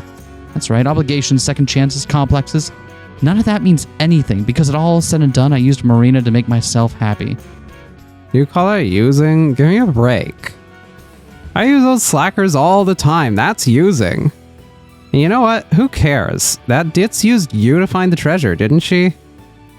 Hell, if anything, you probably don't use her enough. I'd feel like a real jackass if some dumbass were coddling me all the time and all I could do is sit there. People use people all the time. That's what makes them family. Mariah takes one last swig of her beer, then with a glint of sadness in her eyes, stares into the empty bottle. So if you're gonna hate yourself, find a reason that doesn't suck. Her face murks from red to a sickly green. The bottle falls from her hand onto the floor as she rocks side to side like a sailor that's lost their sea legs. Hey, you don't look so good. For a quick moment, Mariah's cheeks blowed out, then just as quickly, she swallows. I'm fine. Just need to drink it off. She wobbles back to the couch and collapses next to me. Neither of us speak. Mariah groans, holding her stomach as she feels around for the bottle opener. Look at the pile of empty bottles building up on the table. What happened to not caring? I don't. I just prefer my treasure not being in the filthy hands of an idiot. Did I just get chewed out by Mariah? Even worse, did some of it actually make sense, or is that just the booze? Unable to spare the energy to lean forward, she stretches her arm way out for another beer, but I catch it just in time to grab a hold of her hand. You need to quit. I've had way too much. Eat me. She slaps my hand away and snags 2 more beers, shoving one of them into my stomach. You're an idiot. But whether or not you want to keep being one is up to you. I don't know. I need to think about it. Mariah rolls her eyes. Dumbass. Nothing she says burns anymore. Now it only stings with the acidity of truth. Getting over it, letting Marina in, really letting her in. It's just not that easy. It's never been that easy, but if I don't... Putting my hand on my thigh, I squeeze the outline of the cassette. Mariah raises out her beer and grunts. Sighing, I raise up mine and we clank them together. Jerk ass.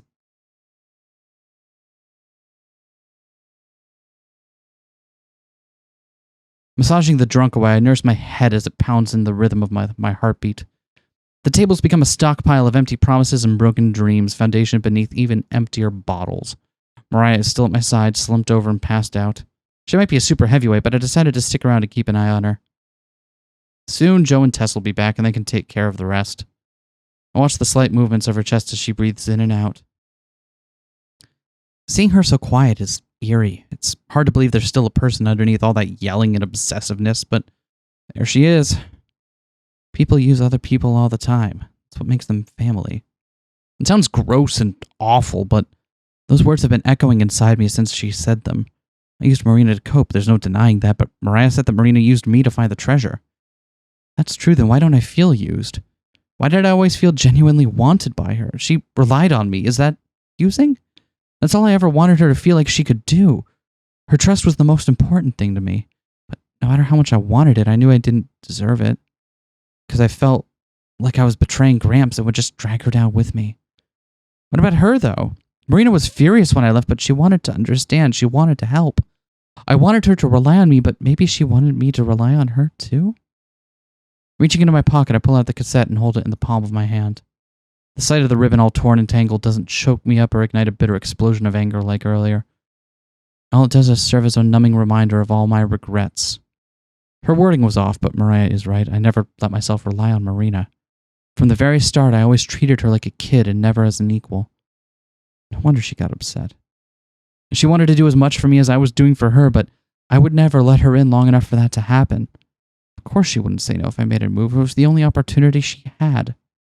If I go back as I am now, things will never get better. I'll just keep treating Marina like a kid, never letting her in, and she'll just smile and bear it until she explodes like earlier.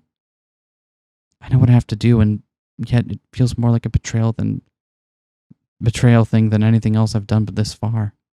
But if I don't do it, then I can never truly hope to do right by Marina. I staggered my feet. Turning around to take one last look at Mariah before deciding to take off her bandana and lay her out on her side.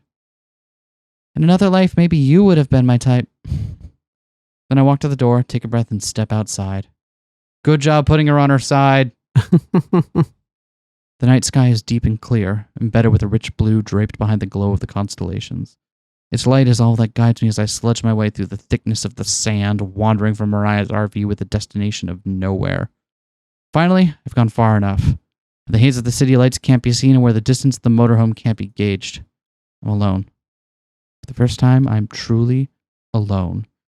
Free from the treasure, free from the festival, free from the responsibility, free from even Marina. Sitting down, I sink into the sand and look at the stars. Remember that time in Wyoming when we camped out on the Great Plains? The whole sleeping under the stars thing seemed like the coolest idea ever to little me. You were so excited to teach me about the constellations. It didn't matter that you sucked at astronomy, you just kept mislabeling them. Make sure to read up on them later, by the way. That was the Big Dipper, not Howe's guitar. Oh, a Yes fan. But that's okay. I still got a kick out of it. Besides, that's not the type of thing I expected to learn from you anyway. What I really remember is that trip was the s'mores. Pretty sure you only liked them burned because you were so old. Really stuck with me, though. Can't have s'mores any other way now. I think I may have converted someone else to the burned side, too. She has a huge sweet tooth, though, so I shouldn't be too surprised. Still, it made me really happy when she said she liked it. I stare down and pet the cassette, feeling my thumbs over its holes and brown blotches and stains. I think you'd like her a lot. She's a sweetheart, always cheery and nice, and even when she really shouldn't be. Don't know how she does it, but she can somehow deal with me and my moods. It's her first time ever leaving home, and it shows. I worry about her a lot. Kind of like how I worried about you. And I like how I still do. A tear drips onto the cassette. I didn't even notice it trail down my cheek or the rest. Maybe I got attached too easily and really did use her, but I don't want to leave. I love her so much. And I want to prove I'm worth loving, too. Would you hate me? Would I be letting you down if I decided to be happy instead? I gaze back up at the sky through my blurry vision. The stars don't answer back, they just keep twinkling. I lower my head. The cassette feels like a lifeless, dead weight in my palm. My breath shakes and the next words slip out in a whimper. I'm sorry. I dig my fingers into the ground, scraping away the sand as sharp grains nudge between my nails. A shallow hole forms, a pile of dirt laying next to it. I can barely stomach looking at the cassette as I lay it down in its grave. I glance away as I slide the dirt back over the hole. When I look back, a corner still sticks out, only partially buried. It's reaching out, grasping for me. I cover my eyes and pinch away the tears. It's still there. It will always be there. But now I don't have to acknowledge it. I'm sorry. I'm sorry. Having a normal one, Amber? Yeah.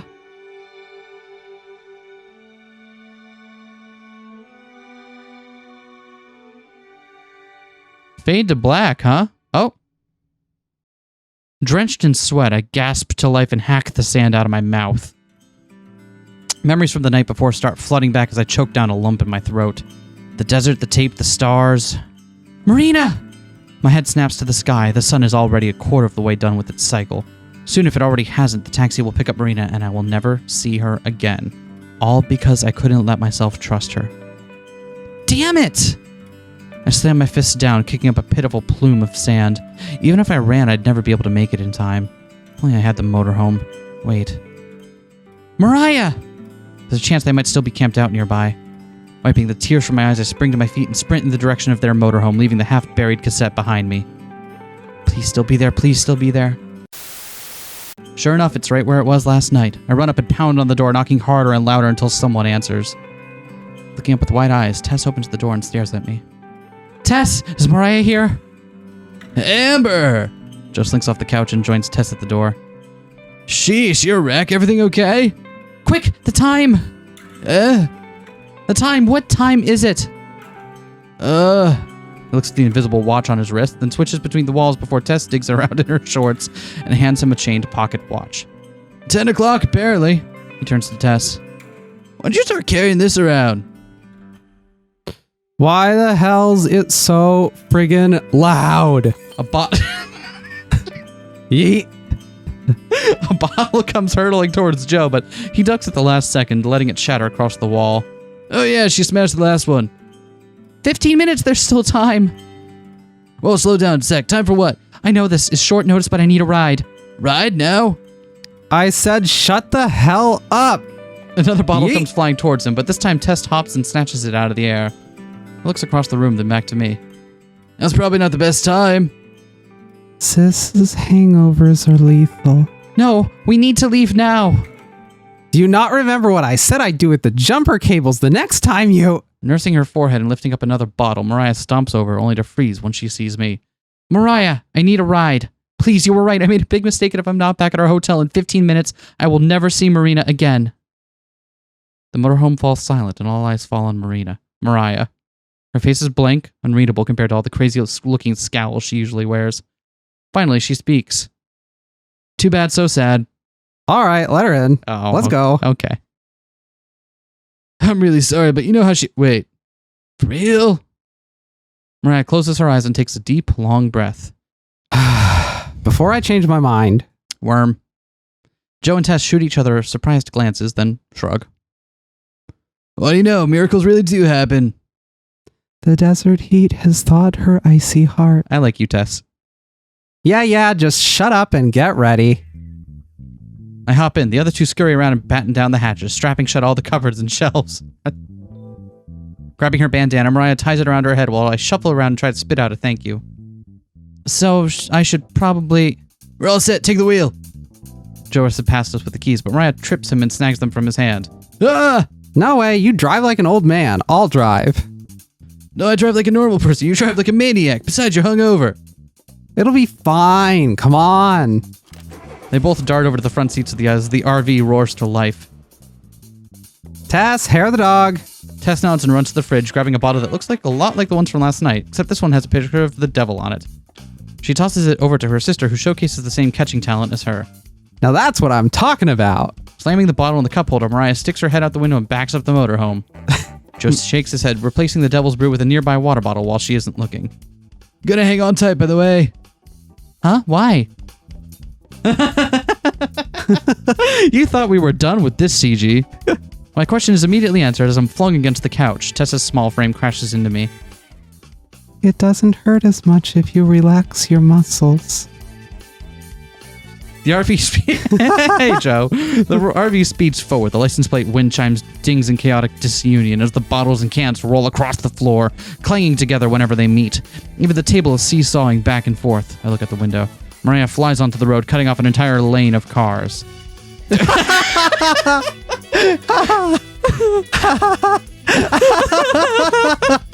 Oh. Man down. Man down. The RV hits the ground and bounces. I manage to keep my head from bashing the cot above me, but Tess lets herself get tossed around, rolling across the floor with the trash. So where exactly am I going? The hotel downtown. You'd have to be stupid to miss it. Remember who you're talking to here. Hotel, you didn't spend any of my treasure on that, did you? Mariah glares back at me, oblivious to everything else on the other side of the windshield. Might have used a nugget to bribe the manager. What? I'll kill you. Save the catfight for later. There are more important things to focus on right now. Right to the road. The road will always be there, Joe. My treasure won't. The treasure or our lives? I think everyone here already knows the answer to that one.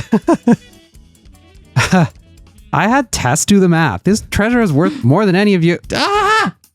A big rig comes speeding towards us, blasting its deafening horn. Watch out!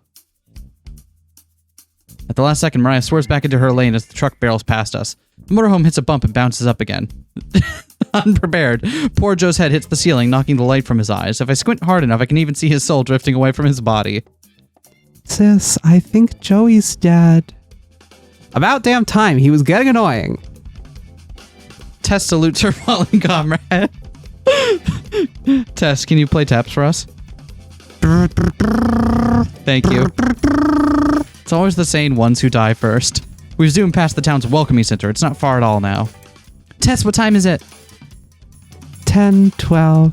I grip my teeth and glare out the window. Please still be there. Please still be there. Downtown comes into view with a strip of familiar stores and restaurants start forming. Mariah races down the street, ignoring all traffic lights and pedestrians as people leap out of the way and cars break into other lanes. We're almost there. Get ready. The hotel looms just up ahead. Through the windshield, I can see Marina holding onto a small suitcase as she prepares to step into the cab. I leap to the door and swing it open. Wind rushes through my hair. The motorhome is slowing down, but I don't care. The hell are you doing? Wow, Combat badass. I launch myself onto the street, tumbling across the burning concrete as the road tears against my skin. Immediately, I spring back up and dart towards Marina. Mariah screeches to a halt in the middle of the street, blocking anyone from driving through. The three of them hop out, Joe clutching his head as he stumbles out the door. Amber? Before she can get another word, I grab her by the waist and throw my lips against hers. She pulls herself away and glares at me through her puffy red eyes. I plant my hands on her shoulders and steady myself as the tears stream down my face. I'm sorry. I am so sorry. Marina freezes, then she slowly softens from a glare to a strain. I catch a lump building in her throat, too. I thought you weren't coming back. I know. I was such a bitch. I didn't mean any of it. I love you so much. I just didn't want to hurt you. What? How could you ever hurt me? I was scared. The tears don't stop. The crying gets louder. I was afraid I was using you because I didn't have Gramps anymore. I lost my family. I always wanted to help you, but I thought I might be the one who really needs help. Marina can't hold it back any longer and starts bawling in my arms, hugging me tight as she possibly can. Dummy, I'm your new family. I don't care if you use me. I love you. I love you too. This time we both move in for the kiss, the two blubbering idiots trying to prove just how much the other means. Not sure if it's her tears I'm tasting or mine, but I can still make out the soft sweetness of her lips regardless. Also, when did you dye your hair trans flag colors? It's funny. This entire time I thought I was the nucleus of it all, that I was the one helping her, using her. But as cheesy as it sounds, I think Marina has always been the one helping me from the very beginning. Through the kissing, I catch a glimpse of the trio, Joe covering Tess's eyes as he slips Mariah a bill.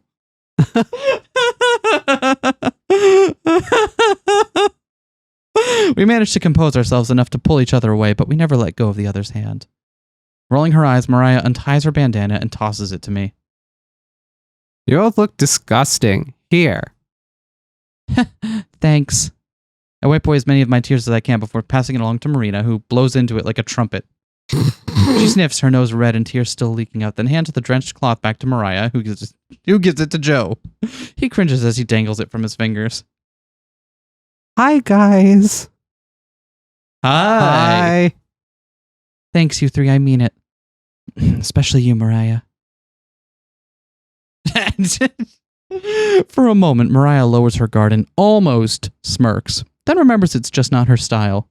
Whatever, that doesn't make us cool or anything. I still despise you. It's true. Yeah, she hates your guts. I wouldn't have it any other way. Marina giggles and I bring her in closer, then suddenly I remember something. Oh! I bend over and dig through Marina's suitcase, bringing out a single gold nugget and passing it to Mariah. Figured yours was getting lonely. Mariah stares at her hand, the other two gathering around her. How about that? You ended up getting the treasure after all, Mariah. It seems bigger than the one we have. Finally defeated, Mariah looks up and sighs. I guess we can probably pawn it off somewhere. She walks back to her motorhome, waving along the other two.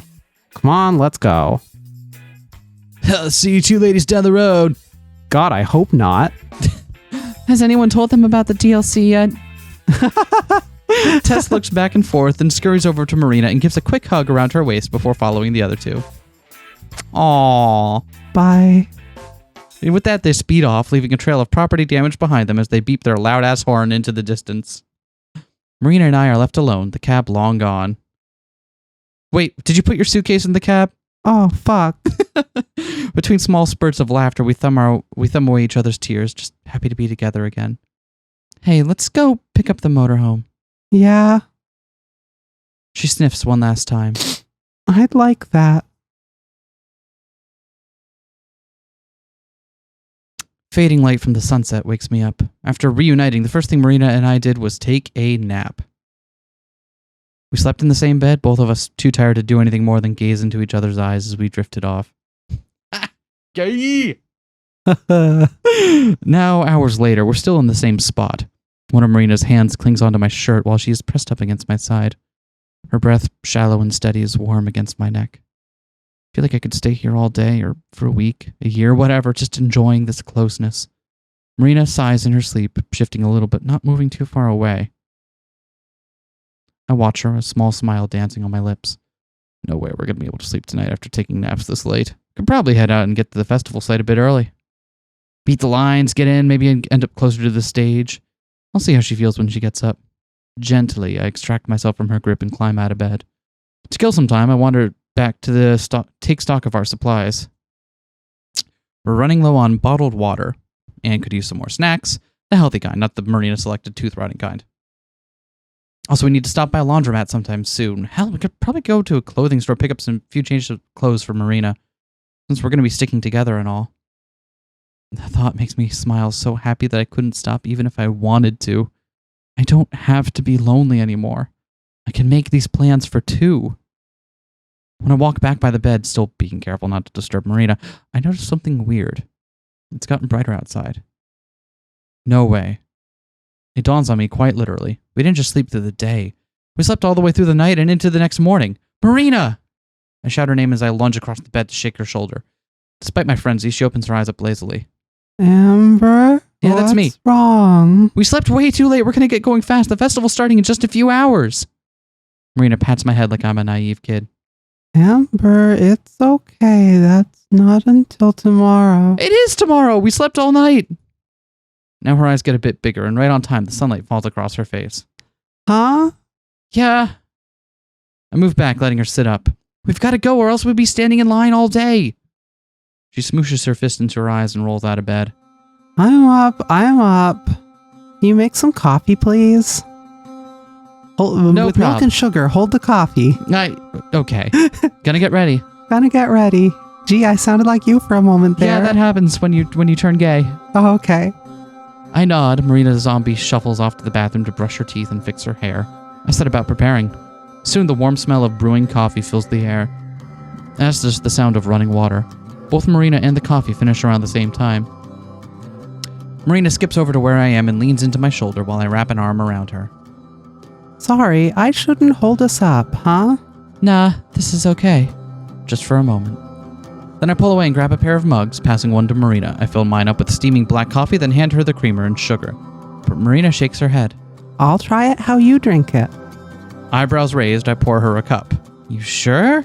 It's a super acquired taste. You have to do super acquisition to get it. Marina takes a sip and scrunches up her face in disgust.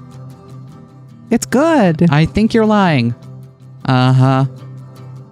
No, really. She chokes on her next sip. You don't have to drink it black just because I do, you know. You said it's an acquired taste, though, right? So I want to acquire that taste. Right. By the time I finish my first cup, she's only had a quarter of hers. She gets halfway through before she gives up and dumps in some sugar. Now we're talking. I'll acquire it later. Of course. While she preps her coffee, I go over to the cabinet where we stash the gold. Aside from those, there's one other small, brightly decorated box. I take it out and set it on the counter. Marina instantly hops over. Yay, boxes! I love boxes. I thought you were afraid of boxes. That too. Didn't we establish earlier that you were afraid of boxes? I thought you were afraid of geometry, bro. I'm sorry, I don't have stable preferences. It's pretty hard being me. I imagine so. Oh, what's that? Inside are 2 wristbands made of soft fabric. There are entrance passes to the festival. I pass one to Marina. Hers. Gramps'. The tenderness with which she takes it reminds me of when we first held the gold. Like, if it fell, it would break. Make sure you don't lose it, or you'll have to wait in the RV while I go watch. You wouldn't. I think about it for a second. Then I answer truthfully. Okay, you're right. But still. There's a little tag that hangs off the wristband, and Marina pulls to tighten it. Then she leans over and kisses my cheek. I won't. I slide mine on and tighten it as well, putting the box back in its safe spot. There's a lump in my throat over how it was always supposed to be me and Gramps who went. Marina touches my hand and she smiles. I smile back. This is just as good, though. I swallow my sadness before it can take over and lead the way up to the front of the RV. You ready? Hell yeah. Let's get the show on the road then. Let's go mosh. What? The motorhome grumbles as I turn the key, but the engine catches. I wait a second to see if it's going to die, but it doesn't. Through the whole thing, it shakes a little more than I'm used to. Slowly, I navigate out of the parking lot and back onto the main streets. It may be early, but there are lots of people out and about. Traffic is thick with a lot of people probably going to the festival. See, this is why I wanted to leave early. It's normally only a half-hour drive, but this is crazy. Think we're all going to the same place? Maybe, at least a few. Marina laughs. What? I just think it's kind of funny that this has happened the whole time with the treasure and stuff. Everywhere we go, it's like traffic jam after traffic jam. I mean, they had to have a reason to keep reusing these love jam. RVCGs. You love jam? Yeah, Pearl Jam? they're fine. What, you don't like Jeremy? It's a classic. Have you heard their album Versus? It's a seminal work of grunge musicianship. Hold on, I'm going to play Rearview Mirror for you. It'll change your mind. You'll come around. I see. Yeah, you're right. Should be better after this, though. Yeah, it will be. We creep along until we reach a totaled car. Doesn't look like anyone was hurt, but it's the reason traffic is so slow. Once we get past, I can finally openly accelerate. The new and improved engine pulls its weight. Everything is much smoother and quieter. Soon the city of Indio comes into view. Super close to the California and Arizona border, the festival is held just a few miles east of town. As we get closer and closer, our anticipation builds. It's easy to read Marina since she's bouncing and fidgeting in her seat. How do you bounce when you're seatbelted down? I know, right? I'm more composed, but I feel it too. We glance at each other at the exact same time and grin. We've been doing that a lot lately. The last huge line of trees that border the festival grounds stands just ahead. Take the exit and join yet another long line of cars heading for the parking area and campground. Guests carrying coolers, chairs, and camping supplies crowd the edges of the unpaved roads, making us slow down. Finally, we find a spot and I kill the engine. Marina looks at me, waiting for me to say something. But I'm all out of cutesy speeches, so I just grab her hands and we both stand up. Let's go. Yeah! Woo! Festival time! Yeah! Why is there a Ferris wheel out here? Woo! The air seems to. I mean, like, you want to convey that you're at like you're at a festival or fairground or something. Put a fucking Ferris wheel in the background. I guess. Even if it doesn't make sense for the location. I see. The air seems to crackle with electric anticipation. It's on people's faces and in the way that they move, the energy like a wave that flows over them. We all share a feeling of excitement and of unity. Every single person here has been waiting for months for this day to arrive, and it's finally here. High tents and portable stages dominate the space around us. Between those and the trees and most of all the noise, you'd never guess that there's a city and a highway just a couple miles away. Drum beats and muted chords float by as musicians do a few last-minute sound checks. They're barely audible over the sound of thousands of chattering voices. Folks of all different shapes, sizes, and colors mill around us. It's like social boundaries have been eroded. I think that's the sentiment Gramps would like. Idly, I use my thumb to trace a heart into Marina's palm. She squeezes back, probably unaware of what the shape was, but understanding all the same. All right, now try this one. What shape was that one? Two little bulbs, a long... Wow. Did you figure it out? What is it? What is it? Tell me, what is it's it? a mystery. Okay. So, where do we go now? Now we go stand in line while they check wristbands and let people onto the grounds. It's gonna be a while. One more traffic jam, huh? That's right, one more. Even if I hadn't been mapping the grounds in my head, it'd be impossible to get lost. Bored-looking staff are positioned every few yards, holding signs with arrows and directions. Like molasses, the throng of people that we've joined oozes down the trail. We all hold each other back, the sheer numbers making for slow going. Nearly 100,000 people attend each year. What time does the show start? First bands are at like 11, but the ones we want to see are later in the evening. What time is it now? Use my free hand to shield my eyes as I stare up at the sky. Maybe 10:30? You didn't seriously just use the sun to tell time, did you? What, you can't? Not all of us were born in the wilderness, Amber. Hi, neither was I. I just was raised in it. Besides, I checked the time before we got out. Okay, that makes more sense. Or did I? You'll just never know. I'll have to show you how to use a sundial sometime, though. It's pretty handy if you're ever lost in the woods somewhere. Right, because knowing the time would definitely be what I'm thinking about then. You should be. You'll want to know how long before it gets dark and cold so you can find shelter. I'll just ask you to do that. What if I'm not with you? Why wouldn't you be? I kiss her right then and there. Ah! Did you see her? Yeah. Oh, the smooch made her happy. After the past few days, I was a little worried that things would be awkward. Silences and trailing off sentences, but no, it's like we never fought, never argued, like I never blew up at her. That may be my favorite thing about Marina. There's a growing list of those. She really thinks I can do no wrong. I don't know what I did to deserve her, or even if I do, but I'm pretty dang happy with how it all turned out. The line speeds up once we actually hit the festival entrance and are rushed through the gate. A pair of attendants pat us down. Since we're not carrying any drugs or weapons, we're waved on through. You're not carrying any drugs or weapons, right, Marina? Let's go with no, I'm not. Marina, do you have a butterfly knife on you? That's illegal in several states. My body is a weapon. What? Explain. No. Like, you know, martial arts? Or is this like a Wolverine scenario? Are you River Tam? You have to tell me if you're River Tam. Passing underneath a broad opening display, we have officially arrived.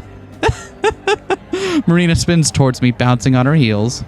We made it. Despite your directions. It's been a long journey. I think of everything we've done and all the places we've been, the people we've met, and how all of those led us to this. I smile as I reach for her hand yet again, meeting it halfway since she went for mine too. Food? Food.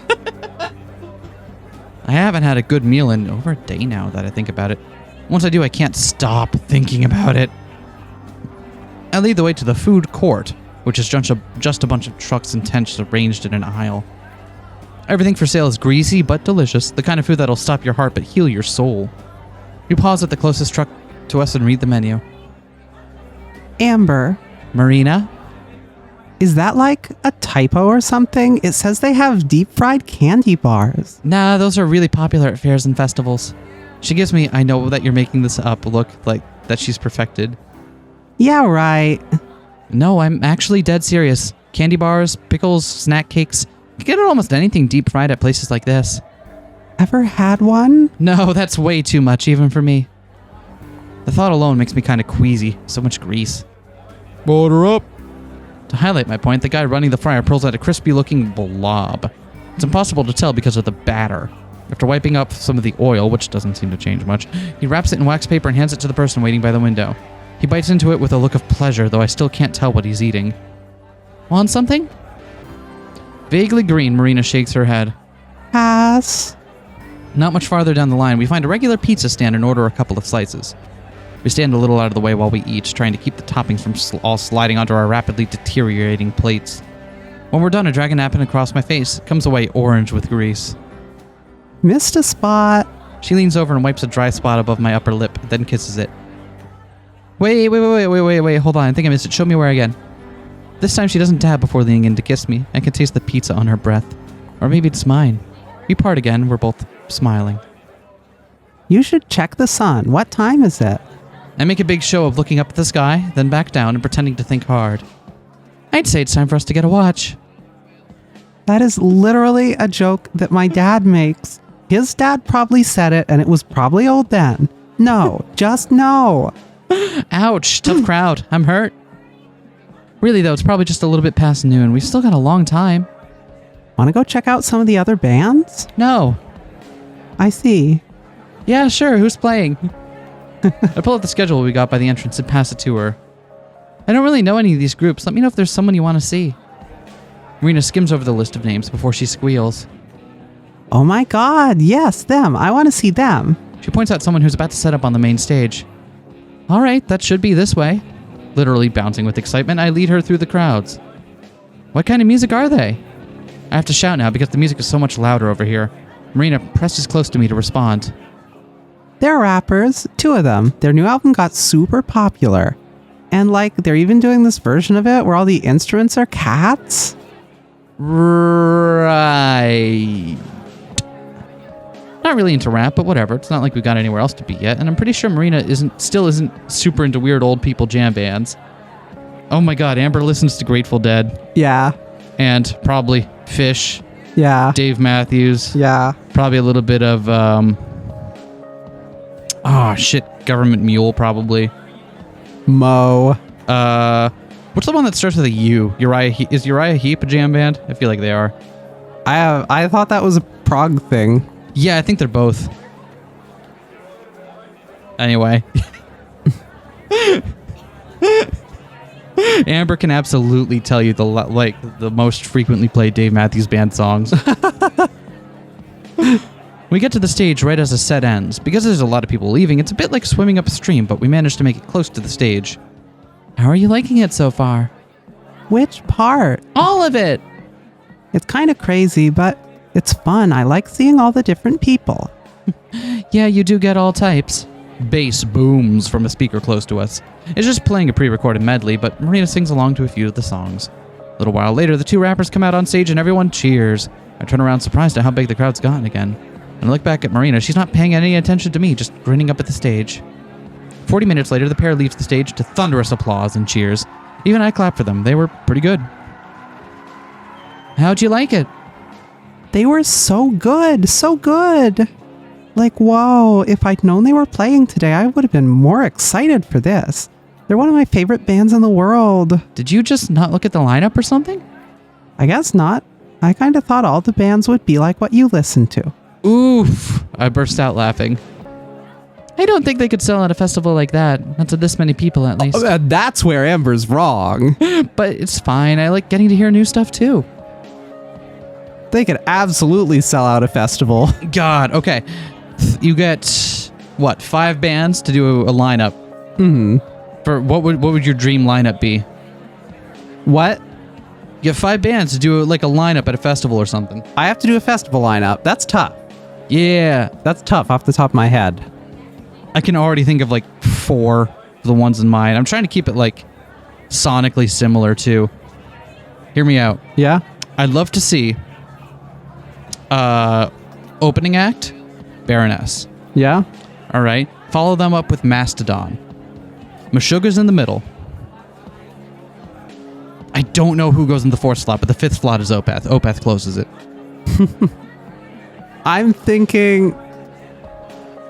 Maybe Disillusion? But nobody knows who they are So anymore. are we looking for bands that still exist? No, dream big. Okay. Dream big makes it easier. Gang of 4, Wire, Bauhaus, New Order, Sonic Youth. There we go. It's all right. I know none of those bands, but all right. So that's how we spend the next few hours, going from stage to stage to watch bands I've never heard of. Sometimes they're like groups Marina likes, and sometimes they just have a weird name. Around the time the sun starts to go down, we head back to the east stage where we'll see our last show of the day. Marina's in the lead this time. We've gone between the stages so many times that we have a good feel for how to get around. We find a spot under a little grassy slope and sit down.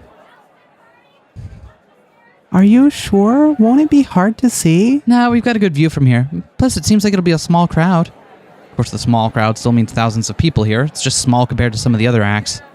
Marina bumps my shoulder. Excited? Nah, they suck. Bit of an understatement. Up on stage, there are banners and a giant cloth backdrop that hang from a bar. They're decorated with a familiar black logo that I could draw in my sleep. The breeze causes it to shake and sway like it's as excited as I am. We're pretty severe outliers when it comes to the average age of this crowd. The rows of people in front of us are represented by smattering of bald spots and bandanas. I'm about to make a joke of it to Marina when the band comes on stage and any words are lost in the deafening roar of applause. Beside me, Marina's voice joins the thousands whooping and yelling. Usually I'm way too self-conscious for this sort of thing, but what the hell, I'll cheer too. With just a wave and not a word of introduction, they launch into their first song. It was the opening track on their second album, back from before I was born. They've been playing this one longer than I've been alive. It's a great song, though. They're all great songs. The whole set is magical. They go from one song to another without stopping in between. If you didn't know the music, you'd probably think it was all just one super long track. My God, Amber listens to prog. Shit. No wonder she was talking about Steve Howe. Even though it spans a few decades worth of albums, everything flows seamlessly like it was meant to be heard this way. At some point I close my eyes, though I don't notice myself doing it. I'm lost, but in the good way, with Marina beside me gently swaying.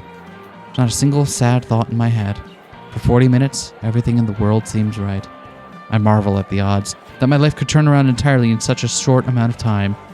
Countless cups of coffee and gas station snack packs, 3 boxes of gold, 5 states, 3 weeks of dusty desert roads. That's what it took to get us here. All that in one faulty fuel gauge. I open my eyes and look at Marina. To my surprise, she's looking right back at me. She scoots a little bit closer and leans against me, her head on my shoulder. I put my head on hers, and together we rock in time to the music. Then it stops. Everyone cheers again. And the frontman holds up a finger. It's the first break there's been this whole set. One more song. One more song. We've got one more song for you to play tonight before we return. Then he plays those guitar strums I had come to know so well. The ones that I was both dreading and looking forward to the most. The most familiar intro in the world to me, and of course it's their swan song. Gramps is my favorite. I can feel Marina's worried gaze, wondering, like always, if I'm about to break down and cry. But this time I meet her look, and I smile as I press my lips against hers. And with the girl I love, seeing my favorite band live as they perform my favorite song, what is there not to smile about? Somewhere, I hope that Gramps is smiling too. If there's an afterlife, I hope they get free tickets to the festival. A single bittersweet tear leaks out of my eye, rolling down my face and onto our lips. I picture Gramps there beside me, not replacing Marina, but with us. I know he would have liked her. The song comes to an end, I mouth just one word.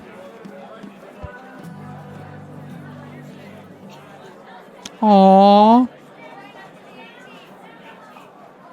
And then it's over.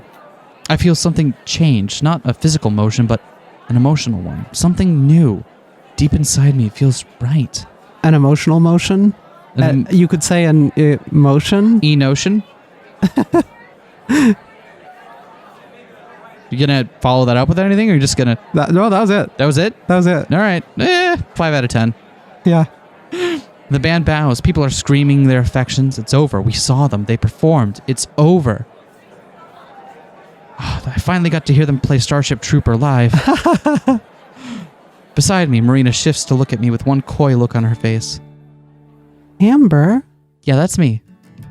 I think I know what I want to do with the treasure now. We both lean in, for once knowing exactly what the other was thinking. I think I do too. So where to next? Yeah! Oh, that's such a good game. Yeah. Oh, hold on. We're going to let the credits play out on this one. They deserve it. I hear there's DLC to be had as well. Yeah, okay. So just before we get too far into the thing here. Yeah, there is DLC. We're going to buy that and we're going to play that as well. Yeah. Gotta happen. Gotta happen. There might be a little break in the scheduling before that, but yeah, we will play it. I like these two so much. It's been a very long time. Nope. I don't think we've played like a full-length Yuri game like this before. We've played some Yuri on the channel before, definitely. But I don't think anything that's had quite the same scale as this. Mm-hmm. Like, I'm thinking back to like some of the Nami stuff we've played. Yeah. But most of that tends to be smaller, more intimate games, right? Indeed. Yeah. Damn. Really interesting and unusual choice of soundtrack for a VN relative to every other one we've played ever, too. True, but I think it also works. Very American. Well, I mean, think about it. Most of the stuff we play tend to... Oh, that's concept art. That's very good. Most of the stuff we play on the channel tends to be either very small indie developers or JVNs. Yep. We haven't played a ton of big budget Western VNs before, so... Yeah, it makes sense and it fits. It does. Fits, especially for that kind of American Southwest vibe. Yeah. Yeah. You got me to listen to country music. You got me to listen to country music. I like how Marina Hale and Marina Hale 18 Up were Two credited different twice. VAs. Yep. I see. The power of Yuri.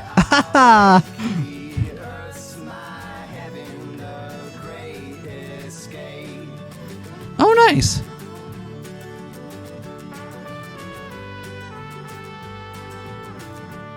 I'm just mad the soundtrack didn't have Mariah's ska in it. That's true. It's a good thing we were able to get tickets from that last scalper. I was almost worried. All that glitters is not gold. Except the gold. The gold always glitters. I love these guys. You know, I've been hearing talk about a government caravan that disappeared somewhere in Texas. It's apparently transporting a ton of cash. Weirdest thing though, no one can seem to find it. What? And you're only telling me this now? You really are a slacker, aren't you? Come on, bozos. We got some serious work to do. Every second counts.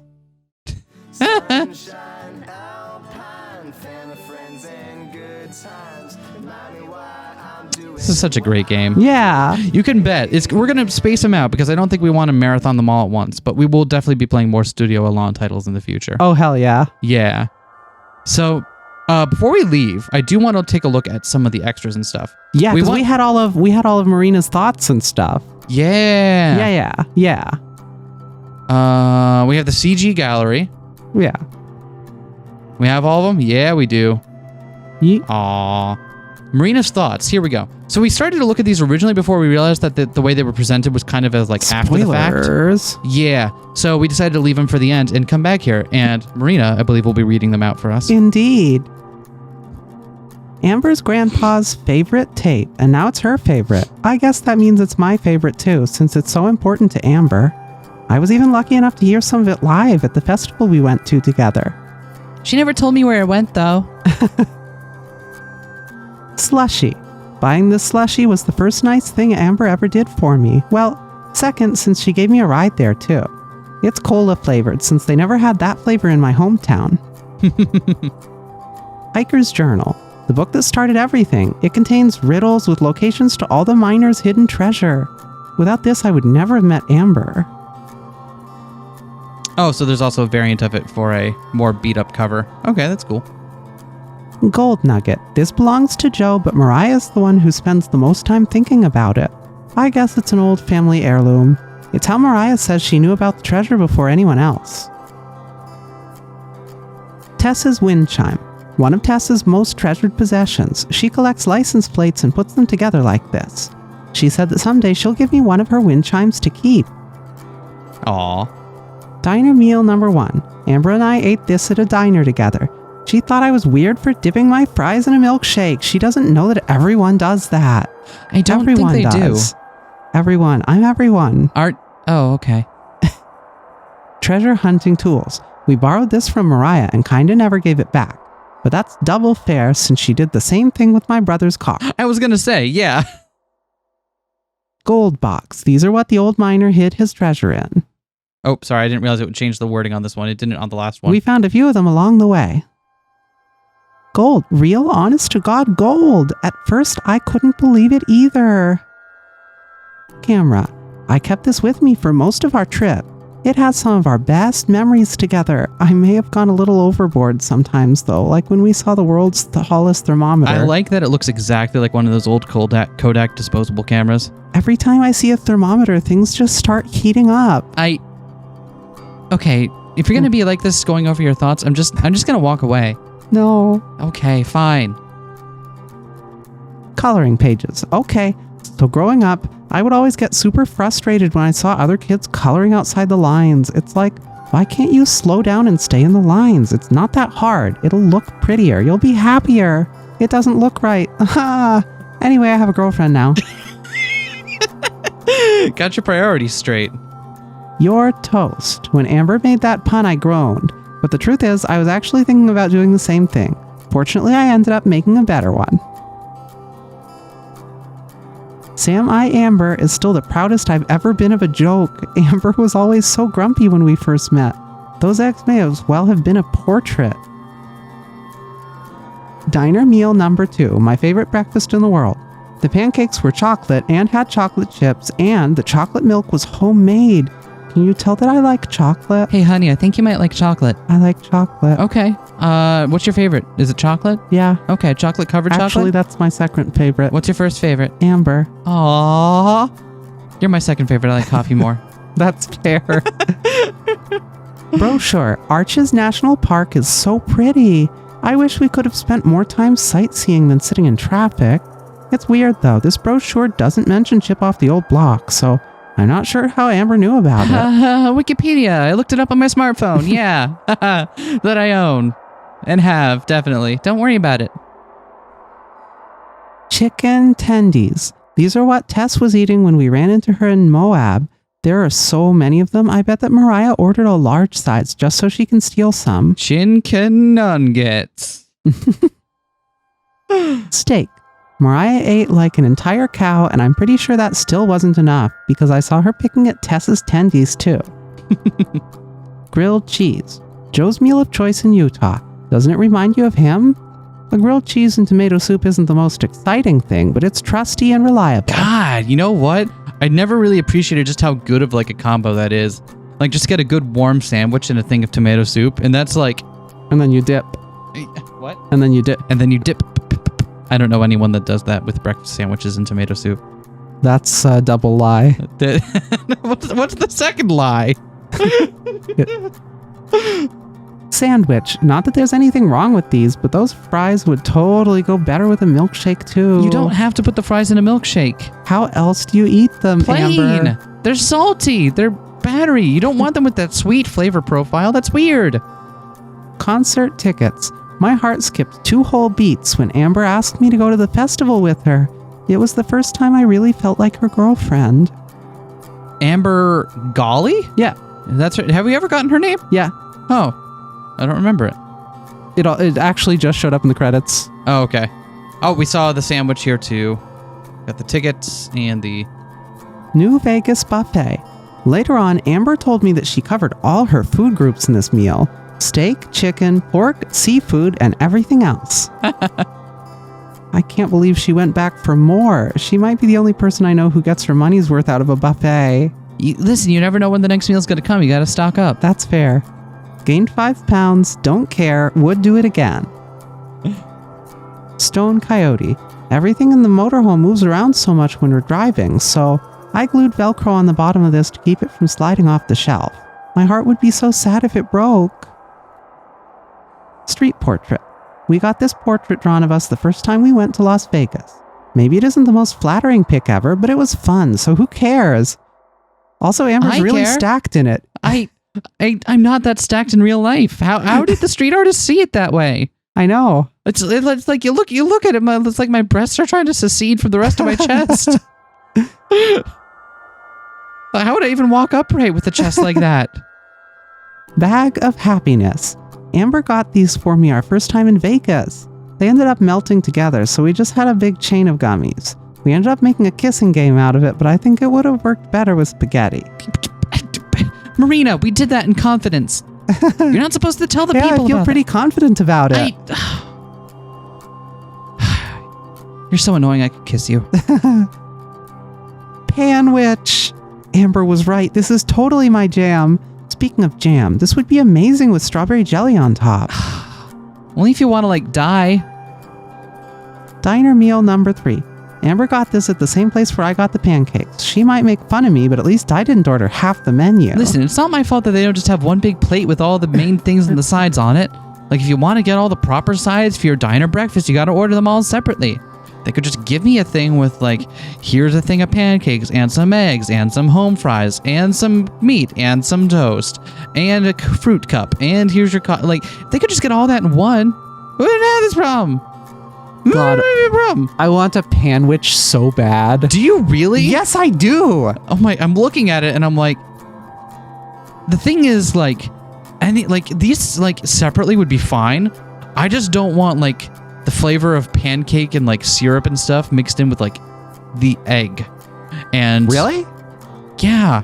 Egg, maple syrup, it doesn't they go work together. for me. They do. It just doesn't work for me. Sounds like someone who never made a breakfast pizza. I don't need to know what that is. A pizza covered in breakfast. Okay, I guess I know what that is now. Let's see. Oh, and guest art. Hold on. I want to see these. Nice. Oh, that's so cute. Hold on. Will it let me hit next? What about previous? Interesting. No. That's fine. That's a great expression. Absolutely unhappy to be here. All right. And oh, yeah. Man, I'm just realizing how terrible her outfit was for hiking. Exploring and shit. Yeah. Also, the sunlight effect made it look like Steins Gate sprites for a little bit. Oh yeah, yeah. And like I realized it's the shade and sun and stuff, but it looked like, oh god, are they new lab mems? Amber, this What? was the choice of Steins Gate. You haven't even played that game yet. You watched one episode of the anime, now you'll just keep repeating it over and over. Psy. Congro. It's Congru. First of all. Oh, that's some great artwork. I love the background. Like, what are they doing back there? Oh, that's a really good picture. Hold on.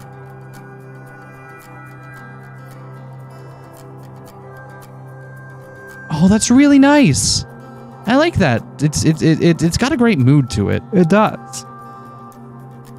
Aww. You look over, see this next to you. What do you do? Option 1, smooch. Option 2, smooch. Option 3, double smooch. Aww. I like that one. Why are there so many golden butterflies? Oh no. No. I guess without love, it cannot be seen. Oh, look at these two. Yes, we do need more of this. Oh yeah, just give me that. Come here. This is the most Amber one I've seen, who is just unhappy to be here and doing this. Oh, I like this one. Oh, wow, I really like that. I like the angle on it and like the focus on the back. Oh, that's so beautiful. Yeah. Oh, I really love that one. Oh, that's really good. We got a couple more? We got a couple more. Hell yeah. Oh, that's really sweet. How come there's been 2 portraits of Marina, but no portraits of Amber so far? Oh, that's Looks really... like the fandom's got an opinion on who's best girl, huh? I guess they do. I think Amber's best girl, but that's just me. She's had enough of this shit going on and is like, oh, I don't have time for any more of this.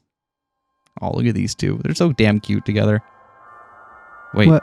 Oh, you can drag it around. I see. Oh, that's really cute. Her face looks like the artist from Dorohedoro.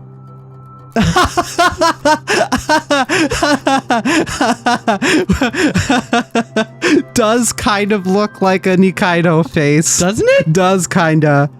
Wow. Oh, look, there's one. You haven't even read that manga. I haven't, but you've shown me enough of the anime that I've seen it. We should rewatch it. I'll give it another try at some point. First time I watched it, it kind of rolled off me, but You like, saw one episode. and it rolled off me. I didn't care for it that much. Oh, that's really cute. I like that one. She's like, oh no, I've been trapped. Help! I'm too gay for this. What's the top hat? What? What? Oh. It's What are we too looking big. at? It's too big for me And to be. and the zoom to full resolution doesn't do anything? Nope. What about the one next to it? There we go. Oh, okay. Oh, that's really cute. Mariah's just like, that's really good. I love this game so much. Yeah. I hope y'all enjoyed it, and I'm looking forward to playing the DLC. Pretty soon. It's not gonna be too long. Don't worry about Yeah. it. We're not gonna have a multi-month wait for it, but we'll play the DLC. Wouldn't it be funny if we did though? No, let's not. And then at some point in the future, we'll probably play more from this studio. So please look forward to that. Thanks for coming, everyone. Ciao. Bye.